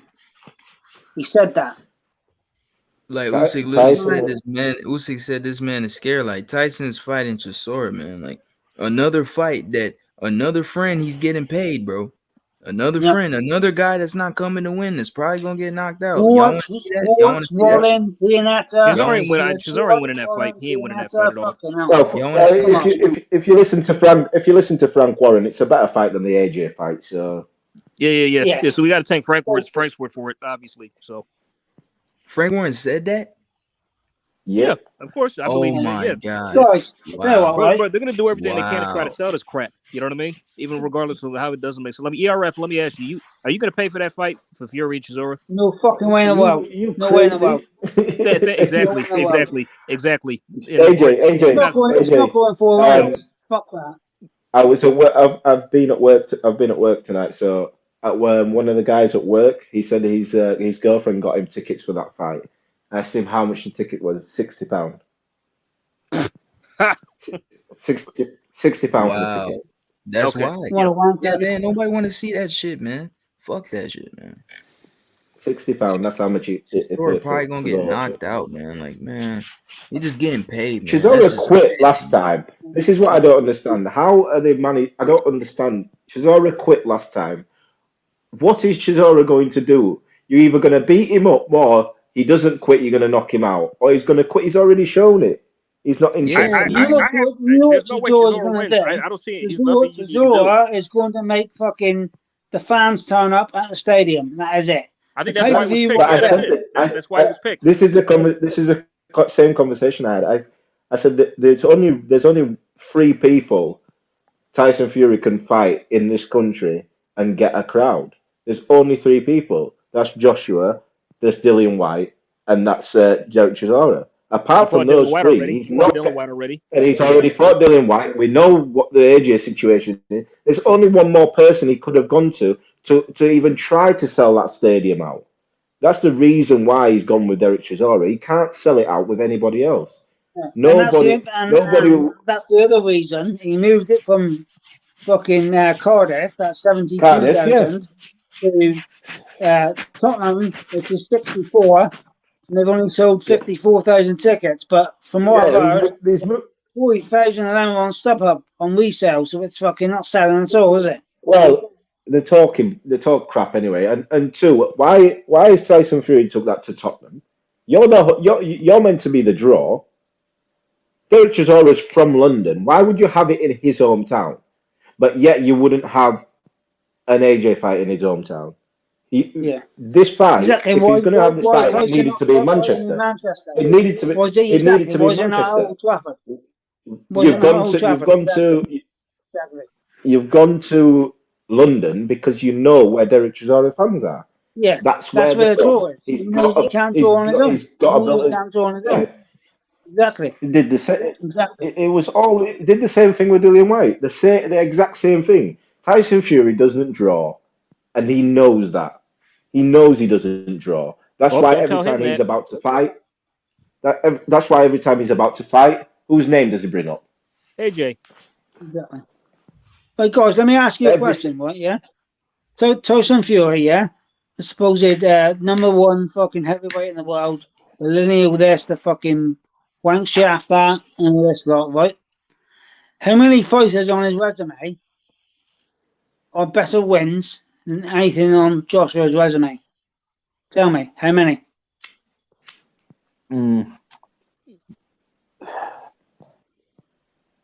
Who's Klitschko won, and I guess you count Dillian, they've both fought Klitschko. They both beat him. No, but you know what? Let me rephrase it. Who's Fury fought that AJ hasn't? That's better on his resume. Oh, there isn't one. No, well, they've both got Klitschko and White. Yep, and Wilder. That's it. But Wilder, that's it. He's got Wilder. Joshua's got Wilder better than fucking Povetkin or Parker or fucking. See, Wilder's a bit of an enigma. That's the thing. It's hard to rate. That. That's the thing with Wilder, right? I give him credit. I give him credit for Wilder 1 and Wilder 2. I give him credit for those two. I don't give him any credit for Wilder 3 because it was a pointless fight. The second, yes, so I give him credit for 1 because, let's be honest, he was off the couch. He fought 2 absolute donuts who nobody cared about, who any of us could have probably got in that ring. Just bar matches. And most of us thought he was going to get beat, I think. Exactly. So the Wilder 1, I give him a lot of credit for getting in there with Wilder. Because, let's be honest, Wilder was still a bit of an unknown. We knew he had power, but we didn't really know what else he had. Yeah. So he didn't really. At that point, Wilder wasn't really getting as much stick, and people saying his power's not real, he's useless, he can only do this, he can only do. He was actually hyped up quite well, and after especially his Stavern win, because I think for me that's probably his best performance. Anyway, the Stavern 1 was his best performance. He actually Usyk is the #1 heavyweight, man. Yeah, it's not Tyson Fury, man. Fuck that shit. I hate when people say that shit. But how is he #1? Man? He beat. I was getting to that. I don't understand. That was my point. I can't understand when people say Fury's #1 simply because Fury never fought the #1 heavyweight when he came back. He didn't, because the #1 heavyweight when he came back was Anthony Joshua. He had more belts. He'd beaten more champions than Deontay Wilder, and he was unified. And he beat the last guy you beat. The last wanted to see Joshua versus Wilder, not him versus Fury. But the thing is, the last credible guy Fury had beaten before he came back, the last credible guy Fury beat before he came back was Klitschko. And look what Joshua did to Klitschko. He stopped him. So wouldn't that be the guy you go? That's the #1 guy. That is the number, because Fury didn't get beat. The #1 guy before Fury was Klitschko, and Joshua beat him. Yeah, so that's a good point. The #1 guy was always Joshua, and Usyk beat Joshua twice. You don't beat Joshua twice and then. See, that's why the only way to get this Deontay Wilder twice. That's why Fury needs to get there with Usyk and sort this out. Man. Because bro, he fought the same guy 3 times, man. The same guy 3 times in a row, and then fought Dillian. I honestly think that's not the best fighter, bro. No way. Wilder for me. This guy came back from the war, stand on business, and beat AJ twice. You know what I'm saying? Like, bro, he's the #1 heavyweight, man. I agree. It's not Tyson Fury, bro. Fuck that shit. No way, bro. He's fighting Chisora and Dillian White, and then Wilder. Nah, man. Fuck that. He's not the #1. But for me, I don't know if you guys agree. For me, Mr. fucking Dangerous Wilder. Don't beat Joyce. Don't beat AJ. Don't beat Usyk. The only one I don't know about Joyce. I don't know about Joyce. I think he knocks out Dubois. I don't know about Joyce. With the Joyce, Wilder, in my opinion, he has to knock out Joyce. He has to. If he doesn't knock out Joyce, I agree with that.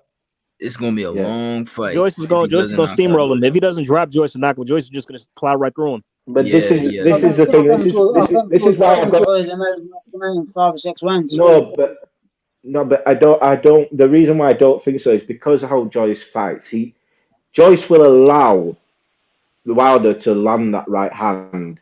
Look how many right hands Joseph Parker hit him with. Look how many right hands Joseph Parker hit him with. Christian Hammer lit him up too in their fight as well. You think that Wilder powers that real? Yeah, you think it's that heavy? I don't. This is the thing. I don't know. That's why I'm saying I can't say Joyce will beat him. I can't say Joyce will beat him. That's why. He went 12 rounds just to run. You might be right, man. Fellas, let me just add this. Like, if I'll say this, okay, if Joyce Wilder fight, if Wilder lands his right hand on Joyce and Joyce walks through it, Wilder's in trouble. Yeah.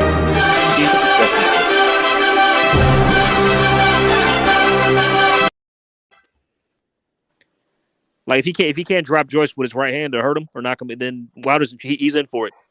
Period. That's what I'm saying. And that's why, and that's where I am with it. That's why I can't say Joyce will win or Wilder would win, because I don't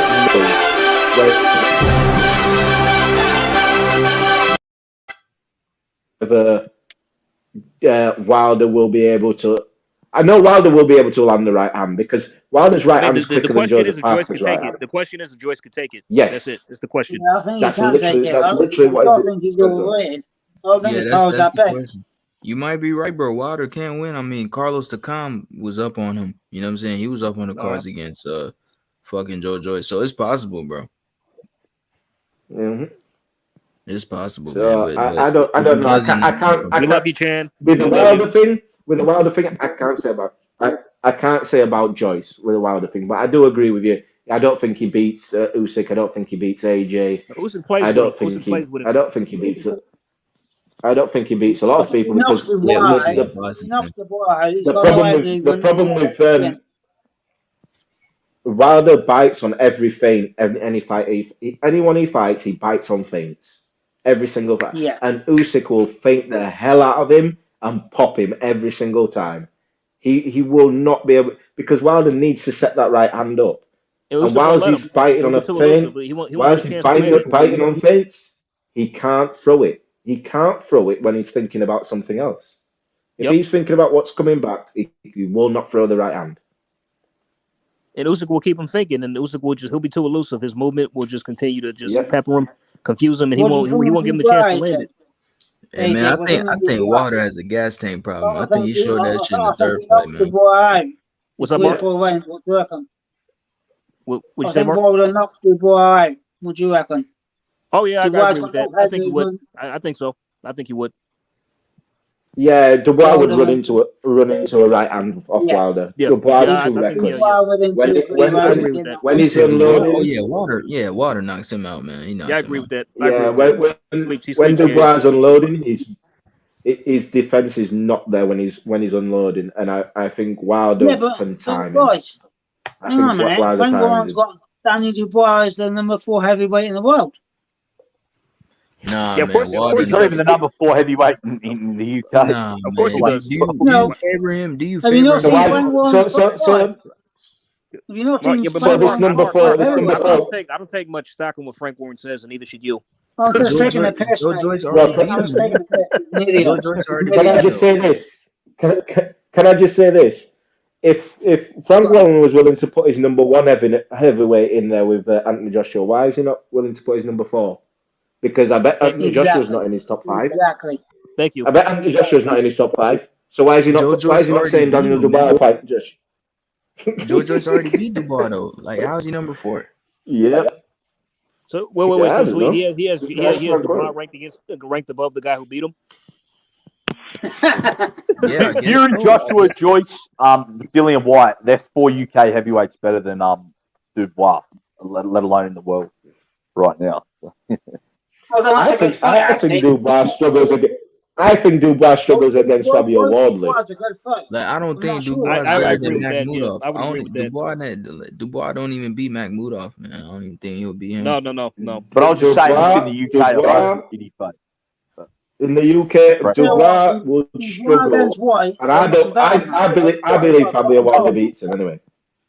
You know, I mean, I'll say this about the Makhmudov guy: like, he really needs to learn some, like, you know, just different shit in the ring, because Takame exposed how ordinary he was. You know what I mean? He really did. Yeah, he is ordinary, but that dude got some power though. No, he does. But I'm just saying, but he needs to learn to mix it up with like shot selection and just different types of punches and just do it. Hopefully the Takam fight made him better, because Takam's one of the veterans. No, he is, but Takame made him look like ordinary, man. He really did. Yeah. Well, hopefully Takam taught him something, you know, made him a better fighter. I mean, now Takam gives everybody work. I'll give him that, but like, that just shows Makhmudov needs to work on some shit. Absolutely, yeah. Well, Hrgovic needs to. Hrgovic, I don't know what was wrong. I don't know if Hrgovic was sick. I don't know if because of his dad passing away or whatever's happened. I don't know what. I don't know what. It might have been his pop. Hrgovic was. Zhang beat him, man. Zhang fucking beat him. Zhang beat him. They gave him those judges are the only people on this planet that thought Hrgovic won that fight. There must be. I've not seen one person that tells me that Hrgovic has won that fight yet. I've watched that fight 3 times. I don't see how. Zhang won that fight fucking easily. 3-4 rounds. He pissed that fight for me. I mean, literally at like 2 points in the fight, Hrgovic turned and walked away. Exactly. He turned away. I thought the referee was going to stop it. I was waiting for the referee to stop it. That's what I'm saying. It's like, at one point, I jumped up when he did that. I jumped up. I was like, I got concerned when he did. I got concerned. He's stopping it, bro. And the referee didn't stop it. I got concerned. I'm like, is he okay? Like, what is going on? Nah. Is he okay? If I was Zhang, I wouldn't even ask for a rematch. I would go because after that, I think Zhang can get big fights. If I was, I would him. Absolutely. No, because I believe Zhang can fight bigger names than Hrgovic and get paid better. Yeah, he can, but fucking when? Bro, I thought Zhang was going to get steamrolled by Hrgovic. I'm not going to lie. This is my thing. This is how I equate this. I equate this to the Jack Cattrall Josh Taylor fight. Yes. If Zhang fights Hrgovic again, Hrgovic will stop him. I believe Hrgovic would stop him if this fight again, because that's not the Hrgovic what we used to see. No, it's not. I think he had.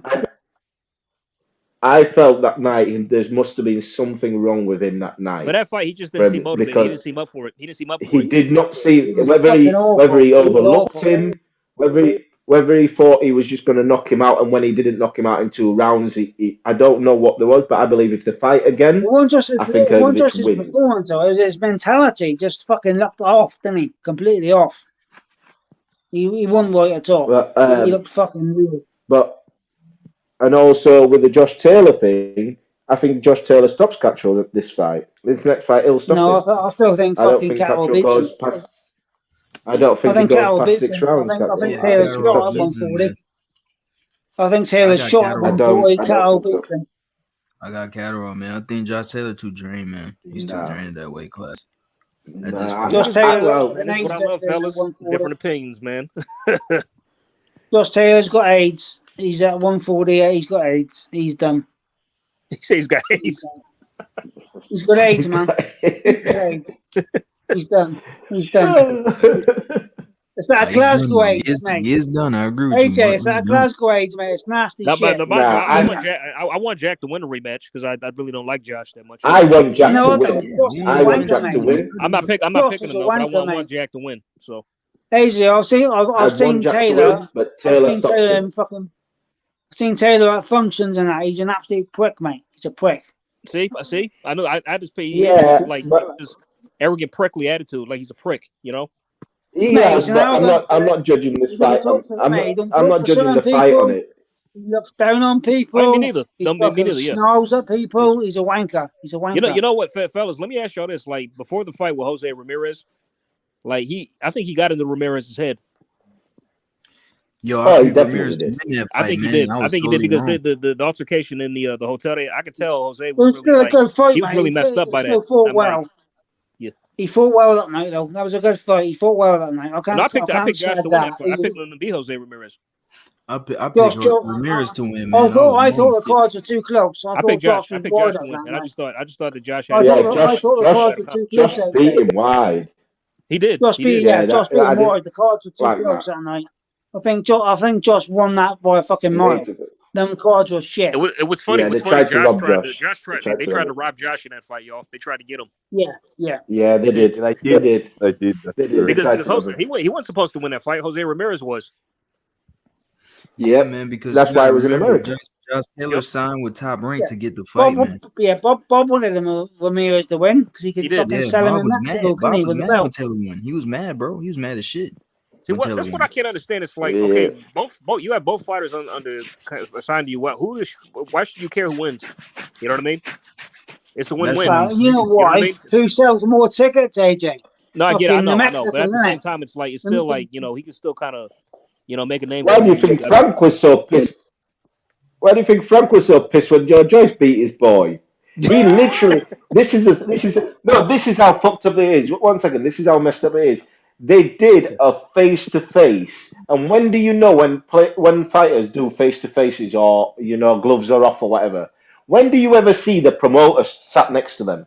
In this one, you had Sam Jones backing Joe Joyce and Frank Warren backing Daniel Dubois, and he's signed. He's literally got Joe Joyce signed, and he's saying to him, "No, Daniel's going to beat you. I believe in Daniel." And he's like, "Why have you signed me? That's what I'm saying. What the hell are you doing?"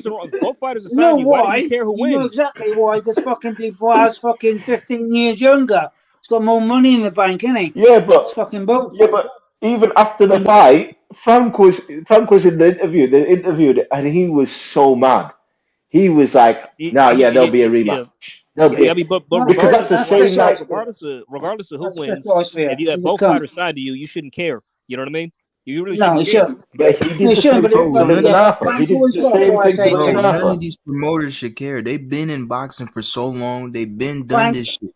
They've seen so many fighters come and go. Why? Bob Arum seen Manny Pacquiao go. Lomachenko's gonna go sooner or later. Like all these guys gonna go. He's seen them go and come, man. I don't understand why they get mad over this. After Devin beats him, yeah. Common sense, guys. Wasn't Bob pissed when Rigo beat Donaire? Oh, he was fucking ropeable, bro. He wanted to neck up. Yeah, man.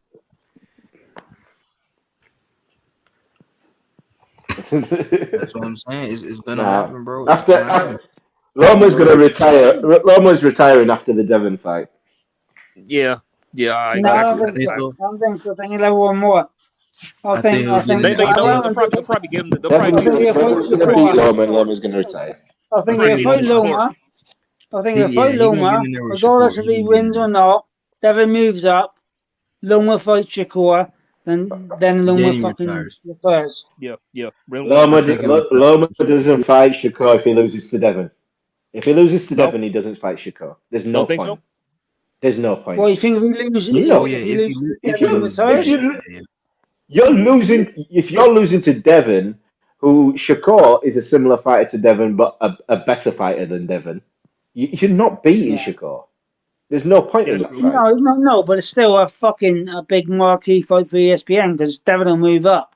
So they'll feed Loma to Shakur for his last fight. Is what I'm saying. Shakur wouldn't. I don't think Shakur will enter. If Devin beats Loma, what is Shakur gaining by beating Loma? Yeah, that's true. What is Shakur's not gaining? He's not gaining anything. It is. It's just his first fight at 135. Because his first fight at 135 will probably be for a title, and it's not going to be against Loma. because Loma has just lost the title. In a way, they're kind of doing the same thing with Oscar Valdez because he just lost to Shakur, but now he's in talks to fight Navarrete. Yeah. Yeah. Could be a similar situation. You know what I mean? True. Yeah, that's what I'm saying, bro. Because the belts gonna be separated, so that's up to Loma if you want to stay and still collect the belts and try to at least. But it's gonna be tough. I'll tell you what, guys. I told you you're sleeping on Loma because he's about to be 35 in February. It's gonna be tough. Loma's beating Haney. Loma's beating Haney. No, he's not. Sorry, he is. I didn't believe it. I'm taking bets. I'll happily have a bet with you. Yeah, let's get it. Come on, fellas, let's get it. I think Loma got a chance. I feel like a lot of people. I generally think it's a. I think I'm not writing Loma off. I just believe that Devin will win that fight. I'm not saying you. I'm not saying you writing them off, brother. I'm talking about. Yeah. 20 quid. 20 quid, yeah. Okay. Yeah, 20 quid. Yeah. ERF, do you think if the fight's next, do you think it'll be competitive and close? Yeah, I think it'll be close. Yeah. Oh yeah, it'll be a close fight. It'll be a close fight. I believe what will happen in that fight is Devin will take a lead, but Loma will start coming back, and it will all depend on Devin's discipline. Yeah. And being able to stop Loma from getting that momentum coming back. I do believe Devin will take the lead. I think with Loma's speed, with Loma's speed, and also he's got more snap, those punches will gain him more rounds and more fucking eyes, and he'll win that fight standby. I don't think Loma's faster than Devin though. Loma's not faster than Devin. Maybe not faster, but he's got more snap on his punches. Definitely. He might well do, but he's got more snap on his punch. Remember, Devin's not Nakatani. Devin's a big lightweight. And Loma's a small lightweight. Yeah, but come on. I mean, let's be honest. When he got shook by he was a bigger fighter. But when he got fucking rocked by what's he called? Fucking Linares. Linares. What he did? Linares. He hugged him. Shit himself. Didn't want to know. And ran away. Come on. He shit himself. No, but you're saying that he's hurt. What is he supposed to do? Stand in the middle of the ring and swing? No, I'm not saying that. Is that what he's supposed to do? No. I'm not saying that. Look at his face. What about the reaction after? It doesn't matter. It doesn't matter. It's a fight. But at the end of the day, you've also got to look at it this. Devin was what 8-9 rounds up. He's got hurt. He has got hurt. Lost the whole fight up until that point. He has got hurt. What is the smartest thing to do? Not hold, waste time, tick the clock down, try and get your legs back under you, I agree. or try and fight him up. But also, this is the same Linares. No, this is the same Linares. 1 second. This is the same Linares who dropped Loma. Yeah, but it's also the same Linares who got fucking knocked out two fights ago with his shot. Come on. Linares ain't the fight he was 5 years ago. It wasn't a prime. No, but it doesn't. No, but what I'm saying is it doesn't matter whether you're prime or not. Your punch is the last thing to go. If you've got power to drop these fighters, you've got power to drop these fighters. But a lot of Linares' power comes from timing and speed, which wasn't the same. I'd say. What I'm saying is,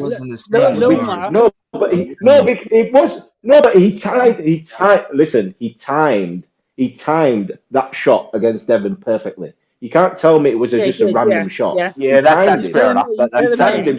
It was a good time. So the timing and the fact that Devin didn't. Loma's a better boxer. He can't hit quite as hard as fucking Linares. He's a better boxer, and he will time fucking Haney and hit him a few times. And he's got snap on his punches. He's got snap on his punches. He timed Loma. He hit Loma. He hit Loma with one shot. When he was trying to punch Devin Haney, he threw like 4 or 5 shots. He missed, and then he hit him with one. The one shot came in and caught Devin. Yeah. Because Devin was trying to avoid the punches. He Yes. avoided most of the punches. Avoid got the caught by one. punches. Yeah. And he stayed in one. Yeah, he stayed in 1 second too long. He should have pulled out. He'd evaded, I think, 3 or 4 shots. He should have pulled out, and he tried to evade the next one, and Linares timed him perfectly. Linares can punch. So Devin Haney getting hurt by Linares. He didn't even get dropped. Let's get it right also. He didn't get dropped. He's got a suspect chin.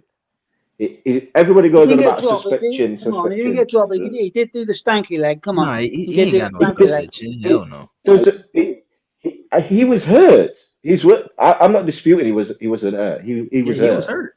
But you can't tell me he's got a suspect chin for getting hurt in a fight when Loma got dropped by the same guy. No, I'm not saying he's got a suspect chin. Loma got dropped. What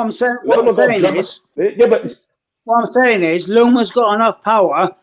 He's not Kambosos. He's got more snap than Kambosos, more skill than Kambosos, and he will beat fucking Devin. I'm sorry, but he will. He just will. Well, we're gonna find out. We're gonna see, man. That's gonna be a good close fight. And that's why we love boxing, guys, isn't it? Yep. I think Linares and Haney doesn't equate to that. I think a lot of the fans too, they trying to gauge it off of Ortiz fight. But that has nothing to do with the Loma fight because Ortiz and Loma don't fight. I mean, Loma and Devin don't. Loma and Ortiz and Devin also, have similarities, but they don't fight the same, bro. They don't fight the same. Ortiz is way more aggressive than And also mentioning the Kambosos that Loma does this better than you said. Yeah, I don't even compare Kambosos to Loma, man. Come on, man. You said Loma and Kambosos to Haney for you to say that. Kambosos didn't touch Haney, so it's irrelevant. Yeah, don't compare. If Kambosos was doing something to Haney, then you say, "Oh, well, Loma is." He said, "Look what Loma's a better boxer than Kambosos, and Loma's a better skilled fighter than Kambosos." I'll say this, yeah. Because Kambosos didn't do it. It's irrelevant, though. He's being honest. Teofimo lost to Lopez because he was fucking undisciplined. He fought like an asshole. That's why he lost. Yeah, he fought like an asshole, mate. I know that. But what I'm saying is, we don't know. He's either unconditioned, unwell, whatever. He's trying to stop it quick, blah, blah, blah, yeah? And another thing I'll say is, yeah, when George Kambosos fought Lee fucking Selby in the UK, he won that fight and he won it well. Well, I'll tell you what, if that fight was fucking 1 year earlier, Lee Selby would have beat him. I think Selby had a case for beating him anyway. I think that fight was close. I think Selby had a case for winning that fight. Bro, it was a close fight. The kid that Loma just fought, Ortiz, he beat Kambosos. That Ortiz would beat Kambosos. Ortiz beats Kambosos. Thank you, man. Ortiz beats Kambosos. Why are we talking about Kambosos? I agree with that. But, it's irrelevant. But I agree he's irrelevant now. But he wasn't irrelevant before Devin fought him. He wasn't irrelevant because there was so many people that was picking Kambosos to beat Devin. There was that first fight. You can't. I was nowhere in the fucking world. They were smoking crack. They was high on the TOE. That's why that first fight. But this is my point. So now Devin's beat him twice. People can't turn around and say, "Oh, Kambosos is useless." Kambosos. Devin needs his credit for beating Kambosos. Devin made Kambosos irrelevant. One second. Tio made Kambosos relevant for fighting like a dickhead. And Devin made him irrelevant like he should have already been. But nobody wanted to listen about that. Everybody wanted to say, "Oh, well, Devin won't do this. Devin won't beat him. Kambosos is faster than Devin." Me and 150, said Kambosos had nothing for Haney from the jump, didn't we, City? We said it from the jump. We knew, bro, this was a foregone conclusion. This was a foregone conclusion. He was never going to beat Devin. For me, it always was. But I could name 10 people that said that Devin would lose to Kambosos. And they were tripping, bro. So this is my point when well, they were fucking idiots because And you see how people you see how people disrespecting Kambosos, right? You see how he fought in the ring. Devin made him look like that. Yeah. Devin made him look like that, man. That's we seen. By the that way, from I'm picking Devin to beat Lomachenko. That's my point. We seen that from the jump, man. My point is Devin made Kambosos look like the fighter he actually is. That's the fighter he is. Kambosos can look better against other fighters. How do you rate Kambosos? But in reality, he's a C-level fighter. I think In reality, he's a C-level fighter. He doesn't beat any of those top guys. He doesn't. Kambosos wouldn't have beat a Luke Campbell. Kambosos isn't a good fighter. But the fact that the media, the fact that the media and everybody was saying, and a lot of people were saying that Devin would lose to Kambosos because he was going up to off. And the other thing is, he can't go to Australia and win by decision. Remember that. Remember how many people said that. Jed Kyle was at the fight. You can ask Jed. They were never going to rob Devin Haney. That was a coming out party. Bob Arum, all the guys was out there. They was never gonna rob Devin. I'm telling you this right now. That was a coming out party for Devin Haney. I was never gonna rob. Yeah, when Bob Arum for me, I believe it was always going to be. How the fuck are they? It was always going to be impossible to rob Devin Haney, in my opinion. He won it by a mile both times, so it don't matter, does Trust it? me. No, what I'm saying was he people. just signed with Top Rank, man. They were not gonna rob him, bro. They weren't gonna let him do that. I feel like even if the fight was close. No, what I'm saying is I didn't believe they would rob him. What I'm saying is, and AJ, you heard people say this, that Devin Haney can't go to Australia and win a points decision. He can't leave it to the judges. He'll get robbed. He needs to be able to stop. Yeah. There was countless of people me, man, saying you're not this. the only one. This I is heard, that's my whole. But Devin that went was out there and people. Devin made it so decisive they couldn't. Trust But me, they were never going to try and rob Devin because Bob Arum was here. When Bob Arum was here, you knew that Devin was going to be all right with the judge. You know? But Bob Arum had his back. See, the reason Pacquiao got robbed against Horn, not because the fight was in Australia. It was because Bob Arum wanted Horn to win that fight, you know? Because they were probably going to try and get Pacquiao back into a contract. I think that's what that was who paid the judges off, you know, in that fight. Yeah, because Pacquiao's left Top Rank. Pacquiao was top rank. Yeah, I think believe it. I didn't we've heard too much. believe it would have been possible to rob Devin anyway. It was never going to be possible anyway because Devin was going to dominate. Yeah, it was never going to be possible. Yeah, that's true. I agree with that. George Kambosos is like... Yeah, that's George Kambosos beat Teofimo was like I don't know how much of you are into football. It was like when Greece won the Euro in 2004. It was just a Greek one-hit wonder. I remember that. That's what Kambosos in 2004. Yeah. The Greek luck, the luck of the Greeks struck twice with Kambosos. After that, they fucking collapsed, didn't they? That's the same thing that Kambosos, the Greek. Yeah, they didn't even qualify for the next one. They won the Euros and the fucking economy collapsed. That's it. The Greek gods struck twice with Kambosos and Lopez. They did what they did in 2004 with football. Struck again. No, but trust me, man. Trust me. I'm not the only one. I heard people say Devin was going to get robbed. I heard people say Kambosos will win, and I was telling them no. Devin's going to win. There's nothing Kambosos can do. Let's be honest. Let's be honest. Yeah, we all jump on the bad decisions, but the majority of decisions we see are pretty fair. I mean, look at the other week. There was a boxer show, so basically an ESPN show, when Michaela Mayer lost to fucking Bumgardner, who was the away fighter. Oh, yeah. It wasn't the ESPN. And they gave it to Bumgardner. So she was the away fighter, and she won it on an away show. And it was a close fight. And I think that was a fair decision. You think it was? That was a very fair decision. Yeah, I thought Alicia... By the way, did y'all think Alicia won that? I thought Alicia won. Yeah, Bumgardner won. She won. I thought she won. You think Mayer won that fight? No. I think Alicia won that. Who? No. Alicia won that fight. Alicia won. Just very competitive though. But I I don't see how people were saying that was a robbery. I don't understand where they get it from. The people who were saying it was a robbery. They picked Michaela. ERF. The people who were saying it was a robbery, they picked Michaela to win. That's why. I tell you why, Jay. They listened to the Sky Sports fucking commentary, and they were fucking creaming all over fucking Michaela Mayer. Yeah, I didn't listen to the commentary. The thing is, turn the commentary off. The funny thing with that.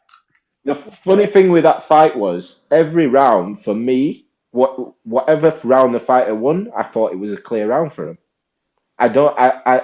There wasn't really any swing rounds in it for me. The only swing round I think I had was second or third, one of the early rounds. Mate.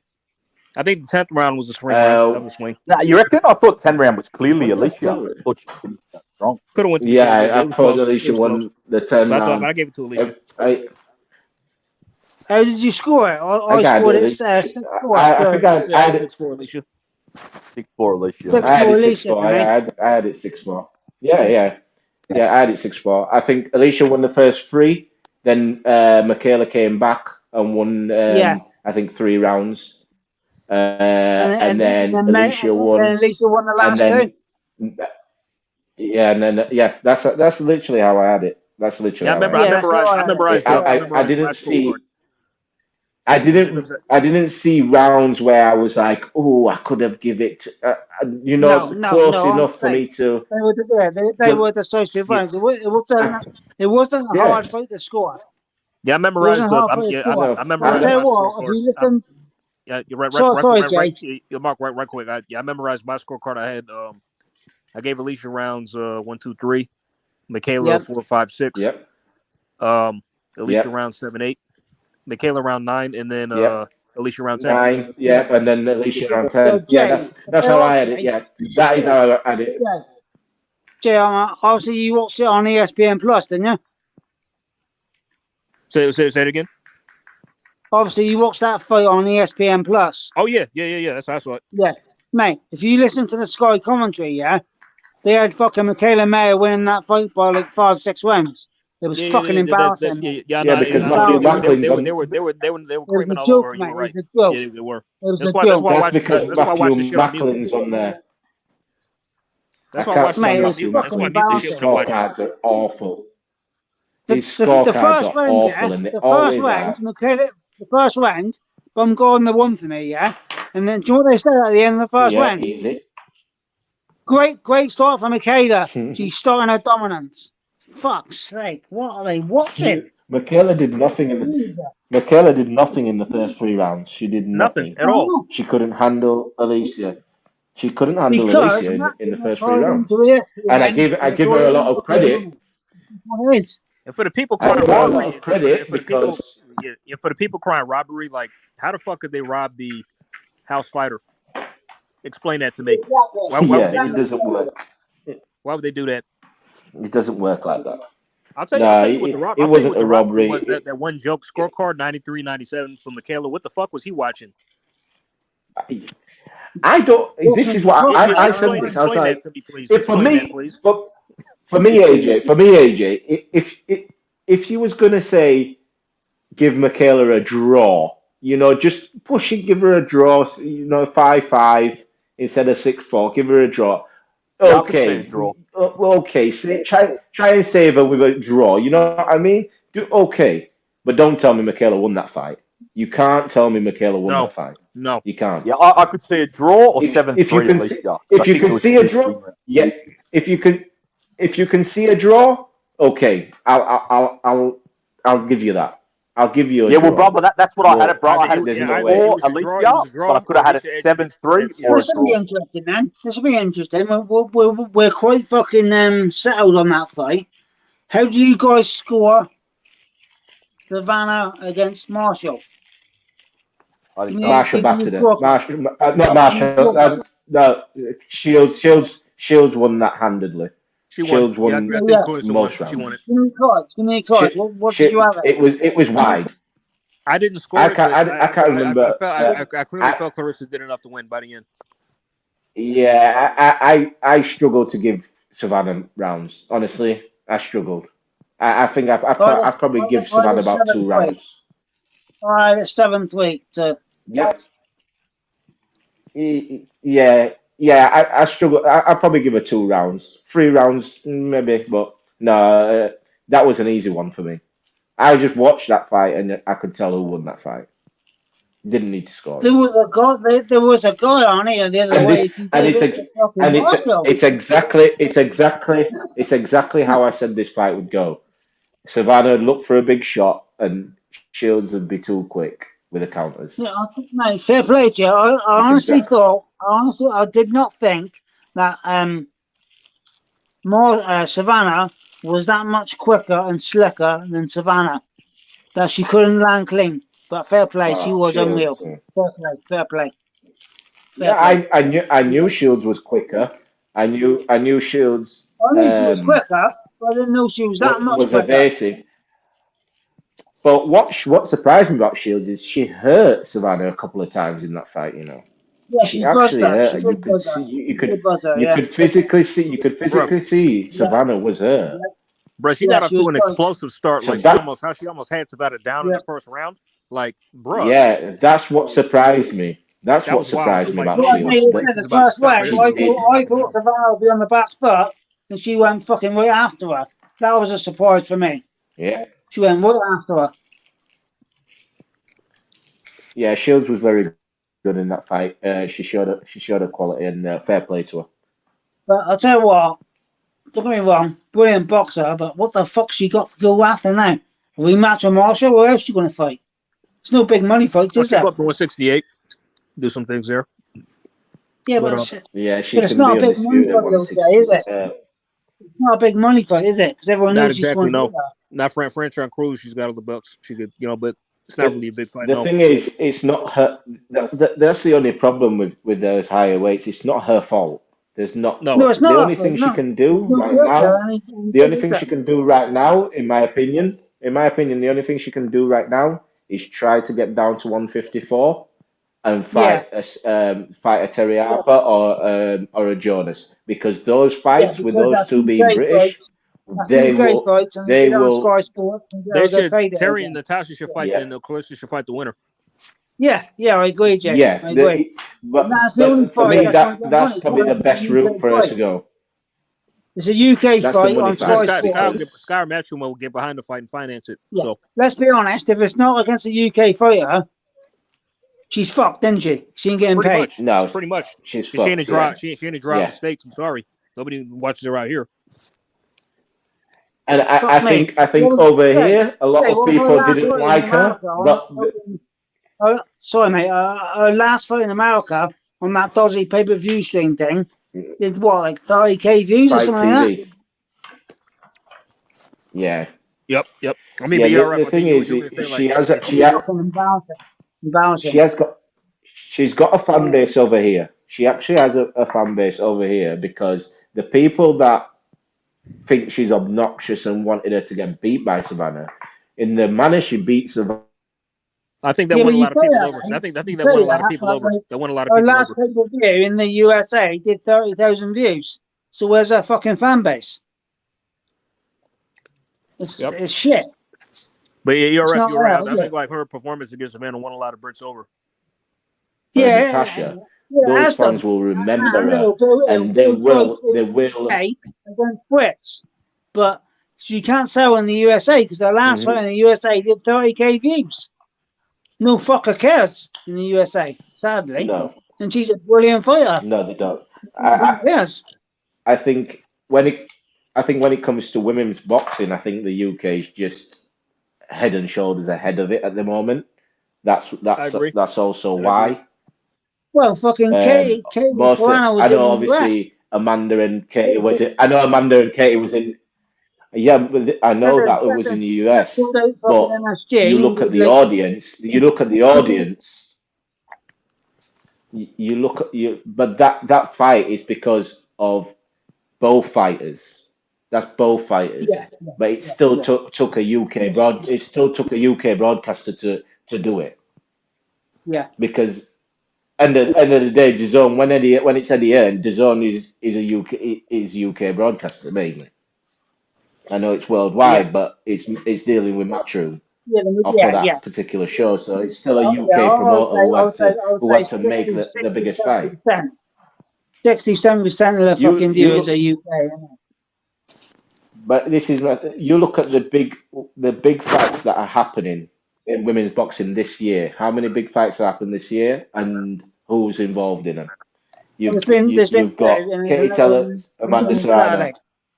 There's been Alicia Baumgartner versus Maya, Carissa Shields versus Savannah Marshall. All with UK-based promoters. Yep. And next week, next week's the same Matchroom.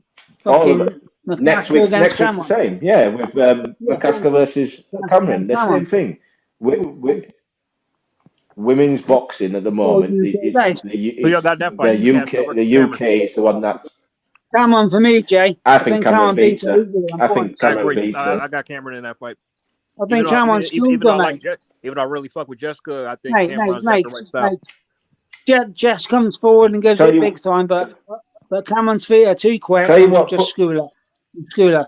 You know what's put me off of Jessica is the fact that her and Rick, whatever his name is, trainer. What they got married. I tell you what, Jay. Yeah. You said that, about her. Oh, wait, Jay, Mark, let him finish. Go ahead. One second. Is the fact that they openly said that they make fighters come down to 145 to fight them at welterweight, and that pissed me off. I know you're the A side. Did they say that? But they said that on the Boxing Voice. They said every fight we sign for, every girl fights to fight us at 145, and I'm like, well, the weight class is 147. So her saying she's draining every fighter down to 145 to fight her. Yeah. For the time, obviously it is in the limit, but still the maximum limit is 147. But she's draining for every fight. She said every fight she had, everyone's, because they said to Clarissa Shields, we'll fight you, but you have to fight us at 145. It's like, well, hold on a minute.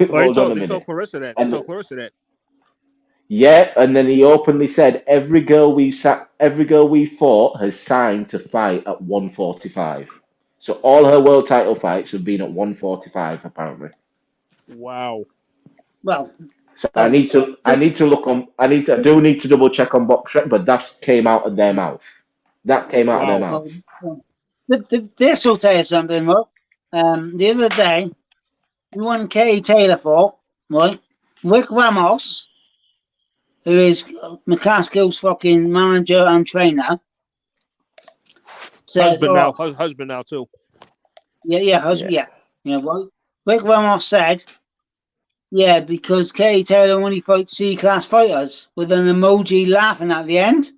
So I thought he was joking, because obviously Katie Taylor had already beat McCaskill a few years back, yeah? So I replied,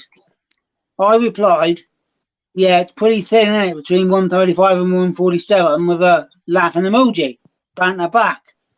Do you know what he did? He blocked me. Well, he blocked me before I could reply, and then replied after I was blocked, so I couldn't see it, and called me a fruitcake. But somebody photoshopped that and showed it to me. So I fucking replied to that cunt, tagged him,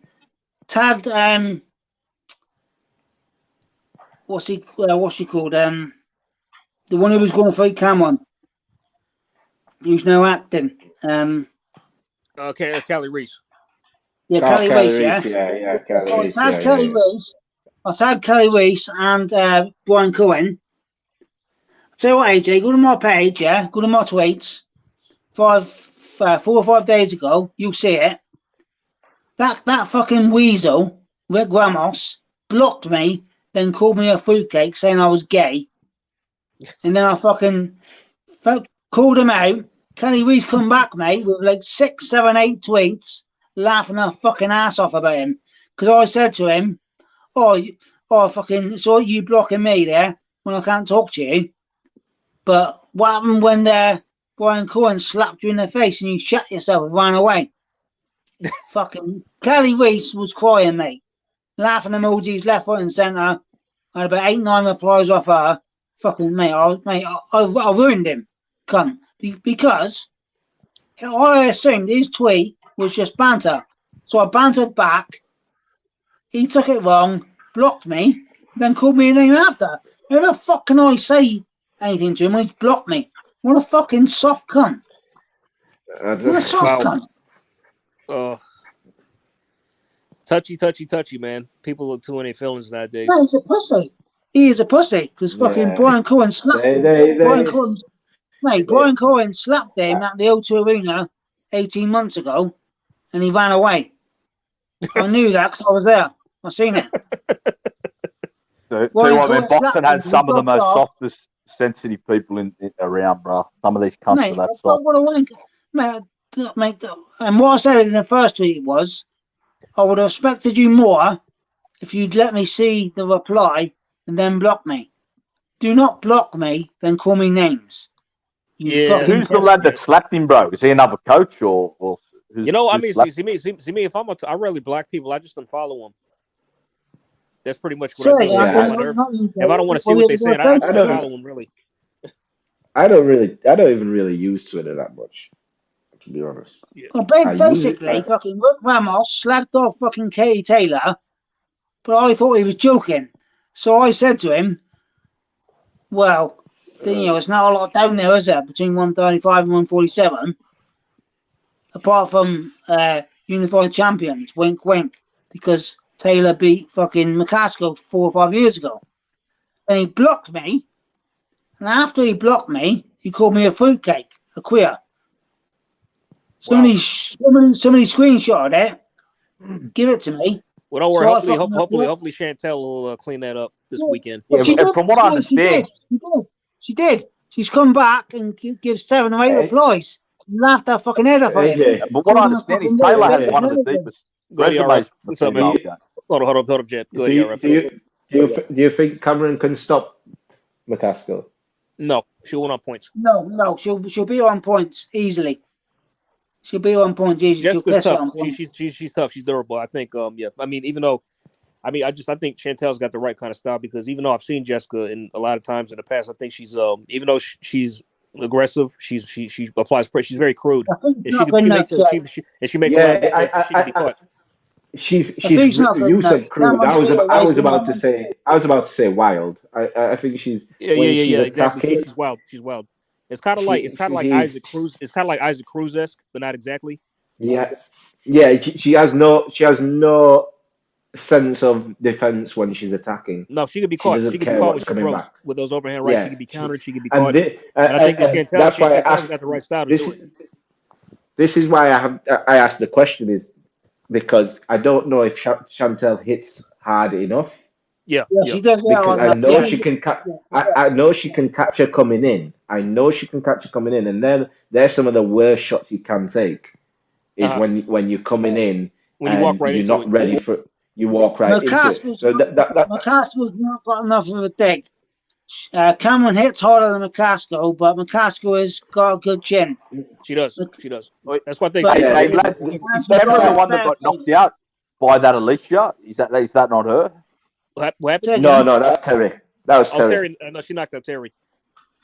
She knocked out Terry. Okay, so what's this girl's name? She knocked out Terry, yeah. Chantel Cameron. Cameron's got better feet, better hand speed, and more power than McCaskill. She undefeated? She's unified champion.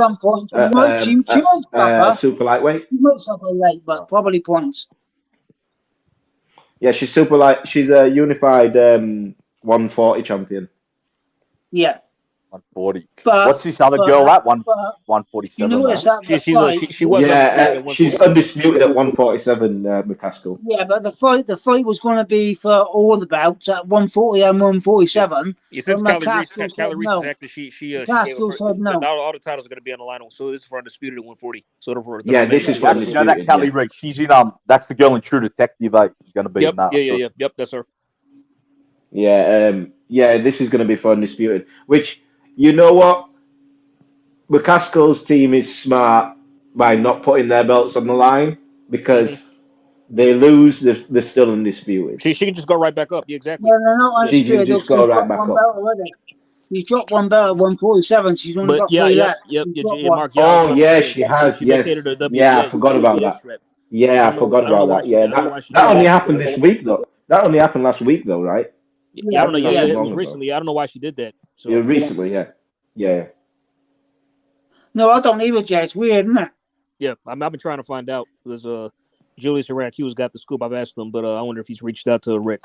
I'm just curious on why she did that. Yeah, it's strange. Anyway, she's got 3 because it wasn't ordered, was it? Hiding after me. I think Rick's in hiding after me, and me and Kelly Reese fucking ripped him to pieces. He's not. It wasn't mandated, though, was it? I don't understand why. No. So it's a bit strange. But anyway, she's got 3 straps when she still has 3 at 147, so it's not like she could just. It wasn't mandated, but the fight was agreed. But Chantel said, "Let's have it for both belts, undisputed at 140 and 147." And McCaskill said, "No, only at 140," which tells me she knows she's going to lose, so she's still got belts left when she loses. Damn, Mark, you really want her to lose, huh? Huh? You are just going to lose, huh? Oh, she's going to lose easy, mate. I've got a belt on it already. She's going to get fucking hammered. Anyway, speaking of the main event, who y'all got? Zerto and Bevo. How about TRF? I've got Bevo on points. I've got Cameron on points, and I've got Rakimov knockout. That's my 3 parlay. I think that's a tall order for Zelfa Barrett, man. I don't think he's going to beat that guy. Yeah, he's going to get knocked out. That dude is no joke. He's getting knocked out. He's not good enough. Yeah. How about you, ERF? I've put 25 pound on it, and I think I'll get back 130. Nice, not bad. ERF, what about you, ERF? What about you? What about what? ERF? Oh no, I thought ERF. You there, man? No, what's ERS? What's that? Oh no, ERF. The next to you, ERF boxing. That's. Hello. Oh shit. I don't know what that is, mate. ERF, like the guy next to you, the guy next to you. ERF. That's his boxing. That's his name. Hang on. Oh, right. Sorry, I apologize. Oh, right. No, you good. Okay, 1 second. Hey, Chad. What's up, mate? You okay? Yes, I'm. Hey, Chad, what you been doing? Nothing. Well, Were you asleep? No, I'm gonna sleep. I was just eating candy and on my friend. We're never sleeping, Shan. We're never asleep, are we? Well, I was just checking to see what's up. Was I shut? LadyChann jumping LadyChann. Huh? I said jumping LadyChann. Oh yeah, thank you for being a member, becoming a member yourself and Ricky Ricardo. Massively appreciated. You're welcome for that.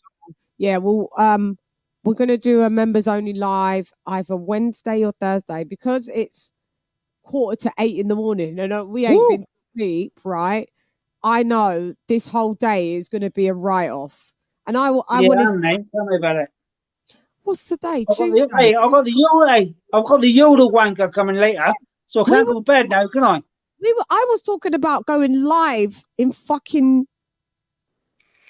like 3 hours. I forgot today's Tuesday for the Japanese card. How? Well, let's just carry on. Oh, yeah, it's coming on like an hour. It's coming on. No, it's not coming in. It comes in at 10:15. Yeah, let's just carry on. I mean, well, for us, it's like an hour. 10, like for us, for me, it's 1 in the morning. Damn near. Is it 1 in the morning there, Jay? Is it? Yeah, well, I mean, but yeah, it's 12:43 now, and it's coming on at like 1:30 a.m. The Japanese card for me. Well, it's nearly 8 a.m. here, mate, and we've been up all night because we're hardcore. We're British. We're not American. Yeah, I know. But yeah, for me, it starts at like 1:30 a.m. The Japanese card. What is that American time? American time, yeah. That's American time. 10:15 for us. Well, we could do it. This depends if you lot are still. Stay awake, shit. You can stay up. Shit. I'll be up. I'll be staying up to watch it. I'll be awake. I'm in between doing things though, so I'm not going to just be able to sit here glued for now. So if you lot want to still chop it up between the 3 of you for a little minute. and then whatever I can dip in and out. All right, that's up. Yes, that's cool. It's up to you. It's either you want to keep on chopping it up, or I shut the show down, or Chan, it's your call. Which one do you? Sure, of course, it's your channel. Yeah, it's up to you guys. Do you guys still want to talk about boxing, talk boxing, and then talk boxing, or have you all talked out? Are you all talked? I'm more or less talked out. That's what I'm saying. It's up to you. Oh, that means AJ's talked out. So yeah. He's pretty much got everything off my chest. Maybe I will restart it at 10:15 for the Japanese fight. So stand by. I could do that because I am speaking. Try not to go into a. That's not today, is it? That's tomorrow, isn't it? Hey, no, it's this morning. Today. It's today. In like an hour. So. Oh shit. Yep. Your people's coming around today. Yes, today. Well, I should have done. We'll see you in 2 hours then, sweetie. Yeah, we can see it in 2 hours. All right, so let's shut it down then, and I will see y'all in 2 hours because I'm watching something as well. So it's, yeah.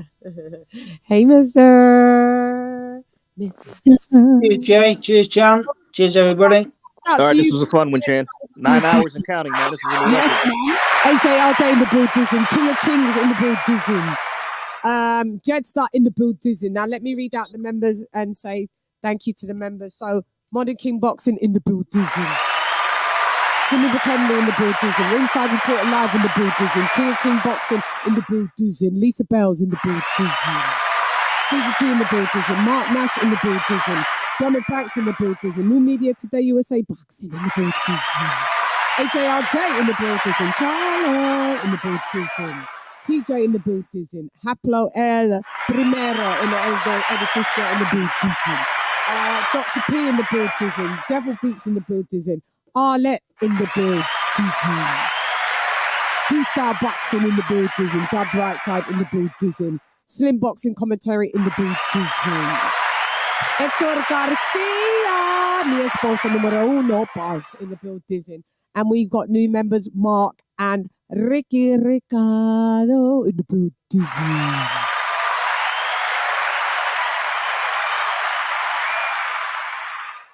Someone's calling me. How come someone's calling me at this time? Girl bar. Hang on. I just have to add your name, Mark and Ricky. I did that off the top of me little head. All right. So, yeah. All right. So, thank you for everyone for being in the chat. Massively appreciated. Also, who was on the panel? Kenny Ken was in the building, my co-host. Kenny Ken was in the building. We had Country on the panel. We had ERF Boxing in the building. We had, what was your friend? Jovan, Ivan or something like that in the building. Hang on 1 second.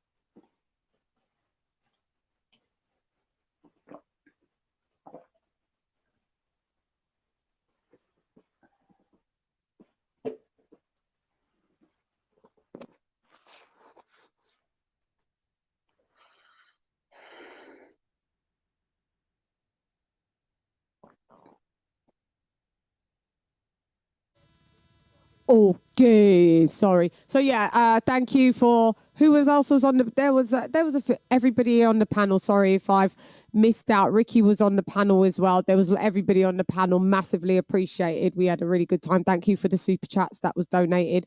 Massively appreciated. So I'm going to do my normal sign out. Let's have a go. Oh God, that's a bit loud. Yeah, sorry. All right, so where do I go? Let me go like this. Anyway, I'm done. I'm gone. I don't even remember how to sign out now. Fucking tired. Anyway, I'm gone. Hey girl, it's LadyChann rep none less. Come box with Chan. Oh yeah, we've got to do our normal sign out because we only deal with the truth and nothing but the truth, so help me God. Colonel Jessup, did you order the code red? You don't have to answer that question. I'll answer the question.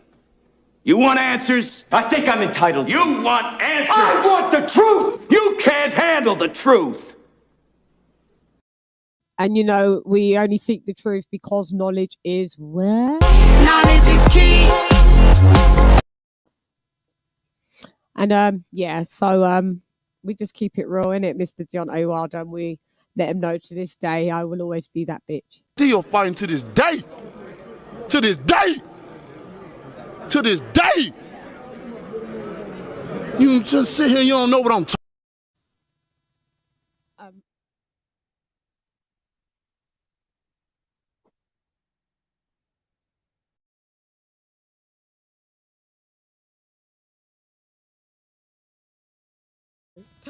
My friend's on the phone. Oh, bless him. I love him. Yeah, shouts out to you, Deontay Wilder, on that one. But yeah, like I say, I am that bitch. So, where's this female? Spengali. It's hate, you're stuck at life, you don't want a round three. Worship the queen and your mic to pass. Keep it real, these chicks couldn't wipe my anyway, now let's go get Bulgari. I am the ultimate Bengali. These chicks can't even spell that. You hoes fucking repel that. That's right. So if it gwan. So if it gwan, now but I see nothing because nothing I got one. Lock off your eyes, cock me, make you come.